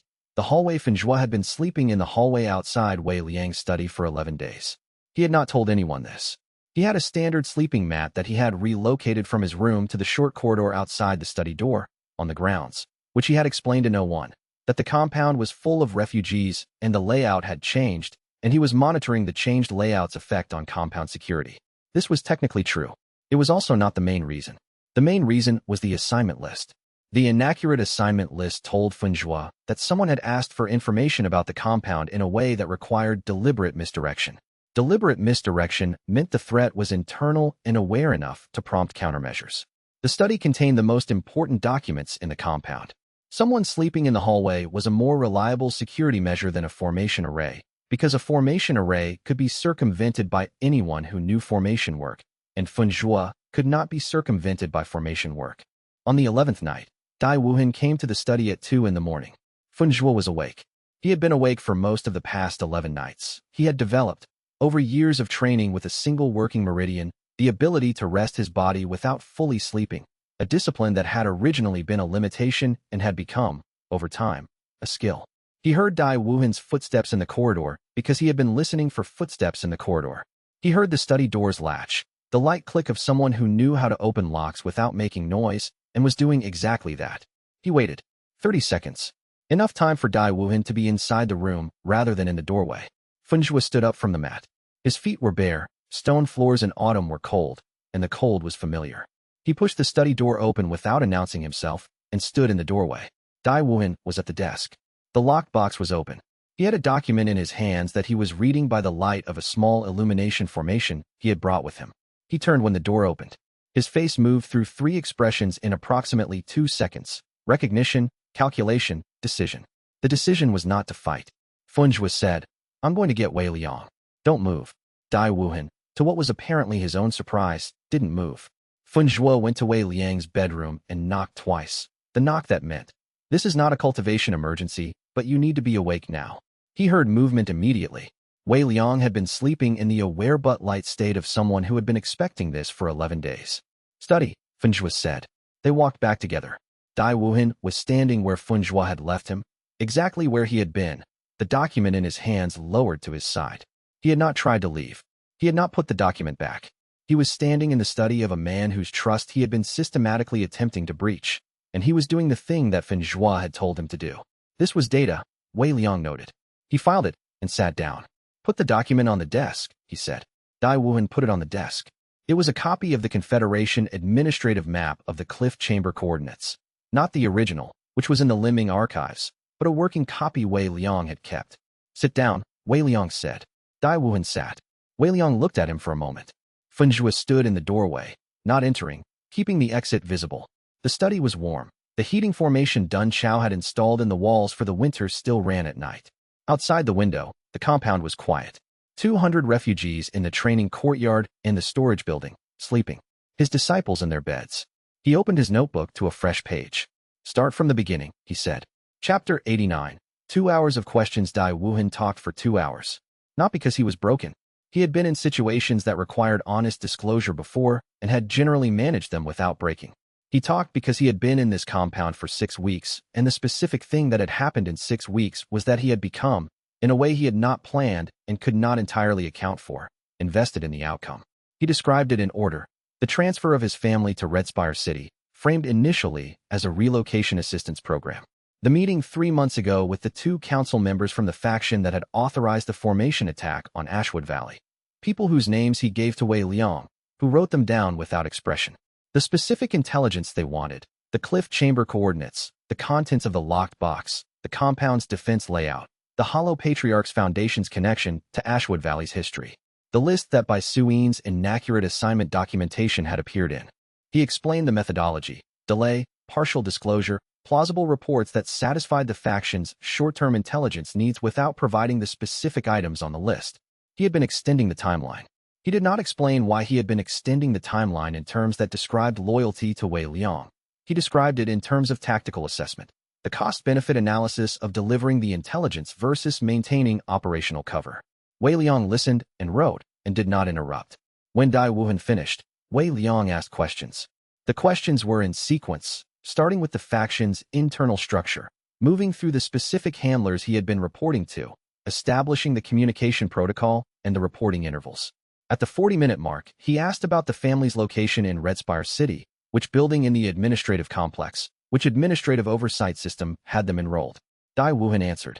He was watching Wei Liang write the answers down with the careful attention of someone who has not yet understood where the questions are going. Wei Liang said, "Your family is in the Confederation Administrative Complex in Red Spire City, the Northern Residential Block, enrolled in the Cultivation Scholarship Oversight Program for your children's education." Dai Wuhan said, "Yes."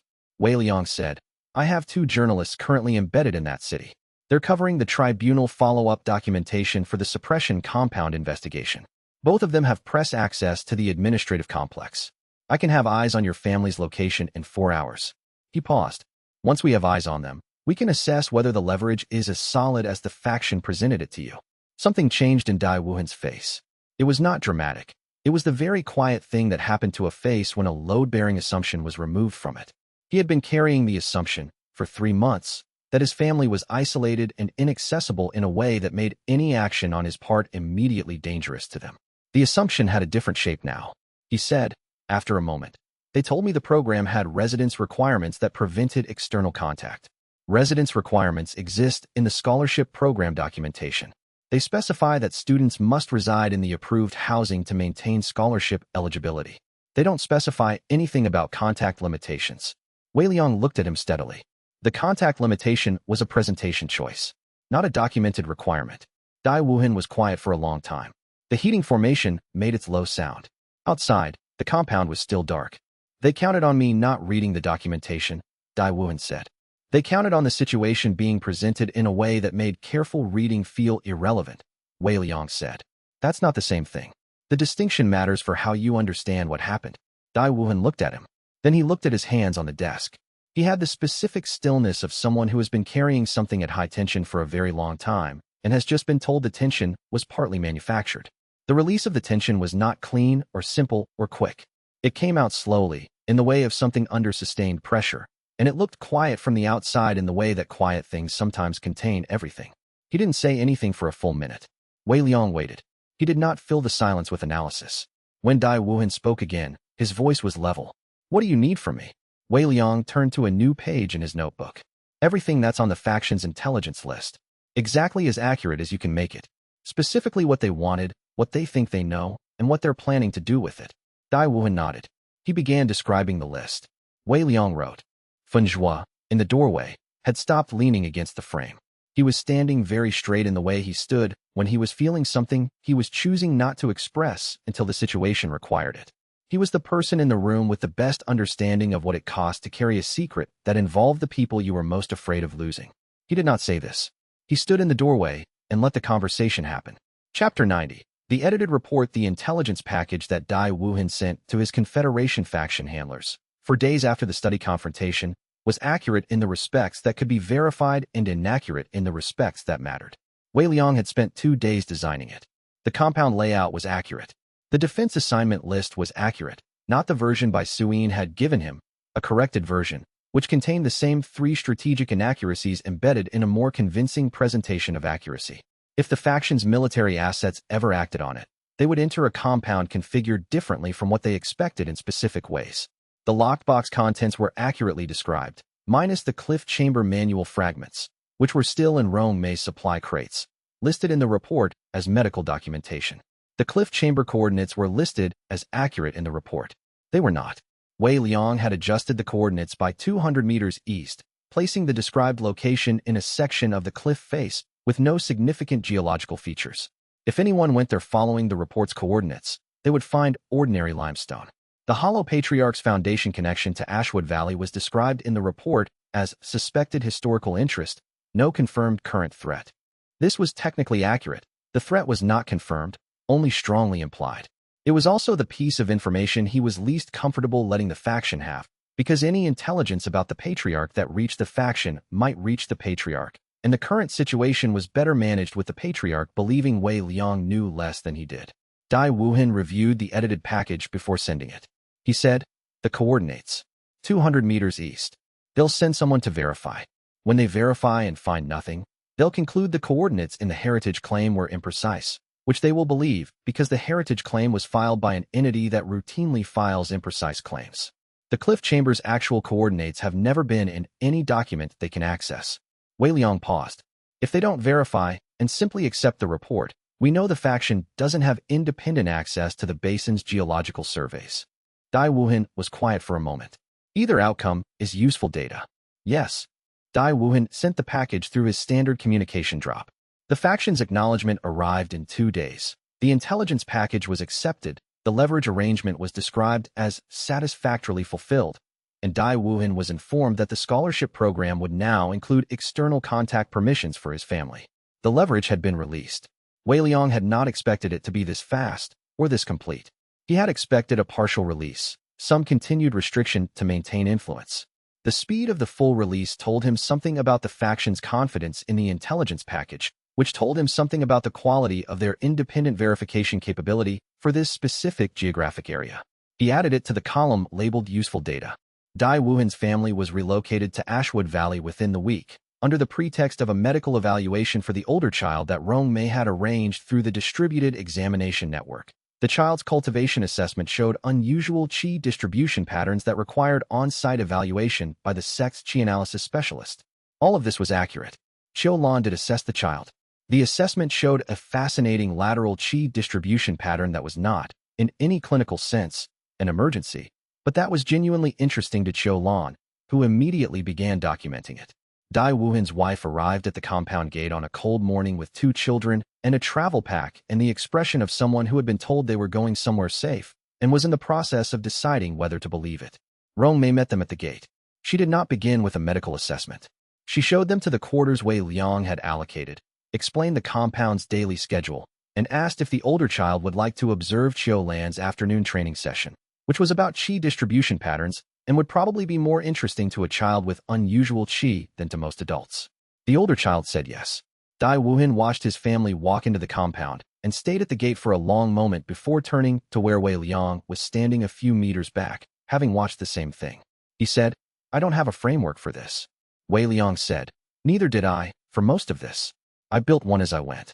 He paused. "You're good at your job, and you have specific tactical expertise that this sect doesn't have. We have a war to finish helping with.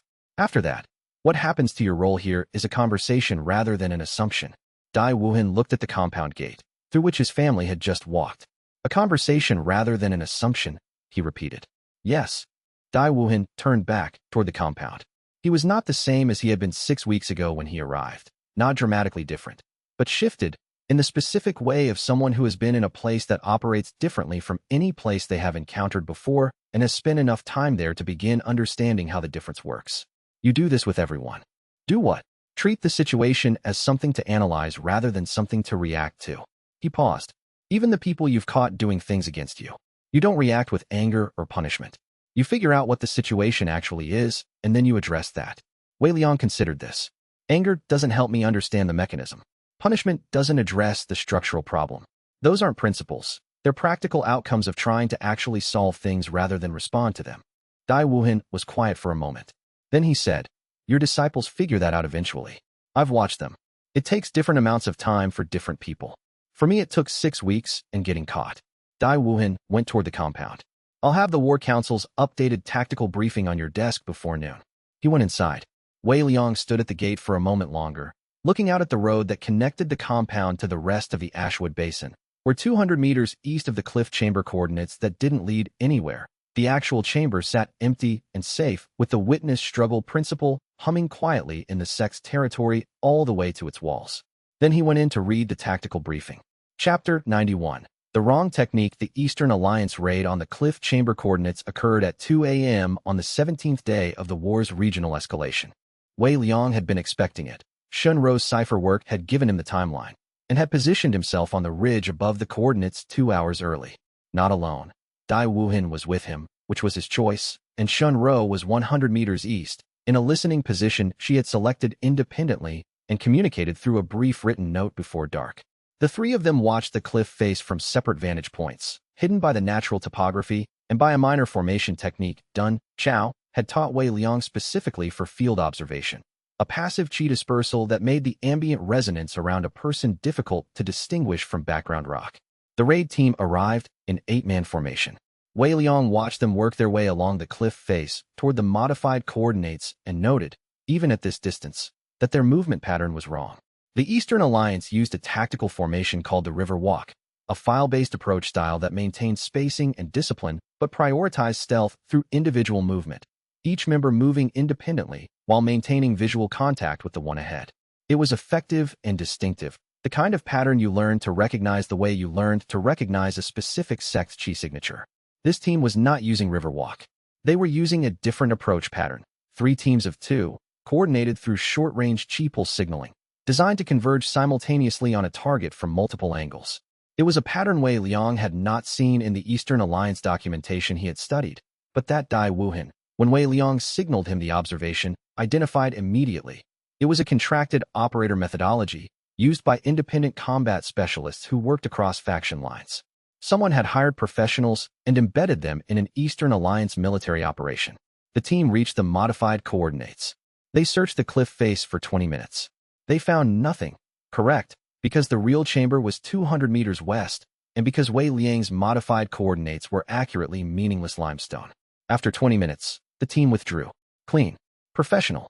No communication with the Eastern Alliance regular unit that was ostensibly supporting the operation from a quarter-kilometer back.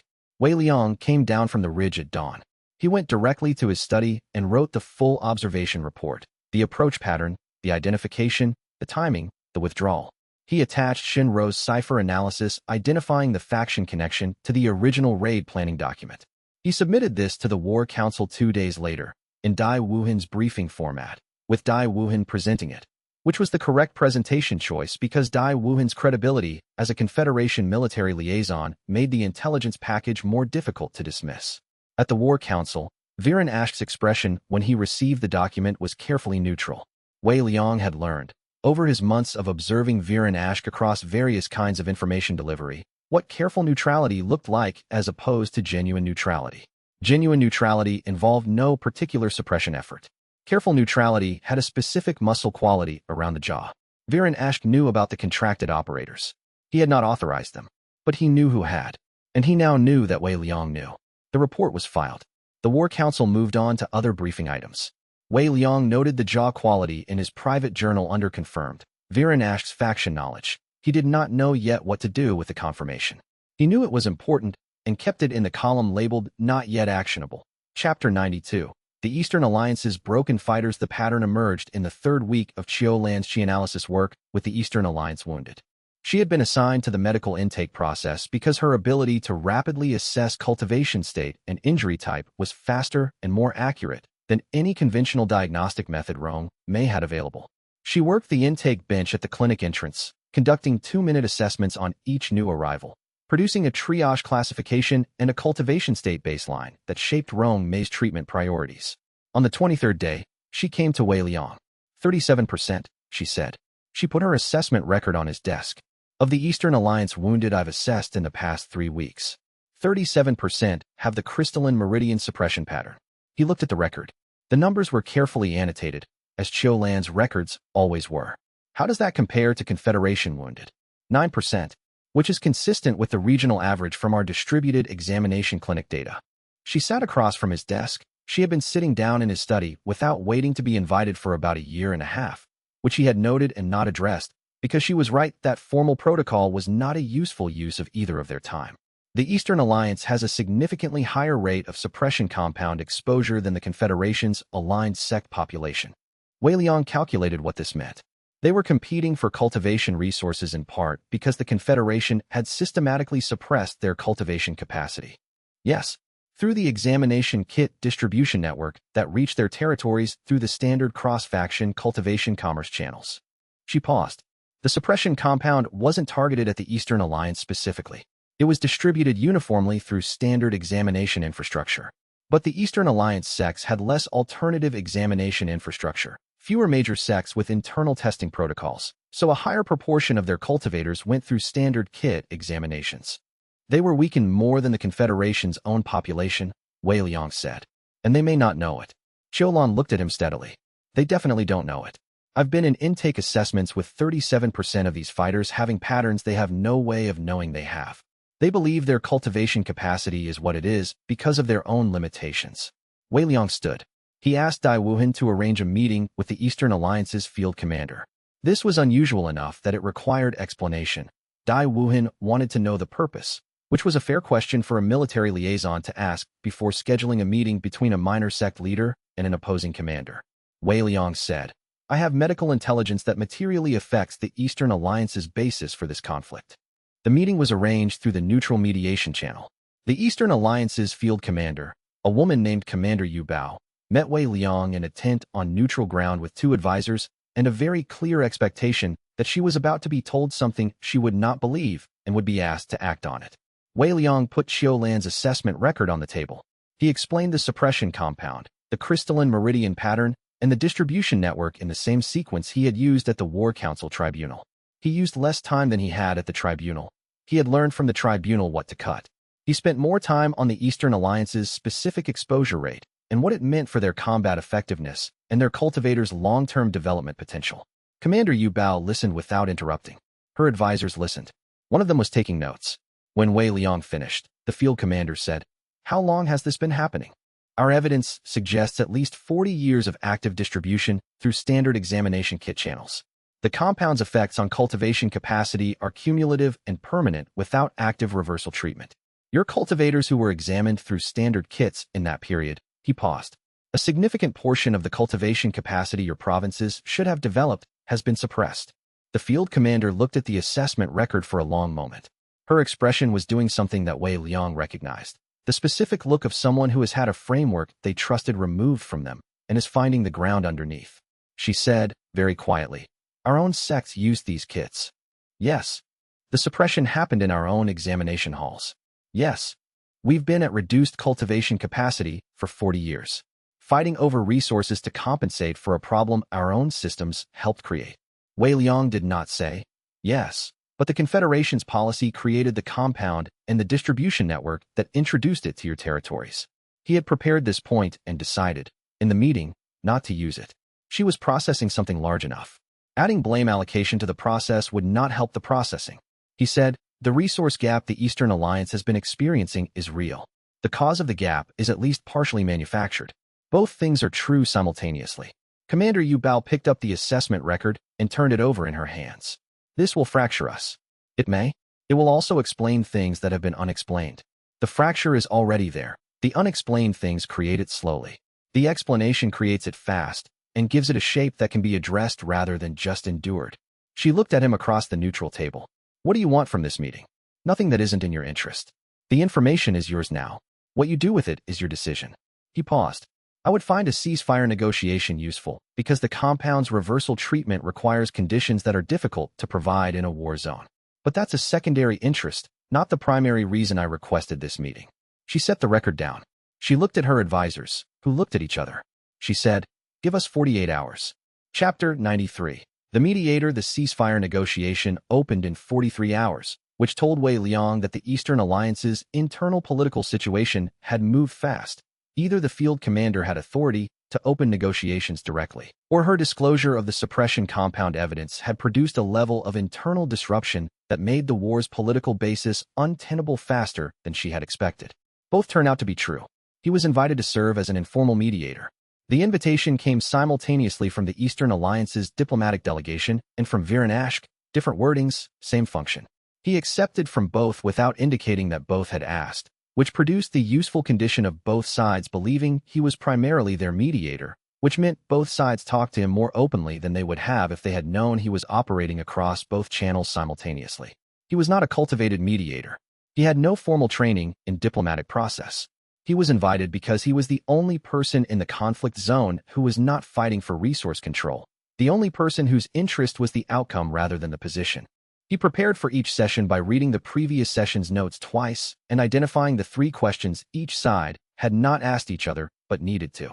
He asked those questions himself during the sessions, framed as clarifying questions rather than challenges, which produced the useful condition of each side answering questions they had not planned to answer because they had been asked by someone who appeared neutral rather than adversarial. The negotiations were slow.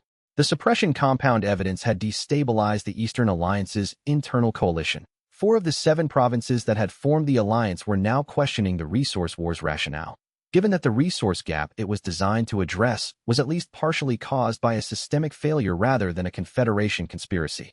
The remaining 3 provinces were still committed to the war's original framework, which created internal fracture that the Eastern Alliance's diplomatic delegation had to manage simultaneously with the external negotiation. Viren, on the Confederation side, was managing his own internal situation. The faction that had sent the contracted operators had been identified internally and was now in a precarious position.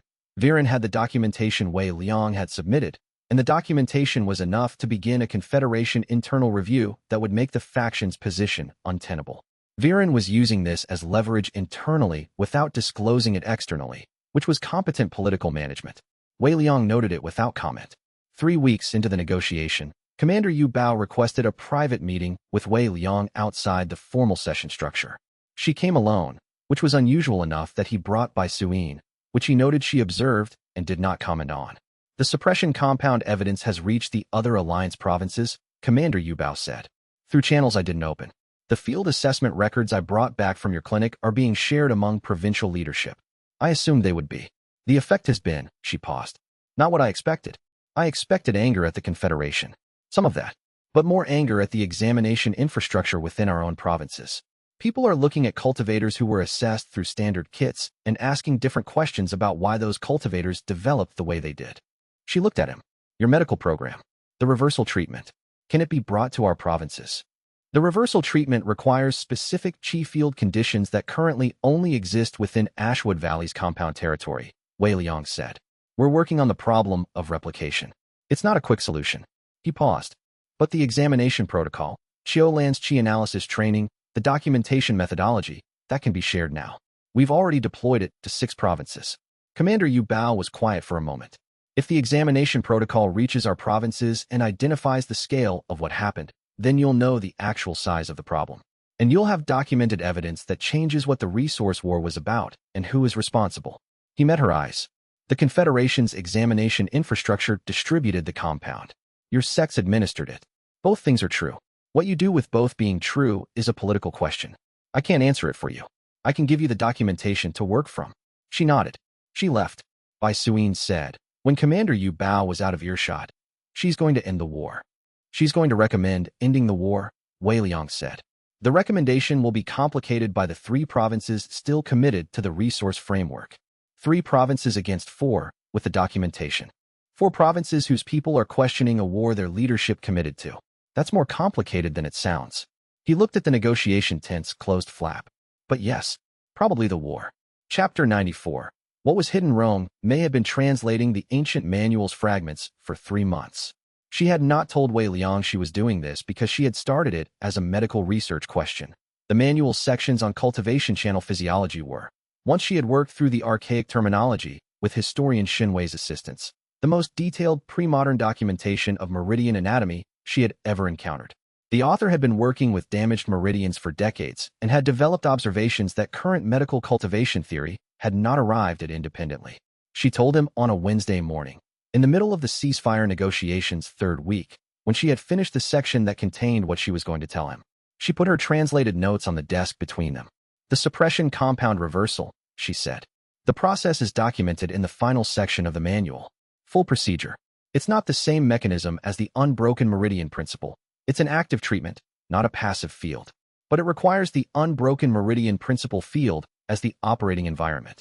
The treatment works by introducing a directed chi pulse into the crystalline lattice structure while the passive field maintains the surrounding channels in an active repair state. Without the principal field as background, the directed pulse disperses rather than achieving the lattice penetration. Wei Liang looked at the notes. He looked at the documented procedure. He thought about Chao Ming's recovery, which had worked because he had been in the compound during the principal field's active period. He thought about the 37% of Eastern Alliance fighters who had the crystalline pattern and who were not in the compound and could not be brought to the compound in sufficient numbers to change the scale of the problem. He looked up. To treat the full population affected by the suppression compound, we either bring them here or we replicate the unbroken meridian principle field externally. She paused. The manual doesn't describe how to replicate it externally. The original SECT didn't solve that problem before they were destroyed. The resonance cultivation system's tier principles are tied to my resonance accumulation and the sect's internal dynamics. I don't know if they can be replicated externally in a way that isn't dependent on me. He thought through the implications. But if the manual contains the reversal procedure, it contains data about the mechanism, which means there's information in the procedure description about what conditions the principal field creates that the reversal treatment requires. Yes, I've been analyzing that section specifically. Rong Mei picked up a specific page from her notes. The principal field creates a background chi state, where the local environment's ambient chi has a specific orientation, oriented toward repair rather than neutral. It's not about the quantity of chi. It's about the direction it naturally flows in the field's territory.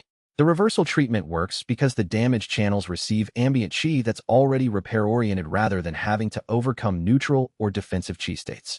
Wei Liang was very still. A repair-oriented ambient chi state. Yes. Which could theoretically be produced by any formation array designed to generate outward-flowing repair-oriented chi circulation. If the design parameters were, he stopped. He looked at the desk. He looked at Rong Mei. Dun Chao's formation blueprints. The complete archive of Jade Lantern formation designs, some of which are chi circulation arrays. She was watching him. I thought of this 3 days ago. I didn't say anything because I needed to be certain the theoretical basis was sound before I said it. Is it sound? The mechanism is sound. Whether Dun Chao's archive contains the right formation design parameters, I need a formation specialist to assess that. A pause. We need Dun Chao. Yes. Wei Liang stood. He picked up her translated notes. He looked at them for a moment. At the 3 months of careful work, the archaic terminology decoded, the medical procedure extracted from a manual that had been hidden in a cliff face for centuries. This is what the patriarch was trying to keep hidden. Not just the resonance cultivation system. The reversal. If the suppression compound is a tool for generating the kind of broken cultivators whose breakthroughs produce resonance, then the reversal is the countermeasure that destroys the tool. If damaged cultivators can be restored, she paused. They can't be used as an ongoing source of desperate breakthroughs. The pipeline is disrupted at the source. Wei Liang looked at the notes for a long moment. At the procedure. At the mechanism. Start the formation design analysis, he said. I'll get Dun Chao. Chapter 95. The ambush. The negotiation session on the 22nd day was compromised before it started. Wei Liang knew this because Shun Rou, whose intelligence monitoring had been running at wartime intensity for 3 weeks, sent him a message 2 hours before the session. The meeting location had been communicated to a set of contacts that matched the Confederation faction's external operator network, specifically the contracted operators from the Cliff Chamber raid. The leak was not from the Eastern Alliance delegation. It was from within the Confederation's War Council communication channels. which meant it was from someone with access to the session schedule. He went to the session anyway. He had Bai Suyin, Funjua, and the Chao brothers as escort, officially a security arrangement standard for neutral mediators in active conflict zones, which it was, and practically the strongest combat team Ashwood Valley could field, which it also was. The location was a building at the conflict zone's edge that had been designated neutral ground for the negotiations. The ambush team was inside waiting, positioned in 4 of the building's 6 rooms in a configuration that assumed the mediator would enter with a single guard and move through the central corridor. They had not anticipated 5 people entering in a defensive formation that immediately pressed to the walls rather than moving through the corridor. The fight began when the first of the 6 soul-tempering fighters stepped out of a doorway and realized the targets were not where they were supposed to be. Funjua moved first. He had been in cultivation for 5 years with 1 functional meridian, and in those 5 years he had refined a fighting style so specifically adapted to his own chi architecture that it bore no resemblance to any conventional combat technique. Where a standard soul-tempering fighter generated power through distributed channel circulation, drawing from multiple meridians simultaneously to produce sustained output, Funjua drew from 1 meridian, compressed to a density that made each output burst significantly more intense than distributed methods, with a recovery interval that was shorter than opponents expected because his single-channel system cleared faster than a multi-channel one. The first fighter, expecting a standard defensive response, moved to cut off his exit angle. Funjua wasn't occupying an exit angle. He had pressed against the left wall, and the fighter moved through the space where he should have been. The recovery cost of that move, 1 exchange, committed momentum, gave Funjua a 3-second window that his compressed single-channel technique was designed to use fully. The first fighter was against the wall in 6 exchanges, unconscious. 6 exchanges had taken 11 seconds. Bai Suyin had 2 fighters in the corridor, which was exactly where she wanted them. The Earth Chi compression technique at core formation peak created what appeared to outsiders as a defensive stance and functioned as a spatial redistribution. The compressed Earth Chi in her hands converted kinetic force from incoming strikes into stored potential, and when the storage point released, it did so in a narrow vector that a multi-target defense was not calibrated to handle. The first fighter she hit left the corridor through the wall. Not metaphorically, through the physical wall, which was clay and stone construction, not thick enough to stop focused Earth Chi release at close range. The second fighter in the corridor disengaged immediately and tactically correctly. The problem was Chao Ming. The 6th fighter was coming from the far room, moving through a side passage, with the specific mandate of someone who had been tasked with the person least obviously defended. Wei Liang was in the center of the formation, protected on all sides, and the fighter's approach angle required going through someone rather than around anyone. The most efficient route put him past Chao Lei to reach Wei Liang. Chao Ming saw this before anyone else did. He was not positioned between Wei Liang and the fighter. He was on the formation's right, covering a different approach angle. He moved from his position to intercept, which left his own angle uncovered, which the 6th fighter had not planned for and therefore had not planned to exploit, but whose approach angle caught Chao Ming in the primary meridian. The chi rupture was audible, not a sound from outside. A sound Chao Ming made involuntarily when the strike landed, a short, compressed sound that was quieter than the sounds of the other 5 fights and cut through all of them. The 6th fighter did not survive the next 12 seconds. Chao Lei, hearing the sound his brother made, moved with the specific fury of someone who had spent their entire life fighting next to the same person, whose complementary chi signature meant they felt each other's cultivation state as ambient sensation, whose training was literally designed around the other being present and healthy. The 6th fighter had achieved exactly 1 full exchange before Chao Lei's combined elemental technique ended the engagement. The building was quiet in under 2 minutes.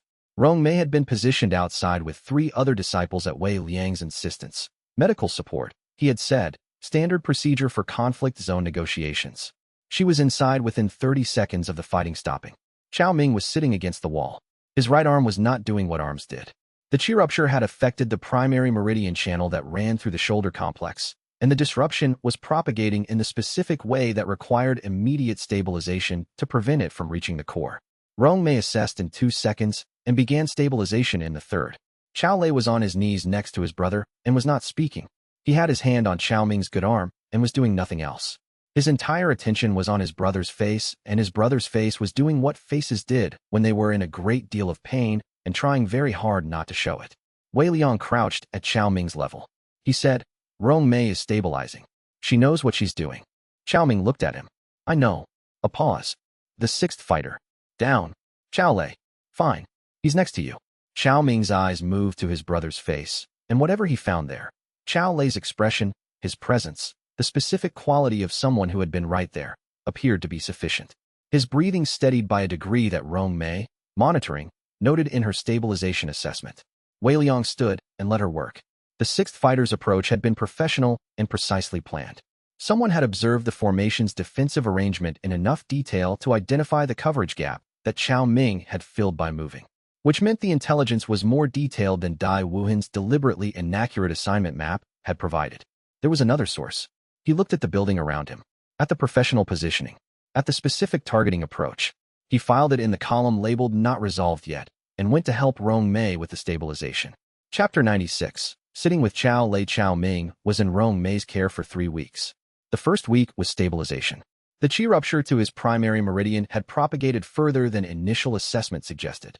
Not to the core, Rong Mei confirmed this within the first 12 hours, but to 2 secondary junctions that required careful sequential repair to avoid feedback disruption. She ran the stabilization protocol herself, which meant her own training sessions were suspended and her other patients were distributed to her senior disciples, which was itself a meaningful signal about how seriously she was treating the injury. Chao Ming was stable. He was also in significant pain for most of the first week, which he managed without complaint in the specific way of someone who has spent their entire cultivating life learning to work with physical limitation and has not lost that capacity just because the limitation came from injury rather than development. Chao Lei sat outside the medical wing. Not constantly. He ate. He slept. He attended 2 morning training sessions before stopping the second day, when he concluded that the training sessions were less useful to him than being in physical proximity to his brother's recovery. He sat in the corridor outside the medical wing's main room with a cup of tea he stopped refilling after the first day because walking to the kitchen required passing through the courtyard where the junior disciples were training, and he was not in a condition to be in the courtyard with the junior disciples. Wei Liang found him on the second day. He did not bring a reason. He sat down in the corridor next to Chao Lei without explaining why he was there, and for an hour they sat in a silence that was not comfortable but was something other than isolating. The corridor smelled of Rong Mei's medicinal compounds, and the particular dry warmth of the heating formation done Chao had extended through the medical wing's walls in the autumn. After an hour, Wei Liang said, "He's going to make it." Chao Lei said, "You don't know that. I know what his meridian rupture looks like on a qi scan. I've been reading meridians for 3 years. I have 2 years of documentation on Chao Ming's specific meridian configuration from training assessments." He paused. "I know what that injury pattern recovers from and what it doesn't. His is in the first category." Chao Lei was quiet. He was looking at the medical wing's door, closed, Rong Mei running a session with the primary stabilization formation. "Is that true, or are you just saying it?" "It's true. If it weren't, I would have said I couldn't be certain." Another silence. Longer this time. "He moved to protect me," Chao Lei said. "Yes. I didn't see it coming. He saw it before anyone else did. He has a better read on approach angles when you're the target than when you're not." Wei Liang paused. "Probably because you've spent 5 years reading approach angles when he's the target. You've both developed mirror coverage instincts."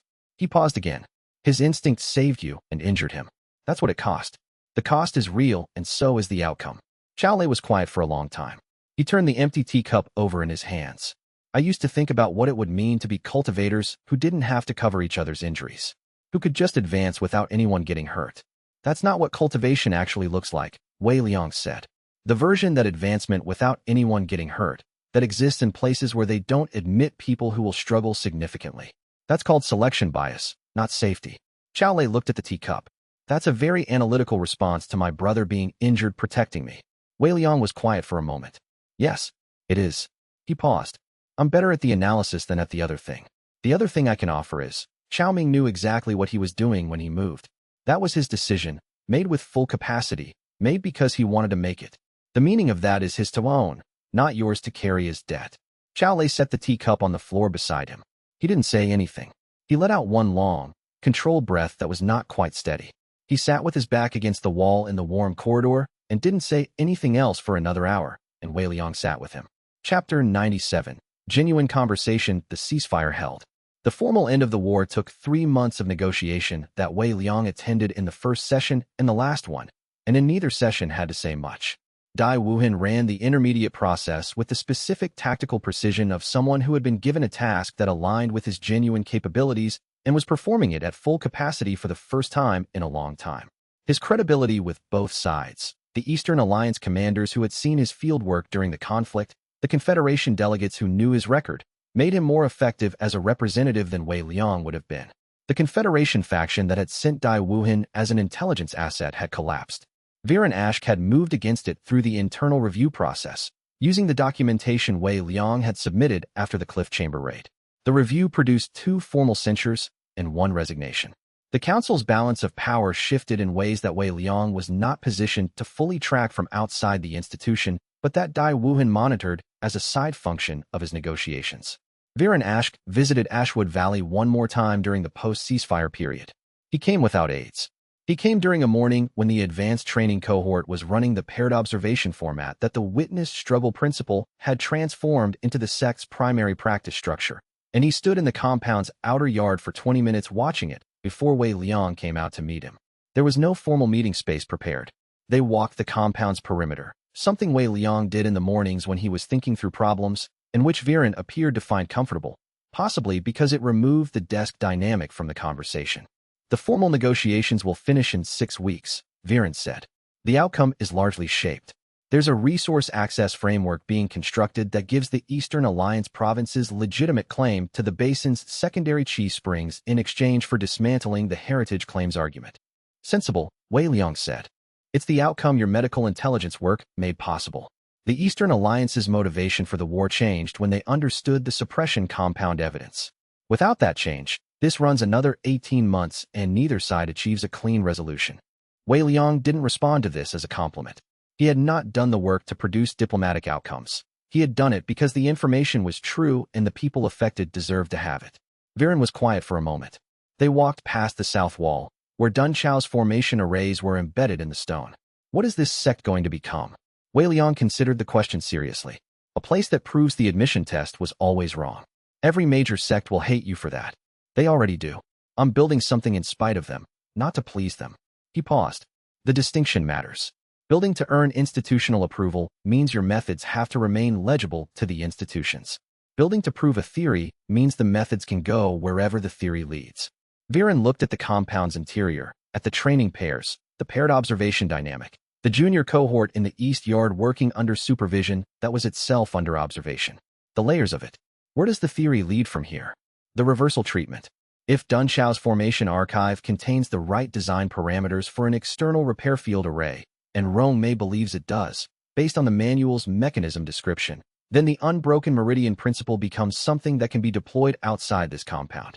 Mobile treatment infrastructure. The suppression compound's damage becomes reversible at scale. Viren stopped walking. How long? Design and testing? 6 months to a year. Field deployment? Dependent on resources. He met Viren's eyes. This is the kind of work that moves faster with institutional support than without it. Viren was quiet for a long moment. They were standing at the compound's northern wall, where the replacement stones of the rebuilt old hall were still lighter than the surrounding masonry, not yet weathered to match. You're not asking me for anything. I'm describing what's possible. What you do with the description is your decision. Viren looked at the lighter stones for a moment. The formation attack. The faction is dismantled. Yes, but the attack happened. He paused. I was not responsible for it. I want that stated plainly. I know you weren't responsible for it. That conclusion was available from the evidence within 3 weeks of the attack. Wei Liang looked at the stones. I held the documentation rather than publishing it because publishing it would have been disruptive to processes that were producing better outcomes than the disruption would have. He paused. That's not forgiveness. It's analysis. It's not entirely unlike forgiveness, Viren said. Possibly not entirely. They walked back to the compound gate in the specific quiet of a conversation that had said most of what it needed to say and was letting the rest of it settle. Viren Ashk left through the gate, and Wei Liang watched him go and went back to the morning training session. Chapter 98. Something new. Chao Ming returned to training in the 6th week after his injury. Rong Mei had been running the unbroken meridian principle's repair effect on his meridian system throughout his recovery, using the compound's ambient chi field in combination with the more directed routing technique she had developed over 2 years. The primary meridian stabilization had been completed in the 3rd week. The secondary junction repairs had been completed in the 4th. The 5th and 6th weeks had been an assessment phase, testing whether the healed structures were functional under graduated cultivation load, expanding the load incrementally until the full capacity was confirmed or a new limitation was identified. The new limitation was not identified. What was identified instead was something Rong Mei had not expected and spent 3 days documenting before she was confident in her description. The crystalline damage that the suppression compound had created in Chao Ming's peripheral meridian channels, the damage that had been there when he arrived, declared permanent by the Iron Cliff sects examination process. The specific damage closed configuration that had made him a failed cultivator in the standard taxonomy had, during 6 weeks in the principal field during active recovery from a fresh chi rupture, restructured, not healed to the original configuration. Something different. The crystalline lattice that had formed around the suppression compound damage had been reshaped by the principal field's repair orientation into a new structural arrangement. Not a standard meridian channel, not damaged closed tissue, but a third thing that had no name in existing cultivation anatomy because it had not existed in documented form before. The new structure conducted qi. It conducted it differently from a standard channel, not in a linear flow, but in a distributed pulse that matched the original crystalline geometry, but had lost the suppression compound's blocking configuration. Chao Ming's body had grown something new. He was in the training yard when this was confirmed. He was running the standard foundation circulation sequence, which he had run thousands of times, and whose feedback he knew as well as he knew the sound of Chao Lei's cultivation pattern, and something was different. Not broken differently. Different in a way that felt like more, not like loss. He told Rong Mei. She assessed him and spent 3 days documenting, and then came to Wei Liang. He's not a failed cultivator anymore, she said. He's not the thing he was before the suppression compound, either. He's a third thing. She put the case study on the desk. The crystalline lattice didn't just stop blocking. It became a new kind of cultivation channel. I need a better anatomist than I am to fully characterize the mechanics. But the chi flow is real, and it's sustained, and it's his. Wei Liang read the case study. He read it twice. Then he sat back in his chair, and he felt the resonance. It was not a surge. He had felt surges. The specific forward movement of resonance building and releasing, the quality of energy that came from a breakthrough adding to the system's depth. This was different. This was a vibration that started in his sternum and settled into his bones and did not stop. It had no peak and no release. It simply was, present and continuous and unlike anything the resonance system had done before. He understood what it was after approximately 30 seconds of experiencing it. The resonance was responding to Chao Ming's recovery not as a breakthrough, not as a disciple overcoming a limitation, but as something the system recognized as more fundamental than breakthrough. Chao Ming's body had created something that had not existed before. Not in him, in the world. A new cultivation anatomy, grown in response to conditions that were themselves new, in a place that had been specifically built to produce the impossible. The resonance was vibrating with the sustained quality of a system recognizing its own deepest purpose, not in the moment of achievement, but in the continuous fact of something new existing. Wei Liang sat with this for a long time. He did not write in his notebook. Some things did not need to be immediately codified. Then he went to find Chao Ming, who was in the training yard with Chao Lei, running a joint practice session that the witness struggle principle was turning into something substantially more powerful than either of them running it alone. He watched them for a while without interrupting. Then he went back to the notebook and started writing. Chapter 99, 40 Years Patient. Dun Chao called Wei Liang to his room on the 14th day after the ceasefire was formalized, which was the 3rd week of Chao Ming's recovery period and 8 days after the regional weather turned from autumn into winter proper. Wei Liang knew it was serious because Dun Chao had not called him to his room before. In 4 years, the instructor had come to Wei Liang's study when he had something to say, and Wei Liang had gone to the formation assessment room when he had questions about formation work, and neither of them had established the specific convention of one summoning the other to their private quarters. When Dun Chao sent the message, brief, in his handwriting, which had gotten slightly less steady over the past 3 months, Wei Liang went immediately. The room was warm. Dun Chao had the heating formation running at higher output than usual, which told Wei Liang something about how he was feeling the cold this winter. He was sitting up in his bed, not weak, not immobile, but choosing not to stand, which was itself information. He had 2 things on the blanket in front of him. The first was a large folded document, the complete formation blueprint archive. Wei Liang had been receiving the sections gradually as Dun Chao completed the transcription. 12 major array designs, 37 minor ones, 6 experimental variants that Jade Lantern SECT had developed internally and never published. This was the full set, compiled and indexed. The last 3 pages were the grand SECT archive designs, the ones that had never been publicly documented, that Dun Chao had memorized because he was the person trusted to maintain them precisely, because no one thought he would ever use them for anything. The second was a verbal account. Dun Chao gave it in order, which was how he gave everything. the Jade Lantern sect's suppression practices, beginning from the first time he witnessed them, in his 23rd year of service.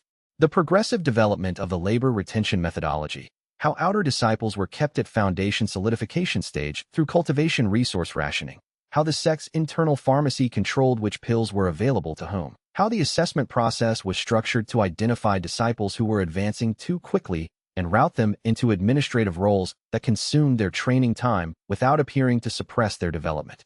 He named names. He gave dates. He described specific incidents he had witnessed, including the incident 23 years ago when he had raised a formal concern to the sect's inner council and been demoted to servant status as the response. He described the 6 months that followed, the specific experience of realizing that the institution he had spent decades believing could be changed from inside was not going to change from inside. Wei Liang wrote as fast as he could. He had been writing this way, fast, focused, prioritizing completeness over legibility, since his first year as a servant disciple. He did not ask Dun Chao to slow down. He filled the gaps in the handwritten record with memory. When Dun Chao finished, there was a silence in the warm room. Outside, the winter compound was quiet. The afternoon training session had ended, and the evening meal preparation sounds were just beginning in the kitchen. I stayed at that sect for 60 years, Dun Chao said, because I thought if I was patient enough I could change it from inside. He looked at the formation blueprints on the blanket. I was the most patient man there. I never stopped believing that patience was the method. Even when they demoted me, I thought, if I wait long enough, if I show them the value of what I know, eventually they'll understand what they've been wasting. He paused. I wasted 60 years on patience. Wei Liang looked up from his notes. You built the thing I should have built 40 years ago, Dun Chao said. With nothing. On a basin nobody wanted, with people nobody wanted, against institutions that had spent a century deciding what was possible. He paused. You built it in 4 years. I had your formation work, Wei Liang said. And your experience, and everything you had learned and refused to let disappear. That's kind. It's also a generous reading of the data. Dun Chao picked up the formation blueprints and held them out. Take these. Wei Liang took them. Don't be patient, Dun Chao said. Build faster. He died 9 days later. Rong Mei confirmed it was the qi depletion, the same condition she had identified 8 months ago, and slowed, and been unable to reverse. She was very professional about it in her assessment notes. And then she sat in the clinic for 2 hours doing nothing, which was how Wei Liang knew it had landed on her the way it landed on all of them. Wei Liang sat in his study with the formation blueprints in his hands for 2 hours after being told. He did not speak. He did not write in his notebook. He held the blueprints, the complete 60-year archive of everything Dun Chao had decided to remember rather than let disappear.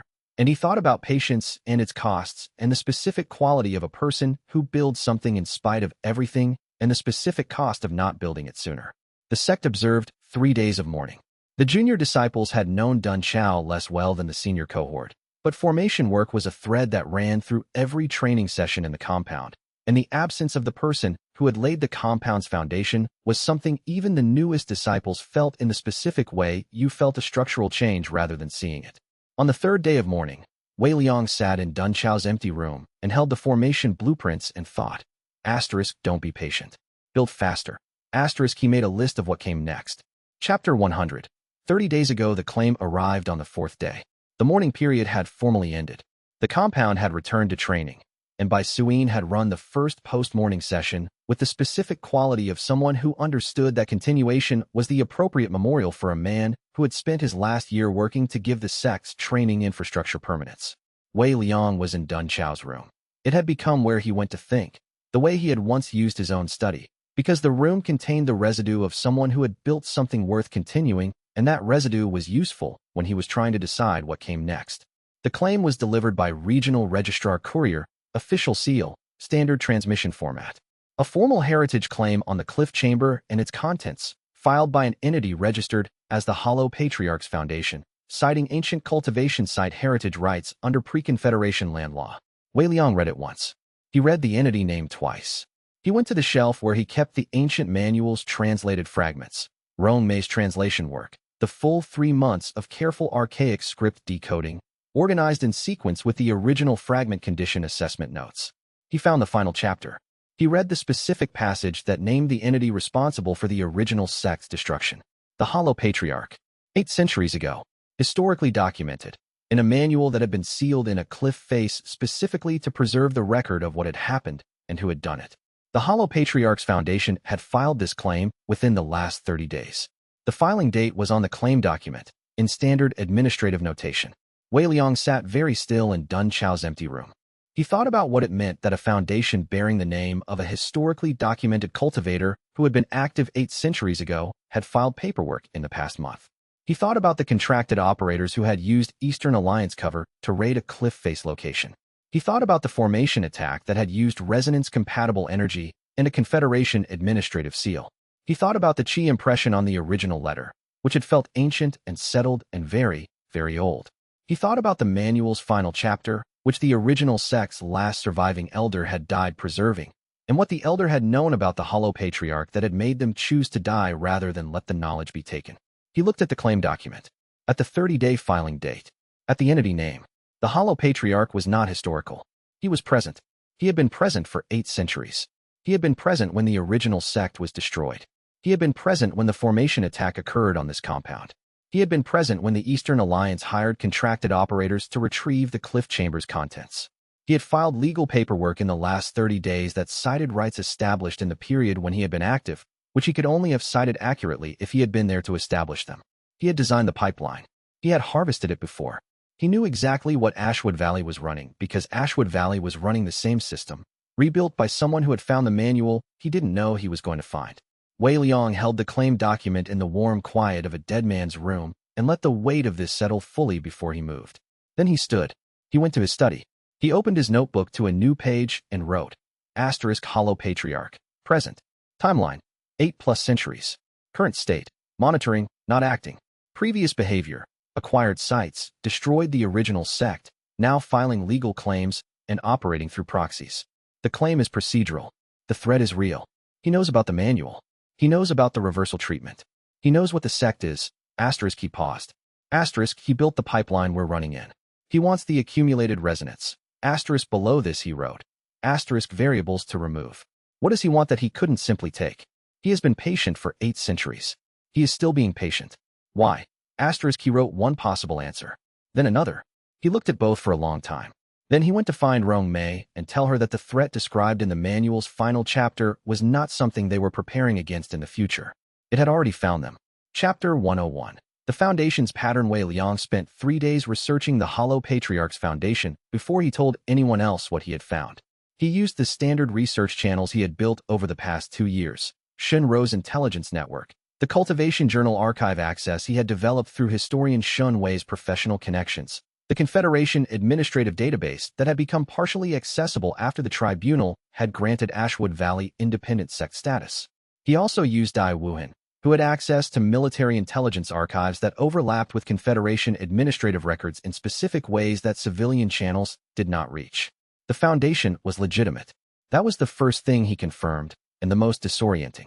It was registered 60 years ago with the Confederation's Entity Oversight Bureau as an independent research foundation with heritage preservation as its stated purpose. Its financial filings were current. Its legal standing had been tested 4 times in heritage claim disputes over the past 30 years, and all 4 times the courts had affirmed its status as a legitimate claimant entity. No publicly listed leadership.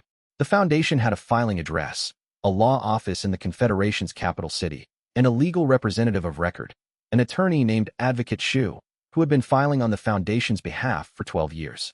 Dai Wuhan's military archive search found Advocate Shu's professional record, which contained 47 heritage claim filings over his 12-year tenure with the Foundation, plus 6 more filed by a predecessor attorney who had retired when Shu took over.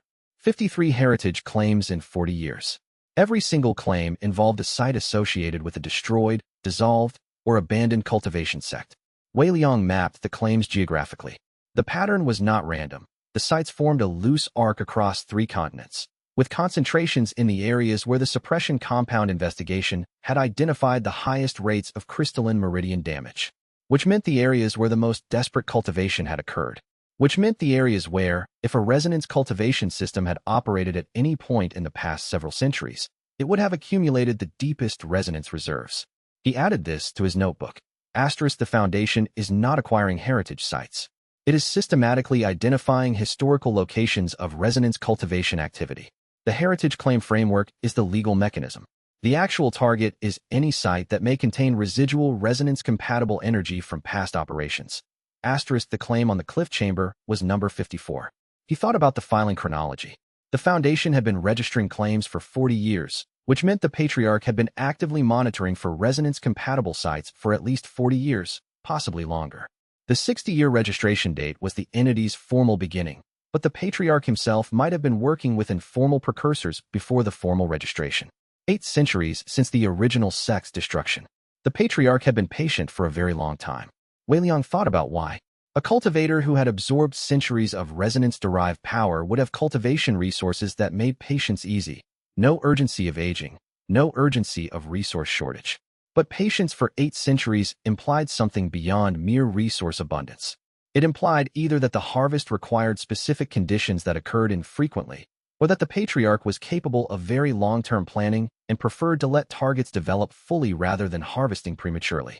The manual's description of the original sect's destruction supported the second option. The Patriarch had waited decades before harvesting, allowing the resonance field to deepen significantly. He was not impatient. He was optimizing. On the 4th day, Wei Liang called the senior disciples together and told them what he had found. He laid out the evidence in the same order he had assembled it: the Foundation's registration, the filing pattern, the geographic concentration, the claim on the cliff chamber. He did not dramatize it. He described it as a pattern analysis. Bai Suyin listened with her hands flat on the table. Fenjue listened with the expression he used when he was deciding which of several bad outcomes to prioritize planning against. Rong Mei had a piece of paper in front of her and was noting something before Wei Liang had finished his first section. Shenrou said, when he finished, "He's been watching us since we started. Probably since before we started." The cliff chamber letter was dated before the sect existed. The Patriarch may have known the cliff chamber manual existed. It's his era. He would know what the previous sect had documented. He may have allowed the letter to be sent because he wanted the sect to develop fully before he acted. He paused. Or the letter was from someone else who also knew about the chamber and wanted to provide a counterweight. I can't determine which. What do we do? Fenjue asked. We understand the mechanism first. Rong Mei has the translation work. Then we plan. He looked at the group. The threat is real, and it's been present since before we existed. The fact that it's still here and hasn't acted yet suggests either that we haven't yet developed enough for the harvest to be worth attempting, or that there's something about our current situation that makes direct action difficult. Both of those things are useful to know. Bai Suyin looked at him. Which do you think it is? Wei Liang thought about the filing pattern, about the patience, about the specific quality of an entity that waited for full development before harvesting. I think we're being grown. The room was quiet. The suppression compound, he continued. The examination infrastructure that created the kind of failures that generate resonance for our system. The formation attack that drove us to expand and respond and grow more capable in response to external threat. The war that drove us further. The external pressure has been producing exactly the kind of desperate cultivation that deepens the resonance field. He paused.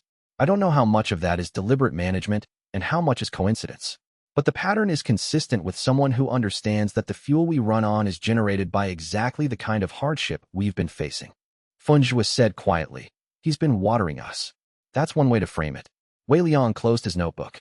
It's also true that we've been building something real, and that what we've built is worth protecting regardless of what it's inadvertently been providing to an outside party. Both things are true simultaneously. He stood. Rong Mei, tell me when the manual translation is complete. Everything you have. She was already standing. Chapter 102. The pipeline. Rong Mei's full translation of the manual's final section took her 3 more days after the group meeting. She had been working on it progressively since Wei Liang had brought the fragments back from the cliff chamber, but the final section had been the most damaged and had required the most reconstruction work, cross-referencing partial characters against the sections she had already translated to build context for the gaps. The result was not complete. It was approximately 80% legible, which was enough. She brought it to Wei Liang at night, which told him it was urgent. He read it in order.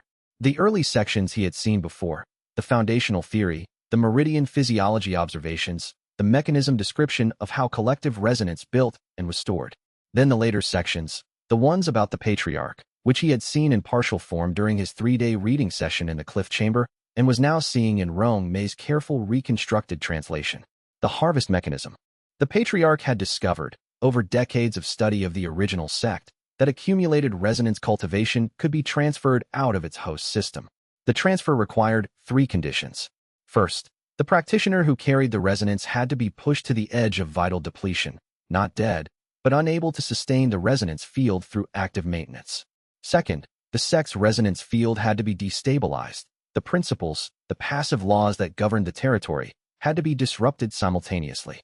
Third, the window was brief, the moment of destabilization, before the system either recovered or collapsed entirely, was the transfer point. The patriarch had spent decades studying the original sect.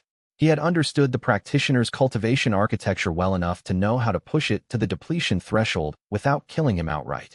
He had learned the sect's territory's resonance field well enough to know which formation arrays, disrupted in which sequence, would create simultaneous destabilization across all active principles. He had planned the harvest for years before executing it. And then he had done it. The original sect's leader had survived, barely. Depleted, resonance stripped, the sect's principles collapsed and gone. The disciples who had been the source of the resonance had lost, not their cultivation, but the advanced tier of it. Everything above a certain point, the advancement that had been generated through the resonance system's collective amplification. They had survived, reduced, and scattered. The sect's last surviving elder had chosen to die in the cliff chamber rather than let the theory be lost with the people who had suffered for it. Wei Liang read to the end. Then he read the section on the harvest mechanism again. Then he sat back in his chair. Rongmei was watching him. He said, "He built the pipeline. We walked into the pipeline." She said, "Yes." She sat down across from him. The suppression compound, the failures it creates, the desperate cultivation, the breakthroughs our system converts into resonance. If the patriarch designed the suppression compound and its distribution, he designed the fuel source. Our disciples are generating the resource he intends to harvest. She paused.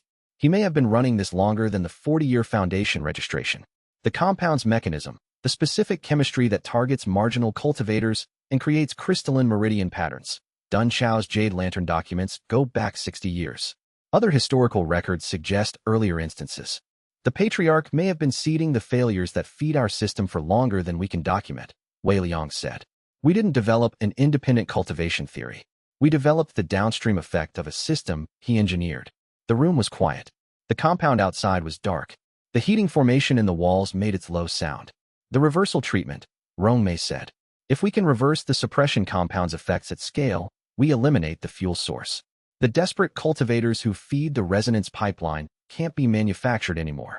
He looked at the translation, which is why the manual was hidden. Not just the resonance theory, the reversal. If anyone found the reversal treatment and implemented it, the pipeline's feedstock stops being renewable. Rongmei looked at him steadily. So the reversal treatment is the actual threat to him. Not us specifically. We're a specific instance of the pipeline. He can let us run and harvest at the end.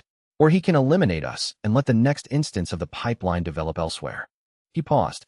The reversal treatment threatens the pipeline regardless of which instance is currently running. He closed the translation. We need Dun Xiao's formation blueprints. Dun Xiao is gone. He looked at the formation blueprints, which were still on the desk where they had been since the day Dun Xiao gave them to him. The complete archive of 60 years of memorized precision. The blueprints aren't. He gave them to me specifically to be used. We use them. Chapter 103. Beyond the standard taxonomy, Qiulan came to Wei Liang's study on a Tuesday morning without knocking, which was her standard approach to situations she had determined were urgent enough to override courtesy protocols. She sat across from his desk and said, I need to tell you something about the range test I've been running. Wei Liang put down the formation blueprint he had been studying with Rongmei's mechanism notes beside it. What range test? I've been developing my Qi analysis abilities extended range. Standard analysis works at contact or short range, close enough to read someone's Qi signature directly. I've been training a projected version that works at a distance, using the witnessed struggle principle's field amplification as the baseline.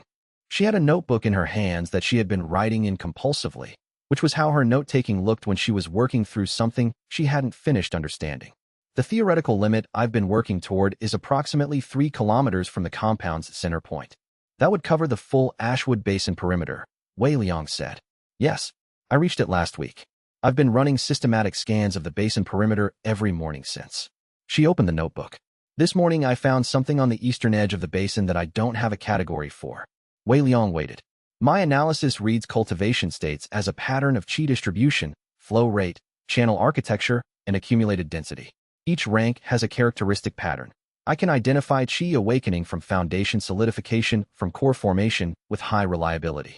I can identify soul tempering and above with moderate reliability. Void comprehension I can detect, but the pattern becomes complex enough that my characterization is less precise. And Tao manifestation?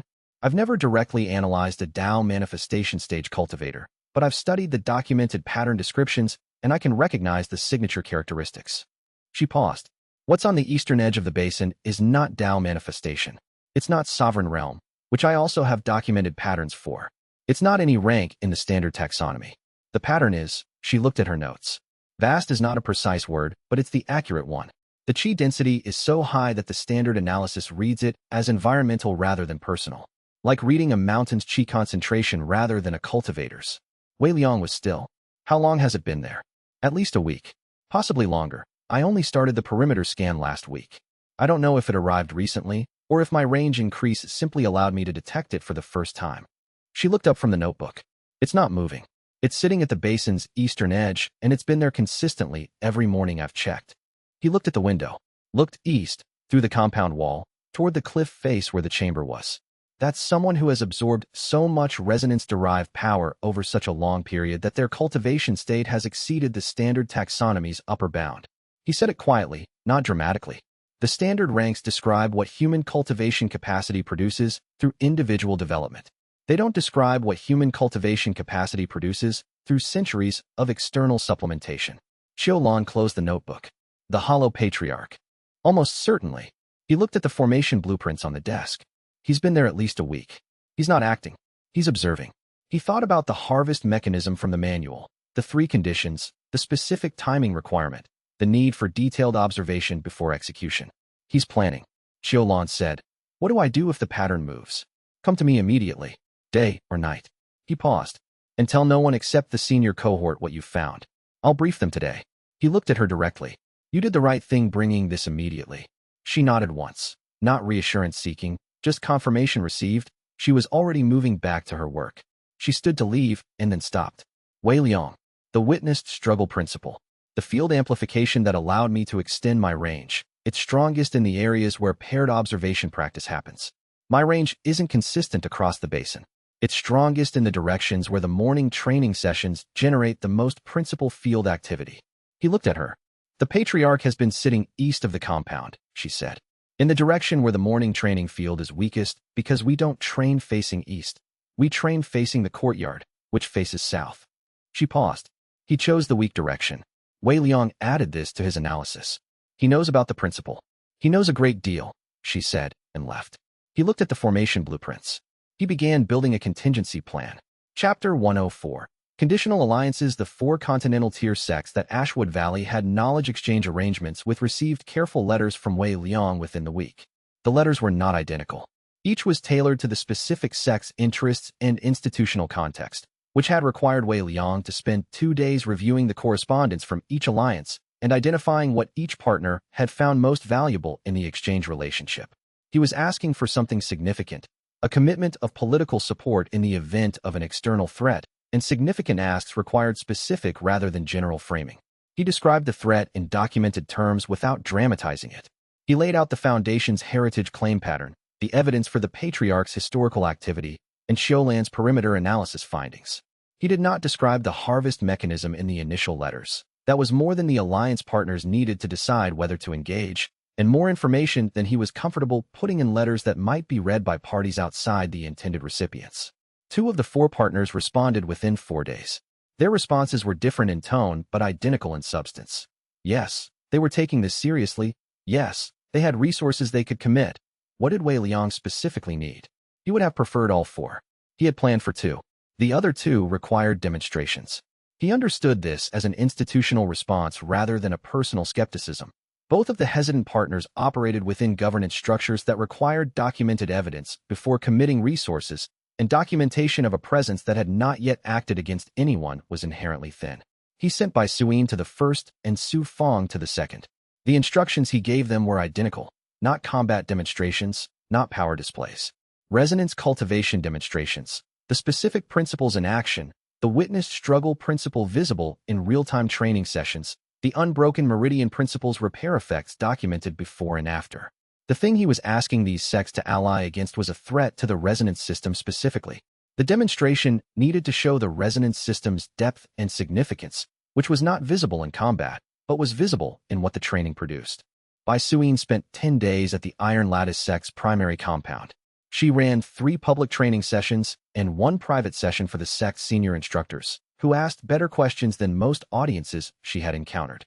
She left with a letter of conditional alliance commitment contingent on a proposed graduated engagement structure. The sect would provide intelligence, sharing, and political statement support before committing tactical resources. Su Fong spent 10 days at the Western Curve sect. She ran 1 public session and spent the remaining time in the training room with the sect's advanced cohort, teaching the distributed array technique as an applicable method rather than as a demonstration. The Western Curve sect's conditional commitment was broader: training support, political alignment, and a standing offer of physical refuge for Ashwood Valley's disciples if the compound became untenable. Both came back within 3 days of each other. Wei Liang read their reports and thought, for conditional alliances, conditional on varied terms. Better than 0. Better than the isolation of 6 months ago. He sent Viren Ashk a brief notification. Asterisk: the Hollow Patriarch's Foundation has filed a heritage claim on an active cultivation site in the Ashwood Basin. I am documenting the claim and the Foundation's historical filing pattern. The Confederation may wish to review its heritage claim review process in light of this documentation. Asterisk: he did not tell Viren what the Patriarch was. The notification was informational, a record that the Confederation's administrative system was being used as a mechanism by an entity with historical cultivation world activity.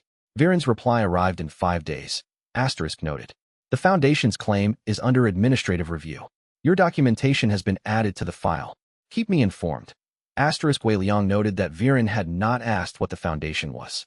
He either already knew or was specifically choosing not to know. He kept both possibilities active and continued planning. Chapter 105. The offer. The Patriarch appeared in Wei Liang's study at midnight on a Thursday in the 3rd week of the contingency planning period. Not physically. The room gave no indication of an unauthorized presence until the lamp on the desk flickered once, steadied, and then changed color. Not much. The flame remained yellow at its core. The quality of the light shifted at the edges to something slightly colder, the specific blue-white of cultivation light generated at a level far above what a standard chi enhancement lamp was built to sustain. A voice spoke. It was not in the room exactly. It was in a space the room opened into, the way sound could travel through stone walls without the stone being permeable. You rebuilt it, the voice said. Wei Liang was already awake. He had been reading, and the lamp change had been sufficient signal. He closed the formation blueprint document on his desk, in a specific way that told anyone observing he had been reading it, which he had, and that he was choosing to close it, which he was. He looked at the lamp. Without the manual, the voice continued. It was calm, precise, and genuinely curious in the way of someone asking an intellectual question rather than conducting a threatening interrogation. I've been waiting for the system to re-emerge for 2 centuries. Every previous instance, someone found fragments and built a partial version. You built the full version from first principles. I'm curious about the methodology. The observation habit, Wei Liang said. 9 years as a servant disciple watching how conventional cultivation training failed the people it was supposed to serve. Empirical development from negative evidence. The original practitioners developed it theoretically, then tested it. You tested it and derived the theory from the results. A pause. That's actually a more robust foundation. The original theory had assumptions. Yours has data. Wei Liang looked at the lamp, at the cold quality at the edges of the light. He was assessing what a chi projection at this level of sophistication required. The kind of transmission technique that could create genuine voice presence in a sealed room from an unspecified location was beyond anything he had encountered in the cultivation world's documented techniques. It also was not the same as physical presence, which meant this conversation was happening on the Patriarch's preferred terms. You've come to make an offer, Wei Liang said. I've come to make a proposal. The distinction matters to me, though I acknowledge it may not to you. The voice had the quality of someone who had been having this category of conversation for a very long time and had developed specific preferences about how it was conducted. The proposal is this: disband Ashwood Valley sect voluntarily. Transfer the accumulated resonance to me through a structured process rather than a disruptive event. In exchange, every disciple of your sect will receive a sovereign realm cultivation pill. Instant advancement, bypassing the hardship, achieving in an afternoon what the longest conventional cultivation paths achieve in centuries. Wei Liang looked at the lamp for a moment. He thought about what the offer was describing, about what a sovereign realm cultivation pill would mean to Bai Suyin, to Funjua, to Chao Ming, to every disciple who had spent years on the desperate slow work of developing cultivation that the world had told them was impossible. He let himself sit with the temptation fully. That was the point of the offer. It was not designed to be dismissed immediately. It was designed to be taken seriously, and dismissing it without taking it seriously would be dishonest. He took it seriously for approximately 2 minutes. Then he said, "No, but I appreciate you explaining what you want before trying to take it." Why? Because the offer assumes the goal is the result without the process. But the process is what created the sect's value, both to its disciples and, I suspect, to your harvest. He looked at the lamp. The resonance my disciples generate is proportional to the depth of rejection they survived and overcame through genuine effort. A pill that bypassed the effort would produce a result that looks like the same rank advancement, but carries none of the desperation energy your system harvests. You'd be trading your actual resource for a simulacrum of your actual resource. A silence. "You've read the manual," the patriarch said. "Yes. All of it. Most of it. Rong Mei finished the translation last week." Wei Liang looked at the lamp. The cold light at the edges. "I know about the harvest mechanism. I know about the original sect. I know what you did to them." Another silence, longer. When the voice returned, something had shifted in its quality. Not anger, something more complex. "You know, and you're still running the system. I'm running it differently. The original sect ran it to build power. We run it because the theory is true and the people it helps need it." He paused. "I'm also actively working to disrupt your access to it. So I wouldn't characterize my operation as working in your interest." The reversal treatment. Yes. Dun Xiao's formation blueprints applied to Rong Mei's mechanism analysis. Another pause. "I noticed when the formation archive was compiled. He was a careful man and a long memory. I regret what happened to him." It sounded, Wei Liang noted, genuine. "The reversal treatment will work. I want you to know that. The mechanism is sound. You'll lose some efficiency in the external field replication compared to the principle, but the core function will transfer." Wei Liang was quiet for a moment. "Why tell me that?" "Because I'm hoping that knowing it will work changes your calculus about the offer. The reversal treatment's success doesn't require you to continue operating as you are. If the goal is eliminating the suppression compound's effects at scale, you could achieve that outside of the system that makes you a target for me. The sect is not only a delivery mechanism for the reversal treatment," Wei Liang said. "It's a place that exists and has people in it, and has proven a theory about what people can do when given a genuine chance rather than a manufactured failure. Disbanding it because it makes me a target is exactly the choice the original sect's destruction was supposed to prevent anyone else from making." The lamp's cold quality faded. Not gone, still there at the outer edges. But the presence in the room was considering. "You're more difficult than the original practitioners," the patriarch said. "They argued with me. You're filing the argument in a category and moving on. I'm noting that your observation is accurate and that it doesn't change my answer." Wei Liang looked at where the voice seemed to originate. "You've been watching long enough to know what I'm going to do. I'm going to continue. You're going to continue watching. Eventually one of us is going to do something that forces the other to act. When that happens, we'll find out what the actual limits of this situation are." A pause. Then, 40-year Qi tide cycle. "You found the information." "Yes. You have 22 months. I have 22 months and Dun Xiao's formation archive and Rong Mei's mechanism analysis and a distributed resonance field that I'm working on restructuring so it isn't accessible as a unified pool." He paused. "And 4 conditional alliances and a Confederation Council member who is not my enemy." The lamp returned to ordinary yellow all at once. The cold quality left the room completely. The presence was gone. Wei Liang sat alone in his study for a moment, looking at the lamp. Then he opened his notebook and wrote. He told me the reversal treatment will work. He told me the timeline. He told me things he didn't need to tell me. A pause in the writing. Variable. What does he gain from telling me things? Either he's managing my behavior toward an outcome he wants, or he's doing something else. Continue. He went awake Rong Mei. The visit needed to be documented before morning. Chapter 106. Methodical pressure. The patriarch's patience, as a tactical instrument, was visible in hindsight and invisible in real time. The first pressure arrived 2 weeks after the midnight visit. A heritage claim expansion filing that extended the original cliff chamber claim to include all structures within a 500-meter radius of the chamber, which encompassed the eastern section of the compound's perimeter. The filing was legally thin. The original pre-Confederation heritage law didn't support that radius for personal cultivation sites, but the filing required a response, and responses required legal resources and administrative attention that the sect had not budgeted for. The second pressure arrived in the same week.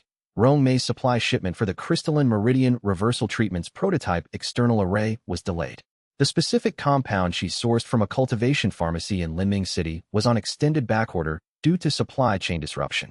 The disruption traced, through Shun Ro's supply chain analysis, to a bulk purchase that had cleared the pharmacy's existing inventory. A purchase made by a buyer whose documentation was registered to an affiliated entity of the Hollow Patriarchs Foundation. The third pressure arrived 2 weeks after that. The Confederation's Educational Standards Bureau issued a notice of periodic review for Ashwood Valley's independent status, citing the new annual reporting requirements from the tribunal's conditional approval. The timing was technically within the Bureau's authority.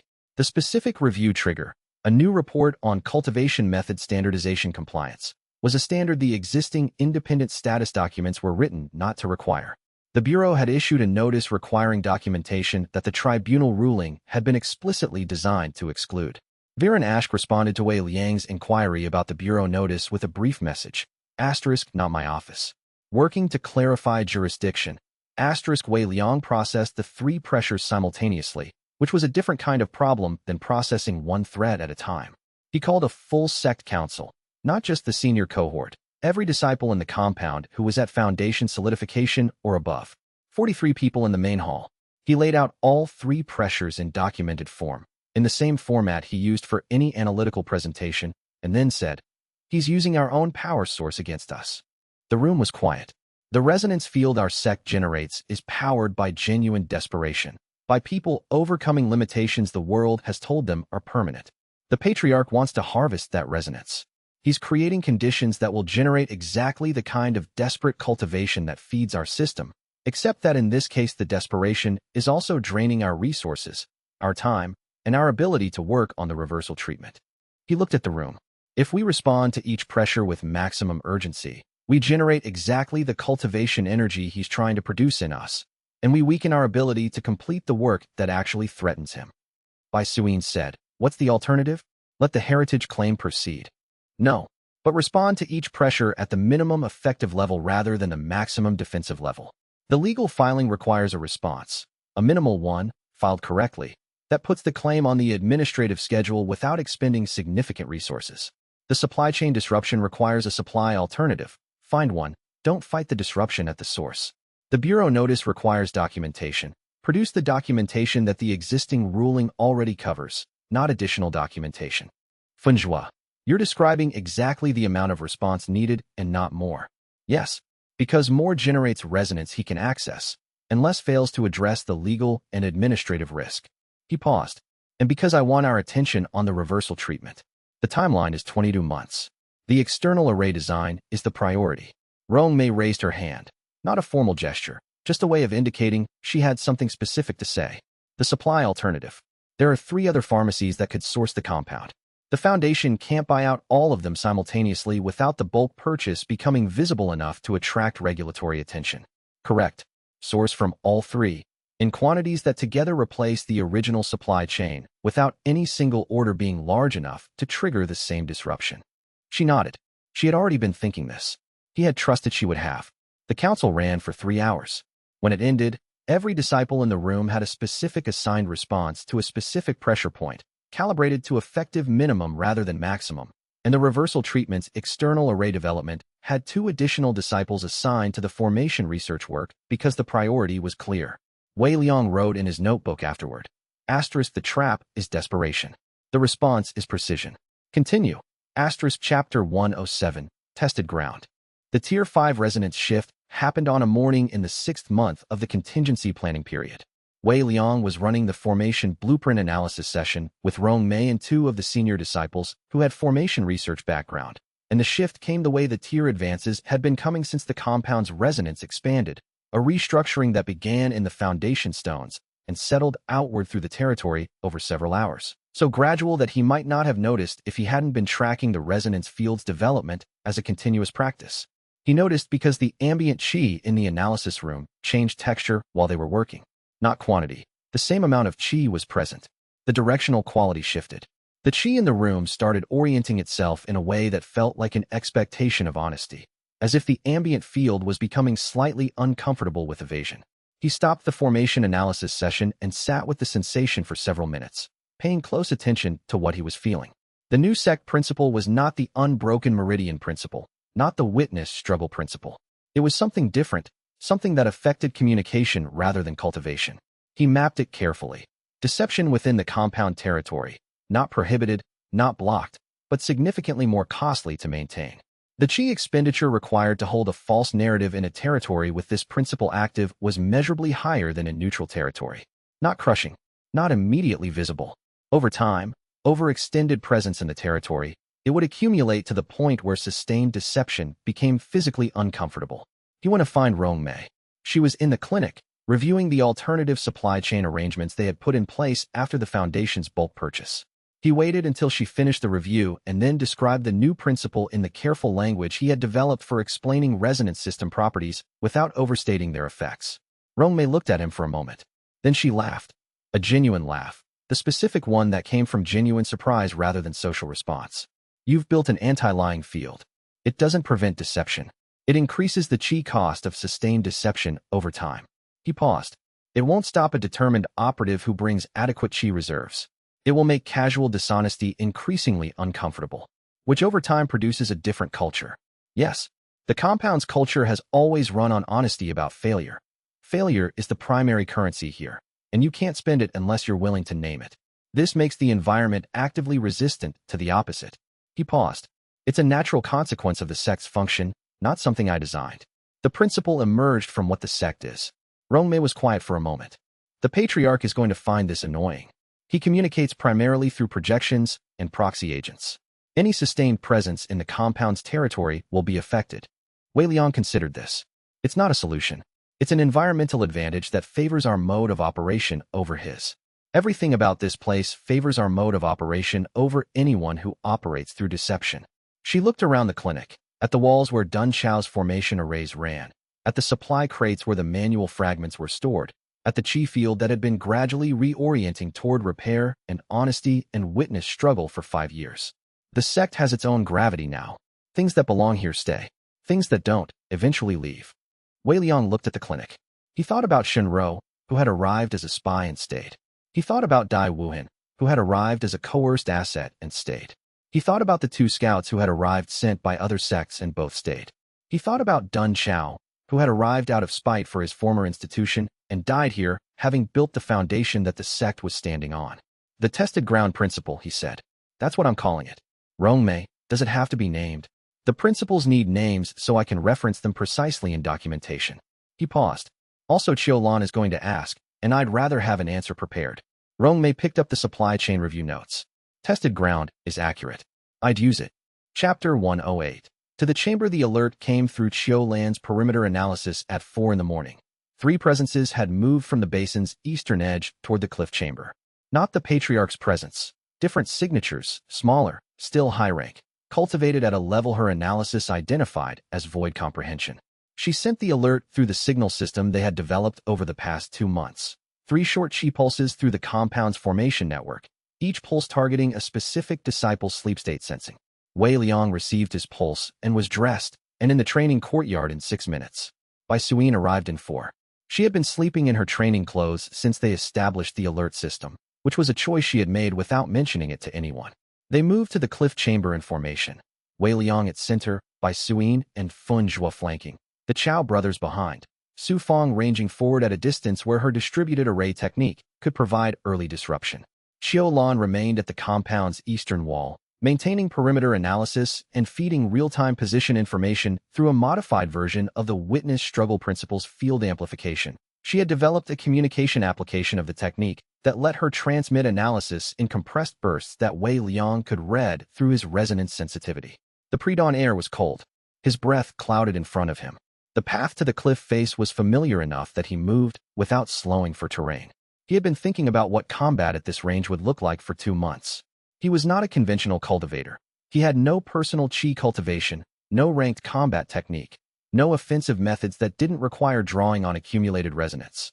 The resonance, at Tier 5, gave him a significant combat resource. He could channel sect resonance into active effects, generate the sect principles as directed outputs rather than passive fields, and impose the tested ground principles chi cost pressure on opponents in proximity. What he had never done was fight while managing this in real time under actual pressure from void comprehension stage opponents. He had prepared for this specifically. The formation blueprints, the terrain analysis, the coordinated positions. He knew what the cliff chamber's interior formation resonance felt like from his 3 days inside it. He could use that familiarity. The 3 agents were inside the chamber when they arrived at the cliff face. Not attempting to enter, already inside.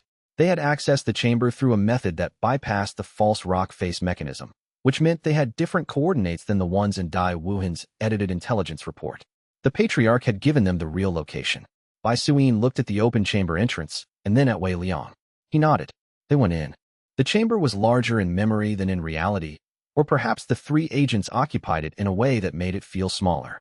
They were arranged in a triangle formation, hands extended toward the chamber's walls, generating a low-frequency qi transmission that was interacting with the ancient formation arrays still embedded in the stone. Whatever ritual they were attempting required contact with the original formation work, the preservation array, the passive energy that had maintained the chamber for centuries. The 3 agents turned when Ashwood Valley entered the chamber. The fight that followed was not loud. Void comprehension fighters did not generate the dramatic visible qi displays of lower-rank combat. They moved with a precision that was nearly invisible until the moment of contact, and the damage they could produce in a single exchange was enough to end a fight against opponents who weren't prepared for what it felt like. Ashwood Valley's team was prepared for what it felt like. Xiaolan's perimeter analysis had been feeding position data for the full approach, and now was feeding real-time cultivation state data for all 3 agents. Not just rank, but the specific rhythms of their qi cycling, which let Funjua anticipate their movement intervals in the specific way that his single meridian technique was designed to exploit. He had been training for 2 months against Wei Liang's best simulation of void comprehension rhythm patterns. The simulation was not perfect. The reality was faster and more unpredictable. But Funjua had been training against patterns more difficult than the reality, and the excess difficulty created a margin. Wei Liang stood at the chamber's center and imposed the tested ground principle directly, not passively through the territory, but actively, channeling resonance into the chamber's stone and then projecting the principle as a directed field. 3 void comprehension fighters coordinating through a ritual protocol that required maintained qi alignment found that their alignment cost 60% more than they had expected. Not crippling. Disorienting. The kind of disruption that added half seconds to decision cycles that had been calibrated to quarter-second windows. Bai Suyin's Earth Qi compression method filled the space that those half seconds created.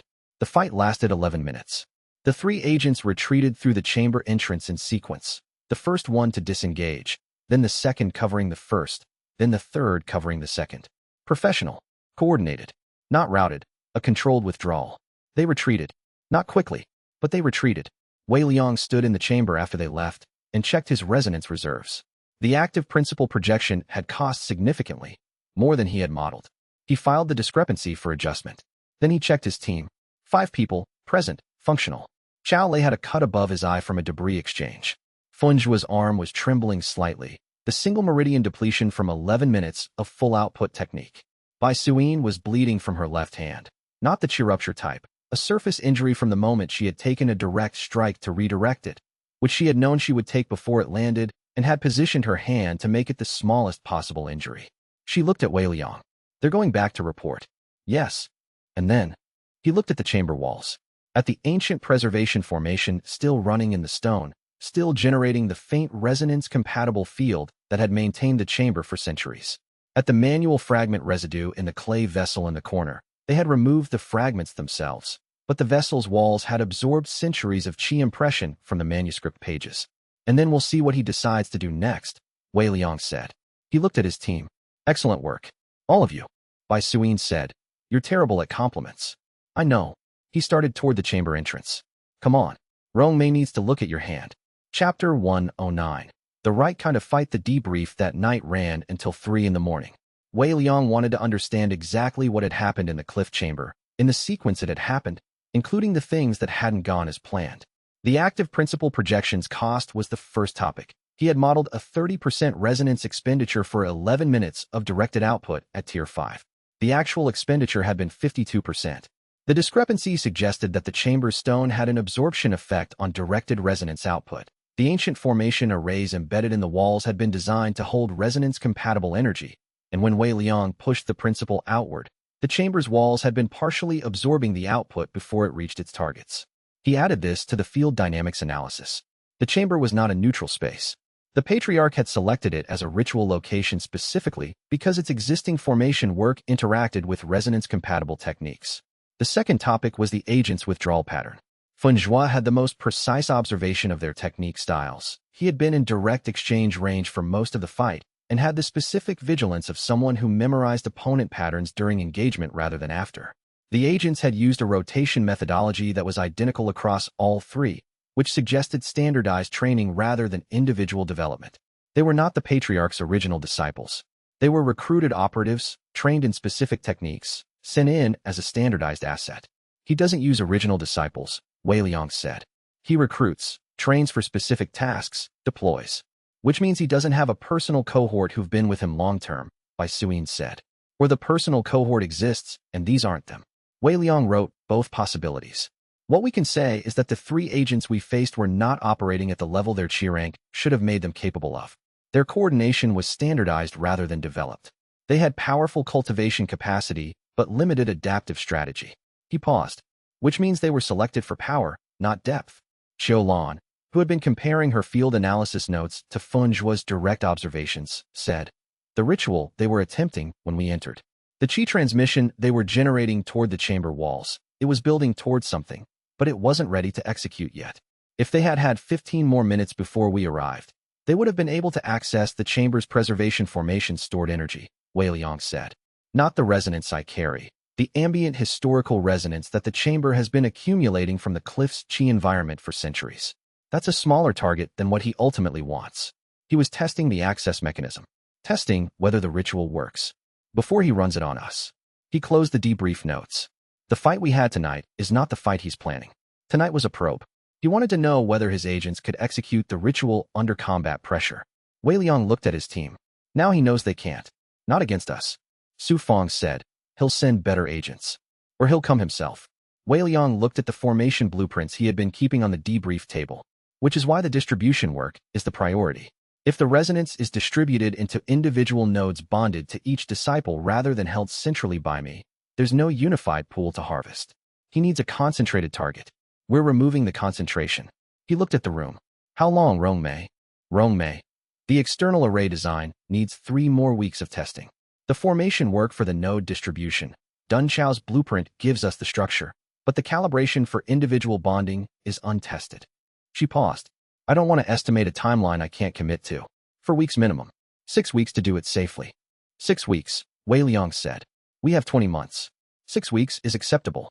He gathered his notes. "Everyone sleep. We reconvene at the standard training hour." He stayed in the debrief room alone for 20 minutes after everyone left, looking at the formation blueprints, thinking about what the patriarch would decide when his agents reported back. He thought about the specific quality of patience that waited 8 centuries. He thought about what 22 months of calculated pressure and calculated response was going to look like, mapped out week by week. He thought about what the tested ground principle would do to an entity who had been living with strategic deception as a primary tool for 8 centuries, if that entity spent extended time within the compound's territory. He noted this and did not act on it yet. Then he went to sleep, because the morning training session required his full attention and he had been awake since 4. Chapter 110. The engine the patriarch came in person 16 days after the cliff chamber fight. Not during training. Not at midnight. He arrived at the compound gate in the early afternoon, alone, during the hour when the junior cohort was at free practice and the senior disciples were split between the external array testing and the formation blueprint analysis sessions.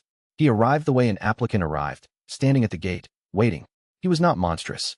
That was the first thing Wei Liang registered, and then felt immediately aware that he had expected something different based on everything he had read and prepared for. The man at the gate was old in ways that cultivation at high levels was not supposed to produce. Not the preserved agelessness of most senior cultivators, but genuine age, visible in a way that suggested the age was chosen or accepted rather than uncontrolled. He was shorter than the mental image Wei Liang had built from the manual's descriptions. He wore plain clothes. His cultivation qi was, as Qiu Lan had described, beyond the standard taxonomy's capacity to categorize. Standing within 10 meters of him, Wei Liang felt the resonance field respond the way it responded to extreme magnitude, not with opposition, with recognition. The same way a large body of water recognizes rain. The patriarch looked at the compound gate, at the compound beyond it, at the training sounds coming from the junior cohort's free practice. He looked at all of it with the expression of someone who has been imagining a thing for a long time and is now comparing the imagining to the reality. Wei Liang opened the gate. He did not call for support. He had been thinking about this moment for 16 days. He walked to the gate alone. You didn't bring your senior disciples, the patriarch said. I assumed you noticed them the moment you arrived. If you intended violence, bringing them would have changed the choreography, not the outcome. He gestured toward the compound's outer meeting space, the benches near the gate that they used for external visitor conversations. Sit. The patriarch sat. Wei Liang sat across from him. Between them, the tested ground principles field was active. He could feel the ambient qi in the immediate area carrying its characteristic orientation, the specific pressure that accumulated around sustained evasion. I wanted to see it in person, the patriarch said. You have. It's not what I expected. What did you expect? Something that resembled the original sect. He looked at the compound, at the junior disciples in the free practice yard, visible over the inner wall. The original sect looked like what they were, a systematic effort to tap a resource pool. Structured, efficient, optimized. This looks like, he paused, a place people built because they needed somewhere to go. Yes, Wei Liang said. Those aren't mutually exclusive. No, but the original sect started with the system and found the people. You started with the people and found the system. The patriarch looked at him with the specific interest of someone genuinely curious about a variation on something they have studied for centuries. You're better than they were. I want to be clear that I know that. And yet the mechanism is the same. The resonance your disciples generate, the source of your tier principles, the power you channel. It flows from the same category of energy your system was designed, by my predecessor and myself, to harvest. He said this without apology, but also without satisfaction. You are more ethical than the original practitioners. You are more genuine. Your care for your disciples is real, and I can assess that through the tested ground field, which is an interesting irony. He paused. But you are running the same engine I designed.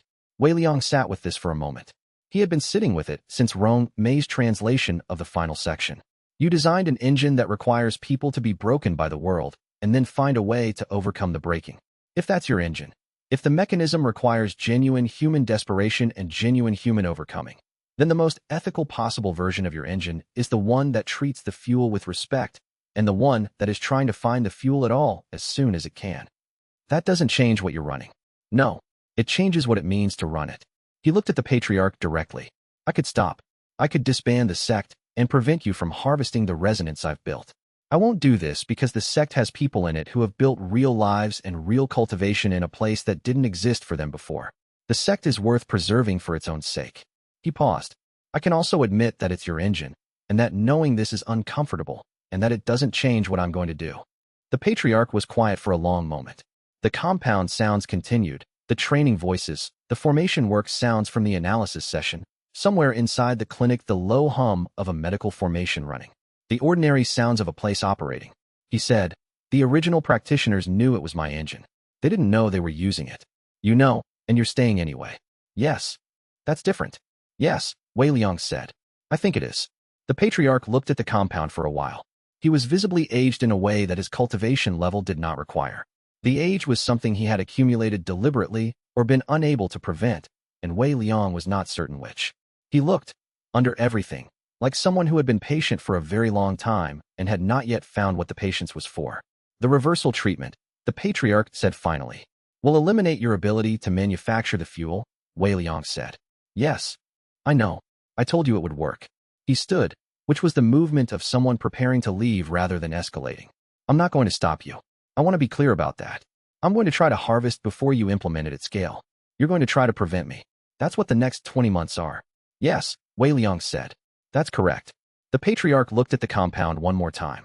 Then he turned and walked through the gate without asking it to be opened, which it was already, because Wei Liang had left it open when he came out. Wei Liang watched him go. Then he went to find Rong Mei. The conversation had produced information he needed to act on. The patriarch had said, I'm not going to stop you. That was a specific statement. Wei Liang had been trained, by 9 years of servant-disciple observation and 5 years of running a sect, to notice what people said specifically rather than what they meant generally. He had said, stop, not prevent, not delay, not slow. He was not going to stop the reversal treatment. He was going to try to harvest first. Wei Liang thought about the order of operations, about what 20 months looked like, about the node distribution, the external array, and the fact that the patriarch had come in person rather than through proxy, and had sat with the tested ground field active around both of them and had said things he didn't need to say. Variable, he wrote in his notebook when he reached his study. Asterisk, what does he gain from the personal visit? Second, personal contact. First was the projection offer, which I refused. Now in person, acknowledging the engine, acknowledging the fight, and departing without action. He is behaving like someone who wants me to understand him accurately before the final phase. Why? Asterisk, he wrote one answer, then a different one. Then he put down the pen and went to accelerate the node distribution timeline. Chapter 111. 3 days. Wei Liang spent 3 days alone processing what the patriarch had said. He had not planned for this. He had planned contingencies, analyzed mechanisms, developed responses. He had not planned for an ancient cultivator to sit in his compound's outer yard and say, "You are running the same engine I designed," and for that to require 3 days rather than a filing in the noted, moving on column. He tried filing it. He spent the first 4 hours after the patriarch's departure writing a careful analytical breakdown of the statement's implications, cross-referencing it against everything he knew about the resonance system's origins and his own theory's development. The analysis was accurate. It did not make the 3 days unnecessary. The problem was the specific nature of what the patriarch had described. Wei Liang had believed, for 5 years, that his sect existed to serve a genuine purpose, to prove that the people the cultivation world rejected could cultivate, to provide the training conditions that made that cultivation possible, to demonstrate at sufficient scale that the talent taxonomy was wrong. He had believed this with the kind of confidence that came from watching it happen, from watching Bai Suyin reach meridian opening in 3 months, from watching Fengzhuo develop foundation solidification through 1 meridian, from watching Chao Ming's body grow new cultivation channels where there had been crystalline damage. The purpose was real. He was not questioning the purpose. What the patriarch had named was the mechanism underneath the purpose. The resonance system he ran, the collective power generated by his disciples' breakthroughs, the tier principles, everything that made Ashwood Valley more than a training ground, was not something he had discovered. He had reinvented something that had been designed to produce exactly what it produced. The power he carried had been generated through a process that someone else had engineered to be harvested, which meant that the power he had been building was not, in some fundamental sense, his own. Rome made it not interrupt. She left food outside his study door at mealtimes, specific food, the kind that didn't require utensils and could be eaten without looking away from whatever you were looking at. He found this simultaneously irritating and accurate to what he needed, which was a consistent quality of her. On the 3rd evening she knocked. He opened the door. He did not look like someone who had slept. She looked at him with the specific assessment she used when she was determining the degree of a thing. Then she said, "Whatever you're processing, the system works because you meant it to work the way it works. Mechanism and intent are not the same thing." He looked at her for a moment. The mechanism produces power that was designed to be harvested by someone else.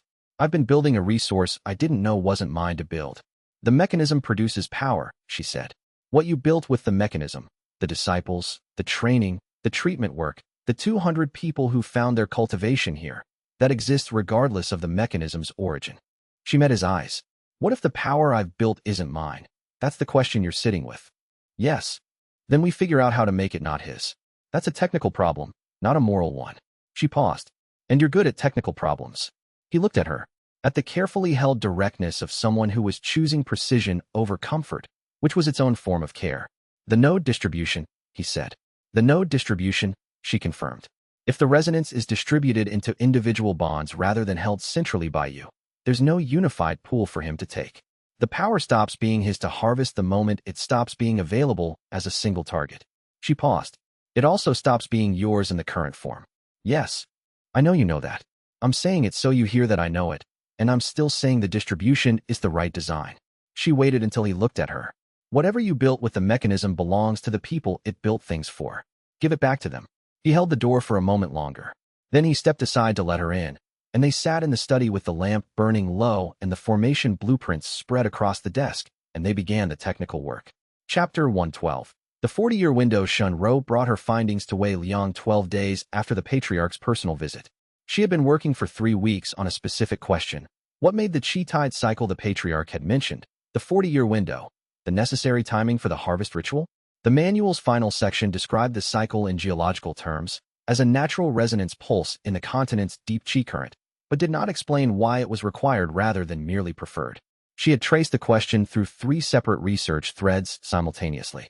The first was the Foundation's heritage claim history, which she cross-referenced against the documented qi tide cycle dates maintained by the Continental Cultivation Academy's research archive. The second was the ancient manual's mechanism description, which Rong Mei had translated, but Shinro had reread from the perspective of someone looking for operational constraints rather than medical mechanisms. The third was Dai Wuhan's Military Intelligence Archive access, which contained classified research on qi tide phenomena from the Confederation's Strategic Resource Division. When she put all three together, the answer was clear. The harvest ritual required the practitioner being pushed to the edge of vital depletion. For a standard cultivator, this was achievable through conventional combat damage. For someone at Wei Liang's resonance level, the depletion threshold was protected by the resonance field itself. The same way the SECT principles created passive environmental effects, the resonance system created a passive protection around the practitioner that made reaching the depletion threshold extremely difficult without the practitioner's active cooperation. The only window when this protection was naturally weakened was during a qi tide cycle's peak, when the deep qi currents created a temporary disruption in all surface-level qi field stability. Not catastrophic disruption. A few hours of reduced stability at the peak of the 40-year cycle. Enough to weaken the resonance field's passive protection to a level where the harvest ritual could force the depletion threshold. Outside of a qi tide peak, the harvest ritual required either the practitioner's cooperation or a significantly more powerful direct assault than anything the patriarch had demonstrated himself to be willing to mount. He preferred controlled, planned operations. The qi tide cycle was when the controlled, planned operation became possible. Shinro said. He has been building toward this specific window for 40 years. The Foundation's resource acquisition history, the heritage claim filing pattern, the contracted operator network development, all of it maps to a 40-year preparation timeline. She paused. If he can't complete the harvest during this cycle, he waits another 40 years. And in 40 years, Wei Liang said, Ashwood Valley will have implemented the reversal treatment at scale. The suppression compound's effects will be reversing across 4 continents. The cultivation world will have had 40 years of evidence that the talent taxonomy is wrong. She looked at him. The fuel pool will be depleted. The desperate cultivation that feeds the resonance system will become increasingly rare as more people have access to genuine cultivation development.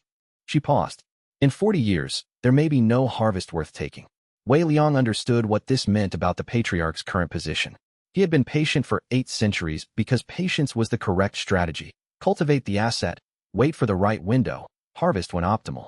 He was patient not because patience was pleasant, but because 40 years was trivially short compared to 8 centuries, and every 40-year cycle produced an opportunity. This was the last window before the opportunity was permanently compromised. He's not patient by nature, Shinro said. He's been patient by necessity. He won't wait another 40 years. No, Wei Liang said. He won't. He looked at the timeline. 11 months to the qi tide cycle peak. The node distribution needed 6 weeks at minimum. The external reversal treatment array needed 3 more weeks of testing. The contingency planning for the harvest ritual disruption required knowing the exact disruption mechanism, which required more detailed analysis of the qi tide cycle's specific effect on resonance field protection. He made a list. He assigned the tasks. He noted that 11 months was enough time to prepare if they started now, and the preparation was the priority above everything else. He sent Shinro to continue the qi tide research. He went to accelerate the node distribution design. Chapter 113. The cost. Wei Liang designed the distribution ritual over 2 weeks. He worked from 3 source documents simultaneously. Dun Xiao's formation blueprints, which provided the array architecture for creating personalized resonance bonds. Rong Mei's mechanism analysis of the unbroken meridian principle, which described how resonance field properties could be subdivided without losing their fundamental character. And his own 5 years of internal resonance tracking, which documented the specific qualities of his accumulated resonance and what splitting it into bonded fragments would require. The design was technically elegant. He arrived at this assessment with the specific satisfaction of something that worked correctly, and then he noted the satisfaction and the additional fact that he had not told anyone the full cost of the design. The cost was this: the resonance he had accumulated over 5 years, the power generated by his disciples' breakthroughs, layered and consolidated into a field of significant depth, could not be distributed without diminishing. When resonance was split from a centrally held system and bonded into individual fragments, the bonding process consumed a portion of the resonance in creating the bond. Each bond required a small sacrifice of the total to establish the personalized connection. With 73 disciples receiving nodes, the current full cohort, The bonding process would consume approximately 30 to 40% of the total resonance as the cost of the distribution. This was not the full cost. The second cost was the reversal. After distribution, Wei Liang would no longer hold the central pool. His resonance cultivation would continue to accumulate through his disciples' future breakthroughs, but the existing accumulated reserve, the 5 years of building, would be gone. Distributed. Living in 73 separate nodes, accessible to him through the connections, but not as a unified pool he could draw from directly. His personal resonance reserves after distribution would be approximately 1/10 of their current level. The Tier 5 principles would remain. They were embedded in the territory's formation work, not in the central pool. But his ability to channel resonance into active effects, to use the principles as directed outputs, to draw on the system's depth in combat or crisis, these would drop dramatically. He would be considerably more human. He had decided this was the correct outcome. He had decided it before he fully understood the cost, and understanding the cost had not changed the decision. He had noted the cost in his private notebook and had not included it in any of the planning documents he shared with the senior disciples or with Rongmei. He had not told anyone. This was the pattern Bai Suyin would identify. He could have predicted that she would identify it. He had predicted it, at some level, and had not changed the behavior, which was itself data about why he was keeping the cost private. He concluded after 2 weeks of not telling anyone, afraid that telling them would produce an argument he would find impossible to dismiss on logical grounds. They would tell him to find another way. They would tell him the cost was too high. They would be wrong. The distribution was the only design that prevented the harvest, but they would not immediately know they were wrong, and the argument would cost time. He did not have an emotional energy that was better spent on the preparation. He had been doing this, he realized, since the beginning. Carrying the weight because the weight felt like his, and distributing it would require trust. He was still building. He had been building it for 5 years, and was still not finished. He continued designing the ritual. He did not tell anyone the cost. He told himself he would tell them when the design was complete. He did not tell them when the design was complete. He kept revising the design. Chapter 114. Telling Bai Suyin came to his study on a Thursday evening with the expression she used when she had been preparing what she was going to say. She sat across from his desk and looked at the distribution ritual design documents, which were spread across the desk in a configuration that was technically accurate and strategically incomplete. She had reviewed them 2 days ago when he had shared the design for the senior cohort's review. She had reviewed them a second time this morning. She told him, specifically looking for what they described and what they did not describe. "You're going to give away the power you've built," she said. "I'm going to give it back to the people it came from. That's not the same as telling us." She paused. The documents describe the distribution mechanism, the node bonding process, the formation architecture. They don't describe what happens to your resonance reserves after the distribution. He looked at the documents. The reserves decrease. By how much? Approximately 90%. Bai Suyin was quiet. She was not surprised. She had come prepared, which meant she had suspected something like this number. But hearing it specifically had its own effect. She let it settle for a moment without rushing past it. "That's not in the design documents," she said. "No. Why not?" He thought about the accurate answer. "Because I believe the argument would consume time I don't have, and I was prepared to complete the design and present it as final before the argument could recalibrate the outcome." Bai Suyin looked at him. "That's the most honest thing you've said about your own behavior in 5 years. I know. And you're still planning to do it." "Yes. The distribution is the only design that removes the unified pool as a harvest target. The cost is real. The design is still correct." He paused. "I'm telling you now." A long pause. "All of you? All 73 disciples receive a node?" "Yes." A longer pause. "Does Rongmei know?" He held this question for a moment. "Not yet," he said. Bai Suyin stood. She put her hands flat on his desk and looked at him directly in the way she used when she was making the distinction between recommendation and directive. "Tell her before you tell anyone else. That is not a recommendation." She left. Wei Liang sat alone at his desk with the design documents for a while after she left. He had known, preparing the design, that Bai Suyin would find it, and that she would come to him exactly this way. He had known it and not changed the behavior, which was a pattern he had identified in himself before and had been unable to correct before someone identified it for him. He put on his outer robe and went to find Rongmei. Chapter 115. What it should have been. She was in the clinic. She was always in the clinic when he went to find her in the evening, which was a fact he had organized his sense of her around over the years. The lamp on, the formation arrays running, the specific quality of concentration that meant she was finishing something before she could stop. He came in and sat on the stool near the entrance. He had learned not to arrive with something urgent in a way that interrupted her finishing. She finished within 10 minutes and turned around with the expression of someone who knows something is different but is waiting to be told what. He told her. The distribution design. The cost. The 90% he had not put in the design documents. Why he had not put it in the design documents. She listened without interrupting. She had a piece of paper in her hand. She had been doing paperwork when he came in, and she held it throughout the conversation without looking at it. When he finished, she said, I reached the same conclusion 3 days ago. He looked at her. I've been reading the design documents since you shared them with the senior cohort. The resonance field behavior described in the node bonding section. I knew the bonding process had a cost because I know how the field works. I ran the calculation. I came up with 80 to 90%. She set the paper on the counter behind her. I was waiting for you to arrive at it. He thought about this. You didn't come to me. No, you needed to arrive at it yourself. I knew that from the way the documents were structured, technically accurate, strategically incomplete. You were processing the cost.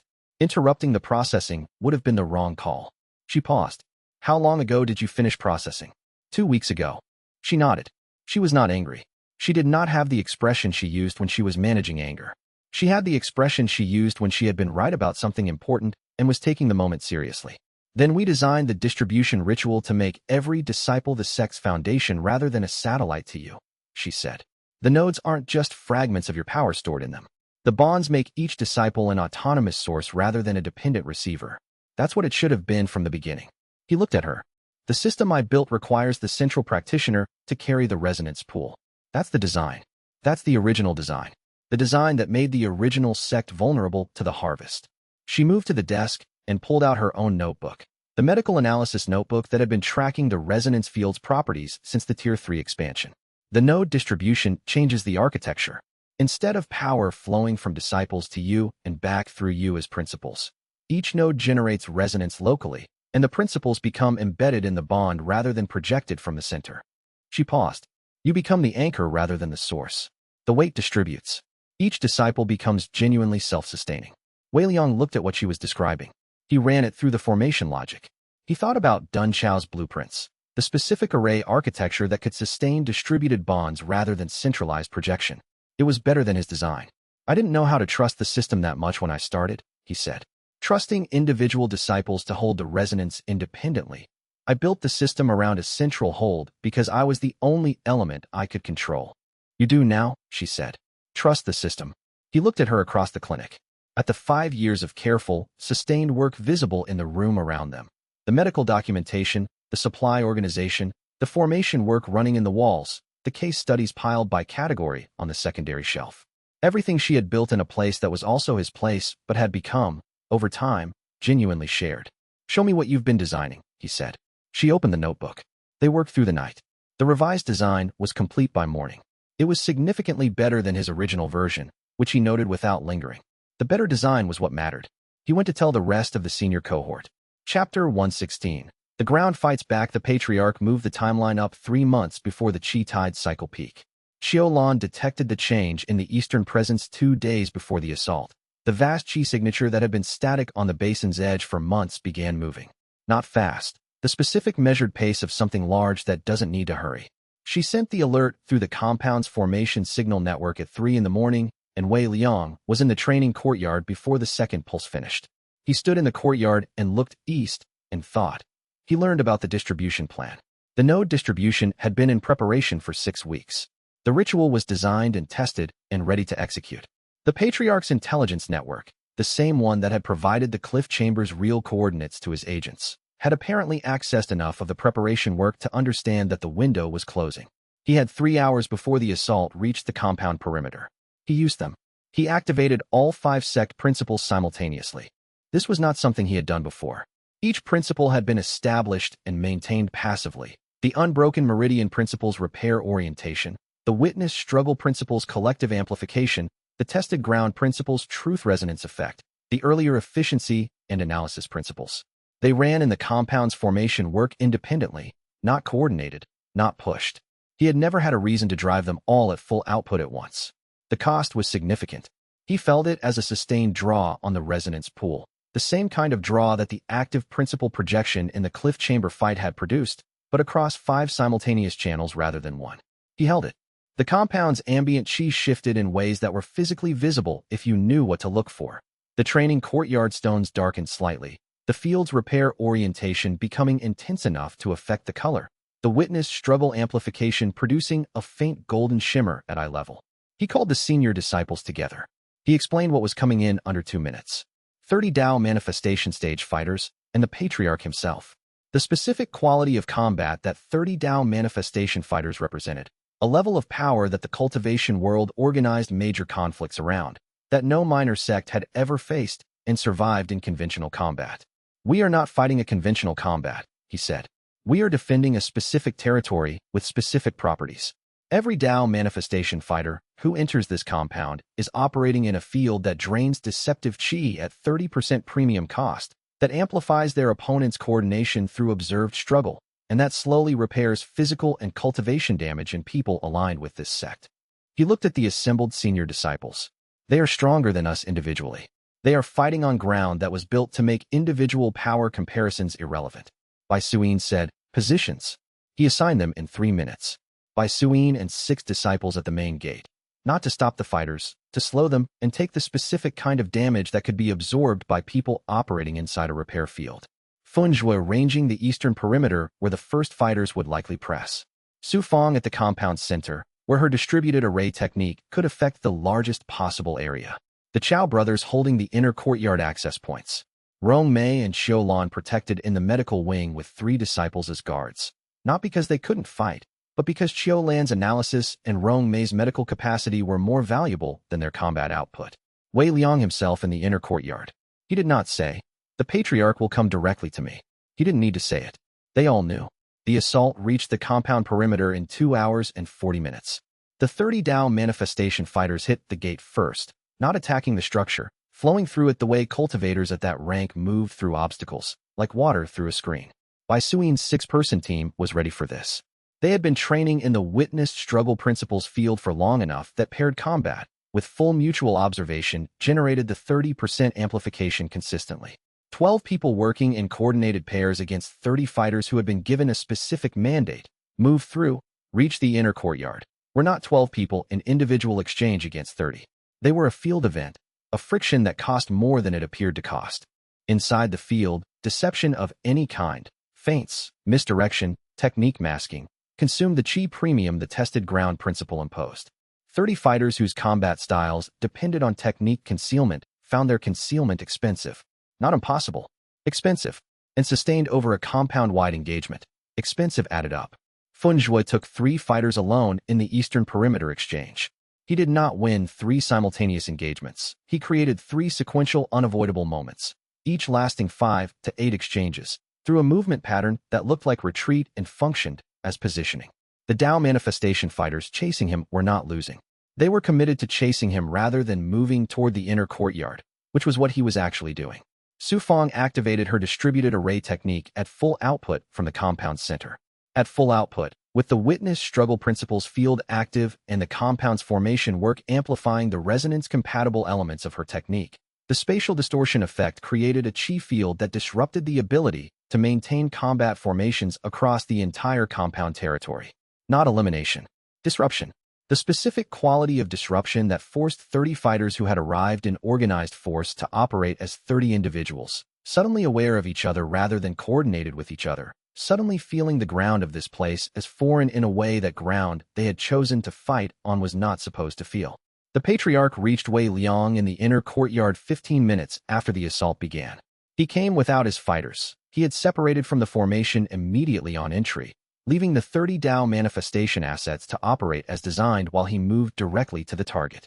He moved the way Xiao Lan's analysis described, vast, deliberate, the movement of something that understood its own magnitude and saw no reason to conceal it. He stood in the inner courtyard across from Wei Liang and looked at the battle visible through the courtyard gate behind him, at Bai Suin's team holding the gate, at Su Fong's field shimmering in the mid-compound space, and said, "You activated all 5 simultaneously." "Yes. That's consuming your reserves." "Yes." Wei Liang looked at him. "I have enough left for this." The patriarch looked at Wei Liang, and Wei Liang looked at the patriarch, and neither of them moved for a moment, which was its own kind of communication. Chapter 117. Holding the gate by Suyin had been soul tempering stage for 3 months. Soul tempering was the stage the cultivation world's conventional wisdom had declared required 3 functional meridians at minimum. She had reached it through a single-element method, which had required her body to compensate for structural design assumptions it wasn't built around, which had made the path significantly harder than the conventional path. The conventional path would not have produced the specific quality of compressed, dense, foundational cultivation that soul tempering through limitation produced. She had everything the rank was supposed to give, and she had paid for it in a way that conventional soul tempering practitioners had not. This meant that in the gate exchange, she was the single most technically overqualified defender in the space. She held the main gate with 6 disciples for 31 minutes against 12 Dao manifestation fighters who had been assigned to break through the gate and advance to the inner courtyard. She did not break through the 12 Dao manifestation fighters. She did not eliminate them, did not rout them, did not match them in the kind of exchange where matching was the metric. What she did was make the through-the-gate calculation remain unprofitable for 31 minutes. The cost was real. She took 3 direct strikes during the 31 minutes, each of which would have been immediately incapacitating in neutral territory and was merely serious in the principal field's repair orientation. Her left arm stopped responding correctly after the second strike. She adapted her technique for one-arm use in the same way she adapted everything. Not by replacing the 2-arm method with a weaker version, but by finding what one arm could do that 2 arms couldn't. One arm, focused, compressed, with soul tempering stage earth-chi density, was a strike geometry that a defensive-minded formation-breaking technique had not been calibrated for. The calibration was based on standard soul tempering outputs. She was not producing standard soul tempering outputs. 6 of the 12 fighters were occupied with her in direct exchange at any given point. The other 6 were the ones that Funju's perimeter work was keeping engaged, 3 of them in the pursuit sequence he had established, 3 more responding to the perimeter disruption rather than the gate. Funju's single meridian technique at this level of refinement was not something anyone who hadn't watched it develop had a framework for. The conventional wisdom about single meridian cultivation was that it had a hard ceiling at foundation solidification, that the chi pressure of higher ranks required multi-channel distribution to prevent collapse. Funju's 5 years of working with a single meridian at high compression had produced a channel dense enough that the collapse ceiling kept moving up. He was at core formation. The ceiling was still ahead of him. Against Dao manifestation fighters, this meant he was fighting people many ranks above him with a technique specifically optimized to not care about rank comparisons. The technique was not designed to overpower. It was designed to require the opponent to commit. Commit to an exchange, commit to a direction, commit to a timing, and then be gone from where the commitment was aimed. He did not eliminate 3 fighters. He produced 3 injuries that required the fighters to be managed by their own support before they could continue, which occupied 3 more fighters in the management, which reduced the gate pressure by 6 fighters for a combined 15 minutes. Su Fang's field was the compound's true defensive weapon, and she knew it. The distributed array technique at full output, sustained, pushed to the edge of her chi capacity, and held there by the witness struggle principle's amplification from the 7 disciples who were visibly observing her from safe positions throughout the compound. This produced a spatial distortion that the 30 fighters experienced as a persistent wrongness in the ground they were fighting on. Not disorientation. Not pain. The specific feeling of a cultivator whose entire developed technique is built on accurate spatial reading, finding that the spatial reading is slightly, persistently, untrustworthy. Against weaker opponents, this was overwhelming. Against Dao manifestation fighters, it was the difference between a formation that coordinated well and 30 fighters working from individually correct but collectively unconsolidated actions. It forced them to operate as individuals in a compound that had been built to turn individual limitation into collective strength. The compound was fighting back. Chapter 118. The resonance mirror Wei Liang and the patriarch stood in the inner courtyard in the middle of a battle. The sounds came from all directions, from the gate, from the eastern perimeter, from the mid-compound, where Su Fang's field hummed at a frequency he had never heard from it before. The 5 SECT principles active simultaneously produced a quality of ambient chi that made the inner courtyard feel like a different world from the fight happening 30 meters away. The patriarch looked at this and said, "You spent the pool." Partially. Wei Liang could feel the resonance reserve diminishing under the sustained 5 principle output. He had budgeted for this. He had what he needed for the next few minutes. I kept enough for what matters. The patriarch looked at him with the expression of someone making a genuine assessment of a genuine opponent. You're not going to fight me conventionally. No, I don't have the cultivation for a conventional fight against 8 centuries of accumulated power, and I have no illusions about this. Wei Liang held the resonance in the specific way he had been practicing for 2 months, not as an active output, not as a principal projection, but as a mirror. I have something else. He applied the resonance outward, not toward the patriarch's personal cultivation. He had no mechanism to attack someone else's cultivation directly. What he had was a resonance field that was built from the same category of energy the patriarch had been accumulating for 8 centuries. His own resonance, shaped and directionally oriented, could interact with the resonance-compatible energy in the patriarch's cultivation base in the specific way that like energies interacted at close range in the same field. He reflected it, not drained. He didn't have the power to drain anything from the patriarch's cultivation base. Reflected. The resonance-compatible energy in the patriarch's cultivation pressed against Wei Liang's mirror orientation, bounced back against its owner in a specific directional pattern. The effect was not combat damage. It was not a technique the patriarch could defend against with chi shields or defensive formations, because it wasn't attacking his cultivation. It was making him experience the resonance-compatible energy in his own cultivation base from the other direction. The patriarch had spent 8 centuries accumulating resonance generated by people who had been manufactured into failure and then driven to desperate breakthrough. He had always experienced this energy as a resource, accumulated, stored, power that came from outside and increased his own capacity. He had never felt it from the direction of the people who had generated it. The resonance mirror showed him the other direction. Every crystalline meridian that the suppression compound had created and left permanent. Every cultivator who had pushed against a manufactured ceiling and generated the breakthrough that fed the patriarch's pool. Every sect that had been grown and harvested, their disciples reduced and scattered. 8 centuries of accumulated resonance-compatible energy, experienced from the inside of the people it had come from rather than the inside of the person who had taken it. The patriarch had felt many things over 8 centuries. He had not, until this moment, felt this. He stopped moving. It was not dramatic. He simply stopped. He stood in the inner courtyard with all of Wei Liang's cultivation environment pressing around him. The repair field, the truth resonance, the collective amplification, and he processed what the resonance mirror had shown him in the specific way of someone encountering a fact they had always known abstractly and had just been made to know actually. He was not injured. He had not been defeated in any way the cultivation world's taxonomy described. He had, for the first time in 8 centuries, been made to feel what he had done. Chapter 119. He'll be back. The patriarch withdrew. Not fast. The specific measured movement of someone choosing to leave, not retreating under pressure. He turned away from Wei Liang and walked toward the compound's eastern wall and passed through it the way he had entered, without any interaction with the formation work, without asking the stone to move. The 30 Dao manifestation fighters received some signal Wei Liang could not identify. A qi transmission at a frequency below Qiu Lan's analysis resolution, and disengaged simultaneously. Not fleeing. Breaking off. The gate fighters stepped back from Bai Suin's team and moved east. The perimeter fighters disengaged from Fun Zhua's sequence. All 30 moved out of the compound in under 2 minutes, leaving behind the compound's battle damage and 31 of its defenders with various degrees of injury. The battle had lasted 46 minutes. Wei Liang stood in the inner courtyard and cut the 5 principal simultaneous output. The draw stopped. His resonance reserves were significantly lower than they had been before the assault. The sustained output had consumed the planned budget and a portion of the contingency reserve. He noted the exact level and did not think about it further. He went to the gate. Bai Suin was standing with her team.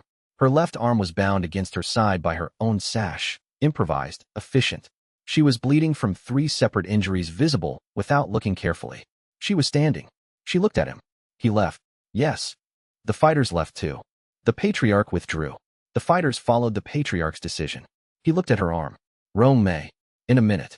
She was doing the same thing she always did after an engagement. The post-exchange assessment, internal, cataloging. Did it work? Wei Liang thought about how to describe what had happened in the inner courtyard. He stopped. He withdrew. The Qi-Tide window requires months of ritual preparation.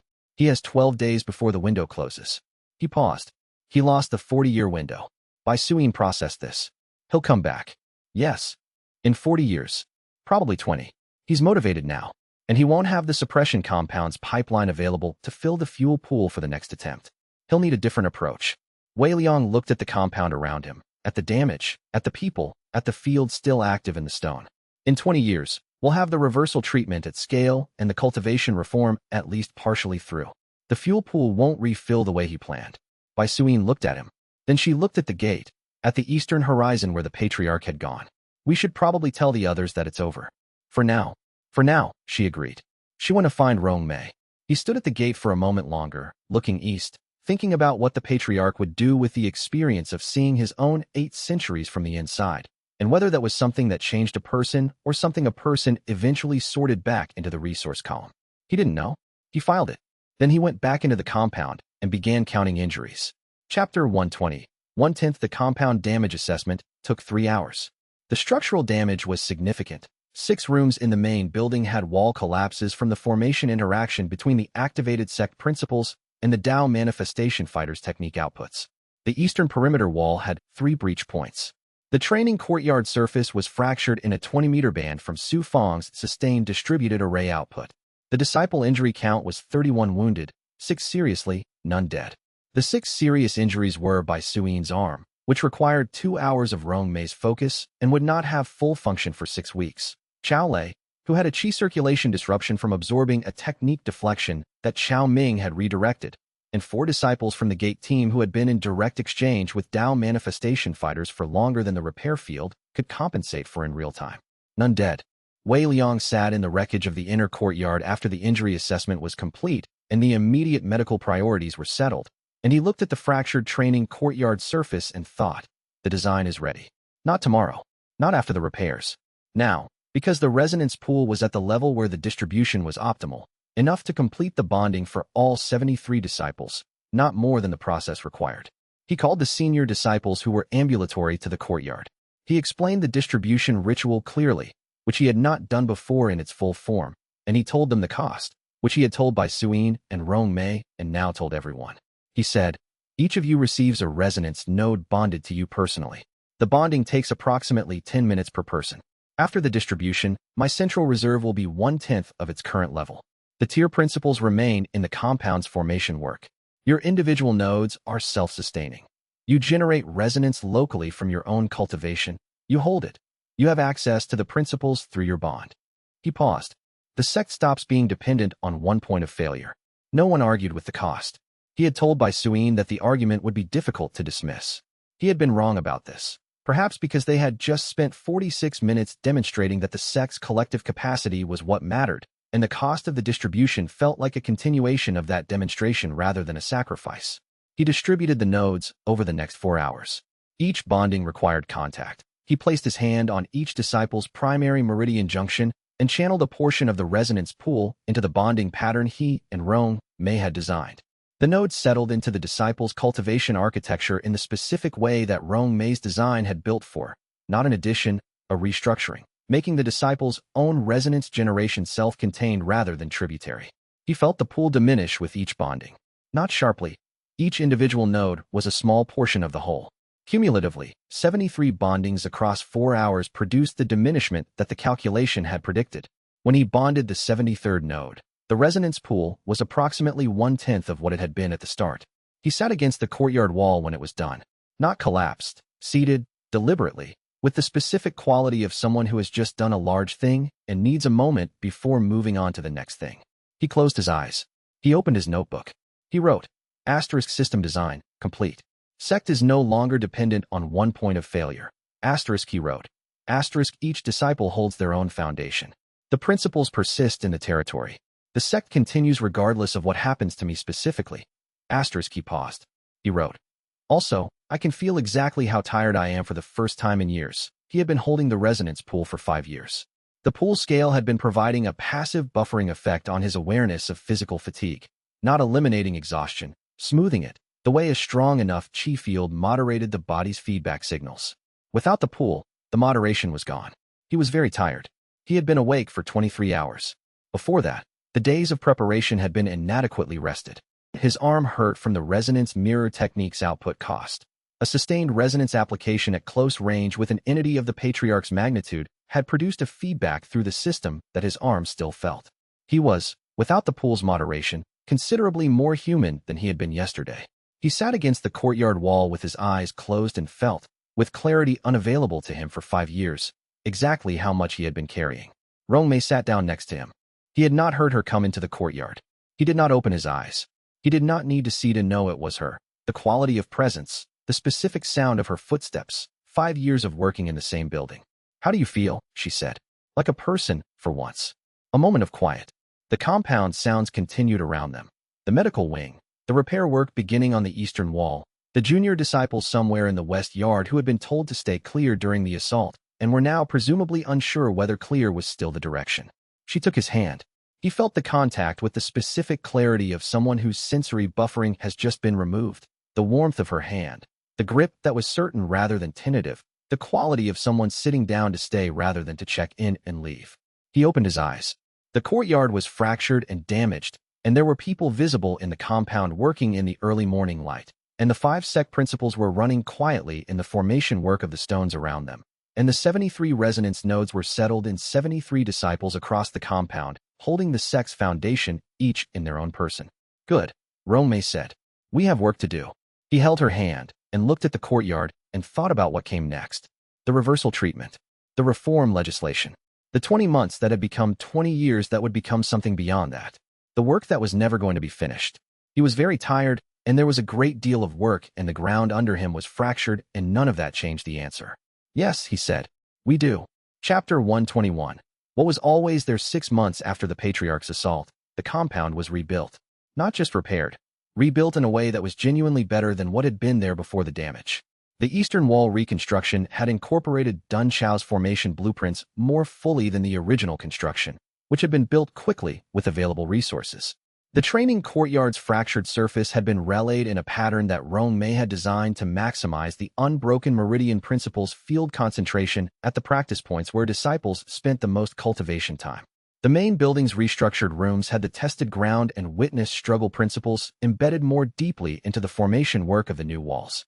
The compound was better for having been broken. Wei Liang noted this without irony.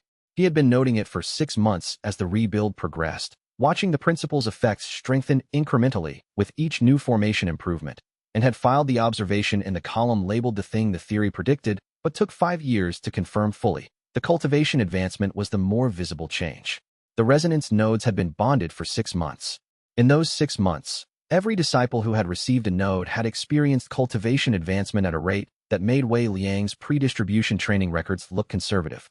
The nodes functioned exactly as Rong Mei's revised design had predicted, self-sustaining, locally generative, personally bonded in a way that made each disciple's own advancement feed directly back into their own resonance reserve rather than through Wei Liang's central pool.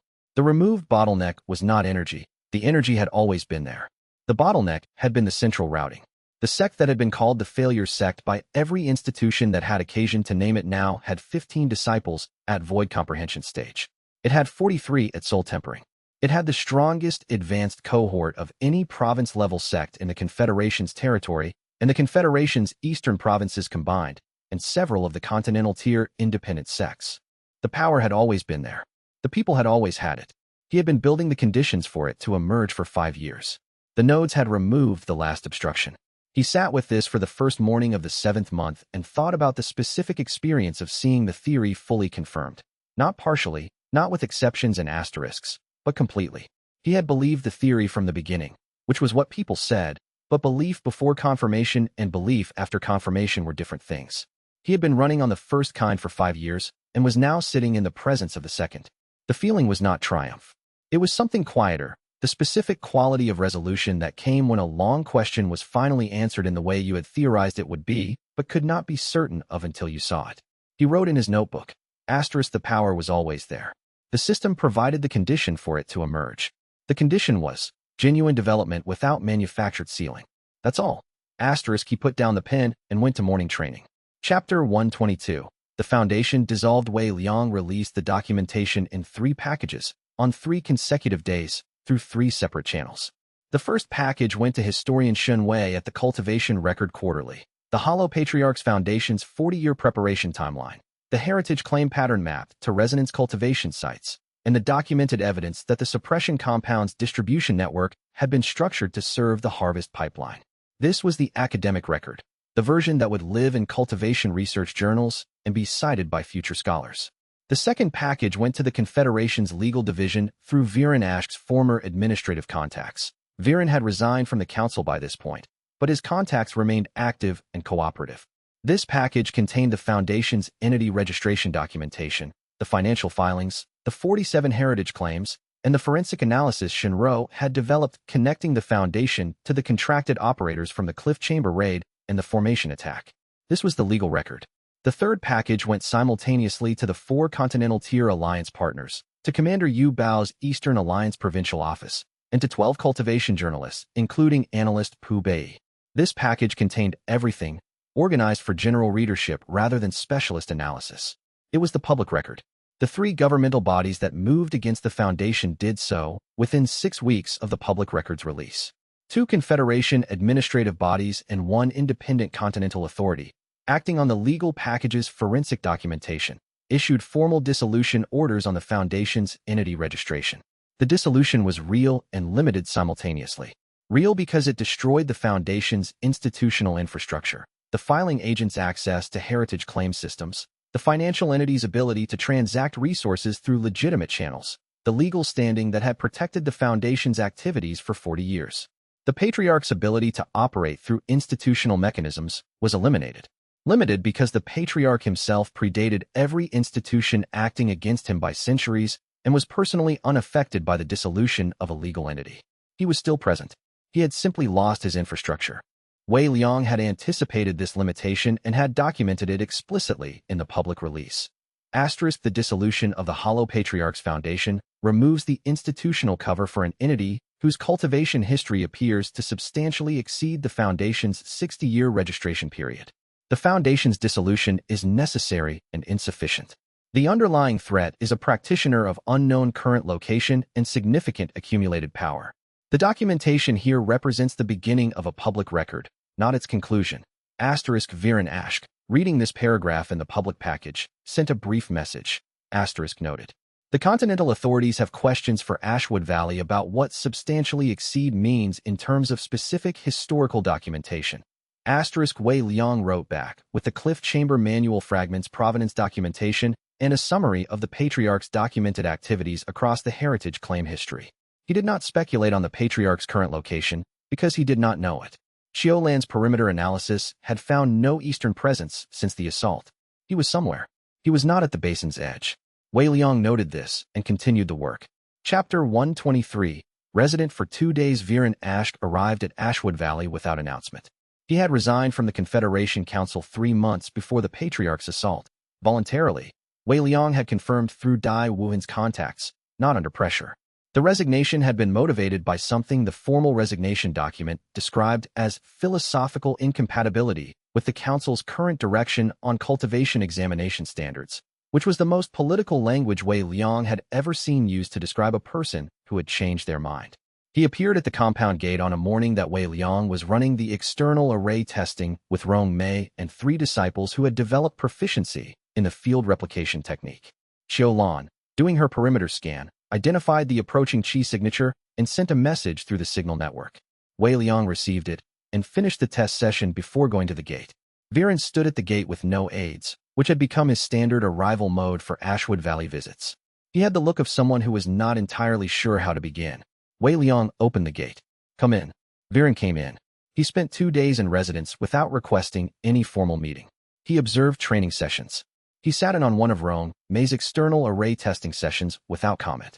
He ate in the main hall with the junior disciples at dinner on the first evening and said nothing in particular but listened to the conversations around him, which were the specific conversations of people in a community who had developed a common language and used it unselfconsciously. On the second morning, he came to Wei Liang's study. He sat down without being invited, which was a change. He had always waited to be invited before. Wei Liang noted the change and what it indicated and said nothing. I've been wrong about a lot, Viren said. Not everything. I want to be precise about that. There are things I understood correctly and defended correctly. But the talent taxonomy. The entire assumption that cultivation capacity is a fixed binary that can be tested once and used to define a person permanently. He paused. That was wrong. And I defended it. Not because I believed it without reservation. I had private reservations. I defended it because the alternative was institutional disruption at a scale I thought I was responsible for managing. Another pause. That was wrong too. Wei Liang said, I know. Viren looked at him. I came here because I didn't know what to do with that. The knowing. I've spent 30 years in cultivation administration assuming my job was to make the system work better. Finding out the system was wrong in its foundation is, he stopped. I don't have a framework for that. Neither do I, Wei Liang said. I've been working within and against the same system for 5 years, and I still don't have a complete framework for it. He paused. But there are 217 people in this compound who have been living inside the consequences of that system's wrongness for their entire cultivating lives and have been figuring out what to do with it regardless. He looked at Viren. Talk to them. Viren was quiet for a moment. You're not going to tell me what to do. No. What to do after understanding a large wrong thing is a personal question. I can tell you what I've observed about how other people have done it. Wei Liang paused. Most of the useful work I've seen happen after someone understood the taxonomy was wrong started with talking to the people who were defined as failures by it, rather than starting with thinking about the system. Viren looked at the compound visible through the study window.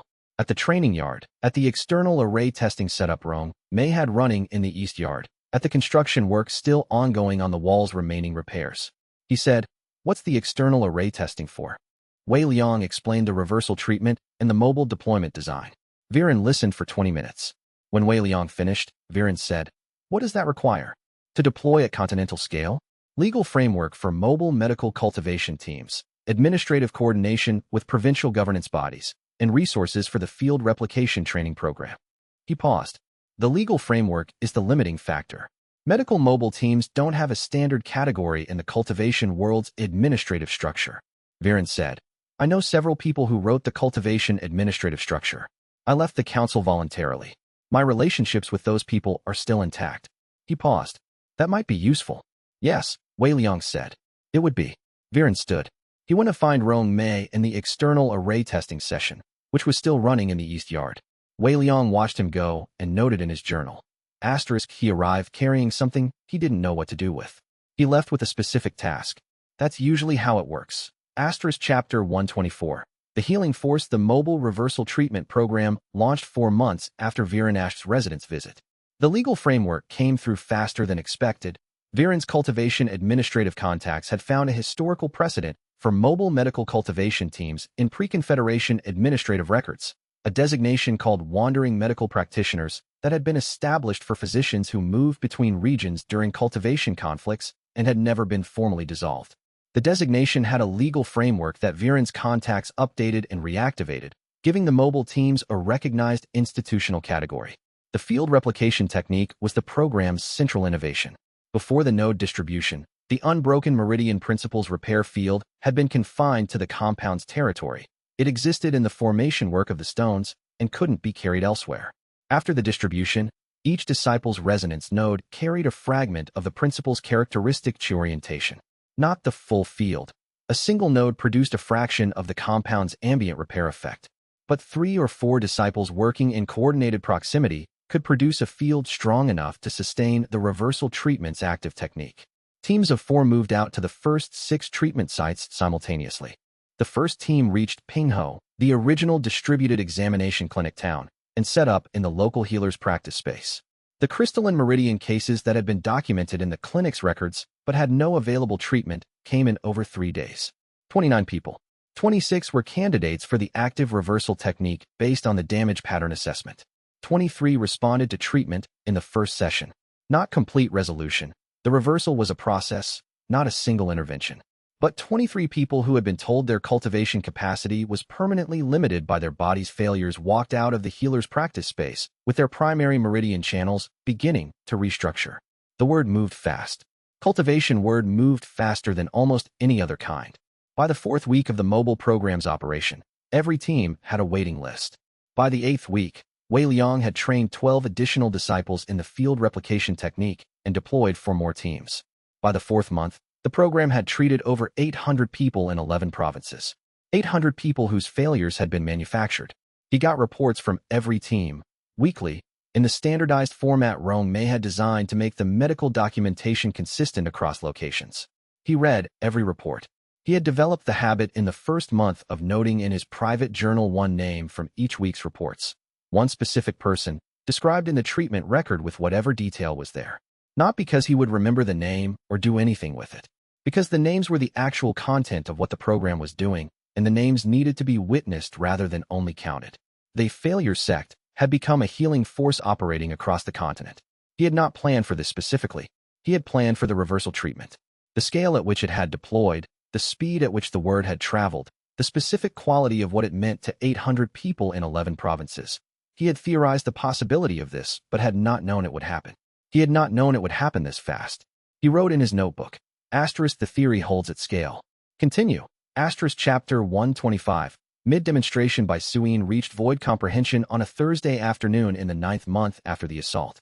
She had not told anyone she thought the breakthrough was close. She had told Wei Liang 3 weeks before that she could feel the threshold approaching in the specific way she had learned to identify approaching thresholds over 8 years of cultivation. A quality of nearness in the qi field, the sense of a question the cultivation was building toward asking. She had told him matter-of-factly, the way she reported anything relevant to her cultivation state, and he had noted it, and said, "Let me know what you need adjusted in your training schedule." She had said, "Nothing. Keep everything the same." He had kept everything the same. She was running a practice session with 12 junior disciples on the Thursday afternoon, the paired observation format, the senior disciple demonstrating while the juniors observed, and the witness struggle principle generated the amplification field around their collective attention. She was demonstrating the advanced form of the earth qi compression technique, the single-element method that had taken her from single-element limitation to the threshold of a stage the cultivation world had declared impossible for someone with her qi configuration. The breakthrough happened mid-demonstration.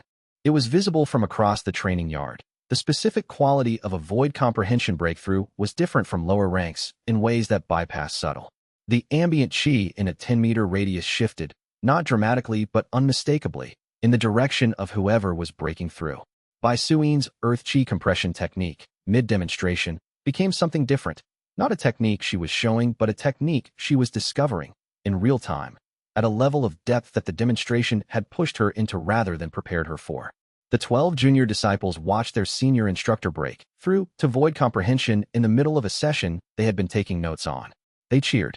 Not the restrained acknowledgement that the sects culture generally produced for significant cultivation events. Genuine noise, the kind that came from 12 people who had just watched someone they knew and trained under do something the cultivation world had said couldn't be done, again, and whose whole context for cultivation was that things the cultivation world said couldn't be done were the things worth watching for. Wei Liang was at the north end of the training yard, working through the node resonance calibrations with the first-year disciples whose bonds needed monthly adjustment for the first 6 months. He heard the noise and looked across the yard. Bai Suyin was standing in the center of the paired observation formation, surrounded by 12 junior disciples who were making significantly more noise than Ashwood Valley's internal culture generally sanctioned. Her earth qi compression stance was slowly releasing. She had been mid-demonstration when the breakthrough hit, and was integrating the new cultivation state into a body that had just crossed a rank threshold while in active technique use. This was, technically, exactly what she had prepared for, because there was no part of Bai Suyin's training that had not been done in real conditions. She looked across the training yard at Wei Liang. He gave her a single nod. She looked at him for a moment with the expression that had, over 8 years, developed from the face of someone deciding whether to trust an offer into the face of someone who had decided a long time ago and was operating from that decision every day. She gave him a gesture, a dismissive wave, the kind that on anyone else would mean, "That was nothing, stop making a fuss," and on Bai Suyin meant something specific that they had been in proximity long enough for him to read. It meant, "This is your fault in the best possible way." He acknowledged it with the expression he used for that specific message, which was a slight compression at the corners of his mouth that was as close as he came to showing satisfaction in public training situations. Then he went back to the calibration work, because the first-year disciples' resonance nodes still needed monthly adjustment and the calibration didn't run itself. Bai Suyin, across the yard, began talking to her 12 junior disciples about what the breakthrough had felt like from inside, which was something they had asked for and something she had decided to provide because the data was useful and because 12 people had just watched something real and deserved a real account of it. He could hear her voice across the yard, talking through the mechanism in the specific direct language she used for teaching. No softening, no simplified version, the complete accurate account given to people she trusted to handle the complete accurate account. 8 years ago, she had been sitting in the dirt outside a village with her cultivation certificate torn in half. He noted this and the distance between then and now and the specific quality of the work that had happened in the space between them.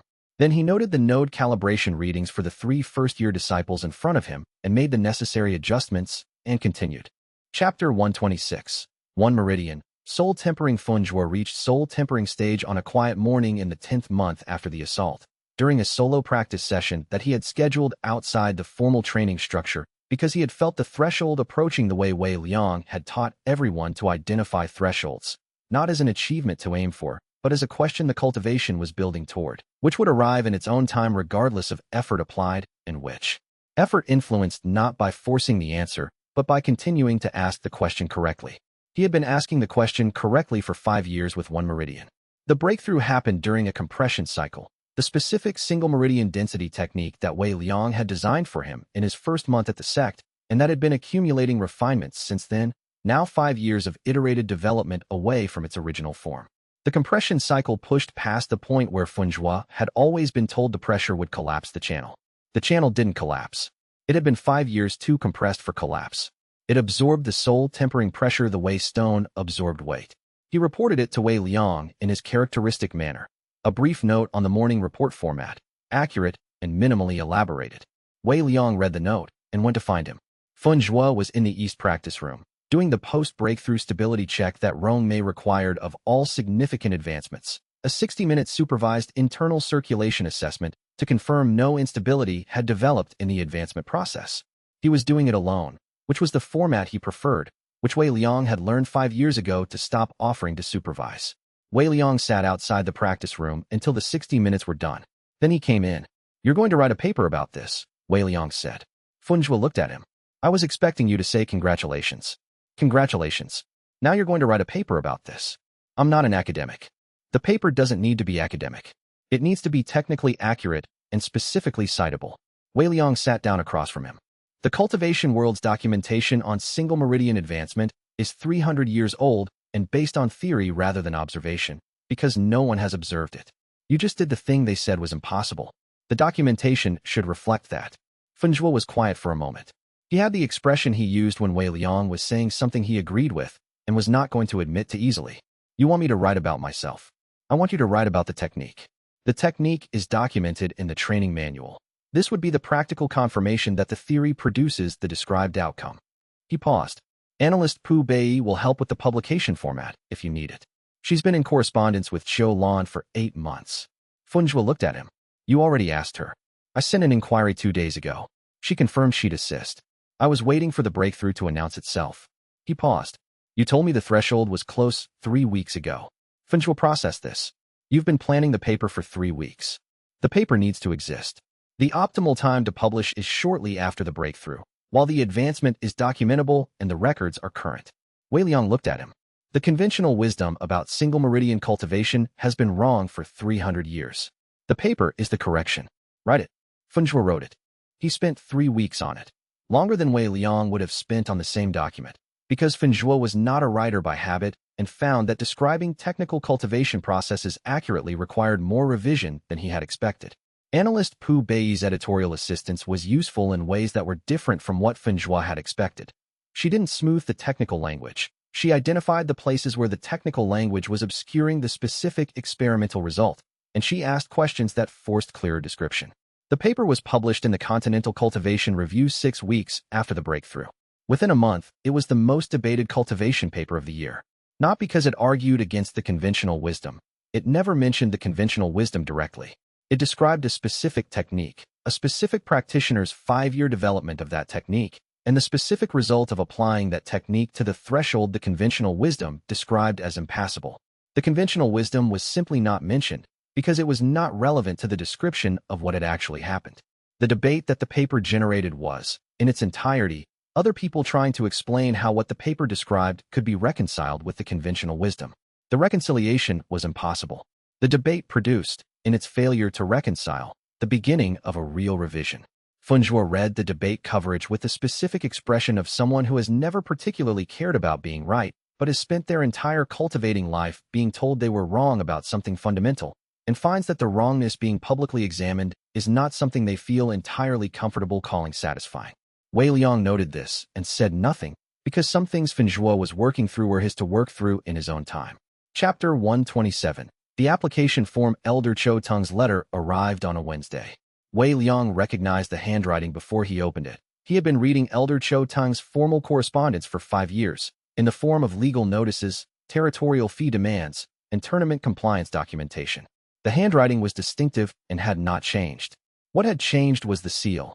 Not Golden Flame's institutional red, but a personal seal, small, the kind used for private correspondence rather than official communications. He opened it. The letter was brief. It was not an apology. Wei Liang read it twice to confirm this and found it accurate. It did not contain an apology, a retraction, or any acknowledgement of specific wrongdoing. It was a request. Elder Cho Tang's grandson had failed the entrance examination at 6 major sections. He had been assessed at 3 different locations using the standard examination kit, which Wei Liang noted internally, because the standard examination kit's suppression compound distribution had been a central element of the investigation that had reduced Cho Tang from Golden Flame leadership. The grandson had been told by all 6 sects that he had insufficient cultivation potential. Cho Tang was asking if the grandson could apply to Ashwood Valley. Wei Liang read the letter 3 times. He arrived at the same answer each time. He wrote a reply, which contained 2 things, a standard application form, which was the same form every applicant received regardless of circumstances, and a note that said, * the application process is the same for everyone. Have him write the page. * he sent it by return courier and did not think about it again until the application arrived. The application arrived 3 weeks later. The letter was in the hesitant handwriting of a young man who was clearly not comfortable with writing and had written this particular letter several times. The erasure marks were visible through the paper. It described one specific moment, the 6th rejection examination, in which the examiner had not told the grandson his cultivation potential was insufficient, but had said nothing at all and gestured at the exit. Wei Liang read the letter and found it specific, embarrassing, and real. He admitted the grandson. He did not tell anyone who the applicant's grandfather was. The applicant had a name and a cultivation history and a letter that was honest about a specific humiliation, and the applicant's grandfather's history was not the applicant's history. The grandson arrived 2 weeks later, 17 years old, with a travel pack and the expression of someone who had been rejected enough times to have stopped performing certainty. He was shown to the junior dormitory. He attended his first assessment session.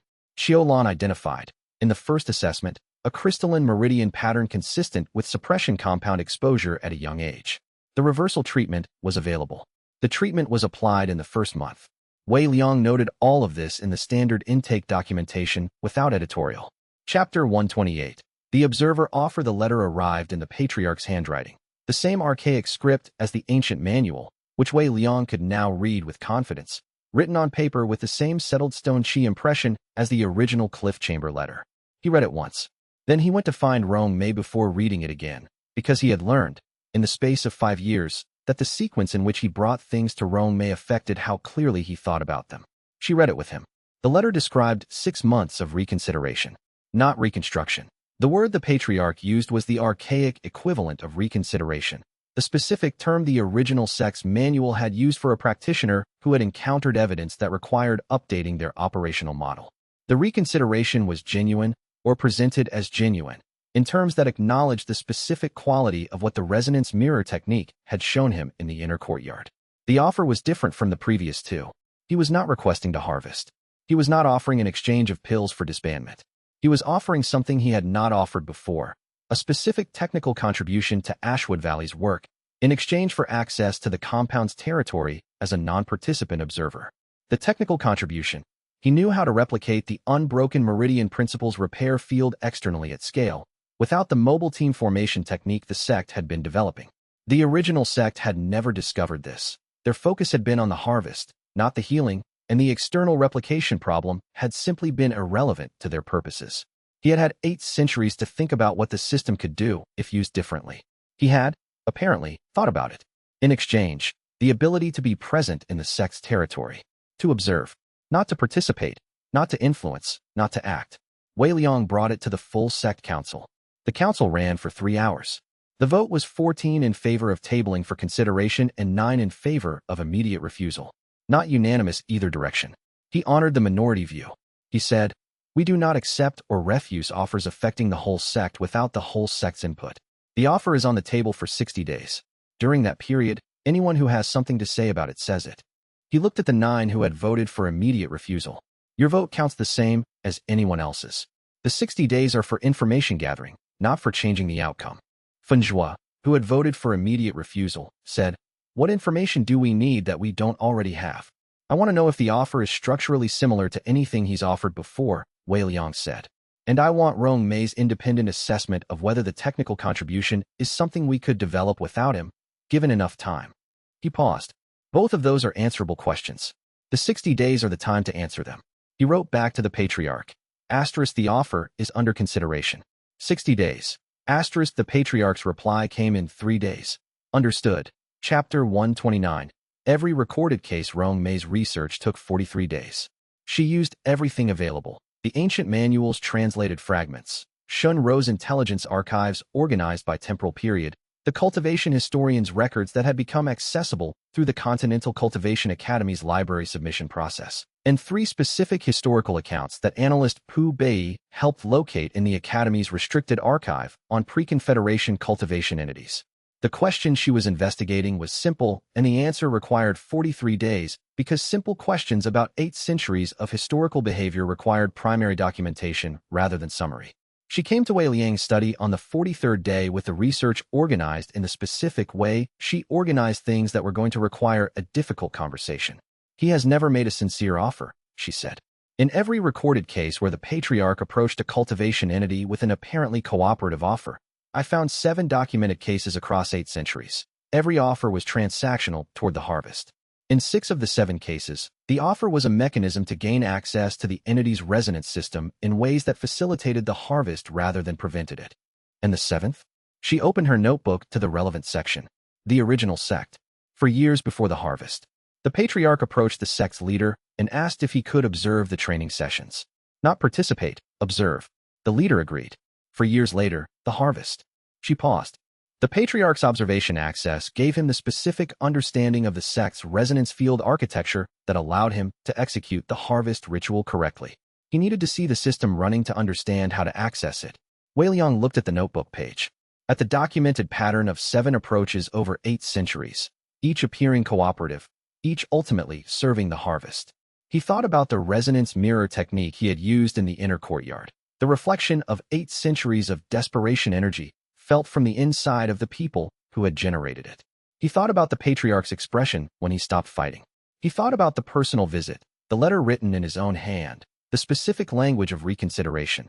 He thought about whether these constituted genuine change or a more sophisticated version of the same transactional approach. The honest answer was, he didn't know.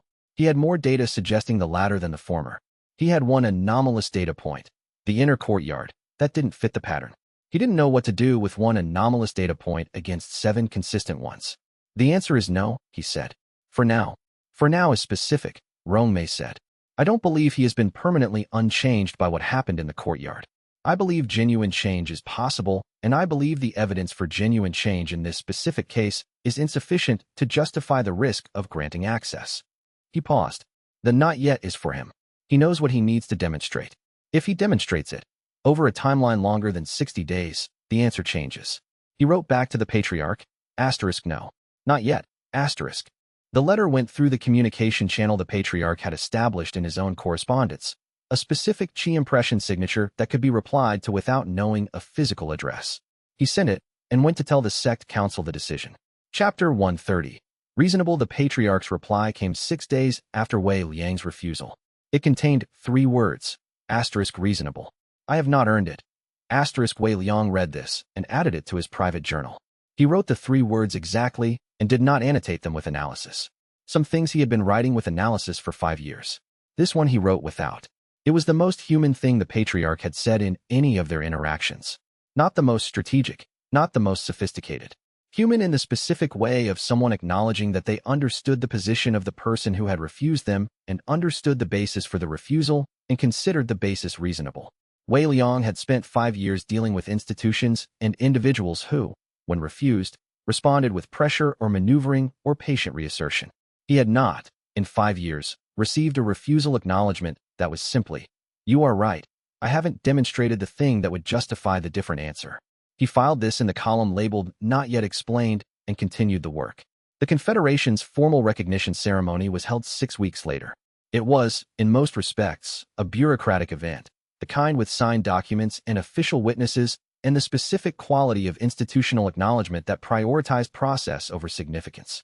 The new designation was Independent Continental Sect, a classification that had been created specifically for Ashwood Valley because no existing category described what the sect had become.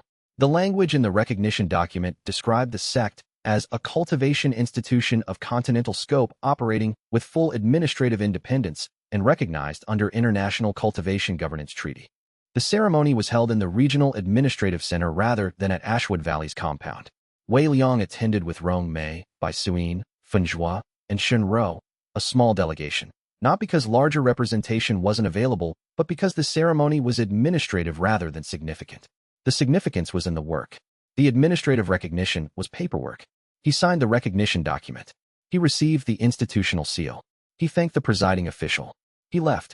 In the back row of the ceremony's public gallery, standing with the observers who attended these administrative events for professional or personal interest, Viranash watched.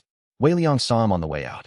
He was not in formal Confederation dress. He had been a private citizen for months, and he dressed like one, in the plain outer robes of someone who was not performing an institutional role. He was watching the ceremony with the expression of someone watching something they had a small part in enabling go significantly further than they had expected or deserved credit for. Wei Liang walked to where he was standing and stopped. Viren said, "I voted against the original independent status registration when it came through the administrative review 4 years ago." He said it plainly, the way he said things that cost him something. Not directly, through a procedural objection that delayed the process by 3 months. "I thought I was managing a risk." "I know," Wei Liang said. "I documented the procedural delay at the time. I never published the documentation." Viren looked at him. "Why not?" "Because publishing it would have been useful for pressuring the Confederation and not useful for anything else. The outcome I was working toward didn't require it." He paused. "The documentation exists. It stays in the archive." Viren was quiet for a moment. He looked at the recognition document in Wei Liang's hand. The official seal, the new designation, the administrative acknowledgement of something that had been true for several years before any institution recognized it. Independent Continental Sect. Yes. What's next? Wei Liang looked at the document. He thought about the reversal treatment, the reform legislation, the patriarch's 3-word letter. He thought about the work that was never going to be finished. "The cultivation examination reform proposal," he said. "Second draft. It goes to the Continental Council next month." He paused. "And Xiaolan's taxonomy framework presentation at the Academy Symposium. And the mobile treatment program's 6th regional expansion. And the formation archive training course that Dun Chao's memory made possible." He looked at Viren. "The usual." Viren nodded. He looked like someone who was going to ask if he could be useful and was deciding how to frame it without making the framing about himself. Wei Liang said, "The reform proposal. You know the 3 council members whose votes are persuadable and whose specific objections we haven't addressed yet." Viren, "Yes." "Useful," Wei Liang said, and went to find his delegation.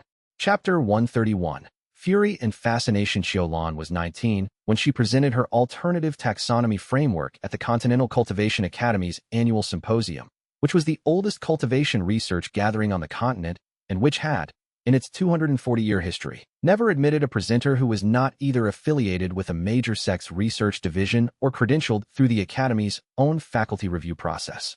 She was admitted through the faculty review process because analyst Pu Bei had reviewed her submitted abstract and had forwarded it to the symposium committee with a note that said, "This challenges the foundational taxonomy in ways that are either wrong or important. Given the past 2 years of published evidence, I believe it is important. The committee should hear it." The committee had heard it, meaning 3 of them had read the full paper and 2 of those 3 had written back to analyst Pu Bei in terms that were, in analyst Pu Bei's summary to Wei Liang, professionally disapproving but factually unable to find specific errors, which is the response you want. Wei Liang read this summary and told Xiaolan she should prepare a 40-minute presentation rather than the 20-minute format she had been considering. Xiaolan said, "They gave me 30. 30 is enough. Don't go over time." She did not go over time. She used 27 minutes. The framework she presented was not, as she was careful to clarify in the first paragraph of both the paper and the presentation, a refutation of the standard talent taxonomy. The standard talent taxonomy had accumulated 2 centuries of data, and some of that data was accurate. What the framework was, instead, was a proposal for an additional variable, the question of whether the examination environment had been controlled for exogenous suppression factors before assessment. The additional variable, she argued, produced a modified taxonomy with 2 categories rather than 1. Measured cultivation potential, the standard taxonomy's output, which remained valid, and adjusted cultivation potential. The output when examination results were corrected for documented suppression compound exposure rates in the examination population.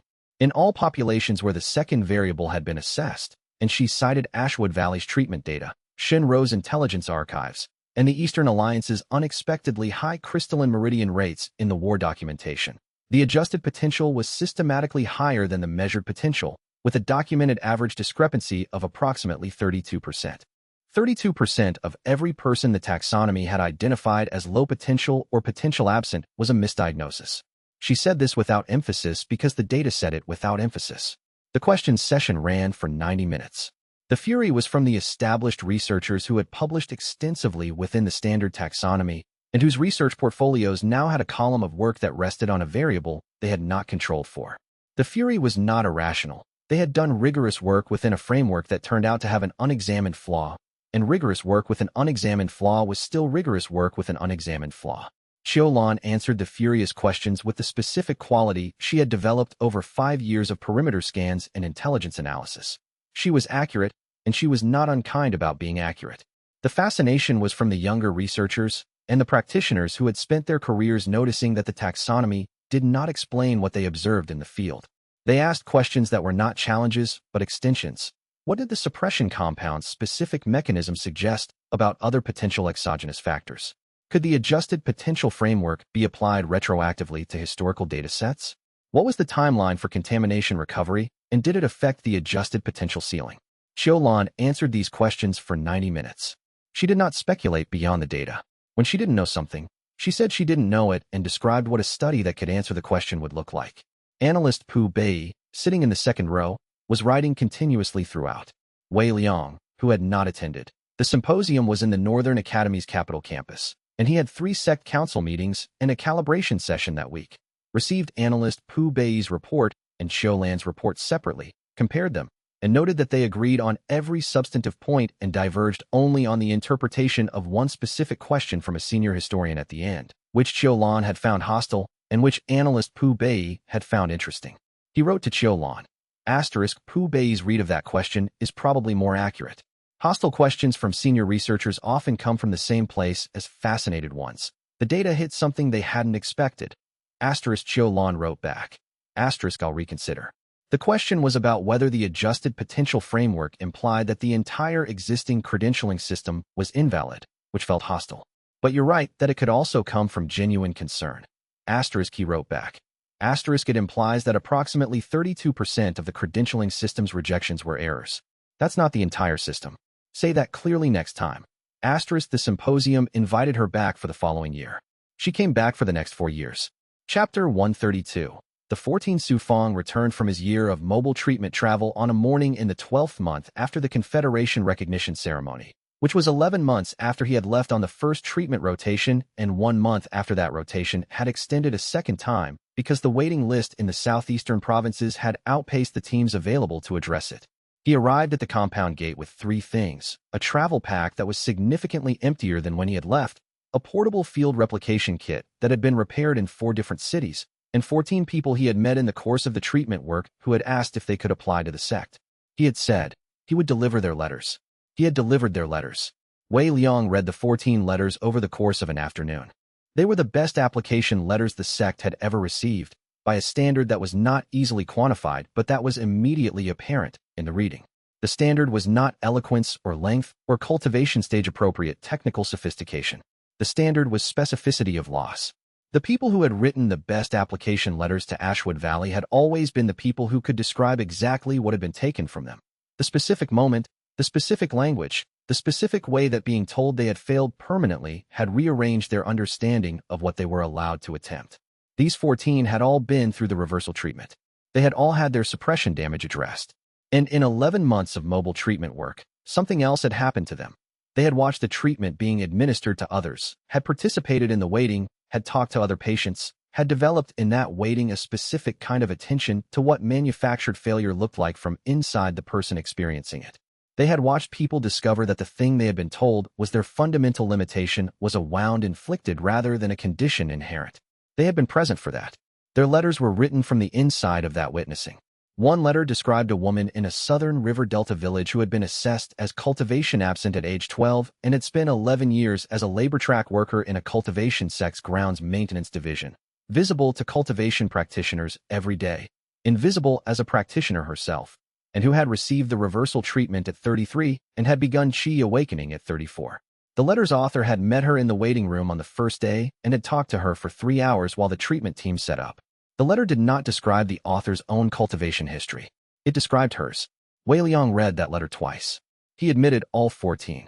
The process was the same as for every applicant. The standard form, the single-page letter, the intake assessment with Rong Mei, the 30-day initial observation period. He did not expedite or streamline the process because of who had delivered the letters or what the letters contained. The process was the process. What was different was Su Fang's own assessment session, which Rong Mei ran on his third day back. Rong Mei's assessment documented a specific change in Su Fang's qi flow patterns, not in the cultivation stage, which was unchanged, but in the coordination between his resonance node's generative output and his own internal circulation. The year of field replication work had done something to the efficiency of the energy movement that wouldn't have happened in the compound. She noted it in the assessment records and showed him the numbers. Su Fang looked at the numbers for a moment. The field replication technique builds something when you do it enough times. Yes, Rong Mei said. We didn't know that. I'm writing it up. He said, we should document it from the other teams too. Everyone who's been out for more than 6 months. She had already sent the request. She showed him the draft comparison table. He was not surprised by this, because he had been at Ashwood Valley long enough to understand that the sects documentation did not wait for conversations to begin it. He went to find Wei Liang, who was in the east yard running calibrations, and stood next to him for a few minutes without saying anything. The way people who had been away for a long time sometimes needed to stand in a place before they could talk about being back. Wei Liang let him stand. Then he said, the 14 letters. Su Fang said, the best ones I've ever read. Yes, Wei Liang said, and continued the calibration. Chapter 133, The Protocol. The invitation arrived from Golden Flame's new leadership in the 4th month after the Confederation recognition ceremony. Not Elder Cho Tung's leadership. He had been formally removed from Golden Flame's internal hierarchy following the Foundation's dissolution and the legal documentation's publication. The new leadership was 2 younger senior disciples who had ascended to administrative positions during the chaos of the documentation's fallout and who had, in the assessment Shinro had been developing for 6 months, genuine interest in reforming the practices that had made Golden Flame complicit in the examination corruption. The invitation was specific, a consultation on examination protocol reform. 3 months. Golden Flame would provide accommodation and access to their full examination records. Ashwood Valley's representative would have the authority to interview any examiner, review any assessment kit, and propose any modifications to the examination process that the evidence supported.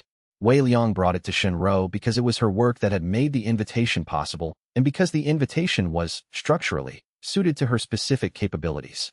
She read the invitation with the expression she used when she was assessing an offer for concealed mechanisms. What do you see? He said. It's real, she said. The new leadership genuinely wants the reform. They're not trying to use a consultation to generate cover for continued practice. The evidence on the continued practice would be too accessible under these terms for that to work. She paused. There's a secondary motive, which is that demonstrating reform makes Golden Flame eligible for institutional rehabilitation in the Confederation's review process. But secondary motives don't make primary offers false. Go, he said. She went for 3 months. She came back with 2 things, a revised examination protocol for identification and exclusion of compromised assessment kits, which she had developed in collaboration with Golden Flame's Senior Examiner Training Division, and which had been formally adopted into Golden Flame's institutional practice by the time she left, and 1 junior Golden Flame disciple, named Fei Songyu, who had, during the consultation's 2nd month, come to her office after an assessment session and asked if she could ask questions about Ashwood Valley. Shinro had answered questions for 2 hours. Fei Songyu had come back the next day with more questions. On the 3rd day, Shinro had asked, what are you trying to find out? Fei Songyu had said, whether the sect would consider an application from someone who was trained in the system you're working to reform. Shinro had told her the application process. She had told her the single-page letter requirement. She had told her nothing about the content of the letter because the content was the applicant's decision. Fei Songyu had written the letter that evening. She showed up at Ashwood Valley's gate 3 weeks after Shunro's return, on the same day that the revised examination protocol had been distributed to 6 additional provincial sects through Viren Ashk's administrative contacts. Wei Liang read her letter.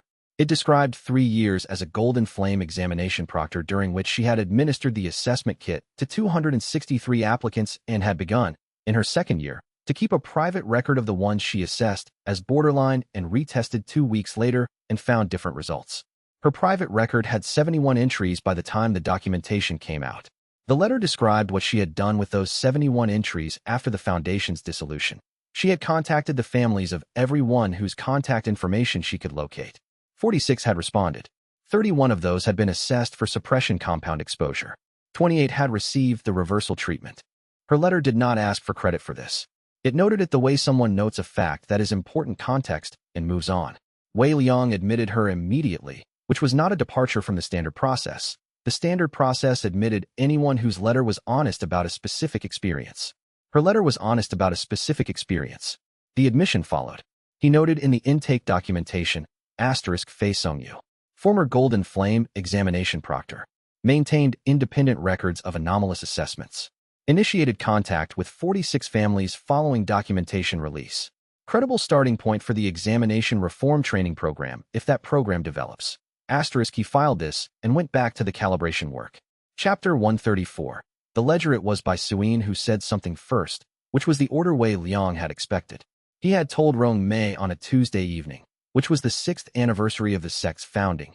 After the evening meal, when the training yard was quiet and the junior disciples had returned to the dormitory and the East Array was running its overnight maintenance cycle with the soft ambient hum that had become as familiar as the sound of the basin at dawn.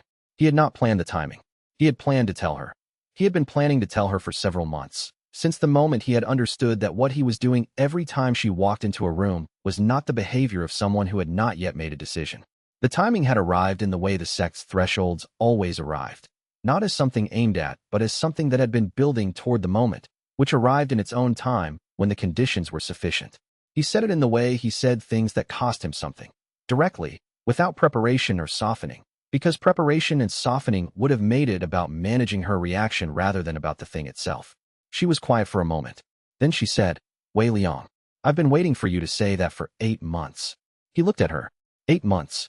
I had decided 6 months ago. I was waiting to see how long you would take. She paused. This is faster than I expected. He processed this. You were testing the timeline.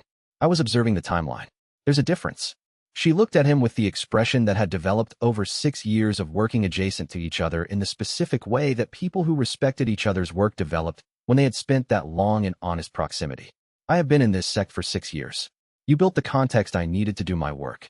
I watched you do it for every person here. I have been watching you understand what you built long enough to know what kind of person understands it that way. She paused. Yes, that's my answer. Bai Suyin found out 2 days later, which was how long it took for Bai Suyin to notice anything she hadn't been looking for. She was an exceptional observer of things. She had a reason to observe, and had not had a specific reason to observe Wei Liang's expression on Wednesday morning. But she had an instinct for changed states in people she knew well, and the changed state was not subtle. She came to his study in the afternoon. She stood in the doorway and looked at him for 3 seconds. She said, finally. He said, I'm not going to discuss this. I know. I'm not here to discuss it. She paused. I'm here because Feng Shui asked me to tell you something. He looked at her. What did Feng Shui ask you to tell me? He said, I had 5 years in the betting pool. She paused.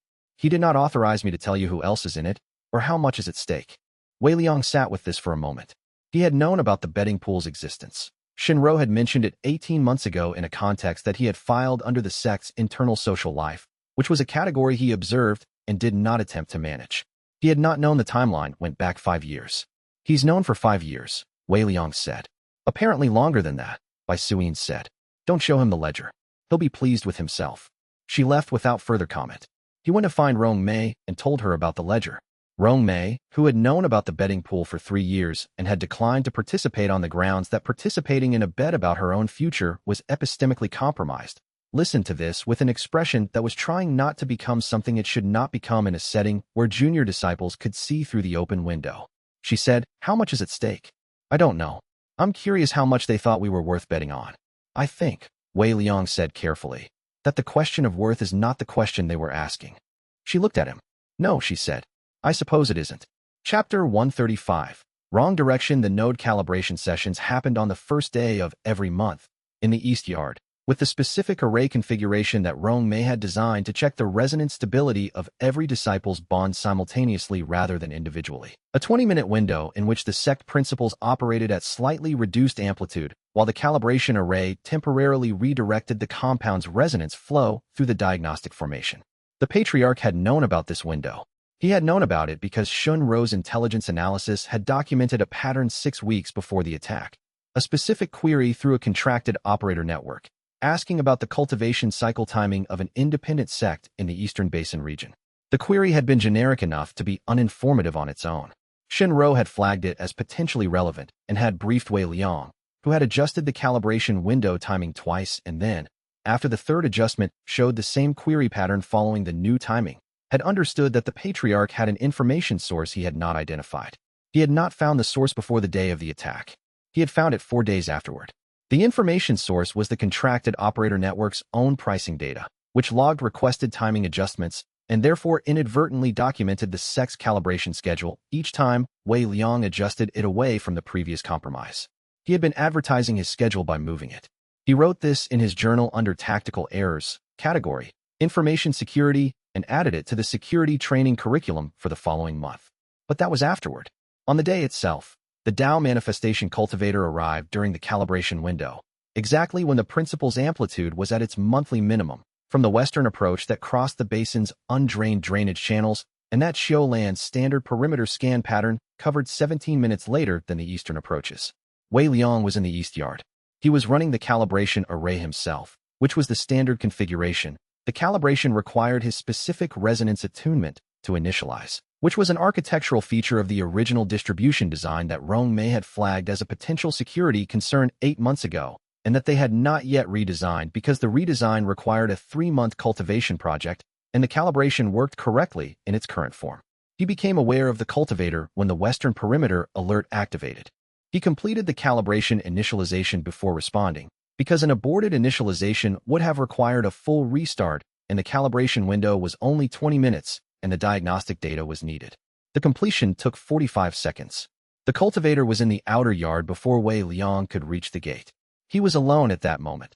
The calibration array required the other disciples to remain at their marked positions in the formation during the initialization, and he had not dismissed them yet. He was between the calibration formation and the outer gate, and the cultivator was at the outer gate, and the SECT principles were running at minimum amplitude, and his personal cultivation was 3 ranks below the cultivator's Dao manifestation stage. He assessed this clearly and without the specific quality of fear that would have been counterproductive. The cultivator had not crossed the gate. He was standing at it, which meant the tested ground principle was still functional enough at minimum amplitude to extract the cost of crossing under false pretenses. The cultivator had apparently tried to enter under some deception and found the threshold more expensive than expected. Wei Liang walked to the gate. He stood on his side of it and looked at the cultivator, who was a methodical-looking man in his mid-40s with the specific physical density of someone who had been at Dao manifestation for more than a decade. The cultivator said, "You're not going to fight me." "Not alone," Wei Liang said. "And you won't cross the gate." He paused. "Both of those things will still be true in 5 minutes." The cultivator assessed this. He was reading Wei Liang's cultivation stage, which was detectable and accurate and significantly lower.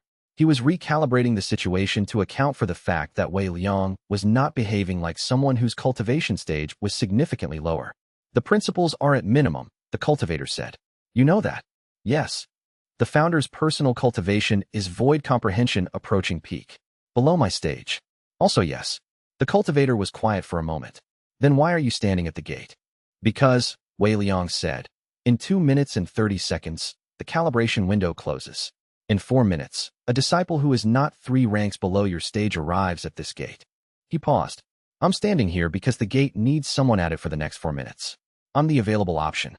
He was also, as he said this, managing the resonance feedback from the calibration array, which he had not fully dismissed and which was still drawing on the sect's resonance reserve in the diagnostic configuration, which he was redirecting, a non-standard use of the array's secondary functions that Rong Mei had designed in for emergency purposes and that he had only tested once, in a controlled setting, and which was now doing something to the tested ground principle's localized projection in the area of the gate. The cultivator tried to move forward. He found the threshold more expensive than he had found it 30 seconds earlier. Wei Liang watched him recalculate. Bai Suyin arrived at 3 minutes and 40 seconds, which was 50 seconds faster than Wei Liang's estimate. She had been in the outer training yard's secondary practice space, which was closer to the western approach than the main yard, and had heard the perimeter alert. She assessed the situation in approximately 2 seconds. She said to Wei Liang, without taking her eyes off the cultivator, "The array redirect. Rong Mei's emergency function. Yes. I didn't know you'd tested it. Once. In a controlled setting." She looked at him briefly. Then she looked back at the cultivator and stepped to Wei Liang's left side, which was where her cultivation stage complemented his resonance redirect most efficiently, which was something that happened because they had been training in formation together for 6 years, and some things became structural. The cultivator looked at the two of them. He left, not in defeat. He withdrew at a pace that preserved the strategic read of the engagement, which was that the window had closed and the cost-benefit had shifted. Wei Liang watched him go and held the array redirect until the perimeter cleared, then dismissed the calibration array fully and went to see the diagnostic data, which had completed successfully. That evening he wrote in his journal, "The test was designed to demonstrate that my personal cultivation is irrelevant to the sect's power, that without the principles at full amplitude, without the formation, without the disciples, I'm a mid-tier cultivator at an open gate. The test was supposed to demonstrate that the sect's power requires me at the center of it, which is the vulnerability the patriarch has been probing. It succeeded in the wrong direction. What I did at the gate required 3 things. The array redirect, which Rong Mei designed and I learned because she documented it. The tested ground principles localized projection, which is 5 years of formation work embedded in the gate's construction, and by Suyin arriving at 3 minutes 40 seconds instead of 4 minutes, which is what happens when someone has spent 6 years developing the reflex to be at the gate when the gate needs covering. My personal cultivation was irrelevant. The sect's power held. The distinction the patriarch keeps trying to demonstrate between me and the sect is not a distinction. The sect is my cultivation. He designed this test to show me the difference between what I can do alone and what the sect can do together, as if these are separate things. They are not separate things. They have never been separate things. That is the entire point." He put down the pen and went to tell Rong Mei about the emergency array function, which he had used non-standard without telling her, and which she was going to want to know about, because she was going to want to redesign it now that she knew what it did under real conditions. She listened, asked 4 precise questions, and told him she needed 2 weeks to redesign the secondary function's activation threshold. He said, "I know. I should have told you I tested it." She said, "You didn't test it. You deployed it. There's a difference, and I need the field data from tonight to understand what it actually does under load." He told her everything he had observed while running it. She wrote it down and continued. Chapter 136. The vote. The reform proposal was submitted to the 3 major governance bodies of the cultivation world on a Thursday morning in the 2nd month of the year following the Confederation recognition ceremony, which made it roughly 6 years after Wei Liang had accepted his first disciple in a compound with 8 disciples and a plaque he had carved himself. The timing was not accidental. The cultivation examination reform conversation had been building in public discourse for 2 years. Fenjua's paper, Qiulan's symposium presentations, the mobile reversal treatments documented case files, and the Continental Council's awareness that the Cultivation Examination Reform Act had been in draft form for 18 months and was going to arrive on their agenda regardless of whether they wanted it to. The 3 governance bodies had known it was coming. The question was when and in what form. Wei Liang had chosen the form carefully. The proposal's first author was listed as Ashwood Valley Sect. The second author was the Continental Cultivation Academy's research division, which analyst Pu Bei had quietly organized into a co-authorship in the 8 months before submission. The third author was the Eastern Alliance's Cultivation Standards Committee, an unprecedented inclusion that had required 6 months of direct negotiation and that had, as its primary effect, preventing the proposal from being dismissed as one sect's institutional interest. The proposal itself was deliberately moderate. It did not call for the elimination of the standard talent taxonomy. It called for the taxonomy to be supplemented with the Qiulan framework as an optional secondary evaluation path, for the suppression compounds examination use to be criminalized with real enforcement mechanisms, and for a formal review process for individuals whose assessments had been conducted with compromised kits during the documented distribution period. It was the most conservative version of reform that Wei Liang could justify proposing while still being real. The major sects resisted fiercely. Not all of them.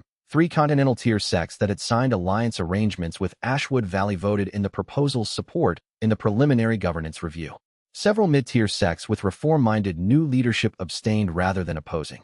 but the largest traditional sects, whose entire admission infrastructure was built on the talent taxonomy, and whose prestige hierarchy depended on the taxonomy's continued legitimacy, organized against the proposal with the specific efficiency of institutions that have practiced institutional self-preservation for centuries. The Confederation, under the leadership that had replaced the factional structure that had sent Dai Wuhan, abstained. Not because they agreed, because they had done the political arithmetic and found that an abstention rather than an opposition preserved their relationship with Ashwood Valley, without requiring them to acknowledge that their own examination practices had been complicit in the suppression compound's distribution. Wei Liang noted the abstention and filed it under political reality, category, incremental rather than categorical. The proposal didn't pass. It came to a vote. This was not, on its own, a significant event in the governance calendar. Proposals came to votes and failed regularly. What was different was what the vote meant historically. For the first time in 300 years, the foundational question of whether the cultivation world's talent taxonomy was valid had been placed before a governing body and formally considered. Not dismissed, not tabled without debate, considered, debated, voted upon.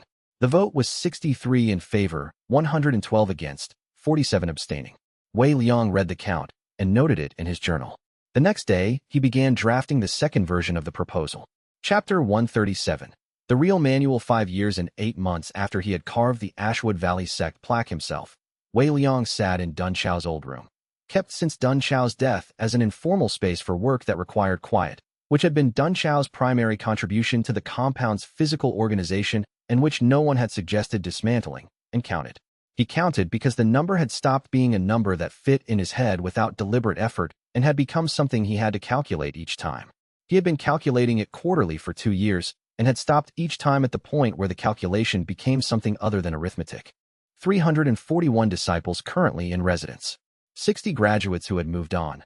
Some to found their own sect branches using resonance cultivation variants they had developed from the training. Some to join the mobile treatment program as permanent practitioners. Some to return to communities they had come from carrying the reversal treatment and the field replication technique, and the specific quality of knowing that the limit they had been assigned was not a limit at all. 12 of the 60 had founded independent microsects. The smallest of those 12 had 11 disciples. The largest had 43. He sat with the number and what it implied and did not call it proof, because proof was a word that suggested the question was closed and the question was not closed. Then he wrote the training manual. Not the early draft versions. Those had been written as he understood things and had been revised repeatedly as his understanding grew, and they existed in the training documentation archive as a record of how the theory had developed. The real version, the one that assumed a reader who knew nothing, who had been told their capacity was fixed, who needed not just technique instruction, but the foundational argument for why the techniques were possible at all. He wrote it over 4 days. The opening section did not begin with cultivation methodology. It began with the question, what does it mean to be told that the thing you want to do is not possible for you? Not as a rhetorical device, as a genuine investigation. What does that statement actually claim? What evidence would confirm it? What would it mean for the claim to be wrong? The technique instruction came after, organized not by cultivation stage but by the type of limitation the disciple was working with. Incomplete meridian architecture, single element confinement, late awakening, cultivation that had been physically suppressed and was recovering. Each section included both the technical method and the documented case history, not as inspiration, but as evidence that the technique worked under those specific conditions for a specific person, with the mechanism explained rather than the outcome dramatized. The final section was titled, What the System is For. He had written fragments of this answer in journals over 6 years. The final version was 3 pages and contained nothing he had not observed. The system was for creating the conditions under which a specific kind of cultivation became possible, not harder or more efficient than conventional cultivation, but available to people for whom conventional cultivation had been made unavailable. The conditions were genuine development without manufactured sealing, the recognition that rejection produced desperation that conventional training could not produce, and that desperation, if given the right structure, was the most reliable cultivation fuel available. The method was, build the structure, provide the genuine development, remove the manufactured sealing, trust the people to do the rest. He dedicated it to every person who was told the answer was no and treated it as a variable. Asterisk to Dun Xiao, who waited too long and knew it. Don't be patient. Asterisk he printed 4 copies. 1 for the training archive. 1 for Rome, May's medical documentation reference. One for analyst Pu Bei at the Continental Cultivation Academy, who had been asking for a consolidated version for 8 months. One for the Continental Council's Reform Proposal Library, because the second draft of the reform proposal was going to cite it, and the council members should be able to read the source. He filed the archive copy and went back to the draft proposal. Chapter 138, The Observer. The patriarch arrived on a Tuesday afternoon without announcement, without an entourage, and without the chi signature compression that an entity of his cultivation level used to move undetected. He let himself be visible. Xiaolan's perimeter scan identified him at the outer boundary and sent the alert through the signal network, and Wei Liang received the alert in his study and acknowledged it, and continued his meeting for 7 minutes before excusing himself. The patriarch was sitting in the public waiting area outside the compound's main administrative building, the same bench where applicants waited for intake assessments. Next to the water feature Rong, Mei had commissioned from a Confederation artisan 6 months ago, because she had decided the waiting area should be pleasant rather than anxious. He was sitting with his hands in his lap, watching a pair of junior disciples practice formation coordination in the adjacent courtyard, and he looked, from a distance, like an elderly gentleman who had arrived early for an appointment. Wei Liang walked to where he was sitting and stopped. The patriarch looked up. He had the specific quality of extreme age, not frailty, but density, the accumulated weight of 8 centuries of existence compacted into a physical form that should not have been able to sustain it. He looked like someone for whom time had become a different texture than it was for everyone around him. He said, "I'm not here to make a deal." Wei Liang said, "I know. You're not going to ask why I'm here. You're here to see it." He paused. "Running. Not as a battery and not as a threat. You want to see what it looks like when it runs correctly." The patriarch was quiet for a moment. "Yes." Wei Liang considered the specific nature of this request, and what it would cost, and what it would mean, and whether the pattern Rong Mei had documented. The original sects observer request 4 years before the harvest. Was the frame he was working with here, or whether the 3 words reasonable? "I have not earned it," were a different kind of data that required a different frame. He held both things and did not resolve them, and made the decision anyway. "The afternoon training session starts in 40 minutes, he said. "Sit in on it. Don't interact with any disciple. Don't speak to Rong Mei or Qiulan. Leave when the session ends." He paused. "If any disciple identifies you and asks who you are, tell them your name." The patriarch nodded. The session ran for 2 hours. 312 disciples in the main and east yards, running the paired observation format with the witness struggle principle, generating a visible chi shimmer above the practice points. Visible because the principle's effect at this scale, with this many practitioners contributing, had long since crossed the threshold where it was detectable to anyone with basic chi sight. Qiulan moving through the formation, calling adjustments in the specific direct shorthand she had developed with the senior disciples over 2 years of this exact format.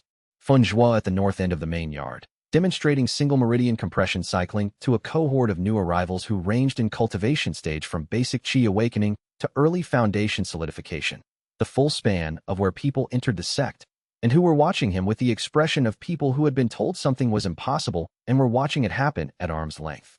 The patriarch sat on the bench in the waiting area and watched. He did not interact with any disciple.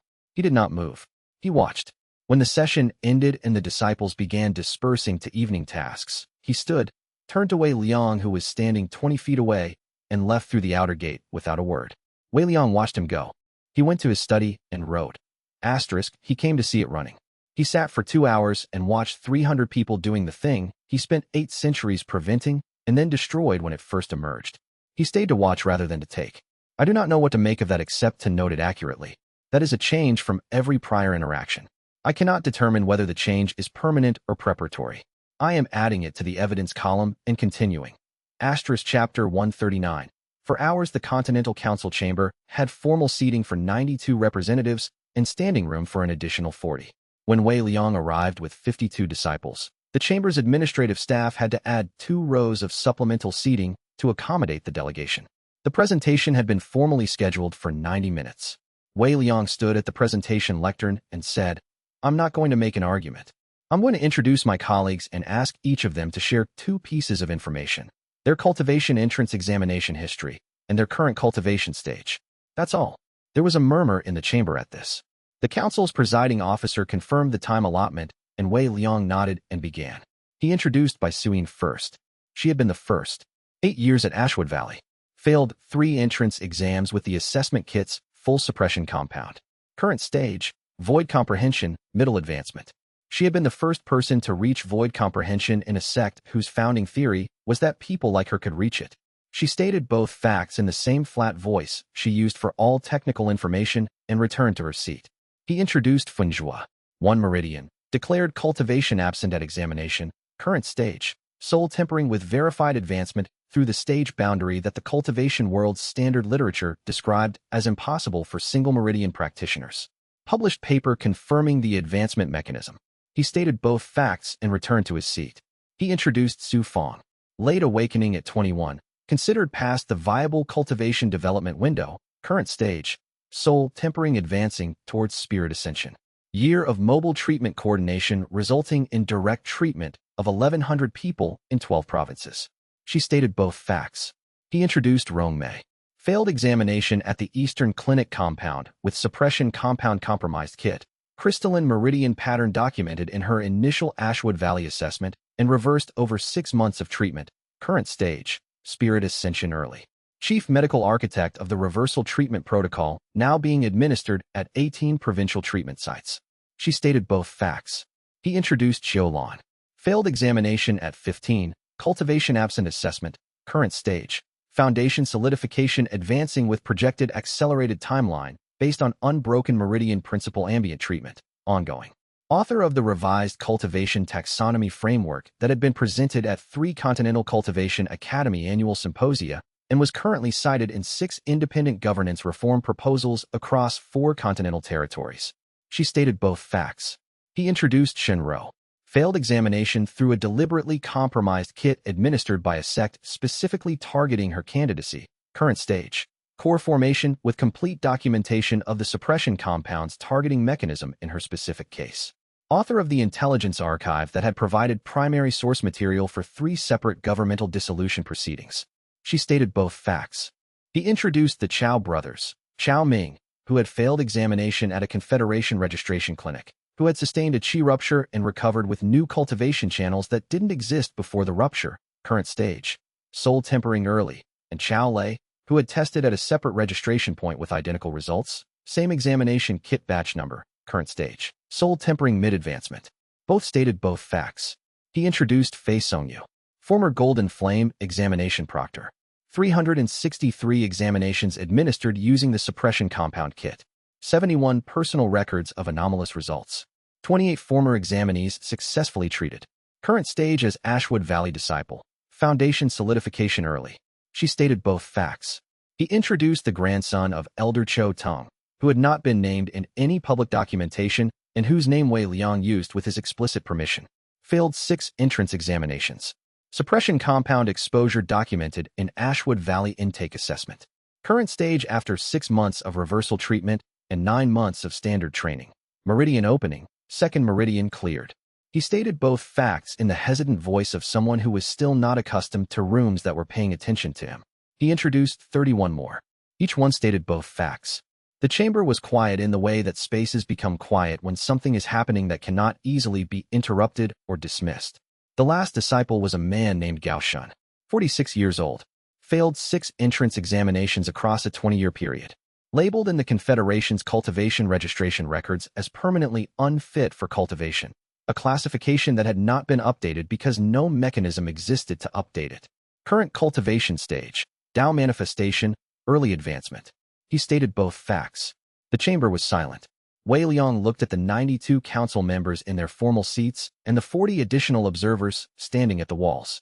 He said, "We're not asking you to agree with us about the theory. We're not asking you to agree with our methodology or our training approach or our sect's institutional position on the reform legislation. We're asking you to decide whether the system that rejected all of these people was the system you want to defend. That's the question on the table. We'll leave you to it." He gathered his delegation and they walked out. The council deliberated for 6 weeks. Chapter 140. Continue the Cultivation Examination Reform Act passed on a Wednesday morning in the 6th week following the Continental Council presentation by a vote of 61 to 50, with 14 abstentions. It was not everything Wei Liang had wanted. The talent taxonomy was not eliminated. It was supplemented. The Qiulan framework was established as an optional secondary evaluation path that any applicant could request, at no cost, to be administered by an independent evaluator not affiliated with the examining sect. Suppression compound use in examination settings was criminalized with specific enforcement mechanisms and mandatory registration of all examination kit stock with a continental oversight body. The entrance exam process was required to include a secondary evaluation path for cultivation patterns assessed as non-standard by the primary examination, without defining non-standard in a way that could be easily gamed. The formal review process for individuals assessed with compromised kits was tabled for a separate legislative session. Wei Liang read the act's full text in the sect's main courtyard on the Thursday morning after it passed, sitting at the outdoor table where the senior disciples ate when the weather was clear, with Rongmei reading over his shoulder and the morning training session beginning across the yard under by Suin's direction. The text was 3,000 words of legal language describing a cultivation world that was very slightly different from the one that had existed the day before. The difference was real. It was not sufficient. It was real. He noted the enforcement provisions, which were strong relative to what he had expected and weak relative to what the violation history documented in Shun Ro's archive indicated was necessary. He noted the Qiu Lan framework's optional rather than mandatory status, which Qiu Lan had predicted would be the critical compromise point and had prepared 6 months of implementation strategy around. He noted the suppression compound criminalization language, which was specific enough to have teeth if the enforcement body used them and vague enough to allow procedural avoidance if they didn't. Rongmei read the enforcement provisions and said, "The teeth are there. If they're used," he said. "So we document when they aren't." She paused. "We've been doing that for 6 years. We continue doing it." Across the yard, Bai Suin was running the paired observation format with the junior cohort, calling adjustments in the efficient shorthand she had developed from watching Wei Liang do it for 3 years and had refined in the 3 years since she had taken over most of the daily instruction. The witness struggle principles Qi Shimmer was already building above the practice points. A new arrival, admitted 2 weeks ago, failed for examinations, standing in the back row of the formation with the expression of someone who had never been asked to participate in something and was still adjusting to being asked, was watching the senior disciple's technique with the specific quality of attention that came from knowing you were watching something you had been told you couldn't do. Wei Liang noted this and looked back at the act. He read the final paragraph of the legislation's findings section, which described the law's purpose: to ensure that the cultivation world's examination and admission processes reflect accurate assessment of an individual's cultivation potential rather than systematically manufactured limitations, and to provide mechanisms for the identification, treatment, and reassessment of individuals whose potential was incorrectly measured. Incorrectly measured, the legal language for what he had spent 6 years documenting as deliberately manufactured. He accepted the legal language for what it was, and what it could do, and what it could not do. He closed the act and opened his journal. He had been writing in the same journal for 6 years. The first entry was dated the morning he had carved the plaque. Asterisk theory. Rejection creates desperation that conventional training cannot produce. Test. Build the conditions. Observe the result. Asterisk the last entry, written in the same handwriting 6 years later, was asterisk the theory holds.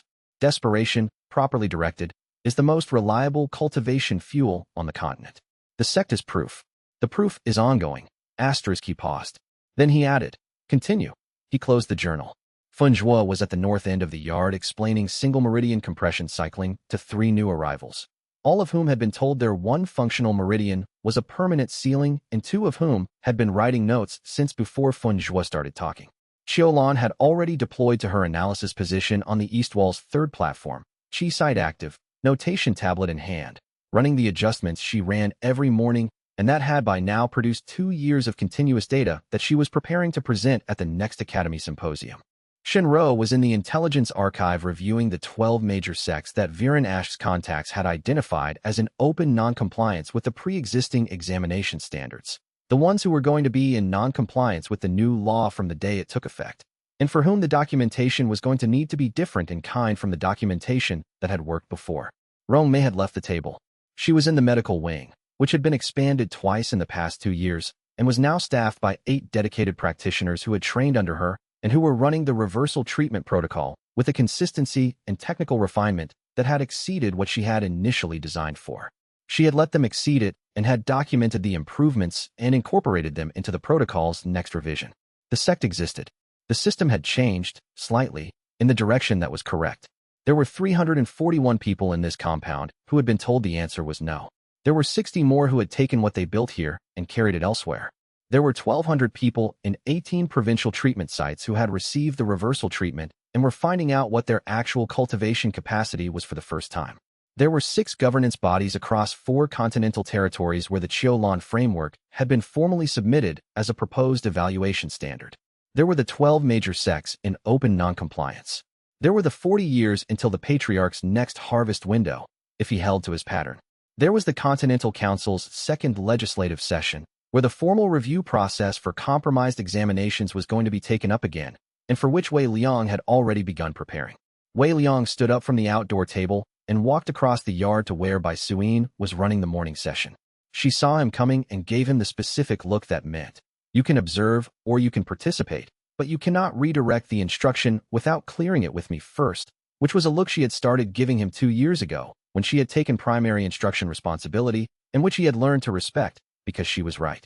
He took a position at the edge of the formation, at the back, next to the new arrival who was still adjusting to being asked to participate.